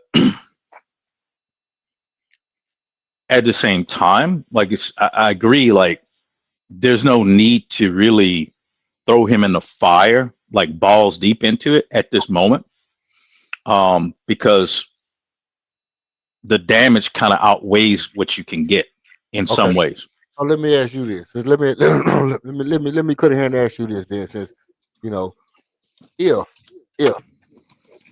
if there's a better option at point guard at the trade deadline, do you pull the trigger? Do you get that better point guard? Yes or no? Okay, so this is the next point. Okay, so you understand my first point, right? My first point is I agree with Reed's development and all that. Yeah. And I want to make that position very clear. Okay. Well, and I want to make it very clear that to, let's say, all-star around all-star break, between now and then. Yeah. Let's see what he's going to look like, right? And let's see what kind of production, because if Okogie is not, which he provides that defense, but if Okogie is not provide and because let's be real, like I said, what's happening at the point guard position is you've got Amen, you've got Şengün, and you have Reed when he comes off the bench. Right. So Amen's not playing a point guard. We saw that tonight. Yeah, he had the ball in his hand. He was handling the ball, but he was mainly like, I'm going to get the ball. I got the ball. I'm going downhill, get to the rack. Right. Exactly. So, Amen's playing what he plays, and that's not a point guard. So, would you say that it looks like to you that Ime is almost grooming Reed Sheppard to be the point guard? I knew Ime was grooming Reed Sheppard to be a point guard last year. Okay, so if he's grooming Reed Sheppard to be the point guard and he gets to the point to where he's good enough to be the point guard, are you still gonna leave him on the bench even though Ime's grooming him to be the daggum point guard? Let's keep let me get to my point. Let me get to my point here. So what I'm saying is that given that we don't have a point guard, right? Mm-hmm. And the Amen Şengün combo can get ugly at times, like it got kind of ugly tonight, right? Mm-hmm. Is that, and then you don't get and Okogie's not a point guard, right? All right. So if we if we get to the point and we say that, well, what I'm getting from Okogie is a bunch of triple singles, just zero, like goose eggs, not even triple single, they just goose. 1 point, 1 rebound, 1 assist, one yeah, everything. He just, and then some goose eggs mix in, and all he is doing is defense. Can I really afford to play like that when I know I need more punch from my starters, right? Okay, you're going somewhere with this. I like this. Let me let you get this off. You're going somewhere. Yeah. So I need more punch from my starting five. So at that point, if like I said, I run Reed Sheppard, minutes enough. I give him enough minutes, enough experience playing, quality time, given that he didn't really play last year, proper time in a system. He's playing in our system. He understands what we need to do. And I'm grooming his ass as a point guard. Let's revisit him in a starting position around All-Star break, or around the half mark of the season. Let's kind of revisit that, and then we can talk about that. I'm saying this as if I'm Ime. Okay. Mm-hmm. If I'm Ime, I'm not looking at it now. No, I'm not doing that. Okay, Well, because I see his deficiencies now, right? exactly. So halfway in the season, yeah. Now that leads me into the second point that you were making, or the theme that you've been on about getting another point guard. Okay. So my position is firm on this. If you were going to ask me, do we need a point guard last year? I would have said yes. If you're going to ask me, do we need a point guard year before that? I've been saying we need a point guard. Hell, even before Silas got here. Okay. So I would have answered yes. We need to do whatever we need to do to get a point guard in here. But a lot of that's changed, right? So looking at last year, with Fred there, I was still like, we need to get a point guard or we need to develop a point guard. And so when we got Reed, I was like, yeah, okay, let's just develop the point guard. We don't really need anybody in per se, but it'd be nice to have somebody in, because I like, as you know, I'm not baking my money on Fred at all, right? So let's develop a point guard internally. And I looked at, like I said, I look at the market and I say, well, we know there's no real point guards out there. That's why I say you have to develop a point guard internally. So from last year, let's say the middle of last year onwards, I stopped saying that we needed a point guard. I just said, look, just develop Reed. Screw it. Develop Reed. Let him play. Develop Reed. That's it. That's been my position. So coming into this year, the performance level of what a point guard provides for the team, that's being provided by the current combination of Reed, Amen, Şengün, and where we are, just looking at it from that aspect, we're not doing bad to be playing without a point guard. Exactly. I agree. We're doing damn good to be playing without a point guard. And I think that setup with more reps will become more effective. It's only proven to be not so effective against these like I said, this championship team, right? Yeah.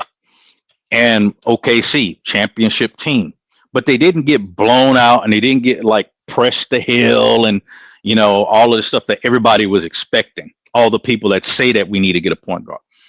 It didn't play out like that. The games didn't play out like that. So I'm just saying that right now, if I know that this setup is working this way, and then I got on the back burner, I'm in the oven, I got this cake baking in the oven, what's the point of me getting a point guard? I don't need to get a point guard because it's disruptive. And that goes into points that the other guys were saying, King and Smooth was saying, is that if we do start talking about, when it's time to be talking about trades and all that next year or December, whatever it is, anybody that you can, other than some older person, that really doesn't move the needle in my eyes, anybody that's going to be more high powered, right? That you can bring over here is not going to be effective anyway. All right, let me get King in here because I know he on the clock. Let me get King in here. Go ahead, King. Yeah, so I got a couple things that I'm gonna disagree with Archon on. Me too, but go ahead. Number one, Josh Okogie. Oh shit. So so in my opinion, in watching Josh Okogie, he is in the starting lineup for defense. He does a lot of things that don't necessarily show up on the stat sheet, which is why looking at the box scores at the end of games don't really tell what he does, his impact, on the court and what he's providing. I agree. So that's one thing, and it's not about what scoring he provides. I mean, the Rockets is averaging around 125 points a game. It's clear that they don't need more scoring from their starters. I disagree. It's not about you getting more points from your starters. It's just about how they all fit on the court, and then it's about the rotations that MA puts together. So scoring don't seem to really be our issue at this point. So I don't think that that's a argument to take a Kogi out of the starting lineup. The other thing I disagree about is Armin as far as running the point, because Armin does get the ball and he attacks downhill. He runs pick and roll, attacks downhill, and when they collapse, he makes passes to open guys. Now they may not shoot the ball, they may not make a shot, but it gets the ball moving around. He's the only guy on this team that provides rim pressure from one of our guards or wings, really. KD don't provide rim pressure. Jabari don't provide rim pressure. Old Shep don't provide rim pressure. Kogi don't. Armin's the only one who does it. Now, because of his shooting inadequacies right now, teams get to play him different where they can go underneath the pick, stuff like that. You know what I'm saying? The big man can really sink, play that drop coverage and just try to keep him from getting to the rim or whatever. But again, it's a situation where I think we have to stick with it and let him get better. Like, let him get with the coaches and understand what defenses are doing when he's running pick and roll and how he can exploit the defense that they're doing. And so, you still see him attacking those closeout, attacking those big men and creating ball movement, or he's getting to the line, or he's hitting a little floater. He's getting all the way to the cup. So I don't think we need to like disqualify what Armin is doing. He's not playing it at all NBA, all star level point guard. He's not Chris Paul or nothing like that. But again, this is first year of fully being put in that position. And so I don't think that we should just try and disqualify like that. I think once we get everybody else added to the roster, and I'm talking about we get back Tari, we get DFS onto the team, see how those lineups work. Let him run that second unit, run the pick and roll with those guys. Let's see him learn how to run that at a high level as a point guard. I'm not moving Reed Shepard out of his position unless there's an injury to Armin. Yeah. So let me say this. Unless I'm forced to put him in the starting lineup, I'm not putting him in the starting lineup this year. Well, see, I don't disagree with what you're saying about rim pressure at all. But I guess this is where there's a misunderstanding. When I say point guard, I mean point guard. Because this is what we don't have. We don't have anybody controlling the pace. We don't have anybody, we don't have any other playmaker outside of Şengün. So that's what I'm saying. So the thing is that I'm fine with letting having Armin play point guard occasionally, right? But I don't ever see him developing into a point guard. At most, a point forward, small forward who can control the ball from time to time. But as far as relying on Armin to be able to set up the offense, to be able to space the floor in a certain way where the offense can even be set up a certain way, I don't see that happening. So yeah, but if he's the point guard, then it isn't really not his job to space the floor. That's for the guys around him to space the floor, to allow him the space to be able to operate and do what he does best. And so when you have and the good thing about where MA, when he have these lineups where he got LP, Armin, KD, Jabari, and then Reed Shepard, or it could be a DFS when he come back, or it could be a Tari when he come back. Those guys are adequate 3-point shooters, which then frees up the floor, gives more space for Armin to be able to operate, and then he can play make off of that. I believe that he does some playmaking. I believe that Reed off of that Shepard does some penetration and kick playmaking. out. Yeah. Mhm. Right. And so that's what I'm saying. So it's not a every play thing, but he does do it. It's just a matter of him finding his comfort zone of running it. Again, this is his first year of really being put in this position and asked to do the job that Fred was doing. Yeah, So see, and I don't no, hold on. See, like I said, I'm not shitting on Amin Thompson.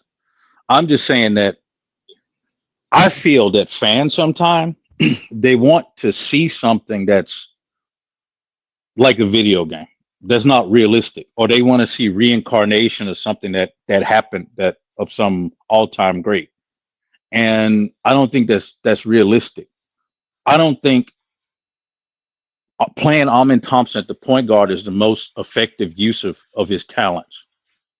hey, let me get in right here. This because I want to piggyback off what you're saying, Archon. First of all, I want to say this. I'm one of those players that I like to see reincarnation of shit that we've seen before. But where I do agree with you is this right here. I want to ask King, do you feel like long term Armin is our best possible option at point guard? I believe he could be. You I'm believe not. I can't. I and believe he could be. I don't. I'm not. I'm not saying that he's that right now. if Armin But and I, Reed both get to their full potential, is Armin a better option than Reed Shepard? if they both reach their full potential, Yeah. then yeah, Almon's a better option. I mean, he would be better than Reed Shepard. At the point guard or just as a basketball player? Yes, I'm saying at point guard. So you talking about if Armin Thompson reaches his full potential, that means that he improves as a shooter overall. His handles continue to improve. He's He's the six best foot seven. he's the best shooter that you think Armin can be. I mean, he's not gonna never be Reed Shepard at Nah, shooting. nah, nah, nah, nah, nah. I'm not saying that. But He's could not he gonna be? be Could he be as good? Could he be as good as Jason Kidd at his prime? I don't think I so. believe so. I Well, don't think I believe so. I believe he works hard enough at it. I believe he could.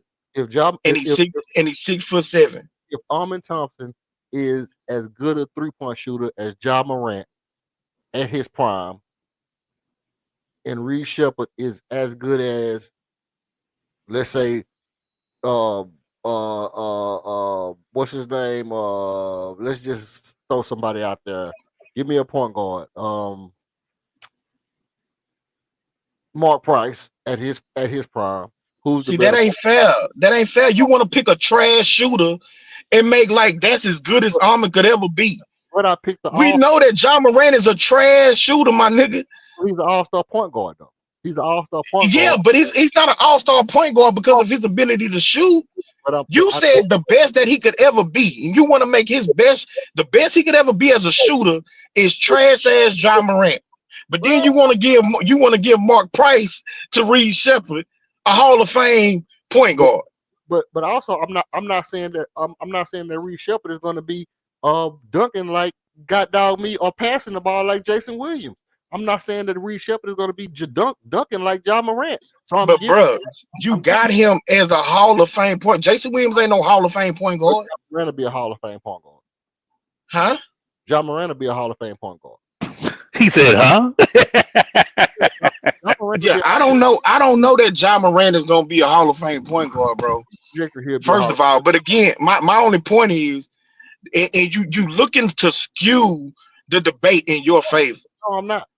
We all understand that John Morant is a trash shooter, But he's a great point and you say the best that Armin could ever be as a shooter is John Morant. at the way he's shooting 20% right now. And I'm saying that if in his career he gets to 33%, that'd be damn good. If he gets No, 30%, that'd I be think good. he works too hard. I think he works too hard as a player of trying to get his game right, of trying to improve his game for him to become John Morant at his peak, at the best that he could ever be is to be John Morant. I don't believe that. If Armin is Russell Westbrook and Reed See, Shepard again, another trash ass shooter. So what's wrong with Jason Kidd?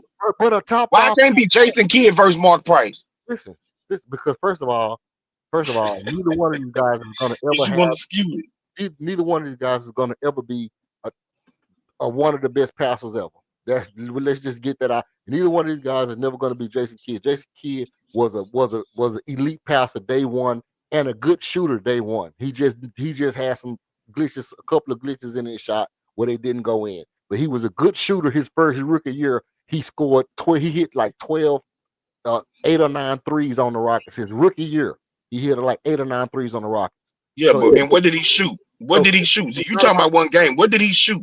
listen, in his rookie year, he hit like 8 or 9 threes on the Rockets his rookie year. So even though he wasn't a consistently Yeah, good, didn't we see Armin hit 5 threes in a game? he was not a he was not a great shooter his rookie year. But Amin Thompson would never be as good a shooter as Jason Kidd. Okay, and I disagree. Okay. Well, that's just ridiculous, bro. I disagree. We talking So I mean, just because you say it don't make it true. okay, I disagree. but just okay. Well, just entertain me. Just entertain me because I'm a ridiculous person that you can disagree with about anything.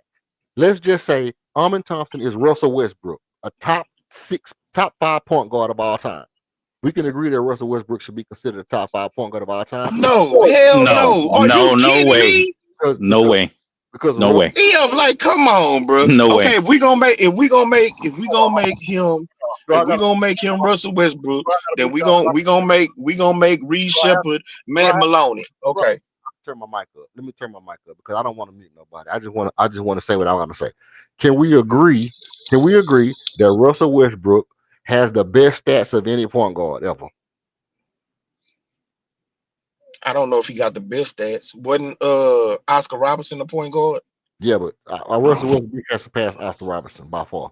He surpassed Oscar Robertson, and I think the only point guard that you could say statistically is better than Russell Westbrook is Magic Johnson and Steph Curry. Them the only two that's really statistically better than than Russell Westbrook is Magic and Steph. Now, if you Is want that due to, to longevity? I mean, it's due not to longevity, but I think overall ball play, overall Magic and Steph have some better stats than Russ. But I'm just saying, if Amin Thompson is at the end of his career, if he's considered a top 5 point guard, and Mark Price is nowhere near a top 5 point guard, but Reed Shepard is Mark Price, and Amin Thompson Man, is I'm not. Amin Thompson is Russell Westbrook. Even if Amin Thompson is Oscar Robertson and Reed Shepard is Mark Price, would you tell me that Amin Thompson Yes, is our Armin best? Thompson would be better He would be our if he's Oscar Robertson he's and our Reed Shepard is Mark Price. Then yes, he would be the better. Armin Thompson would be the better option at point guard. okay. So this is where I tell you that this is another ridiculous thing that you just said, and we have to agree to disagree. But that's our opinion. That's our opinion on what we think a point guard should do. And I can't argue with you if you feel that way, but I have to just let you know. I have to just let you know that if I can pick between Russell Westbrook, Oscar Robertson, or Mark Price at my point guard, and I know I got Alper Sengun, and I can have a Scottie Pippen at the 3. I'd rather put Armin at the 3 and put Mark Price at my point guard. That's just me. That's just me being me. And I'm the one who just said, hey, look, I do want, you know, to have a reincarnation of shit that I've seen before. And I do want to have my best players on the floor in the best positions possible. But at the same exact time, I'm not going to sit here and just let y'all get away with just saying, hey, ridiculous stuff. Now, with that being said, my disagree with Archon is this. I disagree on the basis that not that I don't think that Armin can be a good point guard, but I just have to disagree with the fact. First of all, let me say this: I do agree with you with this. You at the trade deadline, because this is what I'm asking everybody. If there is a better point guard at the trade deadline, do you pull the trigger? Now, what Archon said, if I remember right, is, hey, let's get down the line and revisit it. What King and Smooth was saying is, you got a cake in the oven, you want to hurry up and take it out. Now, all I wanted to do was bring this point out and say, hey, look, I can look at the cake and say, damn, this is gonna be a good damn cake when it gets done. I think this shit is gonna be done when it's supposed to be done. Guess what? At the way I'm looking at this cake right now, Reed Shepard is right now. If Ime Udoka is putting Reed Shepard out there in the positions we see him putting Reed Shepard in. It's looking like this cake gonna be done before this year is up. And if the cake is done before this year is up, where I agree that it's not right now. But the reason I keep asking the question about getting another point guard is because I want to see who's gonna say how many times, hey, look, it don't matter how good another point guard is. I don't want to get him. I just don't agree with that. I'm saying that if we get another point guard and he's better, then you get him. It's the same thing as saying if Reed Shepard becomes better than Armin, you get him. That's why I asked about the Jalen Brunson. That's why I asked about the Steph Curry. It's not that I'm saying these guys are going to come available, but I just want to see if anybody's going to be honest enough to say, hey, if Steph Curry was available, we would get him and start. Well, We would get him. well, We would get him and start him right now. Then once we get to that point, we can eliminate the fact about this imaginary continuity shit, and we can say, damn, that it's about putting the best player on the floor because Steph Curry needs to shoot. Steph Curry needs the ball. Steph Curry don't fit the system. Steph Curry not gonna come off the bench. Steph Curry's not gonna be, oh, I'm gonna come off the bench. So because it ain't enough balls to go around in the starting lineup, everybody got to score 20. All this ridiculous shit people saying is just annoying as hell to me because at the end of the day, if the guy is the best player, you put the guy on the floor, and guess what? Tonight, when Kevin Durant wasn't hitting shots and Alperen Sengun wasn't hitting shots, Reed Shepard would have been on the floor, so we never would have got down by fucking 20 fucking points in the first quarter. Go ahead, y'all take off. okay. So, Hold on, oh, go ahead. real quick, Yeah. Arthur. So why did Manu Ginobili always come off the bench? You gonna say that he wasn't one of the 5 best players in San Antonio? No, Manu Ginobili. First of all, Manu Ginobili, he had some defensive deficiencies at first when he Like first came. Reed Shepard. Go Yeah, ahead. okay. When he first came, he had defensive efficiencies, and they had consistent guys that had been there a little bit longer that they were politicking about. And so, yes, Manu Ginobili came off the bench because he fit that role, and they did not need him to start. They needed him to come off the bench. And it was also times that Manu Ginobili started. Yeah, when there was injuries, right? But for Okay. throughout the majority of his career, he was the 6th man for the San Antonio Spurs. But let me ask you a question. And there was never a time that there was 5 guys on that team that was better than Manu Ginobili. Let me ask you a question, though. Let me ask you a question. Did they have a legitimate shooting guard on that team? At first, maybe Ellis. And at second, did they have Danny Green? And Danny Green was better than Manu? Was he a legitimate shooting guard? Was he better than Manu? Because what you talking about is the best players are supposed to be on the floor. Well, listen, Danny He Green was never better than Manu, ever, in his career. Danny Green, first of all, Bruce Bowen was a legitimate defender and a legitimate. He wasn't better than Manu, though. He was a legitimate defender and a legitimate 3-point shooter. Danny Green was a legitimate defender and a legitimate. Bruce Bowen was not a legitimate 3-point shooter, bro. Yeah, he was good from that corner 3, bro. He was good from the corner, but he's a Kogi. But he was fuck that. Don't you never say Bruce Bowen was Josh Okogie, bro. He was. I'm talking about the premise of him. I'm not saying Okogie is as good a defender as Bowen, but what the same thing that Bruce Bowen did for them Spurs teams is what MA has Okogie doing for the Rockets. A defensive player, you put him on the best opposing offensive player, and he gonna shoot the wide open 3, and he'll hit it. And Josh Okogie would not. Well, Josh Okogie hit 2 of them tonight. At 2 out of 6, and that's nowhere near what Bruce Bowen would have done. Oh, but so that's okay for Armin to hit 33%, but for your 3-and-D guy who ain't a shooter or scorer, that ain't okay for him. No, it's not. It's not. Okay. It's not okay. Yeah. Like you should your own argument just got obliterated. It's not okay for Josh Okogie because like Archon said, at some point you have to look out there and be like, damn, I need a little more punch. When my he averaging 125 a game, EF. When my main we don't need no more scoring. When my main guys are getting, listen, you might not need more scoring, but you need a little more consistency from your starting lineup. When my main guys are getting double teamed and my main guys are having problems getting off shots, you cannot just say, hey, Jabari, bail me out. Hey, Armin, shoot this three, even though you're not a good shooter. When you got a point Wow, guard, hold up. Aren't those the dudes that's getting paid to do those things? So the role player that you bring in to play defense, who was initially just supposed to be coming off your bench, right, back of your bench player. Right. So now he plays well enough in training camp and preseason to earn a starting job, but somehow it's his job to bail the team out. Your argument just got It ain't obliterated. Jabari who's getting paid. It ain't K who's getting paid. It ain't ALP who's getting paid. It ain't Steven Adams who's getting paid. All these dudes getting paid 15, 17 or more $1 million a year. It's Josh Okogie who's probably making under 10 million. That's your third argument. That's your third argument you just killed in that one sentence. First part of your argument that you obliterated is Josh Okogie is not supposed to even be starting. So you brought him here to put him on the bench. But all of a sudden, he's the perfect fit for a starter. Well, so why you didn't say the rest of what I said? He played well enough in training camp and preseason to earn a starting spot. So regardless of why you brought him in here, he earned that spot according to Ime Udoka. Okay, so let me go down your arguments and show you where you're wrong at. This real time. This ain't right now. This real time shit. Josh Okogie came here to go on the bench, but now he's too good to go on the bench.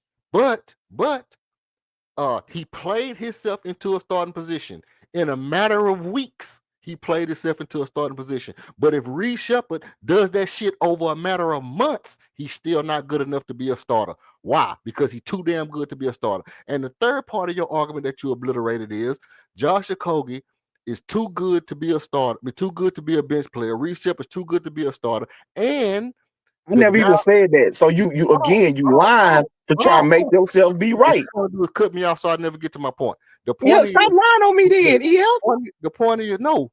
You just simply said that the guy who you paid to come off your bench cannot come off your bench because all of a sudden he's not good enough to come off your bench. And he played himself into a starting position in 3 weeks. So now he's too good to go back to the bench. But he's not good enough to stay on the bench because he's not good enough to bring a spark off the bench. All this shit, all this stuff that people are saying to make excuses for not awarding the man who you paid to be a number 2 overall draft pick. You paid him to be a shooter. You pay him to be a starting point guard at some point. If he plays himself into position to be a starting point guard, I'm still going to leave him on the bench because of what? Okay, so if you can find where I said Okogie was too good to go to the bench, I'll give you $200. If you can't find it, give it to me. Or admit that you adding words and lying on me, trying to make that I said something that I never said. Well, what I heard was you paid somebody. Okay, Armin Thompson and Jabari get paid to make threes. Is that what you said? No, I said they get the big butts to bail out the team. You said you shouldn't have to depend on Jabari to bail out the team or on Armin or on LP. They the ones who get paid for that. Okay, so my question is, if they get paid for that, right? Why did you bring Josh Okogie to the team? To play a role. What role? He's a role player to defend. And when you brought him to the team, what was the expectation for Josh Okogie? For him to play a role on this team, to play defense, to bring defensive intensity to this team, to add another defender. Off the bench. Okay, that was maybe the original thought. But then you get but then when the coach gets them in camp, when he sees them on the floor, DFS is injured. He's not going to be available. He outplays Tari. He outplays Reed Shepherd. Like, he earned that spot. Now, he started out the season with double bigs. Maybe it was due to matchups, whatever it is. But when he decided that he wasn't going to run double bigs, the best player who had showed the most to the coach was Okogie. Okay, so now if Reed Shepherd outplays Okogie, you don't start him for why? And outplays him how? If Is he gonna be outplays, better? Is he gonna be better defense? And so is it just his offense, his shooting, that means he outplayed Okogie? well, I mean, you know, some guys all they got to do is be good Yes or offensively. no, man? Yes or Some no? guys, some guys only got to be good offensively to be the Yes second or best no, player. EF? Some guys only got to. Does Some outplaying guys, him equal offense? some But guys. before, Only, let me interject this real hold quick. on, let me say this. Let me say this. Some guys only got to be good offensively to be the second best player in Rockets history. Go ahead. But Go ahead. this is what I think you're missing, is that because you're thinking about yourself, right? And you're not thinking the way Adoka think, right? I'm telling you, if Adoka really had his way, he would have a squad of these guys that can't shoot, no offense, and they just pure intensive. What do you call it? Uh, uh, uh, Defensive intensity type cats. Okay, Yeah, I don't believe so that, but I'm gonna say that. So I think that Okogie personally didn't have to work too hard to get into the position that he's in. I'm not saying he didn't earn it, but I don't think he had to do too much to get there. And the reason why I say that is because Adoka's philosophy, I believe, is that he has to have at a bare minimum one defensively intensive dog on the court at all times. I He agree. does not care what that person scores. All so he let me cares ask you. about Let me is ask you. how much that person denies the other team buckets. That's Let all me he ask you a cares question. about. Let me ask you a question, Arcon. Hmm. So if you feel that Okogie really didn't have to do much to earn that spot, and all he care about is a dog and defensive intensity, damn the scoring. How much did Tari not do to be able to beat out a dude who didn't have to do a lot to get that position? Because Well, Tari is considered a dog. So he's He's the asking. considered difference, he but the considered to bring defensive intensity. So if Okogie didn't have to do much, then how much did Tari do in training camp and in preseason I'm gonna to say like this: lose that job? the difference between Okogie and Tari is stability. Mm. Tari is a guy that and that's just a double-edged sword. He's gonna cause chaos on the court, Chaos engine. That's right. both ways, right? So Tari at the moment is still He said both pretty ways. is yeah, and he's pretty raw in a lot of ways, right? So outside of that raw aspect of Tari is the injury aspect, right? So who's to say that anybody was 100% about Tari's condition coming into the season, to tell the truth, right?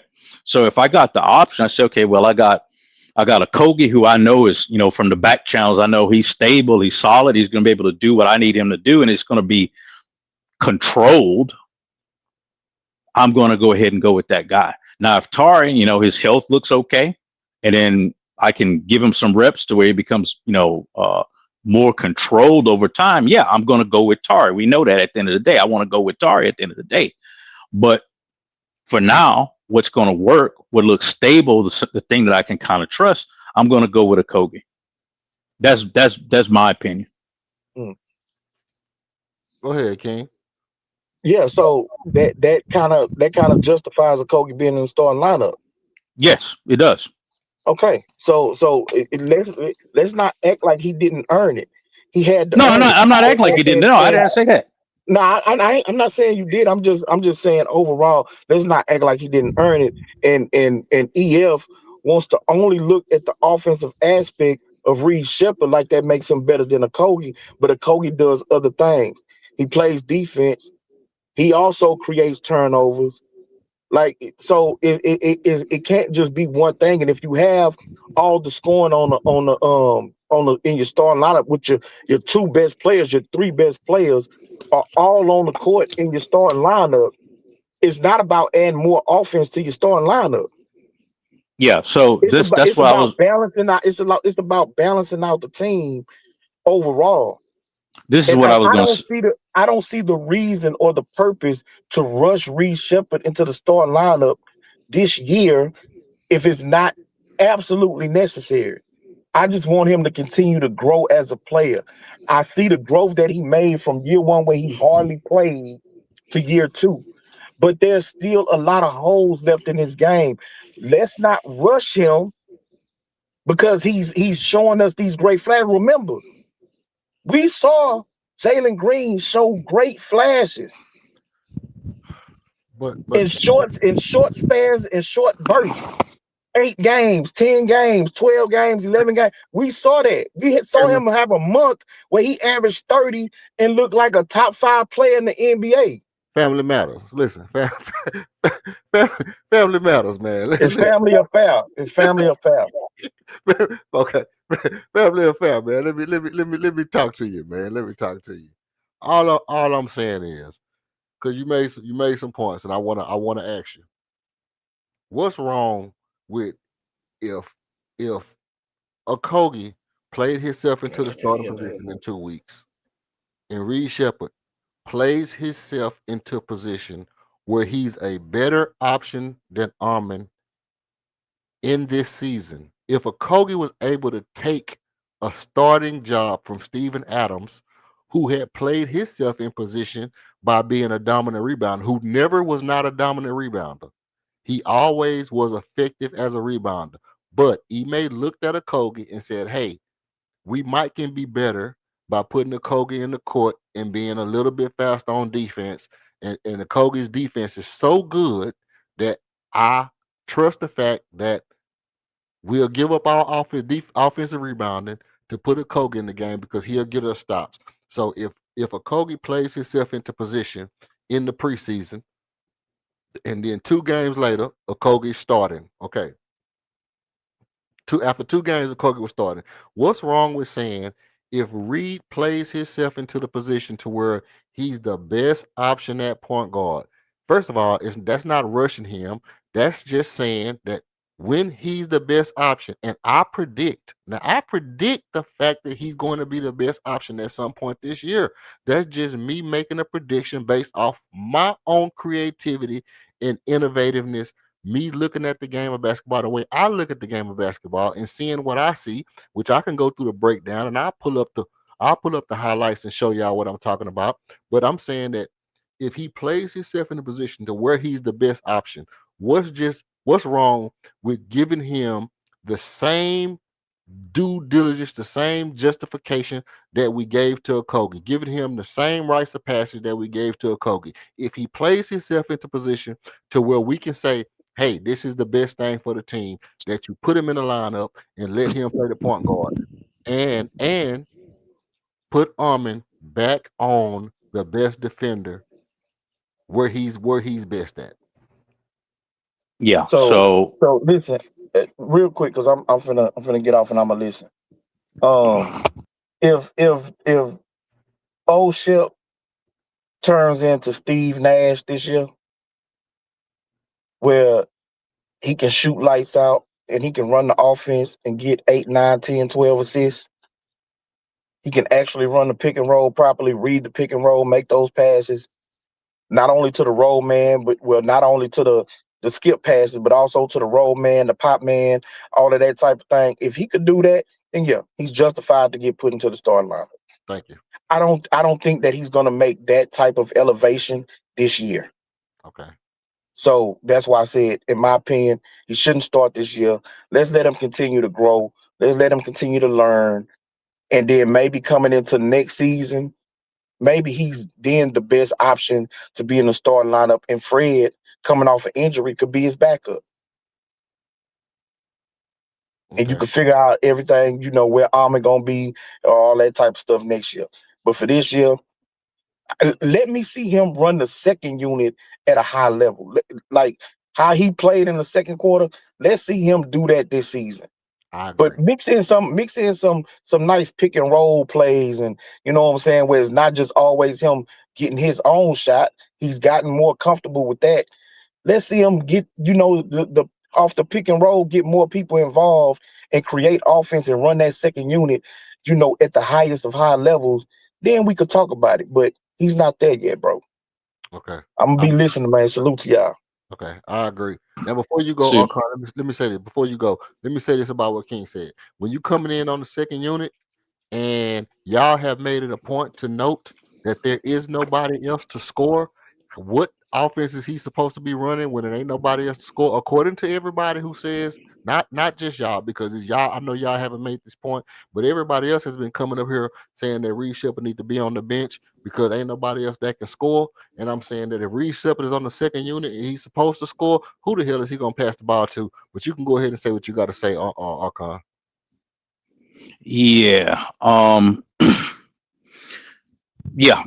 So, given that, uh, like I said, I mean, at the end of the day, not to needlessly argue. At the end of the day, my point was that main point is let's see where we're at a little bit later down the road this season, right? As far as the starting thing, okay.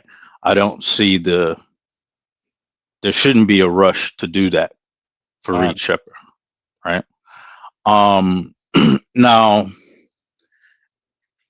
if even at that time, like I said, I can't say I know what Adoka is thinking, but I know what I think sometimes, and I know what I'm thinking. And it's situationally, it's not generic because every team's different, right.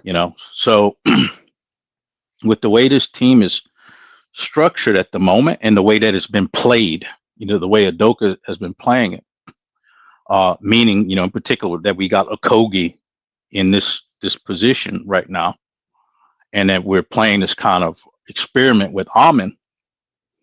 Let's say we get to that point where, like I said, the half of the season, a lot of things could change. That's why I say I'm not too big on quoting about the best offense per se, because I watched the game tonight, right? Mm-hmm. And so I know when there's a deficiency in offense, Right. just flat out. The statistics is one thing, right? And I definitely follow statistics, but there's another thing when you understand the whole picture, right? And holistically looking, like I said, there's the offense is very problematic, right? I agree. So so this is why I was talking about a punch, down the road. Like right now, yeah, sure, I agree with King. Maybe we don't need any more scoring right now, but what is needed is control. That's what's been lacking on this team for years. So what we need is control, and that control is what's going to provide you reliable, sustained scoring. Because 12-point first quarter, unacceptable, just absolutely unacceptable. Facts. The lull, like Denver went on, I think it was 2 runs. It was like in the second quarter, I believe it was, or I believe the second quarter, third quarter. You're talking about, yeah, again, it's like a 12-0 run. That's unacceptable. And Yeah. it was based on what? Turnovers, poor decision making, poor clock management, poor movement off ball, not getting into sets. That's what caused all of that, right? Mm-hmm. Mm-hmm. Buckmo mentioned that because we was on here So, talking. Buckmo said the same thing. He said we taking a long time to get into our sets. We was just slow getting into our shit. Some of that had to do with Steven Adams, but yeah, you're and 100%. Adams was lackluster, honestly. Yeah, he I was. mean, he had some key moments, but Adams didn't look right at all. He Yeah. looked slow. He looked out of place. He looked like early on, he looked like he wasn't even mentally there. Mm-hmm. So, he came along later, but at the end of the day, like I said, I wouldn't even say slow getting into sets. Like I said, there were several periods there where we didn't have a set. We didn't have any set. They weren't running any plays, right? So, when you start talking about dealing with these high caliber teams, and especially thinking about the playoffs or whatever, I'm even going to talk about the playoffs. I'll just talk about later on into the season as people get tired or injuries settle in or whatever. you need to have, really concrete offense that's not just predicated on talent, right? So I think right now, just being honest, not to sound negative, but a lot of our success as far as that number is concerned, meaning how many points we're putting up per night, a lot of that's predicated on individual talent and not so much on offensive scheme. We can't discredit the difference between Jalen and Kevin Durant. You just can't, right? Because Kevin Durant on a bad night is putting up 20 points for the most part. Yeah. Right. Yeah. So that's that. And he's not shooting 30 shots. Right. So, so that's that. But at the end of the day, I digress. End of the day, I think that is it reasonable to say that we need to take it, look at Reed later? Yeah, sure. But in the coach's mind, he may be thinking, like I said, one, I need to have this type of defensive presence on the floor in my starting lineup to handle the majority of the opposing lineups. That's just a requirement. Okay. And Reed, despite whatever his scoring is, right, is not going to meet that criteria. Right. Right. So even if Reed Shepherd, like I said, goes on this tear where he's consistently, putting up, let's say 25 points a night, right? Let's just say that happens now. Is not 100% justified to say, okay, now I'm moving, a Kogi or whoever out of starting lineup to put Reed in. Get his ass because, out. Say again.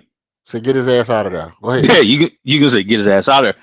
But for the coach, he may think like, well, I don't think that offense is really going to make up for what I lose on defense holistically, right?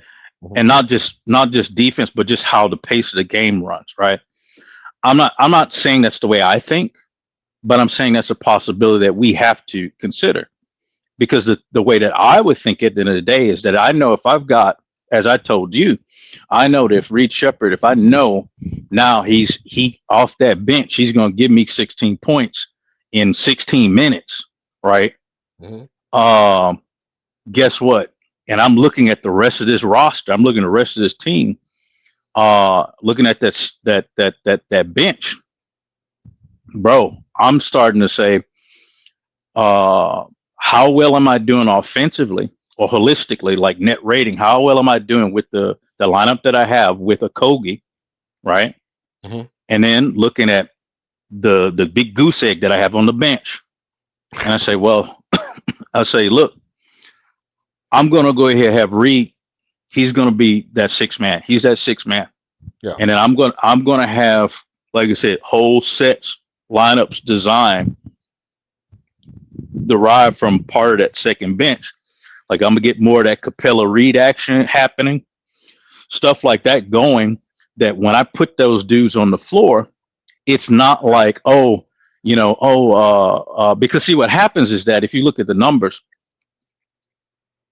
when LP goes off the floor, let's say from last year, when LP goes off the floor, what happens to the offense? What happens to the whole net rating goes down? Not just the offense, the whole net rating goes down. Right. So I need some kind of way to get rid of that deficiency. So if I got a guy like Reed, if he develops to that level and he's producing the way he's producing now off the bench, and then I can get, him a running mate, just to answer your question about who am I passing to, who's freeing him up so they're not just targeting him. Like I said, that's something you have to look at the roster. You got to think about it. You have to modify how you run that second unit offensive wise. Set that up, boom. Now, when my primary scorers off on the bench, be it Kevin Durant, be it LP, and I got Reed coming out as that sixth man, and I got, I don't know, Tar is not there, but I got Reed, I got a little bit of Jabari still going on there, I got a little bit of Capella, and you plug in the rest of the numbers. and I've got something that I can run for a short period of time while these guys are resting, that's not going to tank, net rating wise. Right. That may be a better option than just saying, oh, this guy's better than Okogie, so I need to put him in the starting lineup over Okogie. I need to throw all my chips in the starting lineup at once. I'd rather spread my weapons out over time as opposed to one predictable time. Yeah, I mean, I get you on that. I get you on that. But and this is what I'm saying though, Archon. See, the problem I was having is this. Not that I don't understand all that. The problem that I'm having is it's simple. It's simple. Is that when I say, hey, look, what I see is this guy is going to be so damn good if he keeps going the way he's going. He's going to be so good that two things happen. And see, I listen.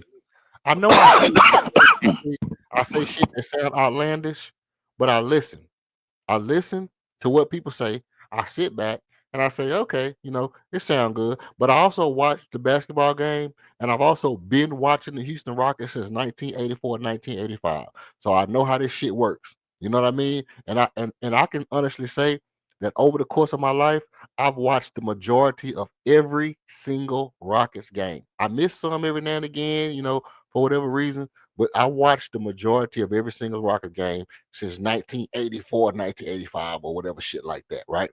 And this is what I'm saying. When Amin was running the point guard early in the season, I was hearing this, and not really a statement, but a question, and I'll shout out to Greenleaf Exclusive because he asked this question. And the question was, is the extra ball handling duties and having to run the point guard affecting Amin's defense? I said, I don't think Amin is going to accept that as an answer. That was my exact statement. Anybody that was listening know that that's what I said. I said, no, Amin got that Kobe mentality. I don't think if you told Amin himself, hey, because you handling the ball, your defense is slipping, and we give you a pass because you handling the ball, I think Amin would take offense to that because that's not the kind of player he is. But with that being said, I watched the game and I said, hey, it's not because he's handling the ball, it's because of the position he's playing. Because he's at the point guard position, and if y'all was listening, y'all heard me say it. He's not in the wing position. He's not at the small forward position where he's playing more of a rover or a safety. He's on the ball. He's nose tackle lined up with the running back, and that's stopping him from getting interceptions. That's stopping him from being able to block shots at the rim. It's affecting his defensive playmaking abilities because he's not on the number one ball handler a lot of times. They got a Kogi on the ball handler a lot of times because Amin is running the point guard. So now they got a Kogi holding your best defender because you're trying to relieve Amin from having to carry that heavy burden, and it's affecting his defense. That's what I said. It's not just about the fact that he's playing point guard. It's a chain reaction because he's playing point guard and he's taking on extra offensive responsibilities. He hasn't made a substantial jump offensively as far as scoring ability. He's still around the same amount of points he was scoring last year. But what's happening is because he has ball handling duties, they've assigned somebody else to the defensive assignment, right? So now you have a Kogi playing the primary defender, and Amin is playing the secondary defender, and it's affecting Amin's defense as far as his ability to make big plays. Tonight, what we saw when Reed was on the floor and Amin was taking the number one defender, the whole complexity of defense changes. So one thing that I noticed tonight was if Reed Shepard is playing point guard and Amin doesn't have to have those ball handling responsibilities, Amin can go back to playing Amin-like defense. And it makes us a better team defensively when Amin can do Amin type shit on defense and not have to worry about oh, he's gonna have responsibilities to handle the ball so much that we need a Kogi to come in. So what I'm saying is the Kogi effect becomes null and void if you got Reed Shepard on the floor, because the Kogi effect is Amin Thompson being able to be one of the best defenders in the effing league. I agree with that. I agree with that too, for the most part. The only deficiency on that, because see, that's what I'm arguing for. That's what I argue for the whole time. That's why I said I don't want Armin to be the point guard. Period. Okay. Well, yeah. So the like I said, he's a small forward to me. He's not a guard at all to me. So the point is that because he's definitely not a damn shooting guard because he can't shoot. Right. So I agree with that. But let me say this too. Go ahead. Why you on that? Let me say this.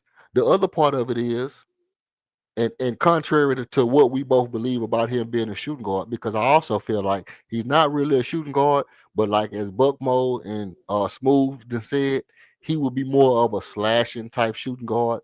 One of the old fashioned types. He don't necessarily have to shoot because he can slash, he can cut, he can dive, he can get to the back cut. Okay, we know he can score you 20 points or 25 points on some of that other stuff because of how athletic he is. But this is the point I wanted to make. The point I want to make is all the same people that's saying Reed Shepard don't need to start because Armin needs, Armin is the point guard like King, or Reed Shepard need to come off the bench because Kogi plays better defense. What about the fact that when last season was going in the beginning of this season, and when we drafted Reed Shepard, everybody was saying this is the perfect backcourt to pair together.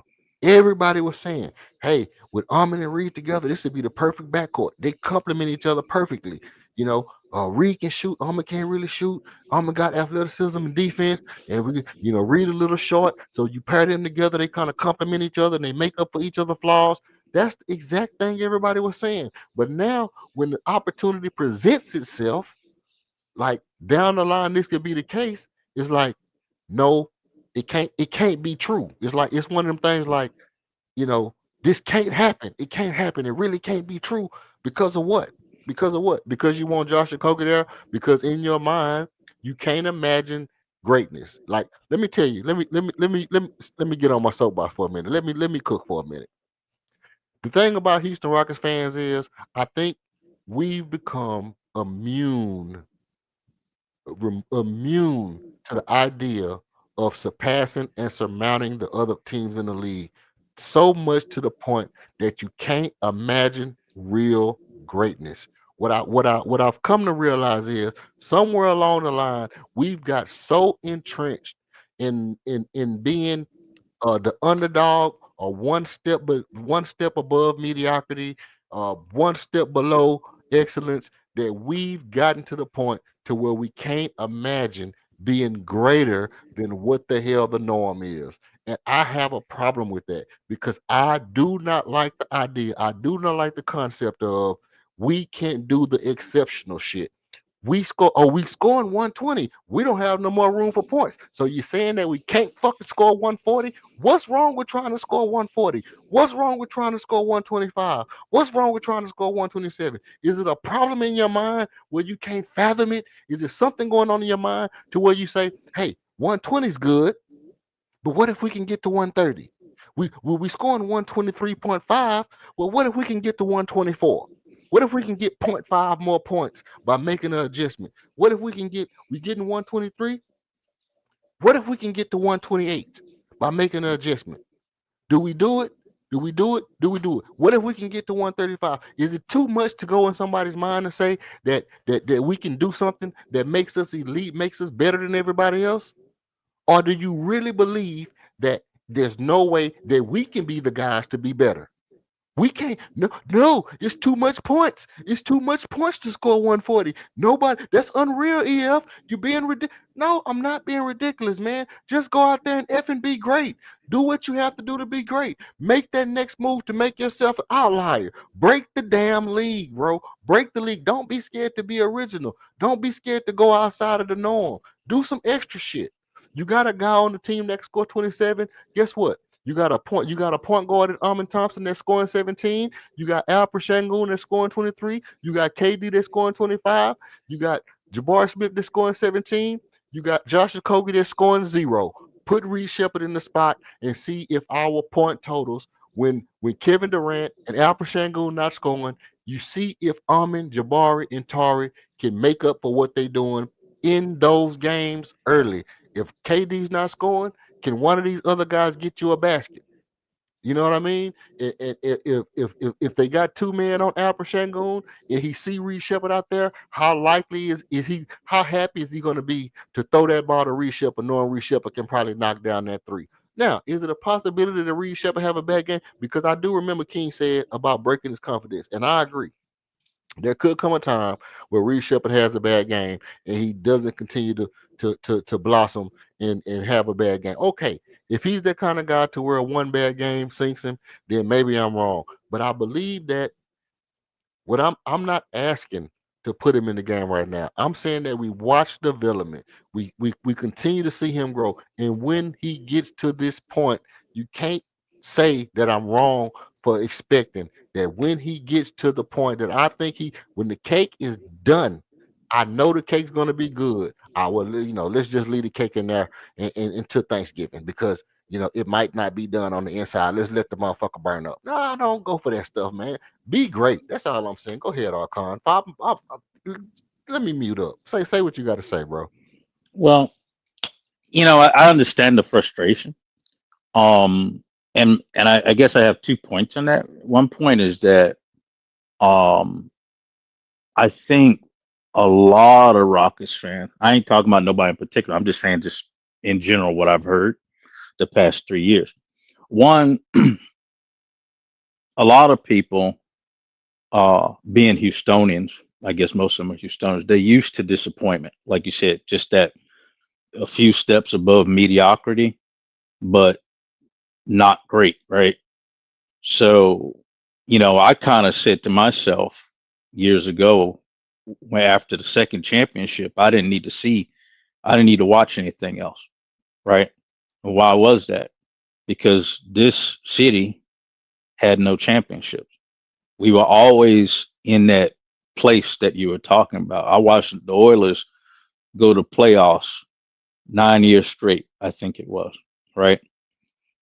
So it always ended in utter disappointment. And then it ended in tears, at the end of the day, right? Be it the Astros with the Mets and all of those things. So when the Rockets finally won, which that team was a type of team I'm not talking about the second championship, I'm talking about the first one. That was a breaking the mold type team. They weren't following any trend or anything like that. When they finally won, I was like, "Oh shit! I can die happy now. It's done, right?" And then they two-peat, fine, great. After that, I didn't really have to see anything else. And for the most part, like I said, I didn't watch it. I think it was about like 98 or something, like 97. I damn sure didn't watch it anymore.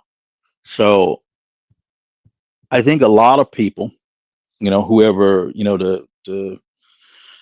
the fans that kind of watch NBA from, the 2000s and onward and the Harden era and all that, they got used to not being superior, right? Not seeing, like a superior product.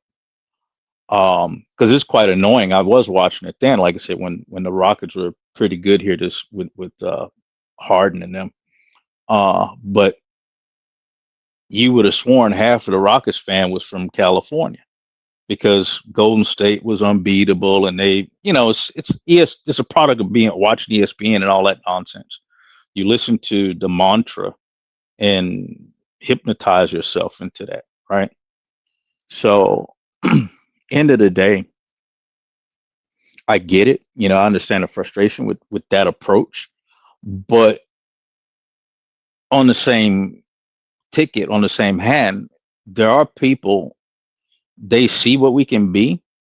I don't think that they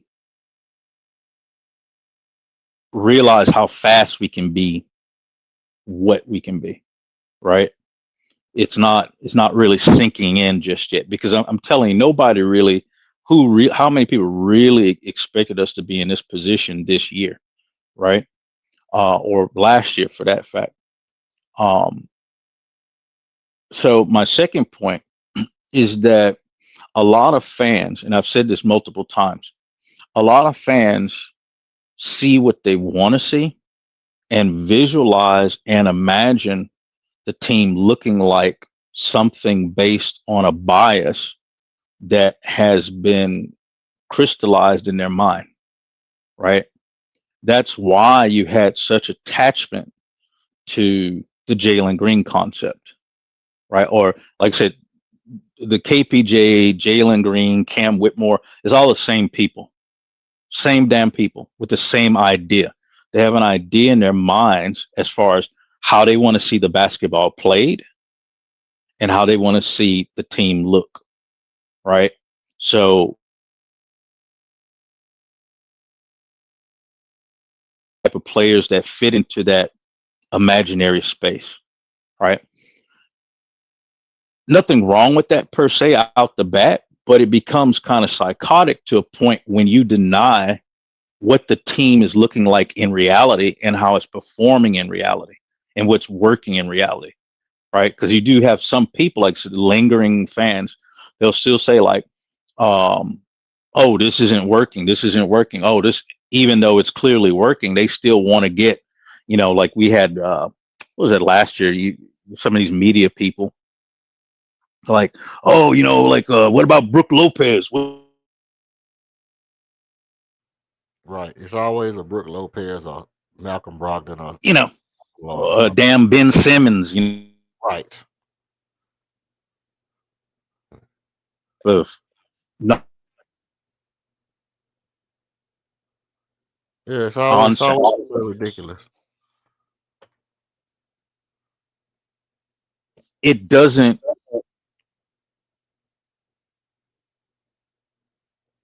And what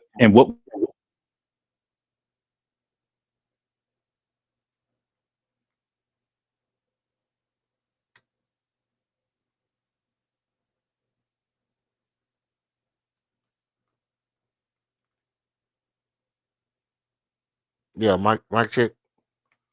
Mike check. I don't know. I don't know if Archon went out or not. Oh.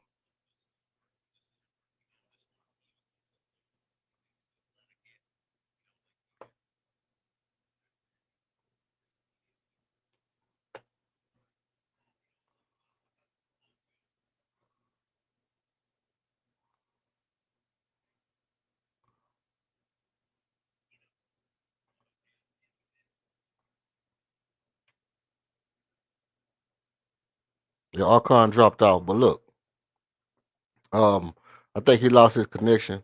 But I understand exactly what he's saying. I understand exactly what he's saying. It's the fact of the matter that even when we do start looking at it's what I said last stream. When we start looking at players like we missing a piece. We missing a piece, and we all say the same thing. We need to develop from within. We need to develop. We need to develop from within. We got all the pieces. We just need these guys to develop. What I'm saying is, when the guy develops, when the guys develop, do we just leave them on the court? Now, let me get into some of this right here. We heard King say Reed Shepard about running the pick and roll. Well, y'all been on this stream. Y'all, salute to everybody who been on the stream. Hit the like, hit the subscribe. I'm gonna get into a couple of these little quick breakdowns. This is what I'm talking about the pick and roll. Now, the way I was taught to run the pick and roll, obviously, Steven Adams got his feet spread. He likes to create a lot of space with his pick. I was kind of taught a little differently because I was taught you want to rub shoulders with your man, but Steven Adams ain't really leaving no space for you to rub shoulders. But Reed Shepard understands what he's doing. Look at Reed Shepard's foot. Look at Reed Shepard's foot. His placement on that foot is I can almost step on your foot and break my damn ankle. He's leaving no space between Steven Adams' base and his turn on this pick. When he comes off of this pick, he's going to do exactly what I said. When the man decides one man's going to play off, this man is going to chase you over the pick. He's not going to go under this pick and cut you off. Well, first of all, if he went Even if he went on the other side, he would have to go all the way around this wide base that Steven Adams has made by spreading his feet like that, which is a little trick that Steven Adams used when he sets this pick. He makes his base super wide. He don't really, broaden his shoulders and spread his upper half. He plant his feet and make you have to try to go around that foot base, which is a Steven Adams special. And he's making so much space right here with his feet that when Reed Shepard steps around his foot, Reed Shepard is going to do exactly what I would have did is when I brushed his shoulder. That right there. You come off, this man ain't playing up. Valanciunas is playing too far back. Jamal Murray is trying to chase you over the top. And as soon as you come around that pick, you let it rip. Perfect pick and roll. Perfect pick and roll. Ain't no damn the roller. I'm gonna take this shot because I'm Reed Shepard and I know what I'm doing. Okay, boom. Now, let's get back to the next play. Let's get back to the next play. Oh, Reed Shepard just made a little pass. He got up on the goal. He passed the ball. I didn't really like that. But okay, Alper Sengun makes a little basket, little bunny shot. Okay. This is just Reed Shepard just contest a little shot right there. Could have been a foul, wasn't. He pushed the ball up the court. He's in the point guard position. Somebody said he wasn't running the point guard. But look what he's doing. Down the middle of the court like a point guard, moving fast. He got his hair moving. Okay. Behind the back dribble. Goes over to the left game. Didn't pick up the ball. Didn't turn his back. Gets in the middle of the court. Probably was a turnover right there while we didn't see it, but it was a good run down the court. He showed that he can play. Look, make the man turn his back because he was aware that he had help on the other side. This is just Reed Shepard doing Reed Shepard type things right here. Another great defensive play right here. Let's look at it again. He pushed him to the baseline. Moving his puppies, sitting in the chair. Look, you want to go to that pick? Nope. Me and LP got you sealed. He already know Jamal Murray got to come back. I'm already back on the other side. So now LP got you covered. LP gonna cover that roller, but Reed Shepard is gonna make your dribble very difficult. Look, make your dribble very difficult because now where you was trying to go with the ball, my instincts is not gonna let you get the ball to that other hand where you can do shit with it, and you make a fight a mistake. Alper Sengun gets on the floor for the ball. Your superstar center gets the ball out with a great over the head pass and put that on your head. Okay, boom. That's Reed Shepard creating on the offense and the defense. Look, and the team is hyped up. That's a guy that you trust. Okay, running the point guard, pick and roll again. Oh, look, what's this? Slow down, change the pace. Pat, slows down, sets his hip, squares his body up to make the defense relax. Look, free throw line jumper. Where have you heard that before? Get to the free throw line and make your jumper. Have you heard that before anywhere? I believe you have. Look who's still on the court. Boom. They worried about Reed Shepard. Kevin Durant got 2 men on him. He can rise up because now you have to worry about somebody else. Okay, look. I'm hella wide. I'm all the way damn near out of bounds running. Amin Thompson, look over there. He sees Reed Shepard running. He knows Jabari's trailing. This is textbook Reed Shepard. I got these guys so wide that they have to worry about me. And look, now Jabari gets the ball in the open. Jabari is excited to pass me this ball because he knows cash out.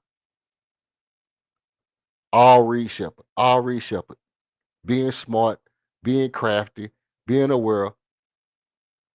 That was a gamble. He almost got the steal. He didn't. He knows it. I almost got that steal. Go for it again. Switch back, get back to my man. Good contest. He just made a difficult shot. That's Reed Shepard being all over the court, man. I'm gonna get wide. I'm gonna draw everybody in, create a little space for LP. Bang, cash out. Listen, we can do this all night. Let's go back to this. Movement without the ball. Let's go back to this movement without the ball right here. Let's look at this play again. Alper Sengun running the ball up.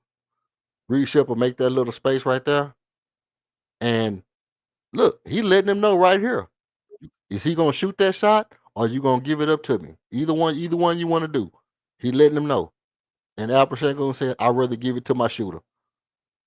Fire your regular pistol, and Reed Shepard knocks down the shot. This is just Reed Shepard being a great damn basketball player and doing what he's supposed to do. Oh, this Archon back in the building. Okay. All right, Archon, you dropped out on me. Yeah. Sorry about that. Yeah. Did you want to finish making your point, or you want to finish going through these highlights? No, go ahead. Go through the highlights then. Okay. I can come back to that later. Okay. That's cash out Reed Shepard. Off movement without the ball. Movement without the ball. Creating space for Alfred Sengun. And he created that space for LP with the screen. But LP gave it up to him, awarded him. Okay, that's not Reed Shepard, man. That's LP a little bit low. Okay, cool. No biggie deal. That's Nikola Joker. Boom. Hit LP in the face. Nobody called nothing. You know, Reed Shepard right there trying to stop the ball. Can't really stop him without fouling. He could have tried to take a charge. I would have suggested he try to take the charge right there, but good no foul. All right. Again. Look at Reed Shepard. Look where he's at. He knows, he sees that's Almond over there in the corner. He sees Almond in the corner. And Reed Shepard is all the way out here by the daggone outlet line. Just spacing. Pass right there. Could have went to Almond. He closed it off. LP gets it to him. This is teamwork, bro. This is teamwork. And Reed Shepard is doing his part. Switch right there. Reed Shepard covers the switch. Why they make the switch? He tags the man. Jokic make a good shot. Okay, that's not Reed Shepard making a bad play. Jokic make another shot. Okay, Jokic make a shot. Reed Shepard still on the floor. They got a lead. Reed Shepard still on the floor. Look at the space. Look at the space. This man cannot cheat over on Kevin Durant. He cannot cheat. He cannot leave Reed Shepard open at this point. This is what I'm saying about the difference between a Reed Shepard and Josh Okogie. When Reed Shepard is on the floor, look at Jamal Murray trying to figure out a way to be here in case this man dies, in case Jabari dives to the basket, but still stay on his man, Amin Thompson, that's all the way in the corner. Kevin Durant, he knows, look, I really got a 1-on-2, but as soon as two of them try to hold me, I gotta dump off. Okay, here go the pick. Oh, two of them jumped on me, I gotta dump off. And Alfred Sengun could have got the ball to Amin, but the Turkish Terminator, Shanguini, throws that down on you every time. Every single time you try to do that, he can throw that down on you. Now, Jokic win at LP. It was a battle of the big man. Jokic got busy. Movement without the ball. Look at Reed Shepard. If Alpin knew that he was going to be that wide open, Alpin would have already hit him. Alpin would have already hit him if he knew he was going to be that wide open. But go right there. That's a foul. They didn't call it. Okay, cool. But Reed Shepard was open, moving without the ball. Again, doing almost every single thing right, bro. Still over here. Watch this. Oh no, this is the Almond play. Doing almost every single thing right on every single play. Okay, chasing the man baseline.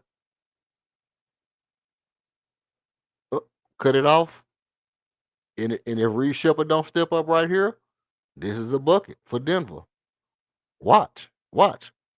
He's not Josh Okogie, but look at this. Jump over here in the middle. Cut this play off. If Reed Shepard don't jump over here, this is a bucket. If Reed Shepard don't jump right there, that's a bucket. Why? Because if he don't get it right here, he gonna get it to Michael Porter Jr. or whoever this is down here at number 21, whatever this dude name is. Number 2 right there, Cam Johnson. He gonna get it to Cam Johnson if Reed Shepard don't step over. Reed Shepard step over, make him swing that ball out. Yeah, it's a 3, but that's not Reed Shepard, man. Okay, cool. Then up on Murray. Okay. Now that's just, what can you do with Jokic? Okay, cool. Boom. Running the point guard. Get the ball up court. That's not on him. That's what it is. Okay, Reed Shepard chasing this man. Jokic on LP on Jokic. LP looking like Anthony Davis. Like, damn, what can you do when this dude chunking that shit up like that? But again, all he do is stand in the corner. How did he get to the corner? Let's look at the play as it developed a little bit. Let's go back a little bit because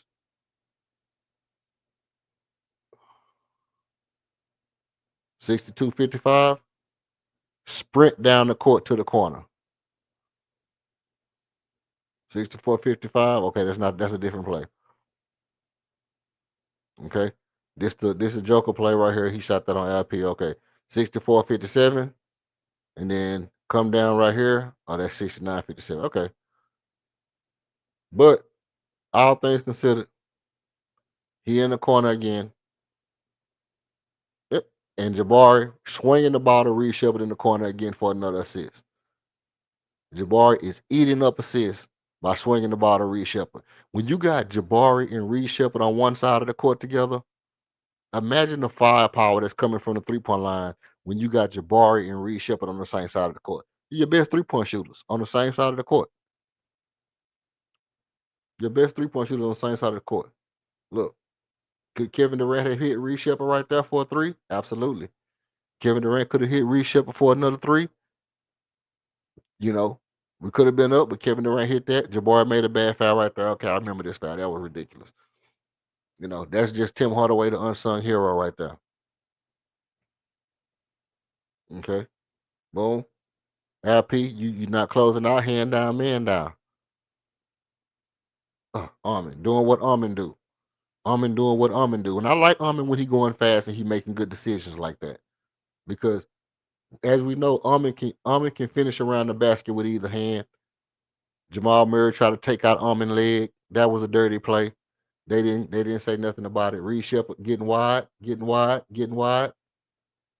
Make them space. Jabari knocked down a big three. That was a big three. Big shot, Barry,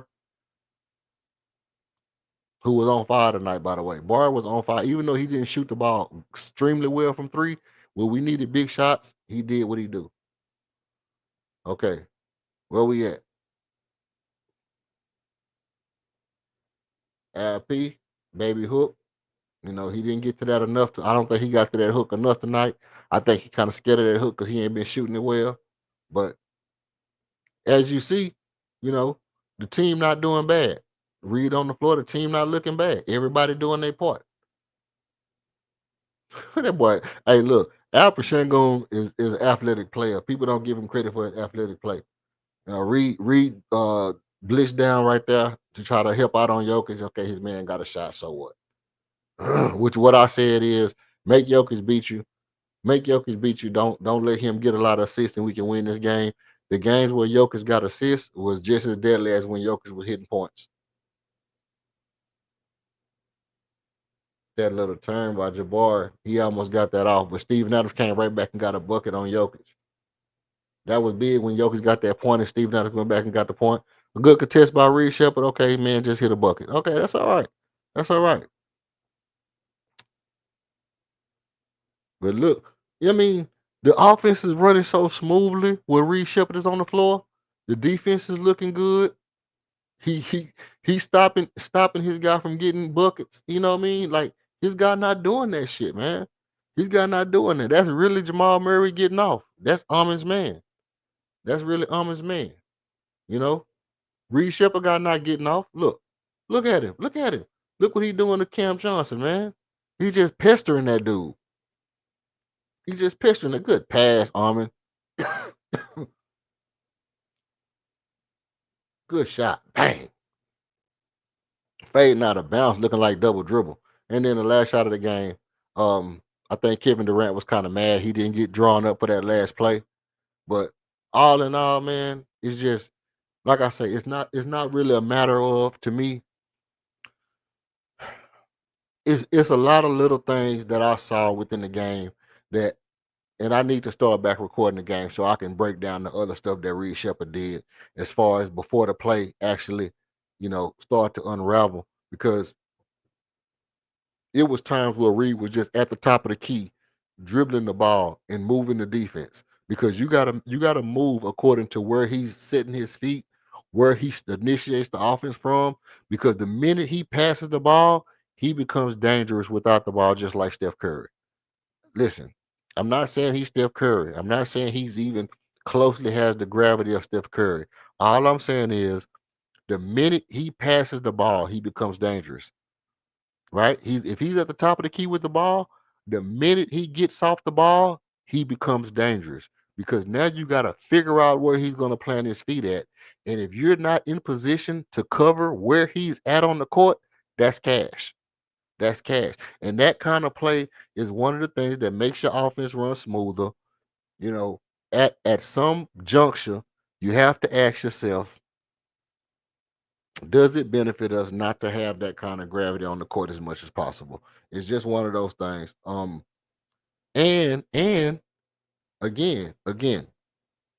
I'm not really advocating for Armin to go to the bench. That would be ridiculous for me to go back on that to say that. And I was just simply trying to make a point when I was saying, why don't you put Armin on the bench? Why you don't put KD on the bench? Because I'm trying to get guys to admit you don't put guys that good on the bench. And all I'm saying is, if Reed Shepard is really going to be that good, and I'm telling you what I've seen with my own two eyes, it's times where Reed Shepard has the ball that when he's dribbling the ball from side to side at the top of the key, the whole defense has to move before he passed the ball. Because when he passes the ball, they have to be set to locate him immediately. Because if you don't locate him immediately and he passed the ball to Apple Shangoon and you don't locate Reed Shepard at 32 feet, and he gets the ball at 32 feet, that's cash. And that kind of gravity is significantly different than a Josh Okogie being in the corner and playing defense. And at the end of the day, like I said, if Armin Thompson is your best defender, why not put him on the best guy? Why? Because we can't put him on the best guy because he has ball handling duties. Well, why don't you not give him those ball handling duties and get those ball handling duties to somebody else? Well, because Albert Shangoon is our best ball handler. We need Albert Shangoon. Okay, well, why do you need Albert Shangoon to do it? Because you don't have nobody else to do it? Well, what if you have somebody else to do it? What if you have somebody else that can be the ball handler? What if you have somebody else that can have point guard type gravity? What if you have somebody else that can have point guard type IQ? What if you have somebody else that's a film room warrior, a studier, a smart person with a high IQ? You leave him on the bench because of what? What? Like, what's the real reason? I mean, at some point, I just feel like it's not really having, the foresight to say, you know, we can do something exceptional if this goes well. And I'm not saying that it's a guarantee that it's gonna go well. And I could very well be wrong. You know what? I could very well be wrong. Reed Shepard could go in the slump for 2 months and not do shit else. This could be the best game he has all year, right? That's a possibility. And if that's the case, then what I'm saying has absolutely no relevance because I'm not saying it's a guarantee that he's going to be better than Armin or he's going to be the best player on the team. I'm not saying, oh, put him in the game right now because he's better than everybody else because he scored 27 points. That's not what I'm saying at all. I'm just saying that there's so many benefits to saying, hey, you got Reed and Jabari on the court, and you got KD on the court, and you got Armin to compensate for any defensive lapse that anybody. So you got Jabari who plays great defense, you got Armin who plays great defense, you got KD who plays good defense, you got Al Pachenko who plays good defense, you got Reed who plays good defense, not a Kogi. He's not a Kogi on defense, but he plays decent defense. As we just saw, him and Al Pachenko lock down Jamal Murray, who, by the way, was end up being the guy who killed us down the stretch. And mind you, when they went to that Amin Thompson play, the one where they was like, what Ime told them, hey, run the play or whatever he told him. I forgot the exact call, what he called it, but he told KD to run the play. Him and Alper Shangoon set up the play. Boom. Alper act like he finna come set the screen, get a ball to KD. He slipped. KD hit Alper with the pass. Alper Shangoon turned left, threw the ball where Armin was supposed to be, and Jamal Murray was standing right there, intercepted the pass. Guess what? If Reed Shepard is on the court, right there, that play probably goes a different way. Now, why was he not on the court? Maybe he was getting a rest. Maybe he may know something that I don't know. It's a reason why Reed Shepard wasn't on the court. Maybe it was something going on. He was saving him, or whatever the case may be. You know, he wanted to go bigger. He wanted to have different kind of defense on the court. Whatever the case is, I'm not speaking on that. But all I'm saying is, in certain situations, I look at the game and I say, hey, now, do I think that warranted the whole entire stream tonight? I absolutely do. Absolutely do. And I'm gonna pound the table until we get this through our heads that you can't, you know, can't have it both ways. I've heard somebody say that before. You can't have it both ways. Well, I don't think the Rockets fans can have it both ways where you can say, we need a point guard, we need a point guard, let's go get Derek White. But if Reed Shepard is good enough to be a point guard, all of a sudden, leave him on the bench. Well, what was you going to do with Derek White? Put him on the bench? What was you going to do with Malcolm Brogdon? Leave him on the bench? What was you going to do with Drew Holiday? Leave him on the bench? So if we get Drew Holiday at the trade deadline, you're not going to start him? Well, that's different. Why? Why is it different? Why is getting Drew Holiday at the trade deadline different than if Reed Shepard is good enough to be a starting point guard at the trade deadline? Mm-hmm. So it's just that kind of mind frame that it throws me off because I hear people saying too much different shit. That when I say, hey, if he's better, if he's a better option, I see him becoming a starting point guard, and then everybody like, no, it could never happen. It could never happen, man. You crazy, you retarded, you crazy, you retarded. And I'm like, okay, I might be, but I've also heard y'all say go get Drew Holiday. I've also heard y'all say go get Derek White. I heard y'all say get Malcolm Brogdon. I seen somebody like you said. Do we need Ben Simmons? Anything, anything. And then when I say, like I said about LaMelo Ball, go get, if we get LaMelo Ball, and it's like, oh, okay, but LaMelo Ball, we would have to give up pieces to the team. Okay, I get that. I get we would have to give up pieces to the team. I get LaMelo Ball's not a good defender. I get, maybe he don't fit what we're building. I get all that. Okay, that's all cool. Now, I also get this. Develop from internal, salary cap. Okay, cool. I get all that.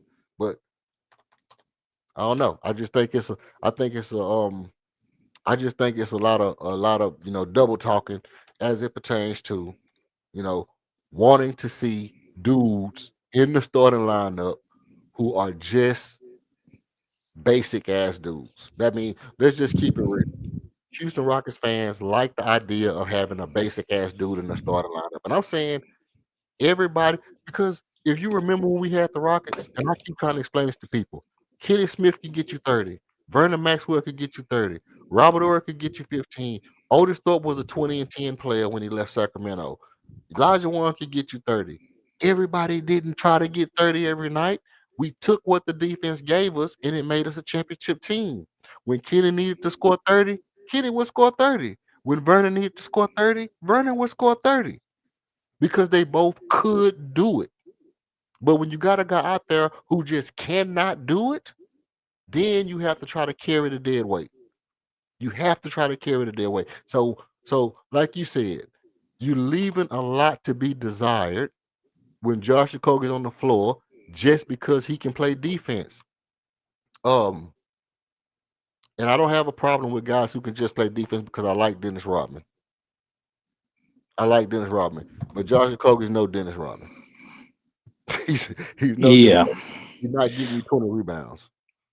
Well, like I said, this is, like my second point was this when I was talking about what people want to see and how they imagine the structure of the team is, and like I said, I understand, yeah, there's some voices that are monolithic, if you will.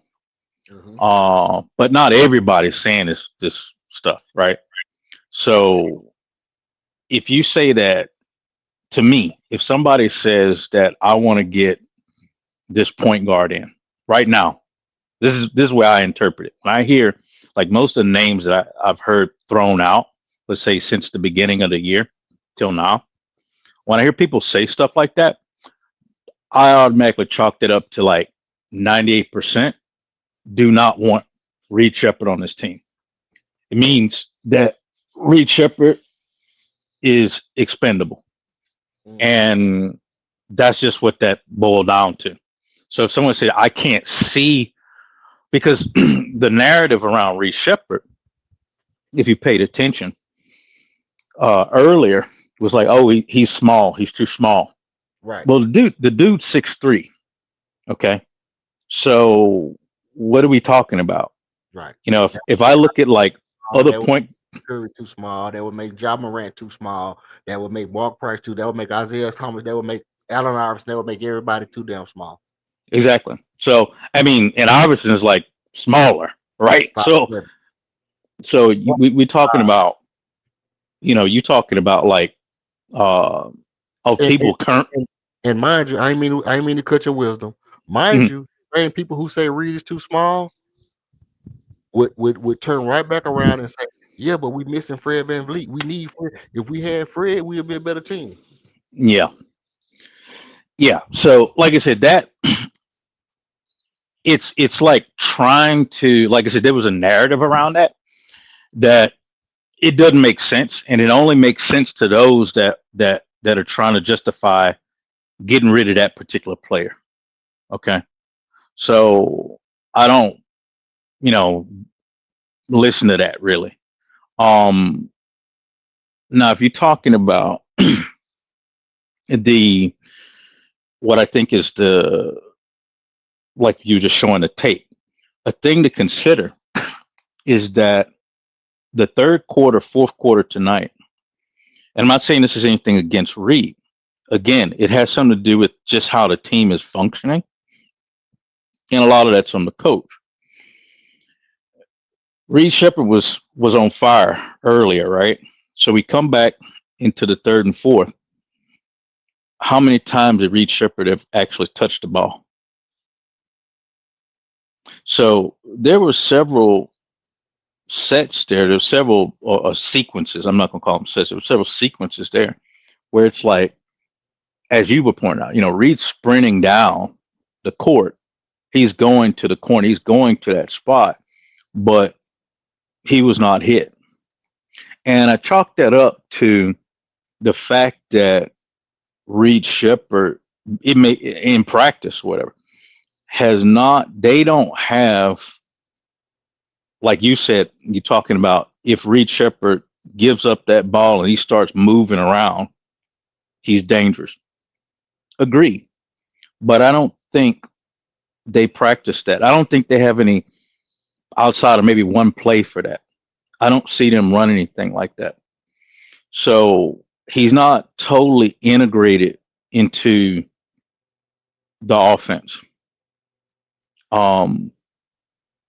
And like I said, the hallmark of what, I can definitely, it's not speculation, this is what I've seen of Adoka's offense.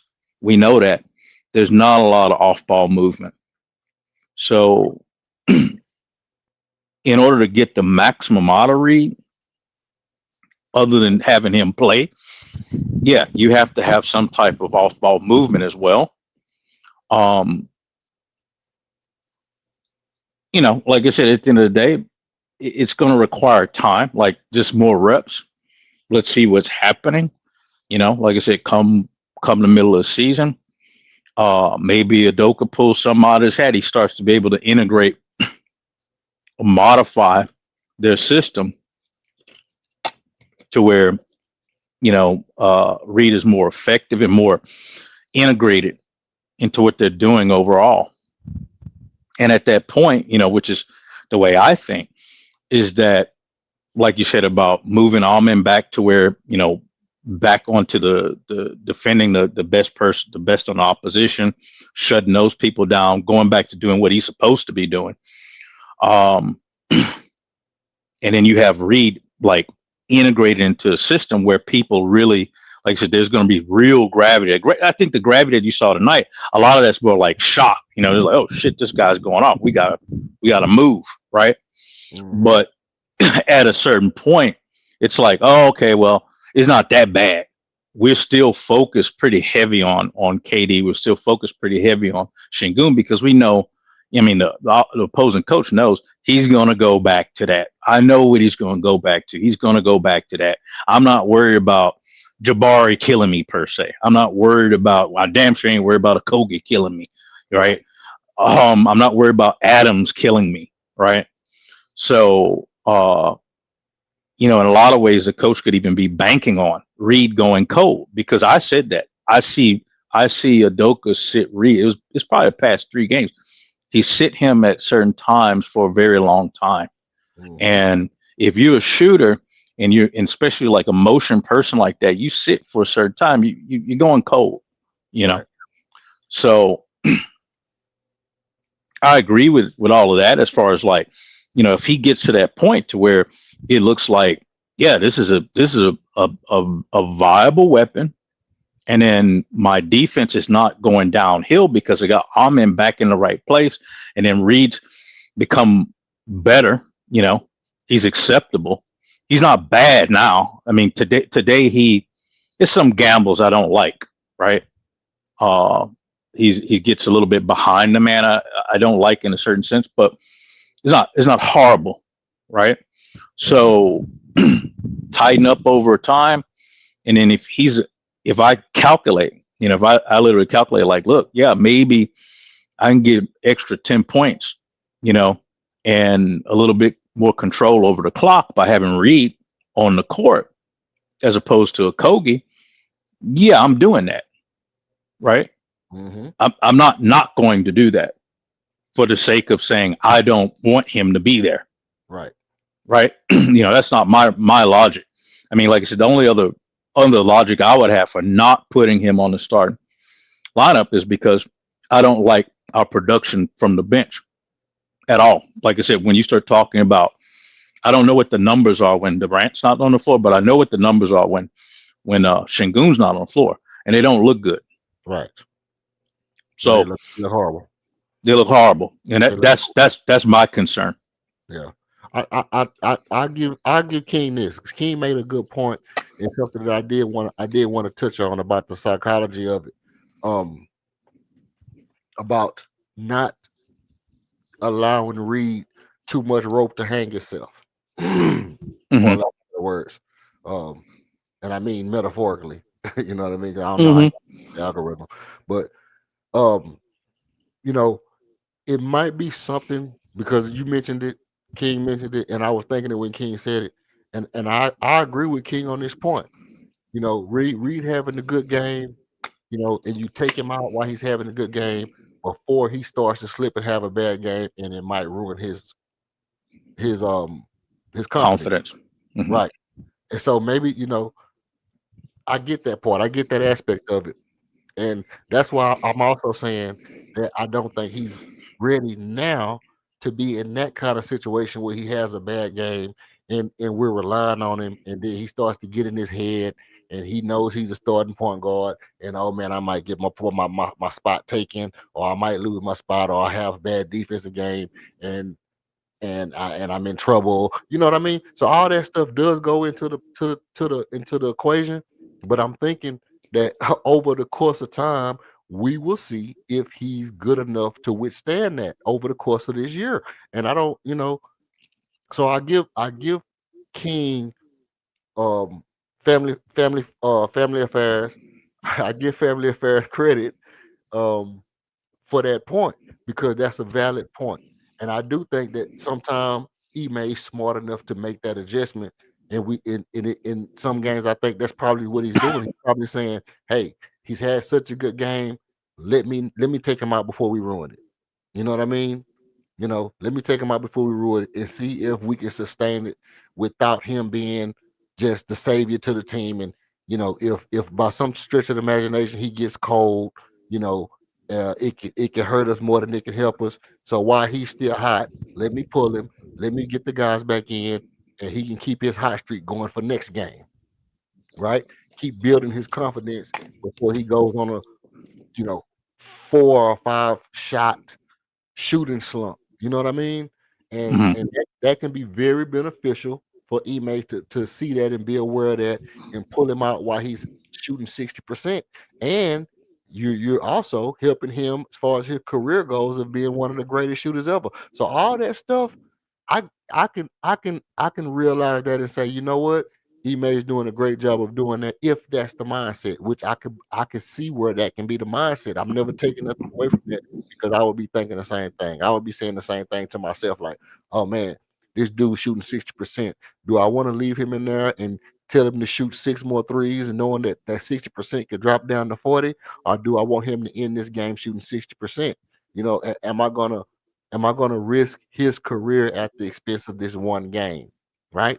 So no, I'm not going to do that. I'm not saying that by no stretch of imagination, but I am saying that at a point, I think he's going to develop that tough skin. I think he's going to develop, some kind of resiliency to where, he missed 5 or 6 shots. He's going to still feel like I can make the next 5 or 6, and it's going to be at some point in the season. Listen, this is what I'm saying. If he keeps getting this good, like I said, 14 games it took him to get to score 27 points. At some point within 60 games, he's going to have a game where he goes 7 for 7. He's going to have a game where he goes, maybe 10 for 15 or something crazy, right? Like you could kind of imagine that at some point he's going to go, you know, perfect from the 3-point line.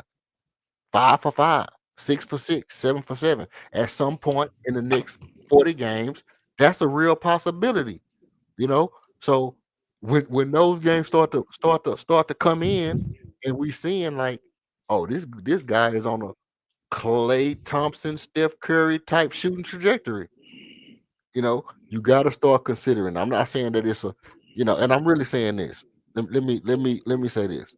I'm not saying that if the other things don't line up, that it's a must that we put him in the game just because he's scoring. Because some people take what I'm saying as, hey, if he's shooting the ball good, then we got to have him in the game. That's not what I'm saying. Because you can have a Luke Kennard, you can have a JJ Redick, you can have a Kyle Korver or somebody like that coming off the bench. But all of those guys had opportunities to start as well.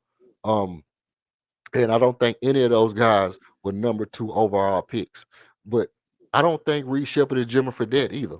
You know what I mean? I don't think Reed Shepard is Jimmer Fredette, where he has a great college shooting career and then comes into the league and just becomes a perennial 8th man off the bench type shit, and he only comes in to see if he can make a shot, and then if he can't make a shot, he just go back and sit on the bench because, you know, if you're not scoring, you're not doing nothing. I think Reed Shepard is going to be a legitimate point guard to where he knows how to play the game, manipulate the defense, and play good defense and all these things. And just to kind of parry a little bit, I think the Reed Shepard Jabari combination becomes very, very deadly as we watch those clips. And now you see kind of what we're seeing in real time when you got Jabari on the court and the ball go to Jabari. He would almost have to feel obligated to take that three because he knows he's the only good shooter on the floor at the perimeter.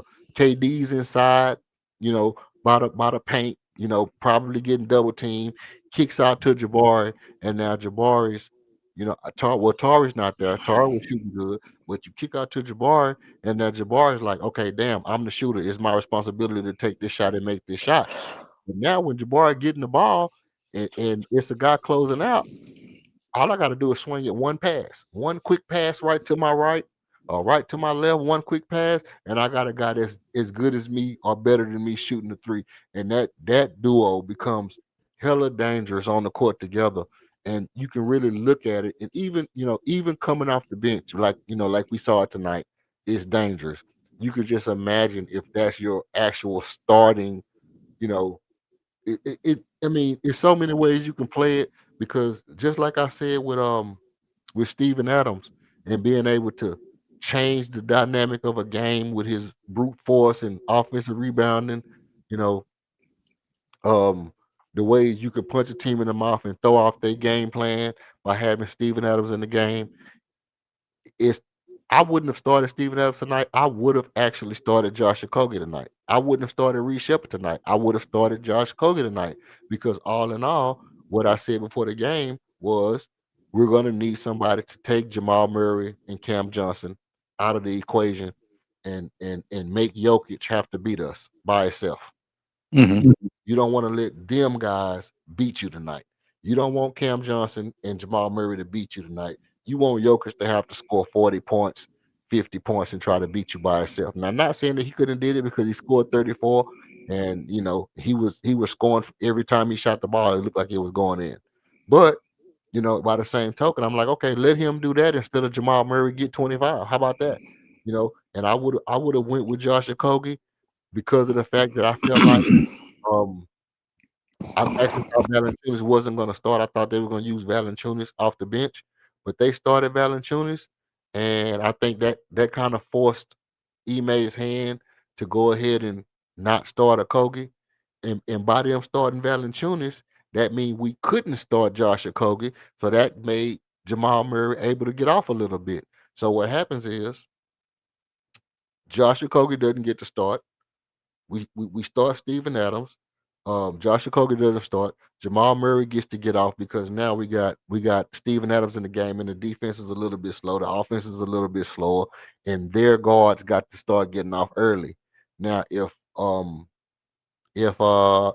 Steven Adams doesn't start and Okogie starts, maybe their guards don't get off as early and often, and maybe this game changes. So I can give Okogie credit for things like that, but by the same token, we saw Reed Shepard play good defense on Cam Johnson as well. So by the same token, if Steven Adams doesn't start and Reed Shepard is in the game, maybe we don't get down by 9 points you know what I mean? Maybe we don't just score 12 points in the first quarter, you know, and you look at it and you say the same way people say, hey, if we have Steven Adams on the court, um, we get ran out the building. Our offense looks slow, you know. So maybe we could took advantage of them. We could take advantage of teams that's bigger than us or stronger than us if we got our best shooters on the court. Um, you got something to say? I gotta run to the restroom right quick. If you want to say what you want to say, if not, I'm gonna run my commercial right quick while I run to the restroom. Yeah, you can run the commercial. Okay, I'm gonna hit my commercial right quick, and I'll be right back. We'll finish this conversation Yep. right after this.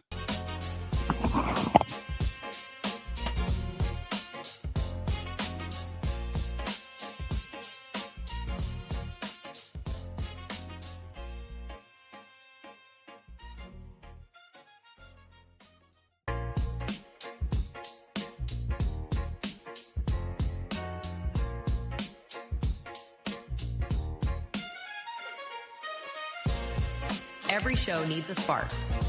Ours, you. Step into the spotlight for a one-on-one fire debate. Call out a take, defend your own, or a beat and teach masterclass. Winners earn bragging rights and rewards. Email redalert.rocketzone@gmail.com to lock your spot or choose a topic from our board. Thanks for supporting the movement. Tap subscribe, drop a like, and if you want to buy us a coffee, Cash App, $26KG1. Every show needs a spark, and you are ours. Salute to you.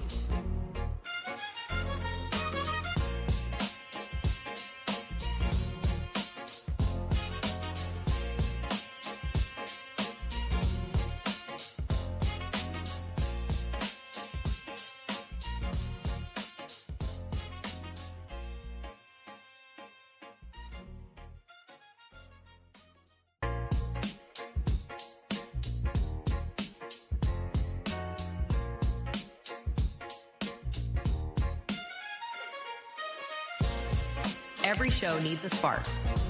Ours, you. Step into the spotlight for a one-on-one fire debate. Call out a take, defend your own, or a beat and teach masterclass. Winners earn bragging rights and rewards. Email redalert.rocketzone@gmail.com to lock your spot or choose a topic from our board. Thanks for supporting the movement. Tap subscribe, drop a like, and if you want to buy us a coffee, Cash App, $26KG1.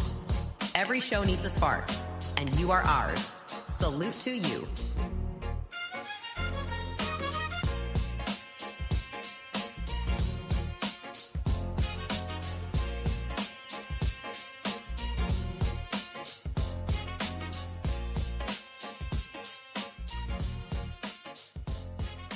All right, back at it. I'm ready to go.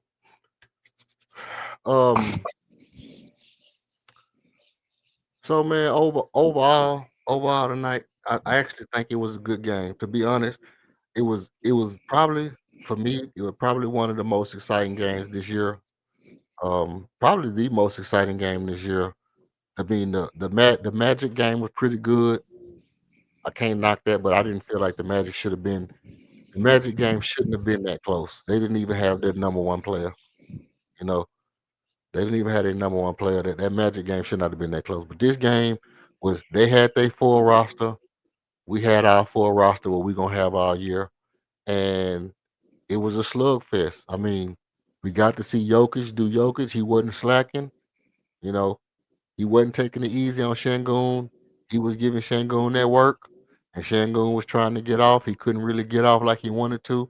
I think Shangoon is going to take this game to heart, and I've said that Shangoon has outplayed every MVP that he's went up against up until last game. Every number one player that we went up against, Shangoon has outplayed him until tonight. Tonight was the first time since last year All Star. I mean last year playoffs that Shangoon has went up against an elite player that he hasn't outplayed him. Um, I think he's gonna take this game to heart. He's gonna take this game to heart, getting outplayed by one of his idols that he look up to, one of the guys that he really have a lot of admiration for, or whatever. And I think he's gonna take this game to heart, and he's gonna come out with a vengeance. Next game he's gonna come out with a vengeance. Somebody gonna be in trouble next game. Hmm. Yep. Yeah. Um. Yeah. I mean, for me, the game, I didn't like what I saw. Um. I mean, the result, I'm fine with that. It's a character building exercise, right? So a lot of lessons to be learned, and it's not like we got blown out, right? Hmm. Because a lot of people they tell me, oh, you ain't gonna beat OKC, or what about Denver? And it's again, that's overrated, right? Right. So I think that it's been proven that those teams are not like light years ahead of us. We're right there. Facts. It's kind of like Bum Phillips said, we knocking on the door is what I'm getting at. So, I mean, you just need to tighten up. Those teams are more congealed. They're more congruent, you know. Mhm. Yeah. This team is not. Despite what people want to say, I mean, taking Jalen Green out, adding KD in is a radical change. You Hmm. know, bringing in Josh Okogie is a radical change. Um, so they have to, and then like I said, Reed playing minutes is a radical change. So they've got to.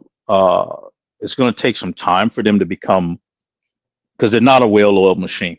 Like I said, I've watched this game from a pretty technical aspect, and I didn't like what I saw on the offense. Now, simple things, simple take would be, well, shit, they need a point guard. Yeah, I get that. But they are, given the score, given the way that they were able to stay close and within range, uh, they can perform, for now without a point guard, right? Yeah. Um, so, like you said, it'll just be an added bonus whenever our point guard, whoever that may be, comes online, right? Hmm. That's gonna be something else. But uh, like I said, honestly, I didn't like the, and it's just a hallmark again. I mean, there's certain sequences that are out of control. They're not managing the clock. They're a little bit out of control. Um, there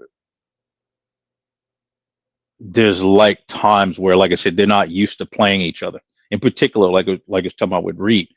So that's why I mentioned, you pointed out the potential for the Reed Jabari connection. Hmm. That's why I was saying, even if you get Reed coming off that bench like that, it would be staggered with Jabari on the court at the same time, because True. that to me is super dangerous, right? Um, how in whatever form. But they, at the moment, I can kind of tell that they haven't really played. They don't have a chemistry, a solid chemistry yet. Mm-hmm. And another thing that I've noticed is that so far of the games that I've seen, I've only seen one game where the ball was moving properly, right? I mean, like crisp, not dangerous, not shaky, not risky passes, like crisp, move it, boom, boom. We had a couple of sequences there in this game, but for the most part, the game, the passes were very, uh, some of them were lackadaisical, some were sloppy, slow, uh, got intercepted, got tipped, rushed. You Mm-hmm. know, there's a lot of that type of stuff have to be tightened up. That's not against any individual player. That's just everybody as a whole. It's got to work together on that. So, you know, as far as Shingun, I think, yeah, he had a really bad game. Um, and I think, to me, from what I have seen of the games that he's played against Jokic, he's outplayed Jokic every time I've seen him play together for the most part, except, this last game. I think that Shingun to me needs to, um, he gets frustrated easily in my mind, because if somebody's kind of like got their meat hooks on them, uh, it's a little bit of bumping going on somewhere, blah blah blah. He gets a little flustered, and he needs to tighten up on that. And I'm not trying to say like some crazy stuff like, oh, he's soft. I'm not saying that. I'm just saying that he needs to kind of. That's what I was talking about, having a more solid, like some shot that's a little bit more solid of a go-to. Mm-hmm. Because the flamingo ain't it. So that's not it. That's something you can probably develop over time. I'm not a fan of it. You can probably develop it over time, but he needs to have some a little more bread and butter. Right. Instead of just throwing the ball up there and hoping his soft touch make the ball go in. Right. Because like you pointed out, you said, that hook, if he doesn't have confidence in that hook, then what do you got left? Right. Other than driving to the basket, right? Yeah. So, you take that hook away from him, you've taken a lot away. Mm-hmm. So I think that he needs to get that up and under game going. Yeah. Like actual immediate. Jump shot, some kind of actual get both feet on the ground, a balanced jump shot off the glass would help him. Some kind of backboard shot I think would help his game a lot. Yeah, use the backboard. Yeah, sure. Something.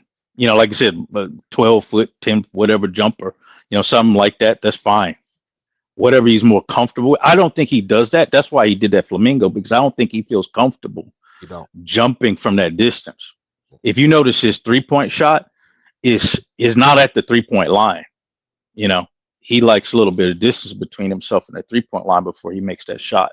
So I think he feels that he may be too close.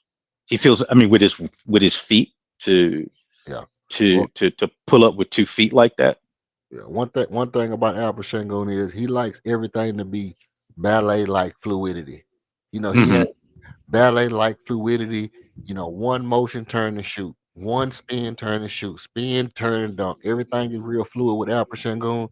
The problem with an actual jump shot for Albert Shangon is he would have to get his body into a position and actually take an actual shot. And I think that slows down his motion more than what he wants it to be slowed down to where it's not fluid a lot. What you got for us, King? Unmute yourself. You muted. Let me unmute you. Oh, you can't. You still muted. You still muted. Still muted, bro. Yeah, can you hear me? Yeah, I got you. Yeah, man, I was watching it. It looked like they had clipped you. Huh? I was watching you. You was doing that Reed Shepard film, and it all of a sudden say the stream wasn't available. I thought YouTube clipped you. Oh, they might have did. They might have cut it off because I was showing some film. They'll cut it back on. They'll let me get my chicken. Right on. Yeah. What y'all popping it by now? Now we was talking about the game tonight. You know what I mean? Archon we was talking about Alpha Shengun, about the you know, about some of the flaws in his game, about a lack of a shot. I was just saying that it's hard. I think Alpha Shengun got a problem why he said he don't like shooting a real jump shot. I think because it affects the fluidity of the game, the way he like to play everything in one motion, everything in like a water flow type of sequence. You know what I mean? Everything is spin and shoot. One step layup, one step dunk. Everything is real fluid with him, and for him to actually turn his body, get into a shot, and jump and shoot, that's not fluid enough for him. I think that's what the problem is with him actually being a consistent, jump shooter, or why it's always that swinging the ball and throw it up there like it looked like he, just turning and throwing it up there sometime. But that's kind of fluid enough for him to get a rhythm. I think anything else he do would throw off his rhythm, but I would like to see him actually try it, try to get to some, you know, off the backboard type shit. I think, getting to some off the backboard type shit will be real, it'll be better for him a lot. I want him to take the ball out of his hand so much.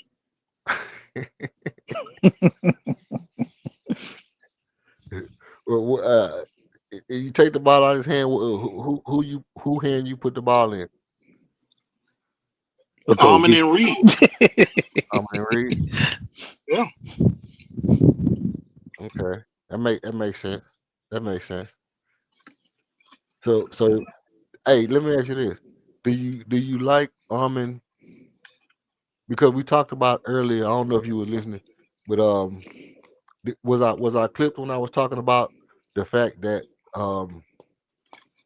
with Armin being in the shooting guard position and Reed being on the floor with Armin, that how we was talking about earlier about Armin having too much responsibilities to have to hold the number one defender. Was you listening during that part? Yeah. Yeah. What you think about that? With Reed and Armin on the floor together, then that allows Armin to be back in the position to where he can hold the number one defender. And we've seen him get stops on, Jamal Murray when he was on directly on Jamal Murray. And that might help Armin get back to playing better because Armin is a better defender than Josh Okogie. And if you put Armin on the best defender, that might actually make our defense better. And Armin being on the best defender and not having the ball handling responsibilities as much. Yeah, but our issues is our defense as a team. It ain't like because the Kogi's in the lineup, our defense then got worse. No, I know that. So it's really just our team defense in the zone. As good as the zone worked for us down the stretch last year, it ain't working nowhere near as good this year. And I would think if you comparing um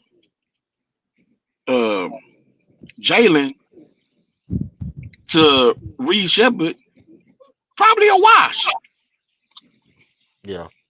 in zone defense. So I we don't was know. able to play the zone. Why? Why you don't know? I don't know about that. I mean, I'm not saying no. I'm saying I don't know. Jalen wasn't too good on defense, bro.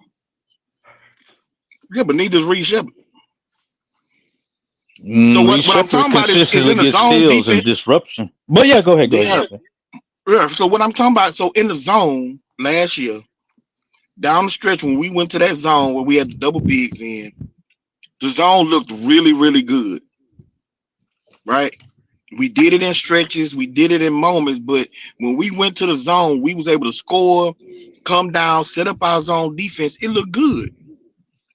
This year, that zone defense has had moments of looking downright dumpster juicy. Like I'm talking about people getting the ball in the middle of the zone, coming down the lane unabated and getting all the way to the rim. No way should that happen in the zone. The rotations when they flash to the free throw line is one pass and somebody is standing wide open and there's no closeout. Last year that zone was scrambling around, taking away shots, forcing dudes off the 3-point line. Like that's what we did. We're not doing that this year. I don't think that's because Okogie's in the lineup. And like I say, in a zone, I don't think that Jalen was a superior zone defender than Reed Shepherd. So I think that's about a wash. Mm-hmm. It's just a matter of everybody's not on the same page with that zone. We go to that zone, everybody ain't on the same page, knowing how to replace the man that replaces the man, like understanding on how we're supposed to play it and be able to read and react, on the fly. That's what they're not getting. That's what they're not really doing yet. And that's why I think it's looked as bad as it's looked. But I mean, you see Reed and Almond on the floor together at times, and most of the times what I'm noticing is Almond is kind of deferring to Reed. But like I told EF earlier, you went through the highlights of Reed Shepherd and them pick and rolls. You never seen him, get that bounce pocket pass to LP after LP set that pick. Right. When he got a pick, now he's gonna he understands that it's gonna be a different situation when he's playing with Steven Adams, because when he runs pick and roll with Steven Adams, it ain't for him to get a ball to Steven Adams. Like he understands exactly. Yeah. Steven Adams is gonna set that pick, and so Steven Adams is gonna be behind him. He's not gonna roll with Reed Shepherd. He's gonna make sure that he set a strong pick. So Reed Shepherd kind of gets to come off of that and decide what he want to do. Dude sinks too low, I'm gonna pull it. If he's up too high, then I'm gonna attack him, or take my time, because he also did that where he got a dude on his back, maneuver to a certain position, and then he pulled up in the mid range. Like that's just him understanding who is setting the pick for him. But when you running a pick and roll with LP, you gotta understand LP is gonna roll with you. He ain't finna stand back there and make sure that the pick is all the way set. He gonna now what Reed Shepherd has done after the first couple of games, well, I pointed out the picks wasn't even getting there. Like they wasn't even, so that was both parties. Of actually letting the man set the pick, then you running your man off the pick, and then going from there. They have gotten better. Reed Shepherd is manipulating the defender, especially depending on what side the pick is coming on. So if it's coming to the left, he'll move that man a little bit to the right to let his teammate come up and get set that pick, then he comes off of it. But he has to be able to make that pass with LP, because LP's gonna roll with him. You get that ball to LP. Now LP is a triple threat. He can shoot it, he can pass it, he can keep going to the rim. When Jabari set a pick, Jabari ain't gonna stay there neither. Jabari needs to work on his picks, but Jabari's picks is almost kind of like Reed's. It's almost like a flash pick. Or a ghost pick. Like he come up like he gonna set the pick, and then he flash out to the 3-point line. Reed Shepherd had that a couple of times where that over the shoulder pass where you just get it to him immediately allows Jabari to just catch and shoot. Or if it's a KD, allows him to catch and shoot, or get the dude in the air, 1-2 dribbles, get to the mid range, they pull up. Like that's the decisions that I'm not seeing him make. He has to be able to make those decisions, in my opinion, for him to even be considered for the starting point guard position. Yeah, the right pass would have been a behind the back pass, but I know what you're talking about. Yeah, well, either or. But I'm just saying it's just being able to get the ball to your teammates when they open and in their pockets. Yeah. Like being able to read what they doing quickly. He's coming off them picks when I see LP set a pick, he come off the pick, then he gotta almost stop and then get the ball to like pick the ball up and then get the ball to LP. Or he run a pick with KD and he come off the pick and then he got to back up and then throw the ball to KD's outside hand. But if you would have threw it to him over the shoulder as soon as you came off that pick, KD is at the 3-point line and now the defender's trying to scurry back to KD because all they trying to do is show and then get back to the shooter. Mm-hmm. But if you get that ball to them, you know, immediately when you still got their attention, then KD, you get the ball to KD. KD can do whatever he wants to now. Because that defender's going to be out of position in some way trying to get back to him. If KD or Jabari don't just pull up and shoot. So that's my thing, bro. Offensively, he still got a lot of growing to do. And then defensively, he still can get moved. And I feel like his team and positional defense is improving. You seeing that? But he still got some work. I don't think he's strong enough yet. Guys get the driving against him, and even if he's right there on their hip, a little bit of bump sends him, 3 feet away. So you're like that, Yeah. Nah, I did see that a couple times tonight where that little bump push him off. He good at recovering, but he can be better. He can be stronger, but yeah, 180. And I was thinking about that. Somebody was saying that he 180. Was that you? They was talking about he 180, or that was nah. Smooth. Yeah, that was somebody else. Yeah, that was Smooth talking about Reship of 180. I'm like, 180 ain't bad, bro. I mean, the guard he was playing against tonight is 200. You know what I mean? So that's 20 pounds different. But you look at guys like Allen Iverson, that was 165, 5'11", 165. You know what I mean? So I mean, he not Fred VanVleet. He not muscular, Fred VanVleet. But then again, like it's his second year, man. He gonna be all right. He gonna be all right. And obviously, he can stand to be better. He can stand to be better. At any time, you can always get better. I think like I say, for me, I look at a couple of things where having that extra firepower might help out guys. Like it might help us out in times where other guys not scoring the ball good. Obviously, I understand the point of having somebody on the bench that can do that, but I also feel like, hey, if the guys you got on the bench can't do that, instead of saying, hey, let's get a point guard, which is what I was saying earlier. I mean, instead of saying, hey, we need to get a point guard, how about we get a defender, that can score off the bench? You know what I mean? I don't know. I don't know. But it's tricky because you look out there and you say, you ask yourself, is there a player that can have Reed-like impact offensively that can still, be disruptive defensively? Is that player even out there in the league? You know what I I'm mean? saying no. I'm saying flat out no. I don't see it. I'm not seeing it. Right. Like I think somebody said mention Schroeder's name today.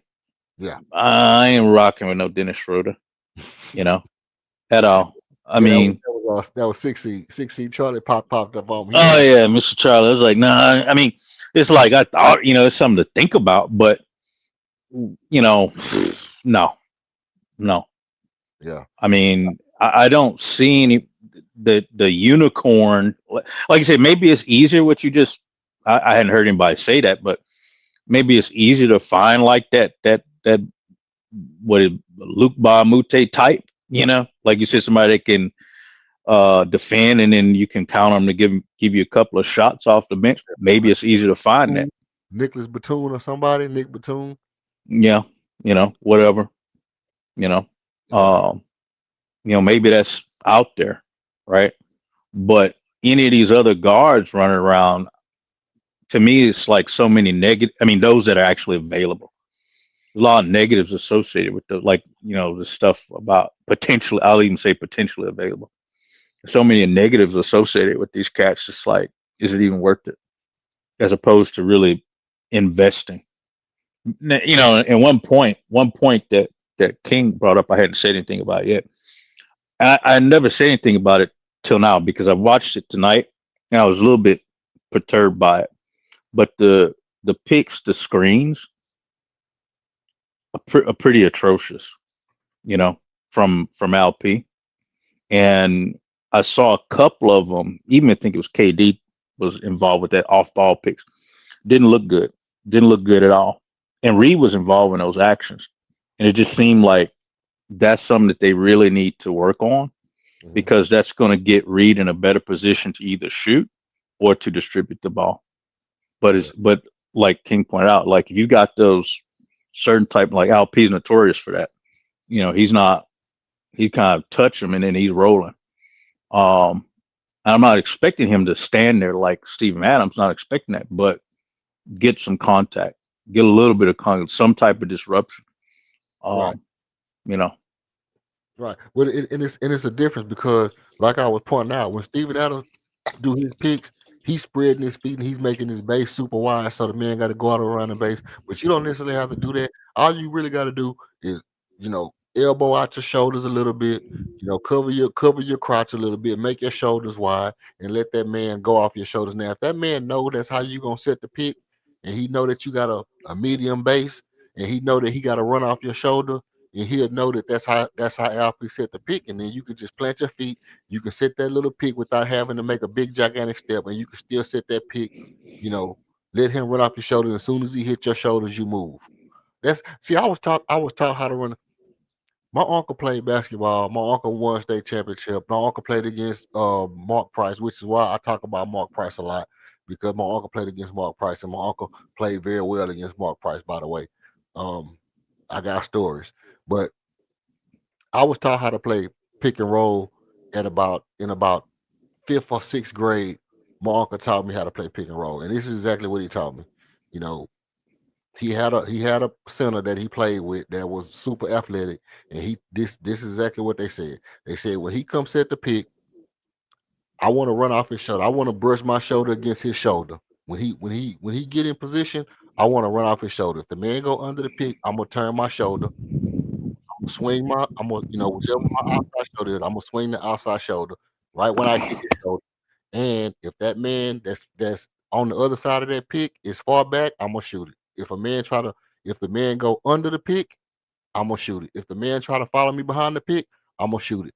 The only way I'm not gonna shoot it is if that man that was on him is stepped up on me. Now, if the man steps up on me, then I got to make the pass to my man as soon as he turned his shoulders. As soon as I come up under that pick, as soon as I turn my shoulder, if my man turn his shoulder and start to roll, and his man step up, then I drop the ball off to him. That's simple pick and roll. And so, you know, I understand the slip screens and all that stuff that people do, but and something that my dad told me about the defense. Cause see these old school players, they knew how to do fundamental stuff that we just don't do no more in this league. Because my dad would say on defense, when a man set a pick, you would if you the man that's on the picker, right? And your guard is holding the man, then you would get close as you could to your man that's setting the pick. You would grab your man, your teammate by the hips and slide him through the pick in front of you. Instead of him trying to chase through the pick and fight through, you gonna grab him by his hips and push him through the pick to the other man. That way, you cutting off the man that's trying to roll, and you helping your man get to where he need to be. They just don't do fundamental stuff like that no more. And those kind of things, makes it easier. Now, what I do see Ime doing is something that Jeff Van Gundy used to do, and that's where we did get some turnovers tonight. When the guy set that pick, the big man, your center, turn his outside shoulder and cut off that lane and kind of run that man back away from the pick. If you remember when we had Jeff Van Gundy was good for having Matumbo, Jawan Howard, whoever it was who was out of position. They would turn their shoulder and spread their arms out and run that man off the pick and then hustle all the way back to the rim. Y'all remember that? And sometimes they would be out of position, but sometimes they would run that man so far off the pick that they would have time to get back to their man before that man can roll all the way to the rim. Now we just don't see fundamental defense like that no more. But Ime kind of has something similar to where they jump on the big man, jump on the other side of the pick. LP would jump on the other side of the pick, show real quick, and then hurry up and try to get back. You know, and it caused a couple of turnovers for us today. It stopped it a little bit today, but all in all, it could still be tightened up a little bit on both on the offensive and the defensive side. But with Reed, he is, to be honest, I think he's our most dangerous person off the pick and roll that we have so far. Who? Reed Shepard.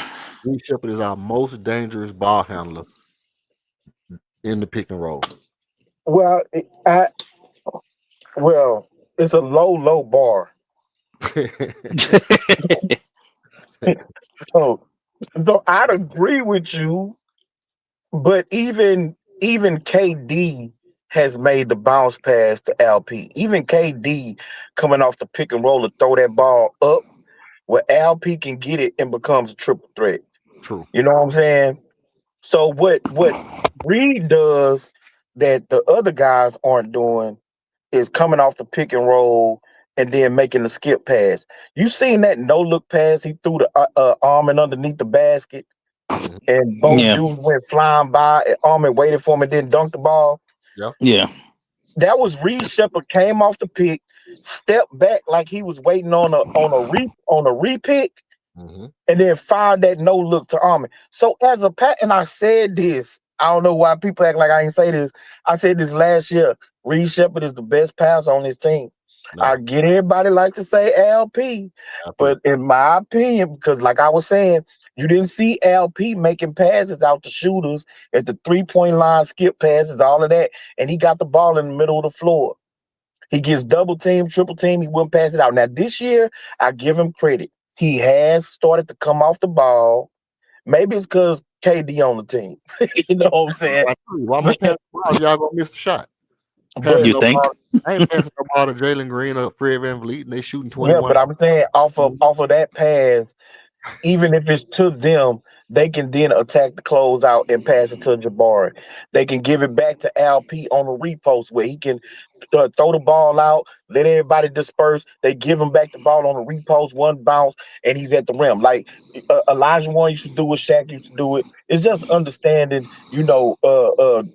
what teams are doing to you and using your teammates to help make your job easy. So it didn't always have to be you throw it out to Jalen finna fire the shot. Maybe Jalen then attacks the rim because off of the closeout. Maybe you throw it out to Jalen, repost, and Jalen give it right back to you. Now you got an easier shot and you ain't double and triple team. True. That's true. So it was just playing basketball the right way. So like I said, I'm gonna give him credit. I have seen him do it more this year than he has done. But Reed Shepard, dating back to last year, in moments when he got in the game, you could see the type of passes that this kid could make and how he could see the floor. I just don't think at this point he's as comfortable making that bounce pass to LP, making it because those are tight window passes. It's an art to it. It's a timing to it of coming off that pick, coming downhill a little bit and being able to be on the same wavelength with your big man and knowing if you got to make that a scoop pass, a bounce pass, you throw it up, like that type of thing. Yeah. I think he's more comfortable running pick and roll with Capella than he is LP. Yeah, because he don't have to Because with Capella, all he doing is, okay, I'm gonna run this pick and roll. Once he start rolling, I'm just gonna throw it up to a spot. And he can go get it. Yeah. Like he threw a lob from the 3-point line the other day to Capella. But you can't make a simple bounce pass to LP who's like 3 feet away from him. Right. So yeah, it's a low bar, but yeah, he might you can again he's growing as he's getting more playing time, more experience. He's mixing up speeds when he come off the pick. Sometimes he's flying and then stopping, popping the mid range. He's flying and then he, do a little teardrop or a kiss off the backboard. And then other times he's slow walking it, get the guy on his back, get to a certain point, then he pull up. He come off of it, he sees somebody open or how the defense is shifted, he's making a skip pass to the corner, or he's getting so far, then he turn around and throws it back out to a shooter. But he's still got a ways to go before he's executing it at a high enough level where it's like, yo, this boy look like Steve Nash. Right. He could beat you any way you want to get beat. That's when I'm on board with you of him being in the starting lineup. Yeah. Yeah. No, I get you on that. I'm with you on that, bro. I'm with you. You know what I mean? Like I say, I don't want people to get it misconstrued because King, this what I be saying. I'll say something, and then I'll start getting all kind of crazy, ridiculous pushback, and I be listening to what people be saying. Like people talking about, nah, we got to keep the team together, but then they'll say they want Derek White. We got to start lineup, but then you want Drew Holiday. All this different kind of reasons, and then I'm like, but yeah, but if you get Drew Holiday, what you gonna do? Put him on the bench because you need a spark off the bench, or you gonna start it? So it's just those kind of things. And I be wanting people to be just keep it a bean with. This is no cap, man. This me, man. I don't do no capping, man. I be trying to keep it real with y'all, man. And it You just do a lot of capping. You do a lot of capping. it just seems like to me, man, like everybody just be wanting to do it, but no, it be people doing some capping, bro. Now you can't sit here and tell me that people ain't came on this thing, and then some of the same people that would have said a year ago, beginning of this year or at the end of last year, that when Armin and Reed gonna be the perfect backcourt together, right? When Fred Van Vliet was playing bad, everybody was saying, man, when Reed, No, I ain't when, gonna say that. I ain't gonna say when, that because when he was when playing bad for most of all last year, the fact of the matter is Reed Shepard was very timid no, and I ain't saying they wanted him to start then. I'm saying that people were saying, you know, hey man, when Reed and Armin gonna be the perfect backcourt together when they get good, man. They'll be a perfect backcourt together. yeah, And then maybe before they saw Reed last year. but I'm saying now when I come out and I say, hey, well, if Reed is playing good and it ain't no Fred VanVleet, why don't we start Reed? Now people just saying, nah, well, we need him off the bench. Well, that's not that's not what we got him for. We didn't sign we didn't get a number 2 draft pick, bro, to leave him on the bench if he's good enough to play. If he's not good enough to play, yeah, on the bench, let him develop, let him get his shit together. Okay, cool, I get it. I get it, bro. I'm not being ridiculous by saying if start him right now because but then people are trying to spin the narrative as if I'm saying, oh, you want every like Buckmo was saying, you just want everybody in your starting lineup to score 20 points. First of all, I didn't say that. Second of all, hell yeah, if everybody can score 20 points, hell yeah, I want them to do it. You know what I mean? Like Yeah, don't so Buckmore is basically saying that's not realistic. okay, and what I'm It's saying. not realistic to have everybody in your starting lineup scoring 20. But the thing is that you have to understand, even if people felt that him and Armin would be the perfect backcourt. I didn't think Armin was going to be a backcourt player if Reed Shepard was a starting point guard. I didn't think Armin was going to be the starting two. Oh yeah. Well, But I didn't mean for people that. who felt that way, it was also built on the notion that Armin would improve as a shooter, Mhm.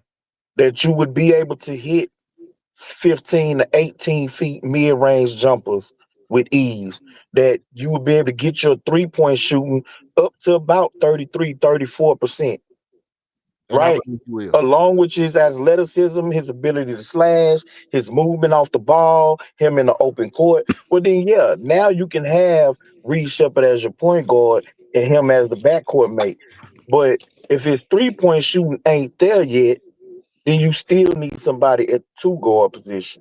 And And is Reed good at Shepard the was to be mid-range. the successor to Fred Van Vliet. And he had to show. So this year, he didn't really play as a rookie. They tried it early. He looked timid. He looked lost on defense, all of those types of things. So he didn't really get to play, didn't get the minutes. So this year was for us to be able to see the improvement. And and so far, he's showing that improvement. He's showing real glimpses of what he could be, of what we would hope he would be, minus the true orchestrating of an offense. You know what I'm saying? Being able to get guys completely involved. So you can see he's learning as a point guard, but he's not quite there yet. It's just the notion of people looking to rush the process and saying, man, he need to be in the starting lineup. Man, put him in the starting lineup. Nah, let's pump the brakes. Let's let him grow. Right. It's just the notion. That's the point. It's just the notion. It is not look. It's not just the notion of people saying it. It's the notion that somebody who says ridiculous shit all the time is saying it. And I say ridiculous shit all the time. You know why? Yeah, but you're not Because alone. I'm well, listen. When most people say shit is because they're overreacting to shit. Most Rockets fans overreact to shit all the time. Soon as somebody have a bad game, they hate them. They can't stand them. Get them off the team. Soon as they have a good game, start them. You know, C.J. Stroud, the best quarterback in the league. He have a bad game. C.J. Stroud can't never be a good quarterback again. You know what I mean? You know, Alper Shangoon have a bad game, trade him. You know, he have a good game, he a top two quarterback, top two center in the world. You know what I mean? But I don't make those kind of broad jumps, bro. Y'all listen to me go step by step at what I was saying, step by step, game for game. Look, no, he's still doing this, man. If Reed Shepard turn his back one more time, I'm out. You know what I mean? But yeah, You know, but y'all seen the progression. Y'all seen the progression of the wheels turning, and then when I turned the corner and I said, I didn't say, listen, in after the Boston game, I didn't say, hey, Reed Shepard's going to be the starting point guard. I said no. I said Reed Shepard is on the way to becoming an all-time great shooter. After the Boston game, 3-4 games later, I said, hey, Reed Shepard could very well take the starting position by the end of the year. Then the next game, I said, hey, Reed Shepard, within 60 games, if he keep playing the way he playing, probably gonna be our best option at starting point guard. He'll probably get our starting point guard. Then, I mean, at a point, I'm just saying, hey, look, if he keeps getting better and better and better every game, and every game I have to come on here and talk about how good he's getting, then he's showing that he's making the improvements. And it's just like a kid. If a kid go into class and he barely can read, and then by week 2 he reading the book, and by week 3 he doing algebra, and by week 4 he busting down history books, and then by week 5 he reading the encyclopedia. Sooner or later you're gonna be like, man, this dude need to be in gifted classes. This dude might need to be in gifted classes before the year. Then some people would be like, here's a thought. Kingdom went off the stream. Some people would be like, hey, have y'all ever heard a story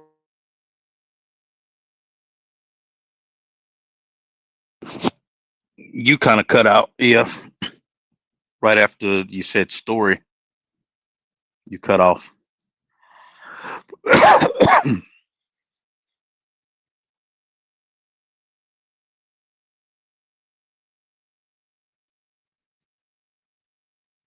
May have to reset your internet.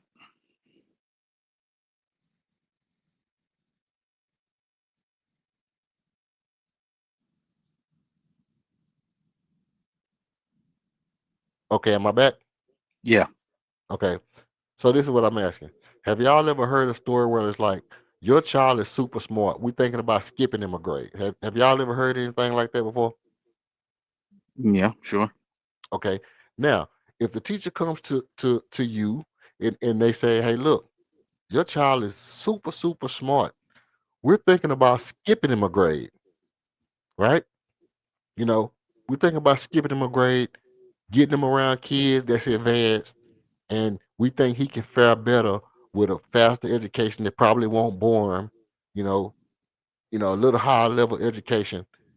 He seems like he's advancing faster than what we expect him to be advancing, for his age group. Most guys don't advance this fast, right? We think about skipping your child a grade, your daughter a grade or whatever. Do you say, well, man, no, I kind of need, I kind of want him just to stay in the grade he in, or, You know what? No, the class needs somebody smart to make the GPA go up. You know what I mean? All these kind of random excuses, or do you just accept the fact that somebody's saying, "Hey, look, the dude is advanced. The dude is growing super fast." Yeah. Before I answer that, are you saying that Reed Shepherd is that advanced kid in class? Well, I'm not really. What I'm saying is, I'm the teacher telling people that I see that he is growing super fast. I don't know how advanced he is because he's not advanced, like he's not um smart He's or not reading encyclopedias right now. right. Is the point? He's not reading encyclopedias, but it's like week 3, and I'm seeing the projection like this dude might read an encyclopedia, you know, before the season's over with. This dude might actually read an encyclopedia. So I'm Let, looking at it and saying, if this dude read an encyclopedia, I might have to skip this dude a grade. let me help you with something real quick. Have you ever taught? Uh, Surface level, yeah. Okay, yeah. See, I used to be a teacher for a bit, and I'm gonna tell you this. It's kind of like I see where you're going, but you'll notice yourself. You be in a class, and like if you're the teacher, you may even hear from other teachers. Oh yeah, you're gonna like that class. Blah blah blah. You get in the class, and you set up all your stuff, and then all of a sudden you ask just general question, and boom, the hand goes up, Hmm. and it's like, oh, uh, such and such answer the question. Then Hmm. all of a sudden you get to the next thing, and then boom, hand goes up. Hmm. Same person answers the question, and boom, Right. hand goes up. And then you start to understand, who talks in the class, who don't talk in the class. Then okay, this that kid. We got that kid in this class. Yeah, yeah. And kind of reality, you gotta look at the system, like the reality of public education and even university is that you got a lot of people that the way the class is constructed is it's kind of funny that you said that, like, oh, we're going to keep them in that class just to kind of stuff like that happens. Okay. I mean, it's Absolutely. like that sometimes. Absolutely. So the thing is that what I've observed personally is that, let's say as a teacher, um what I've observed is that you'll have somebody that's light years ahead of everybody else in the class, Hmm. but a lot of times that child will have super weakness on something very fundamental Hmm. in that class. Makes sense. So even though the people I got in the class are like, nowhere on the level of that person, this person cannot be skipped a grade Mhm. because they lack certain steps in that class. Now, is it doing them a disservice to have them in the same class with these other people? And many times, yes, it is, right? Um, and that's why you have what do you call it? Advanced uh, Gateway, adv- gateway classes and all that stuff. or magnet schools and things like that, right? Right. You send them to different school, you send them to different class, but skipping a grade is kind of like super extreme Hmm. step. Yep. Uh, the same as well, there used to be a time where people used to flunk, but um, you know, but flunking means you flunk because you're just not doing it right. Right. So you gotta be held back, right? But skipping a grade is usually, in my opinion, one, it almost never happens, and then Hmm. two, uh, usually not a good idea. Hmm. Yeah, because I mean, I know people who was supposed, who had teachers call people and say, "Hey, well, look, we need to skip this person a grade. It would be better for this person to skip this grade." It's just, they really. catch on fast. Probably would be a little bit better for them. They wouldn't be so bored in class. Whatever, different stuff. Skipping the grade is probably the best thing for them. Now, with that being said, I guess this ain't really, you know, important to the Reed Shepard situation because what you're saying. I get what you're saying about the fact that Reed Shepard has some things fundamentally probably where he probably don't need to be the starter. You know, based off of your analogy, right? I get that, but still by the same token, I'm saying that if you're looking at it from my perspective, I'm looking at it and I'm saying, man, if this dude read this encyclopedia this year, that's all I'm saying. Hey man, if this dude read this encyclopedia this year, like I think he might, if this dude pick up this encyclopedia and read this encyclopedia, we might have to talk about skipping this dude to class, bro. That's how that's all I'm saying. Now, No, I get that, and I think that this is a point that I wanted to make. is not necessarily you, but it's just a general observation. I think we live in a era of inflation when talking about basketball. I'll just say in particular for basketball, is that I think people expect a little too much. Like let's just kind of really understand what's the norm, and then let's say what's going to be exceptional. Like you say, what's going to be advanced. What's below par is one thing. What's par, and then what's going to be like what do you call it? Advanced, right? Of course, you're going to get these guys and I'm really focused on Amin at this point. You're going to get these guys that you would call them the gifted students, right? Like you said, this is like you said. They've got certain abilities that set them apart immediately in the classroom. Right. But he's still a child. I'm not going to send him to Harvard Yard now. Right. And actually to expect that, it doesn't mean that you should have low expectations for people, but tempered expectations, because everybody has weaknesses, right? So if I've got a gifted child that has the aptitude, because the key to intelligence is not what they know, right? Is what their ability to learn, right? And so the same thing with this is why I don't like a lot of the media stuff around Amin, because they talk about talent, and athleticism. And these are things that, like, athleticism is something that deteriorate over time. Right. Exactly. So it's not something that you really develop per se. Right. So if I'm looking at Amin, I say, oh yeah, he has these gifts. He's gifted, right? He has certain gifts.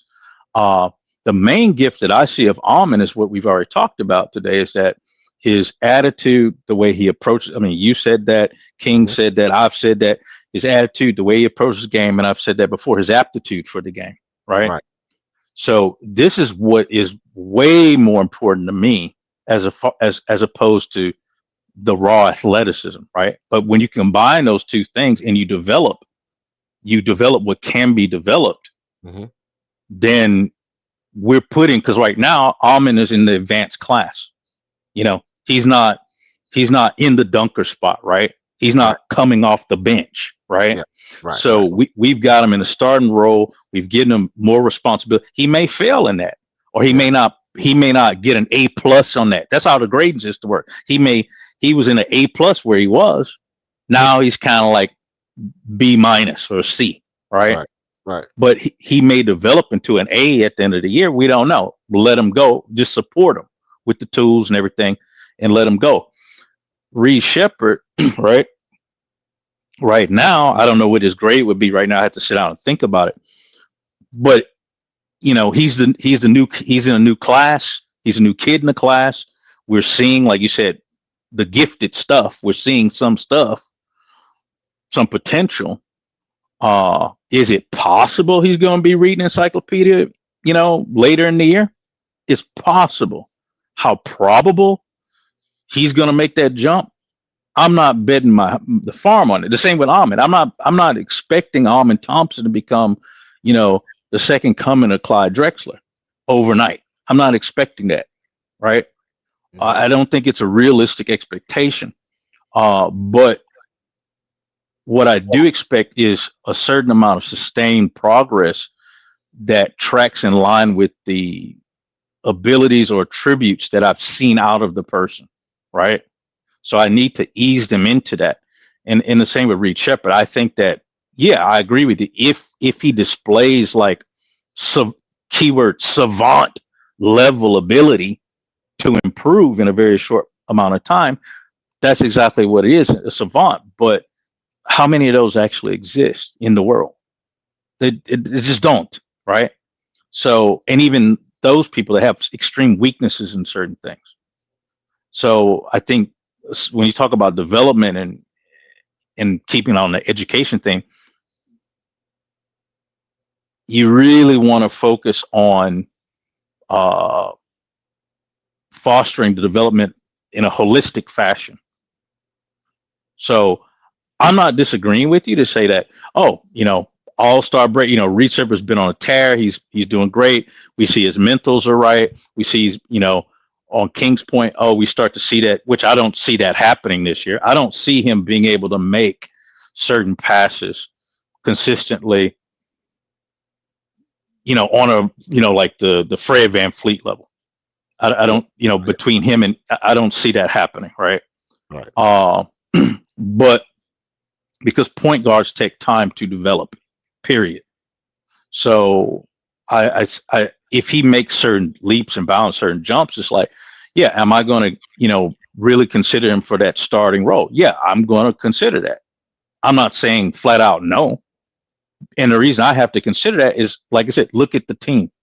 I personally, from a certain level, management level, I don't see the benefit of getting anybody that's on the market over here to replace what we have. There's certain people I want off the team, and if I can get some useful pieces as a result of getting rid of those people, yeah, great, super. But barring those people and just looking at what I have in Reed Shepard, what I have in Almond, which is one thing I don't like. Like I said, I think they got too many cakes in the oven personally. Okay. When you talk, that's why I said I don't like Almond really as a point guard personally. I don't like that. I think you got too many cakes in the oven. You waiting to see which one's gonna come out the best. But given that we're in that situation, well, I got to ride out with that situation, as opposed to adding another one into the, adding something else into the kitchen. I don't want to do that, right? So, end of the day, I'm looking more from. I understand what I have on hand, because I haven't seen anybody like in Reed Shepard situation where literally you were a scrub. Technically, people want you off the team. We can't play him. He's unplayable. He can't defend. Can't do nothing. Supposedly, deer in the headlights. All of that supposedly, right? And you didn't have playing time, and then boom, we come into a season, and then improve. Whap, whap, whap, whap. Consistent. Nobody was doing S on the team. I mean, nobody was producing shit tonight, and Reed Shepard produced, right? And kept us in this game. So it's kind of, yeah, that's amazing. That's that showing me that advanced level, right? But I cannot ignore the fundamental deficiencies. Right. So I need to figure out a way to set him up for success. The best way to set him up for success. Exactly. Right. So that's kind of the way I'm looking at it. Yeah. No, I agree with all that. I agree with all that. Like I say, for in my mind's eye, it's like, because you said a lot. It was a lot to unpack, but I think the overall idea that I take from it is like making the jump to a degree where it's like, no, you don't expect him to make some super jump. If he make the jump, okay, yeah, cool. But the Almond thing, to me, is this. See, this is where I differ from people, I think, because it took me 1 year to realize that Armin was not my point guard, right? It took me 1 year to say, no, Armin is not my point guard. Now, I know people said that Jalen didn't have a good handle and Jalen couldn't make good decisions. But see, making good decisions, you can teach. Making good decisions, you can teach. But Jalen's handle was better than Armin's handle. So I've always said Jalen would have made a better point guard than Armin. People argue me down about it. Okay, cool, whatever. Well, he don't make good decisions. Well, you can teach somebody to make good decisions as they get older. You know what I mean? But you can't teach somebody to have a better handle on the ball or be able to change pace when your best attribute is your speed. You know, Jalen got a quick first step, but flat out speed is not his superpower like it is Almond's. Almond's superpower is flat out speed, not a quick first step. That is a great power that he have, but a quick first step is not his superpower. His flat out athleticism, his ability to just blow by you, to jump past you, jump higher than you, that's his superpower. So I've always said I thought Jalen could be a good point guard. Not that he would be our Not that he would be a Hall of Fame point guard. I never felt like that. I felt like Jalen could have been our best point guard at a time. I feel like Jalen could probably be a better point guard than Armin. Other than the fact, other than the fact that Armin is probably 10 times smarter than Jalen and probably could make decisions better. But I mean, as far as skill set, Jalen is a better skilled point guard than Armin. To me, Armin skill level is not what Jalen's skill level was as far as being a point guard to me. Now, with that being said, it took me like a year to figure out, maybe about the second year. The first year, kind of sort of, I was like, I don't really see it. The second year, I'm like, okay, you know, Armin is a Armin is a three for me, not a four. Like some people say a four. Some people say, you know, put him anywhere on the court. Okay, yeah, cool with all that. I'm cool on all that. Just put him at the three. You know, Scottie Pippen esque. You know what I mean? Let him be your three, maybe your two, maybe if you want to allow him to get into the mid range and do some mid range stuff. But I'm kind of more like Sean Marion, Scottie Pippen, you know, three, switch to some four, switch to some two, maybe play some point guard when you need it, but more likely my three. But let me tell you what's going on with Armin. See, coaches do this thing where they develop you by putting you in positions that help you develop those strengths.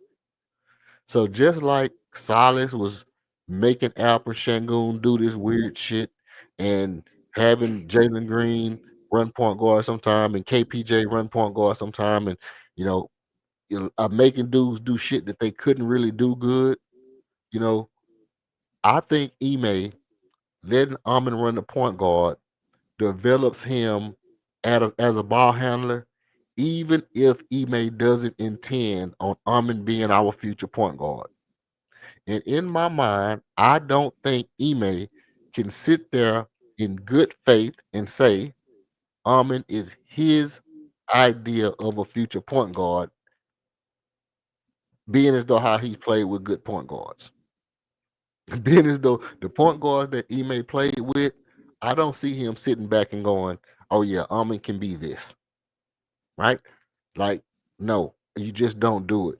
I mean, even if you look at because I could compare Armin to a player like Rondo, and I've done it before, and I can say, hey, Armin has Rondo type potential. He has Rondo type smart. He has, athleticism, the ability to do certain things that Rondo can do, but he doesn't have that point guard it. He just don't have the point guard it. He don't have that I can make any pass. I can get the ball anywhere I want the ball to be. He just don't have it. And not to say that Reed has it, but it's only Reed's second year, first year, and I haven't seen him prove to me that he don't have it. I saw Almond prove to me that he don't have it when I seen people ripping Almond in the post and him turning the ball over when he trying to dribble in traffic and just looking at it and saying Almond handle ain't tight. You 6'7" and you don't have a good enough handle to dribble in traffic. Most people, like, you know, you look at most people who 6'7", if they dribble in traffic, the ball don't look sloppy when they dribble. We know that Almond's handle wasn't tight. We know that everybody knows that, okay, Almond is on the offseason working on his handle. Why is that impressive to us? Because we know that his handle wasn't tight. Reed Shepard handle is tight. Yes, he was a little bit slow to where people could pressure him, and as a rookie, people could rattle him and make him spin around and turn the ball over and stuff like that. Well, that's rookie mistakes. That's not I have to work on my handle because I haven't been playing point guard all my life, or I was so much better athletically than everybody that I never had to adjust my game because I was just way better than everybody, and my athleticism helped me dominate people. That's not Reed Shepard's situation. So I trust Reed Shepard's handle a little more than I trust Amos, even though he don't have the athleticism and speed. And I think ultimately that even if Ime Udoka is putting Amin at the point guard right now, I think deep down inside, he's just saying, hey, look, Amin is our future superstar. I want him to be able to do everything on the court. So if we need a point guard right now and Amin can play it, it's like Cooper Flag. You the point guard right now because you are a superstar. We need to develop you into being able to do everything on the court that we can develop you into doing. Shoot threes, handle the ball, dunk a spot, rebound, block shots, do everything because we want you to be that type of superstar in the future. This is only his third year. So, hey, go out there and be a point guard this year. Now, next year, do I think we intend on Almond being well? We didn't intend on Almond being the point guard this year.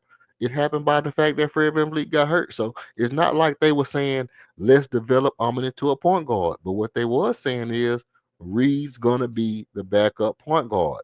So the fact that Amon became the starting point guard was because Amon was the better player, not because they wanted to develop him into a point guard. So that's my only problem with what I have with what King be saying is that King is saying like, let Amon develop as a point guard. Well, that was never the objective. The objective was never for Amon to develop into a point guard.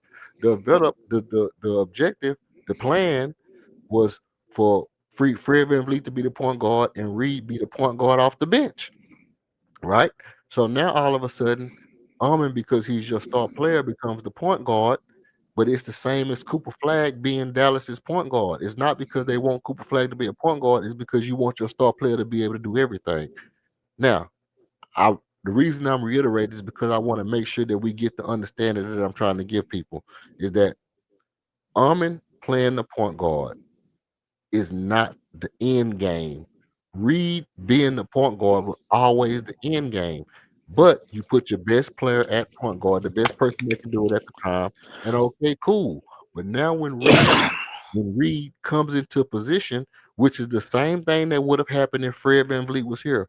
If Reed Shepard ever got to the point to where he was better than Fred VanVleet, let's say Fred was playing and Reed was getting better and better and better and better and better and better, and Fred gets hurt. What happens? Reed comes in as the point guard.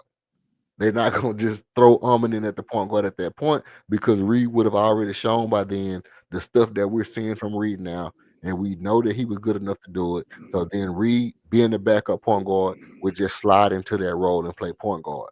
So that's so that type of mentality to me is like, okay, once he proves that he's able to do it, I think that the end game is for Armin to be versatile and be able to do anything we need him to do on the court. So this is also a developmental stage, which is the thing I do agree with King about, is that this is a developmental stage for Armin.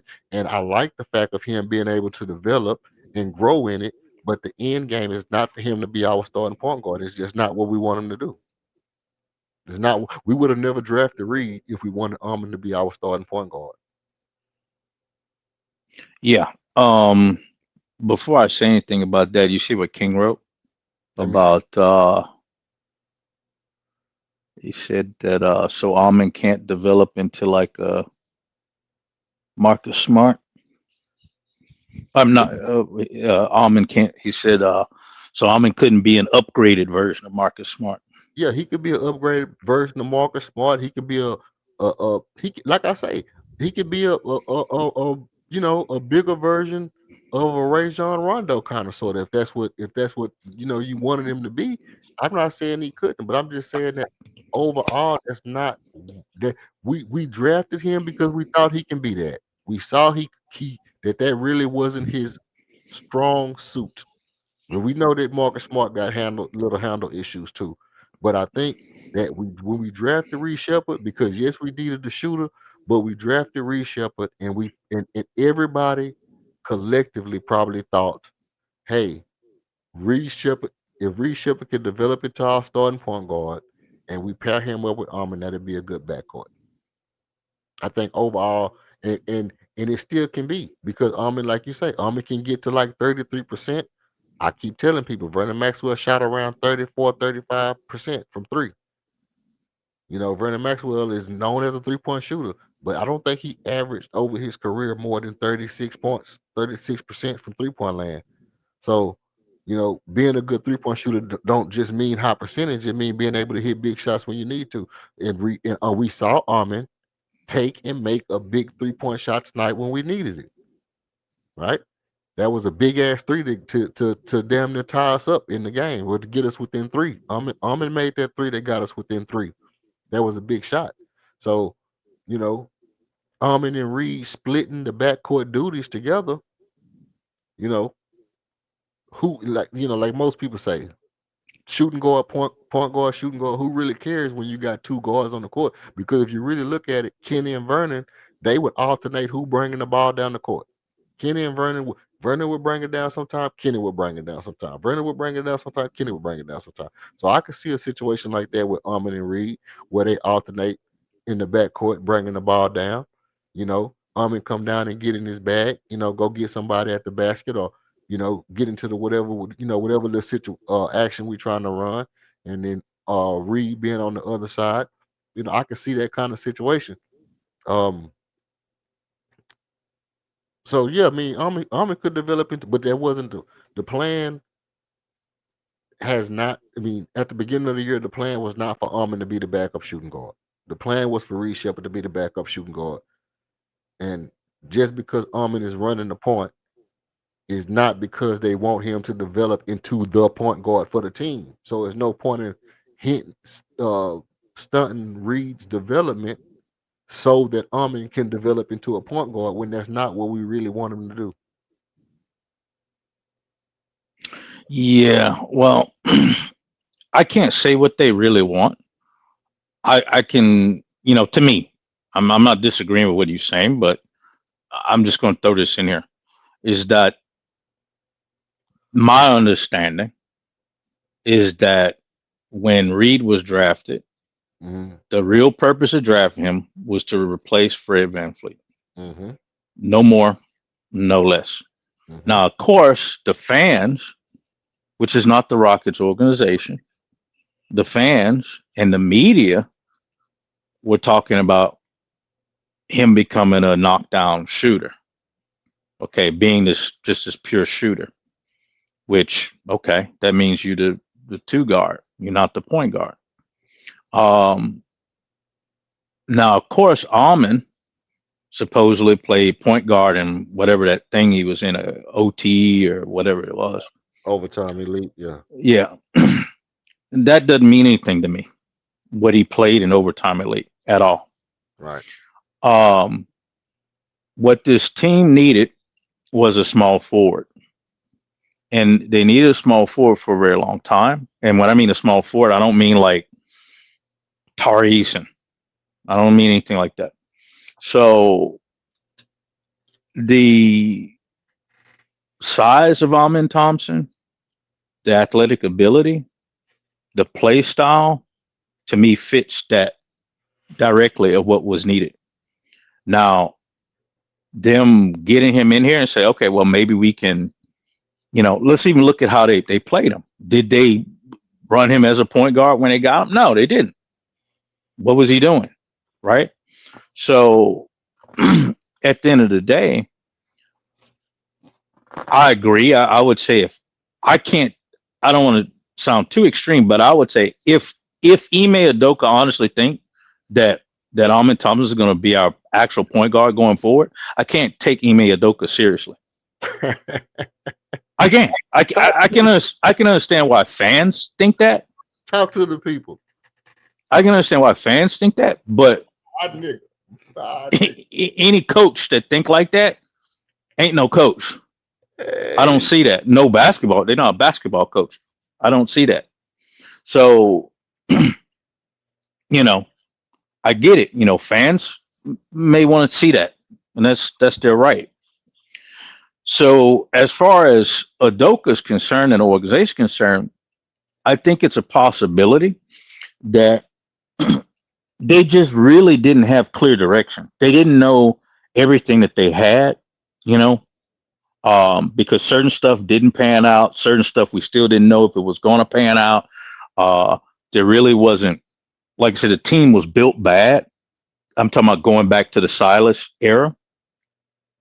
A lot of missing pieces, not really from a position, because I don't want to hear that, you know, like people talk about positionless basketball. It's bull. This is absolute bull. There's positions on the court.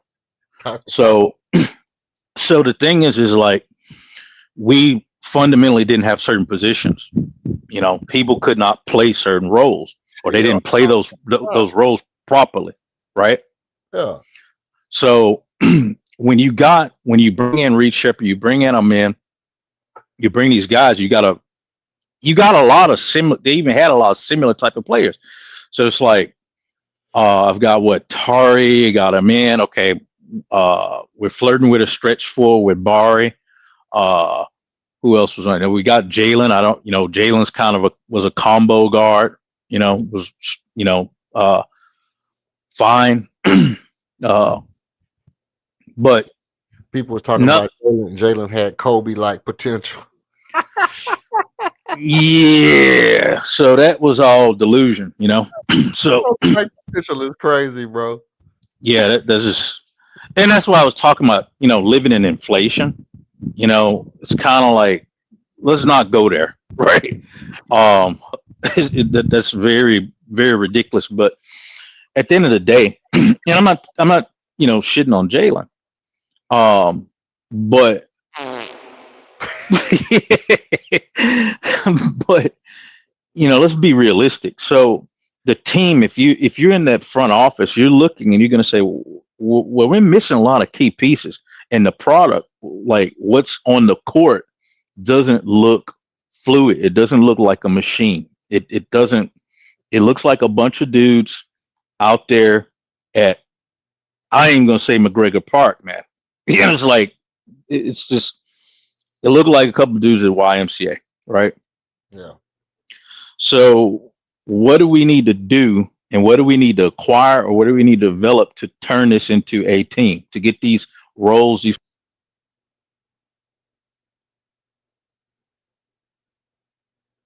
Right. Okay, it's gonna cut me. It's gonna cut my wisdom. Hello? Yeah, go ahead. Go ahead, Ken. Yeah, because I couldn't hear Archon. Archon went out.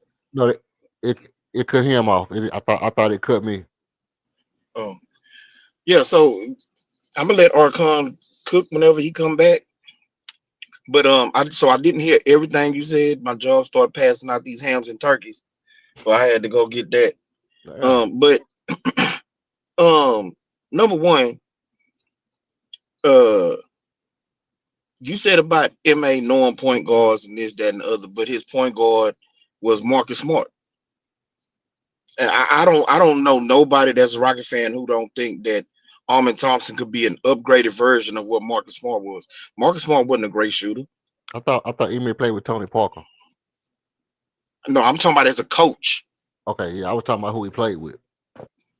Okay. So then I misunderstood, but I know you was talking about him not believing that Armin could be his point guard because he knows point guards or whatever. And I'm thinking Marcus Smart was his point guard in Boston. Mm-hmm. And they got all the way to the finals with him. That's true. So he could definitely see Armin as an upgraded version of what Marcus Smart was. He could see him as a better passer, a better finisher around the rim, feels like he can get to that level of shooting because Marcus Smart wasn't a great shooter, True. and he's True. a bigger and he's a bigger guard. You know what I'm saying? So that's one thing. I also don't fully disagree. I mean, fully agree with Armin never being the answer at point guard. Number one, we drafted him as a point guard. Yeah. Yeah. I watched So him after the first year. After, right, and after like after so the you sixth year. but if the first 2 years when Fred went out, Armin was the guy that was handling the ball. Mm-hmm. A little bit. Jalen did some. Jalen did some too. You know what I'm saying? But Armin was Jason. that guy that ma put the ball in his hands and let him, handle the ball, and Jalen would play off the ball. You talk about the guys getting ripped. Jalen got ripped just one-on-one. Like, this ain't him in traffic, because he also got ripped in traffic going to the rim. If he didn't go in the air and try and dunk on somebody, if he just drove into the paint, he was finna lose the ball. But Jalen was getting ripped at the 3-point line. We don't see that happen in the Army. So yeah, we understood that his handle needed to tighten up. He needed to be better with his handle. But most young players coming into the NBA gotta improve their handle. True. You know what I'm saying? It's very, very few like that comes in and they got a handle where that's not something that they got to work on the NBA level. So, I mean, yeah, we wanted to see that improvement from him, and we all was talking about that was an improvement that he was making, but I don't think that that's something that's out of the ordinary. Now, you brought in we brought in Reed Shepard. I was the number one reason that we brought in Old Shep was for his shooting. Right. It Yeah, wasn't necessary I don't agree with that, King. Because see, how do you know that? because People that's say what they. that. People say that, but who from the No, I'm talking about. organization? I'm talking about Who from the? Raphael Stone, and Ime. The number one thing that they talked about was his shooting when they drafted him. They talked about how special of a shooter he was, how historic of a shooter he was. His analytics was off the radar or the meter, whatever. That's the one thing that they talked about. They never talked about his ability as a point guard. They talked about his defense. Well, yeah, they gave some credence to his defense too. That's true, yeah. But I'm saying they didn't hail him as the future point guard of the team, or he's shown great ability to be able to run the offense and because he played off the ball for the most part at Kentucky. We know that, but who did they say would be doing that? They didn't say anybody would be doing that. You see my point? Well, if I the way I remember correctly, when they drafted Armin, they did talk about his play at point guard, be it not college, be it a private school or whatever it was. But that is something that I do remember Raphael Stone talking about. His ability to pass, see over the defense, his ability that he showed as a point guard. So I'm not saying that overall, once they look at his size, his athleticism, that type of thing, the natural position for him to be at was point guard, unless he was going to be used as a Steph Curry type, or what's that dude who's coaching the Lakers now, JJ Redick.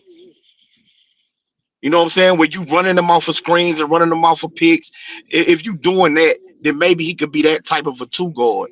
But outside of that, maybe they came to the conclusion of, putting him at the point later on down the road. But I'm just saying that's not what they talked about when they drafted him. The number one thing that got him drafted for the Rockets, being one of the worst shooting teams in the league, was his ability to shoot the basketball.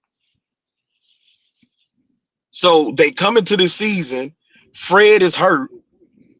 Almond is somebody who they had already been putting the ball in his hands when Fred went to the bench as the point. He played point after he left high school in the little. It's kind of like the G League, but it wasn't the G League. So he played point there. So the natural progression was that he was going to be the starting point guard Reed Shepard would assume the backup role, which they tried to have him play last year as a rookie. So if they decided coming out of the offseason, training camp, preseason, that Armin was going to be the starting point guard, then why are we so quick and so ready to move him away from it, or to say that he can't do it, instead of letting him grow and get better the same way that we're letting Reed Shepard grow, the same way we let Jabari grow, the same way we've let LP grow? Like, all of them dudes had some bumps in the road. So why are we so quick to move off of Armin and letting Armin do what has come natural to him for most of the time that he's played basketball? Let me help you out. Let me help you out. I'm gonna help you out, King. If Armin is let's say, for example, we get down the line and Reed has shown constant improvement, and they say, "Hey, Reed, we just want to put you and Armin on the floor together. Y'all gonna be the two guards on the court." Cool. I don't care who the point guard. I don't care who the shooting guard. Just as long as we know our best players on the floor, we give ourselves the best chance to win. If they want Armin to be the point, because listen, I'd rather my point guard. I can't even say that. I was gonna say I'd rather my point guard not be able to shoot than my shooting guard, but I can't even say that because I guess it's like it depends on what, because if they both on the court, it depends on what you plan on running and who you plan on running it with, who you need to have the ball in their hand. But I don't really think it matter, because here's the deal. If I notice, okay, Armin got a mismatch where he can beat his guy off the dribble, well, run pick and roll with Armin. If I notice, hey, they going under the screen, run pick and roll with Reed. You know what I mean? So if they both on the court together and you want to run pick and roll, you just swing the ball and go to the side with the mismatch. You know, and they have to keep up with they scouting report on how they gonna play the screen. You know what I mean? Hey, look, Steve O come set this screen for Armin. Steve O come set this screen for Reed. LP go set the screen for Armin. And then you just switch it up. And I don't really care if Reed Shepard is at the shooting guard or the point guard. I just feel like if he's gonna be doing what he's doing tonight on a consistent basis, you put him in the game rather than leave him on the bench instead of somebody else. And if is Armin gonna get you 7 or 8 assists a game, and he better driving and getting to the goal and passing the ball and getting to the goal, I can see where you will be like, okay, he's better off at point guard than he is at the shooting guard. I really feel like he's better at small forward, but it don't really matter to me. Just put them But all listen, on the floor together and play basketball.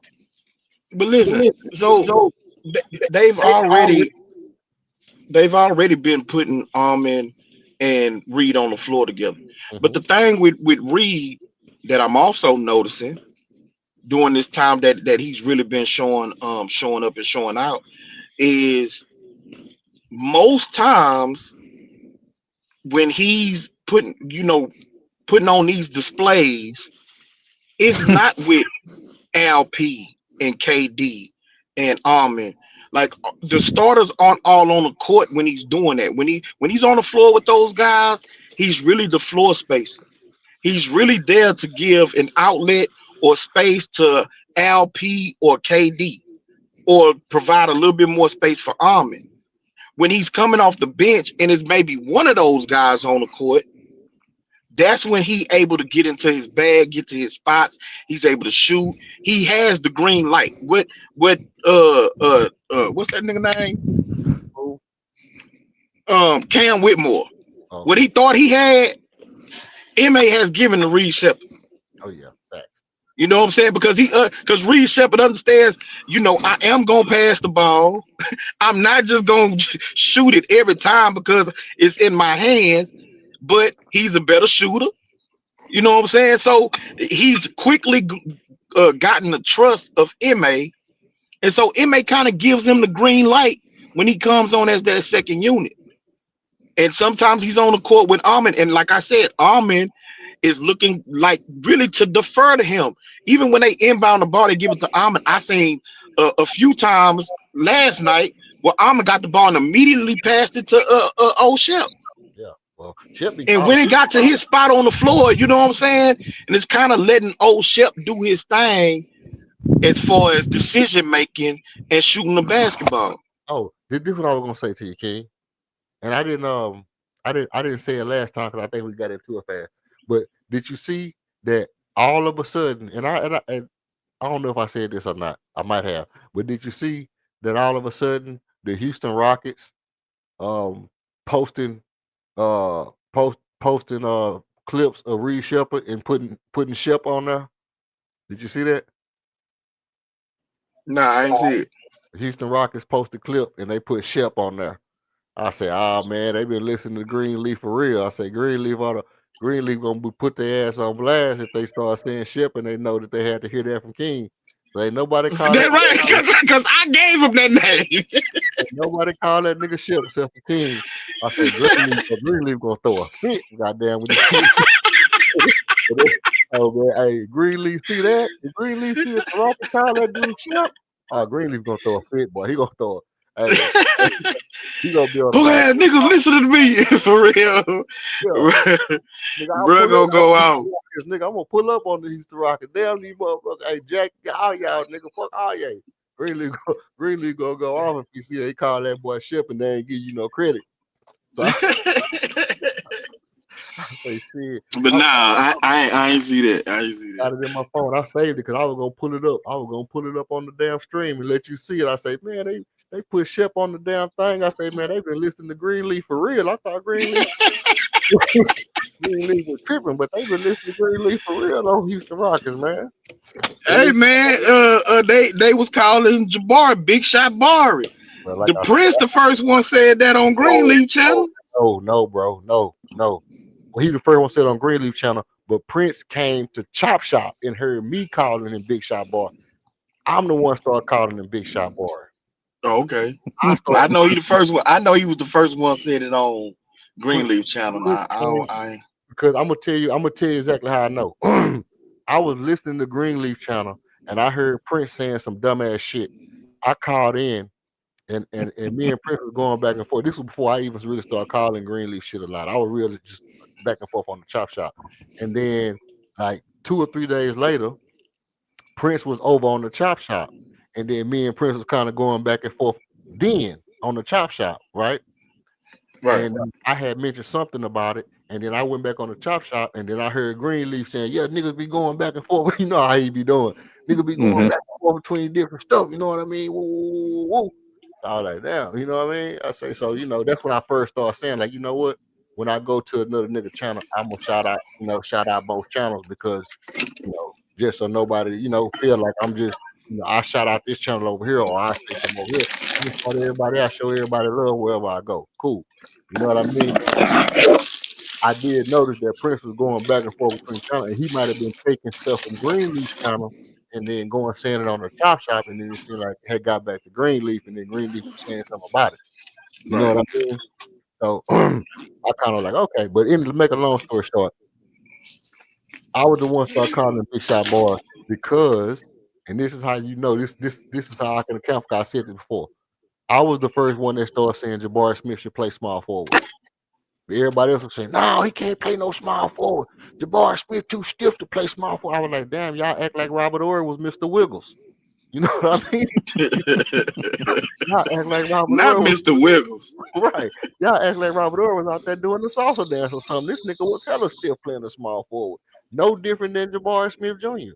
To be only different was that Robert Ory had more hops. You know what I mean?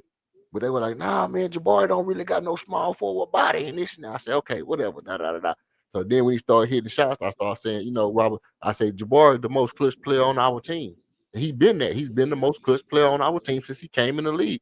And I started calling him Big Shot Bar because I went to the games and I seen a nigga hitting. I used to go to the games, and I seen that nigga hit big shots against Indiana, big stops against Giannis, them first cup. You know what I mean? Um, Right. his first year I think that was the first year when he had that big shot against Indiana. And I was like, yeah, I'm telling y'all that nigga more like a Robert Ory than he is whoever powerful Kevin Garnett they was talking about and all that shit. But yeah, Prince heard that shit on Chop Shop, heard me calling him Big Shot Bar and ran, started saying it. But you know, But it's a lot, it's a lot of that stuff, bro. A lot of stuff that I was saying, you know what I mean? A lot of stuff I be saying on platforms or in the daggone in Locked On Rockets chat, you know what I mean? Or wherever people see me. I think I even seen you, me and you was chopping it up in a me and you was chopping it up in a first take chat one day. You remember that? First take. Yeah. I think that was me and you. We was in the first take chat on you know how they be having the first take live? Yeah. I think me and you was chopping it up in the first take chat one day on one of them. About what? Huh? I don't remember what it was about. I don't remember what it was I about. used to I did used to go there some years ago. Yeah. I catch it early in the morning, Mm-hmm. and it was it first take? It was either first take or what's the green what's the one with Mike Greenberg on there? Get up. Get up. Yeah. It might have been one of them. Nah, it had to be first take, or it could have been what's the one Nick Wright used to be on the show early in the morning with Chris Carter. Nick Wright. Nick Wright. First thing first, Nick Wright. Yeah, that's my shit. Yeah. He used to be on early in the morning with Chris Carter Yeah. and that white chick. And I used to listen to they show on ESPN but it'll be on YouTube. Mm-hmm. Yeah. And Yeah. I used to be in those chats. So it is possible. Mm-hmm.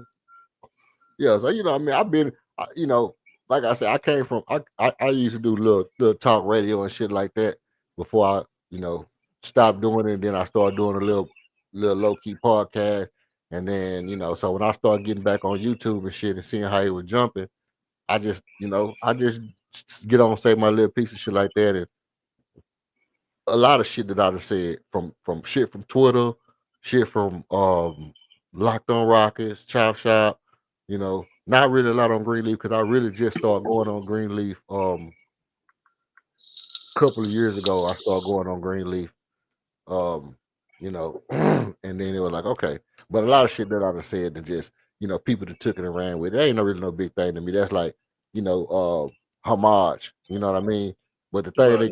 the thing that gets me is when people act like they didn't say shit and then, all of a sudden they're, that's why I respect you though, because you came on here and said, hey, I'm one of the ones who didn't think that Jabari should have lost his spot to injury.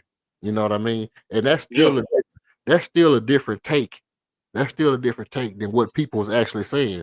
Because people was actually doing that dumb shit talking about Jabari a better fit than Amin. God damn that fit shit, man. I don't care about no fit, no better fit. Well, I mean, look, again, I stand by as far as the way that the roster was constructed, right? Okay, don't You get me had you had the worst backcourt shooting percentage wise, on this shit the for 12 worst percentage backcourt shooting percentage in the entire NBA. I get that. I get that. I get Okay, you had Dylan Brooks, mm-hmm. and then you put in Almond, and you got LP. Right. So there's really no reliable shooters on the floor whatsoever. The best shooter is Dylan Brooks, who was shooting over 40%. right? So if you look at it, our defense was number 2 in the league when Jabari was there. He provided that extra space because people had to respect him as a shooter, even if he wasn't shooting the greatest. But you still, had to respect him as a shooter, on the corners or on the wing. So I was one of the people who said when he gets back healthy, he should get his job back. Mm-hmm. Not only because of the health situation, but also he provides spacing for a guy who led the team in scoring last year in Jalen Green. He's not the greatest shooter, so he needs that ability to be able to get to the rim. That's why I didn't like the double big lineup. Y'all are clogging up the paint, which takes away the number one way for Jalen Green to get